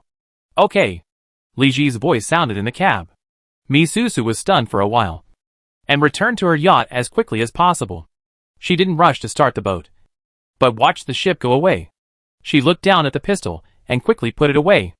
Jinling? She answered quickly. But how could she know where Jinling was? Never mind. Find someone to ask first. At the same time, the ship sailed towards Eugin.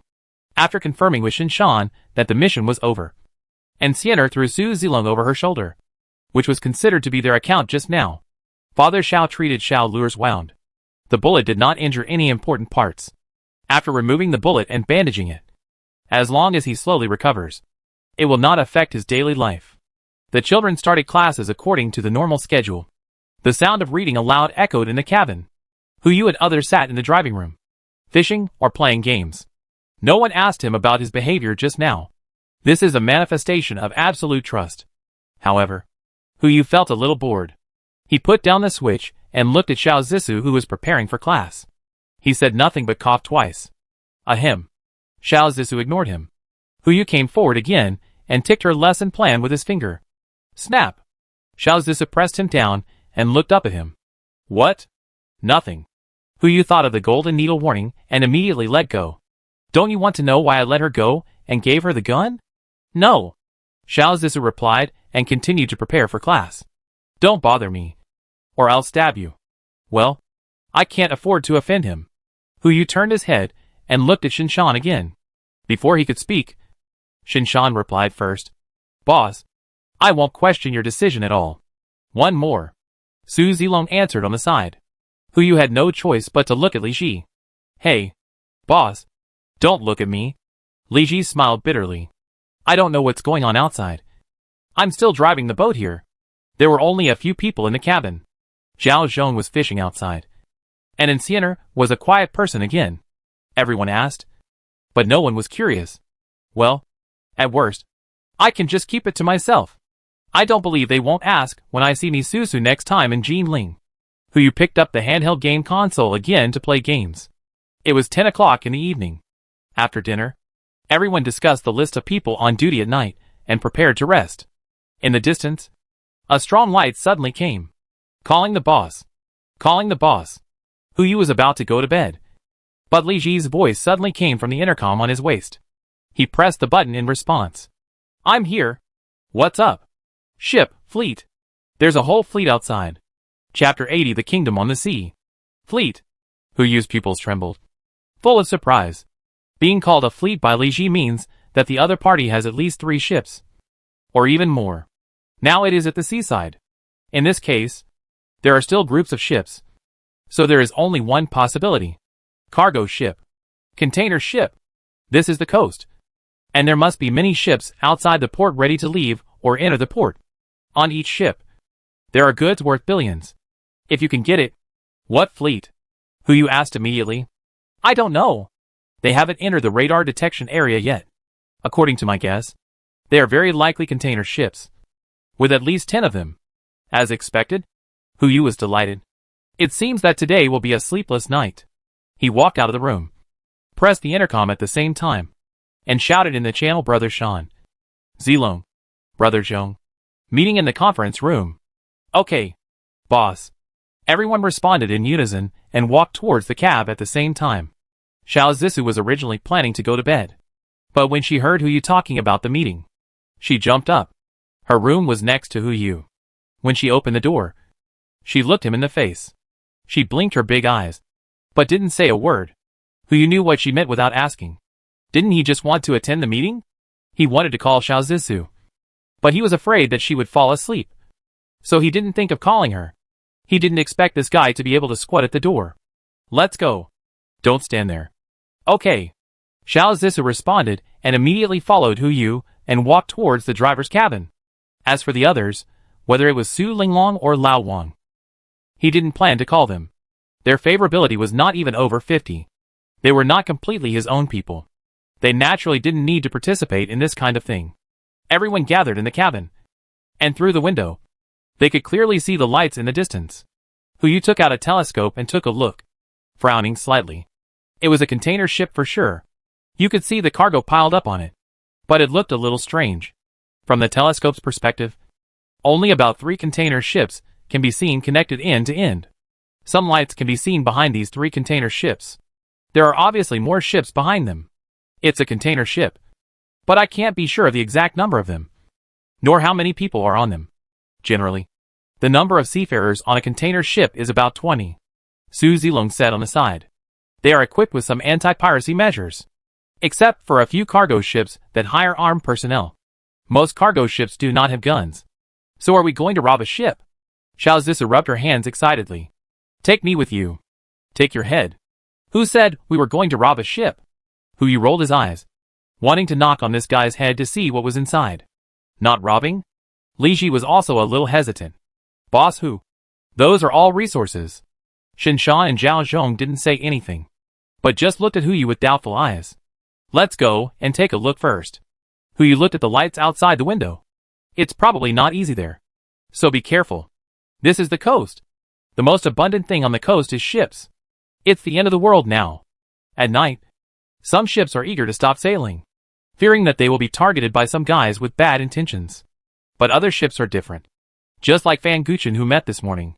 He would take the initiative to approach those ships and try to use his own military advantage to seek benefits.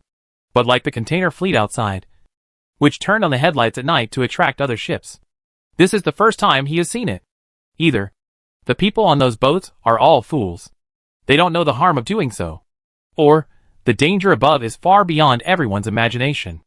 At this time, it is better to make a democratic decision. Let's vote. Hu Yu looked at everyone and said, let's not talk about robbing ships and resources for now. That fleet dared to turn on the lights at night. And it is estimated that there are many means. Let's decide whether to contact it first.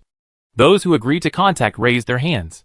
As soon as the voice fell, Su Zilong, Li Ji, and Xiao Zhisu all raised their hands at the same time.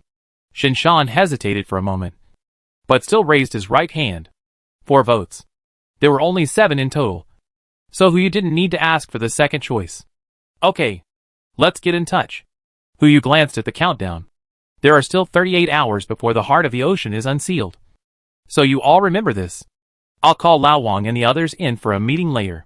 If we need to communicate, Lao Wang should come forward. No one knew what was on the container ship.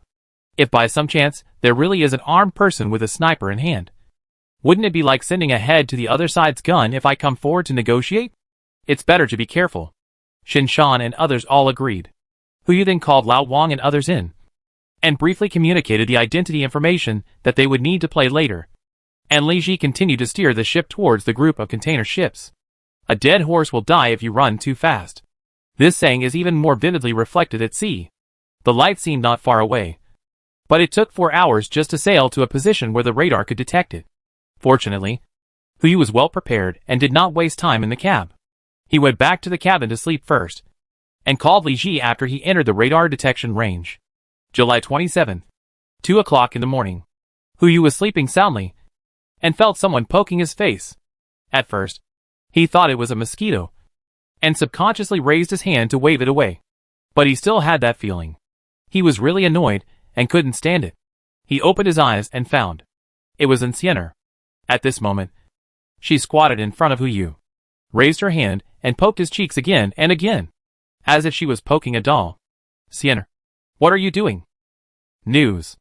And Eugin said calmly, pointing to the intercom on his waist. Oh, right. I almost forgot about it. Hu Yu immediately picked up the intercom, and before he could speak, a voice came from it again. Boss, this is the cab. Please reply if you receive it. Please reply if you receive it. Received. Hu Yu pressed the enter key and replied. What's the situation now? The other party sent a message. You better come to the cab to take a look. Okay. What news can't be said on the intercom? Hu Yu frowned slightly, put on his coat, and walked towards the cab. After more than 10 days of heavy rain, the average temperature has dropped to more than 10 degrees. If you don't wear a coat, you really can't stand it at night. He took Eugin all the way to the cab. Looking out of the window of the cab at this moment, you can vaguely see the appearance of the container ship under the lights. But the distance is still very far. Brother Ji, what's the news? Can't you say it on the intercom? Hu Yu walked up and joked. Everyone's expression was very solemn. Boss, you will know after you take a look, Shen Shan said, handing over a note with only 2 short lines of words on it. Welcome to the Sea Kingdom. If you are a friend, we have delicious food. If you are an enemy, we have a shotgun.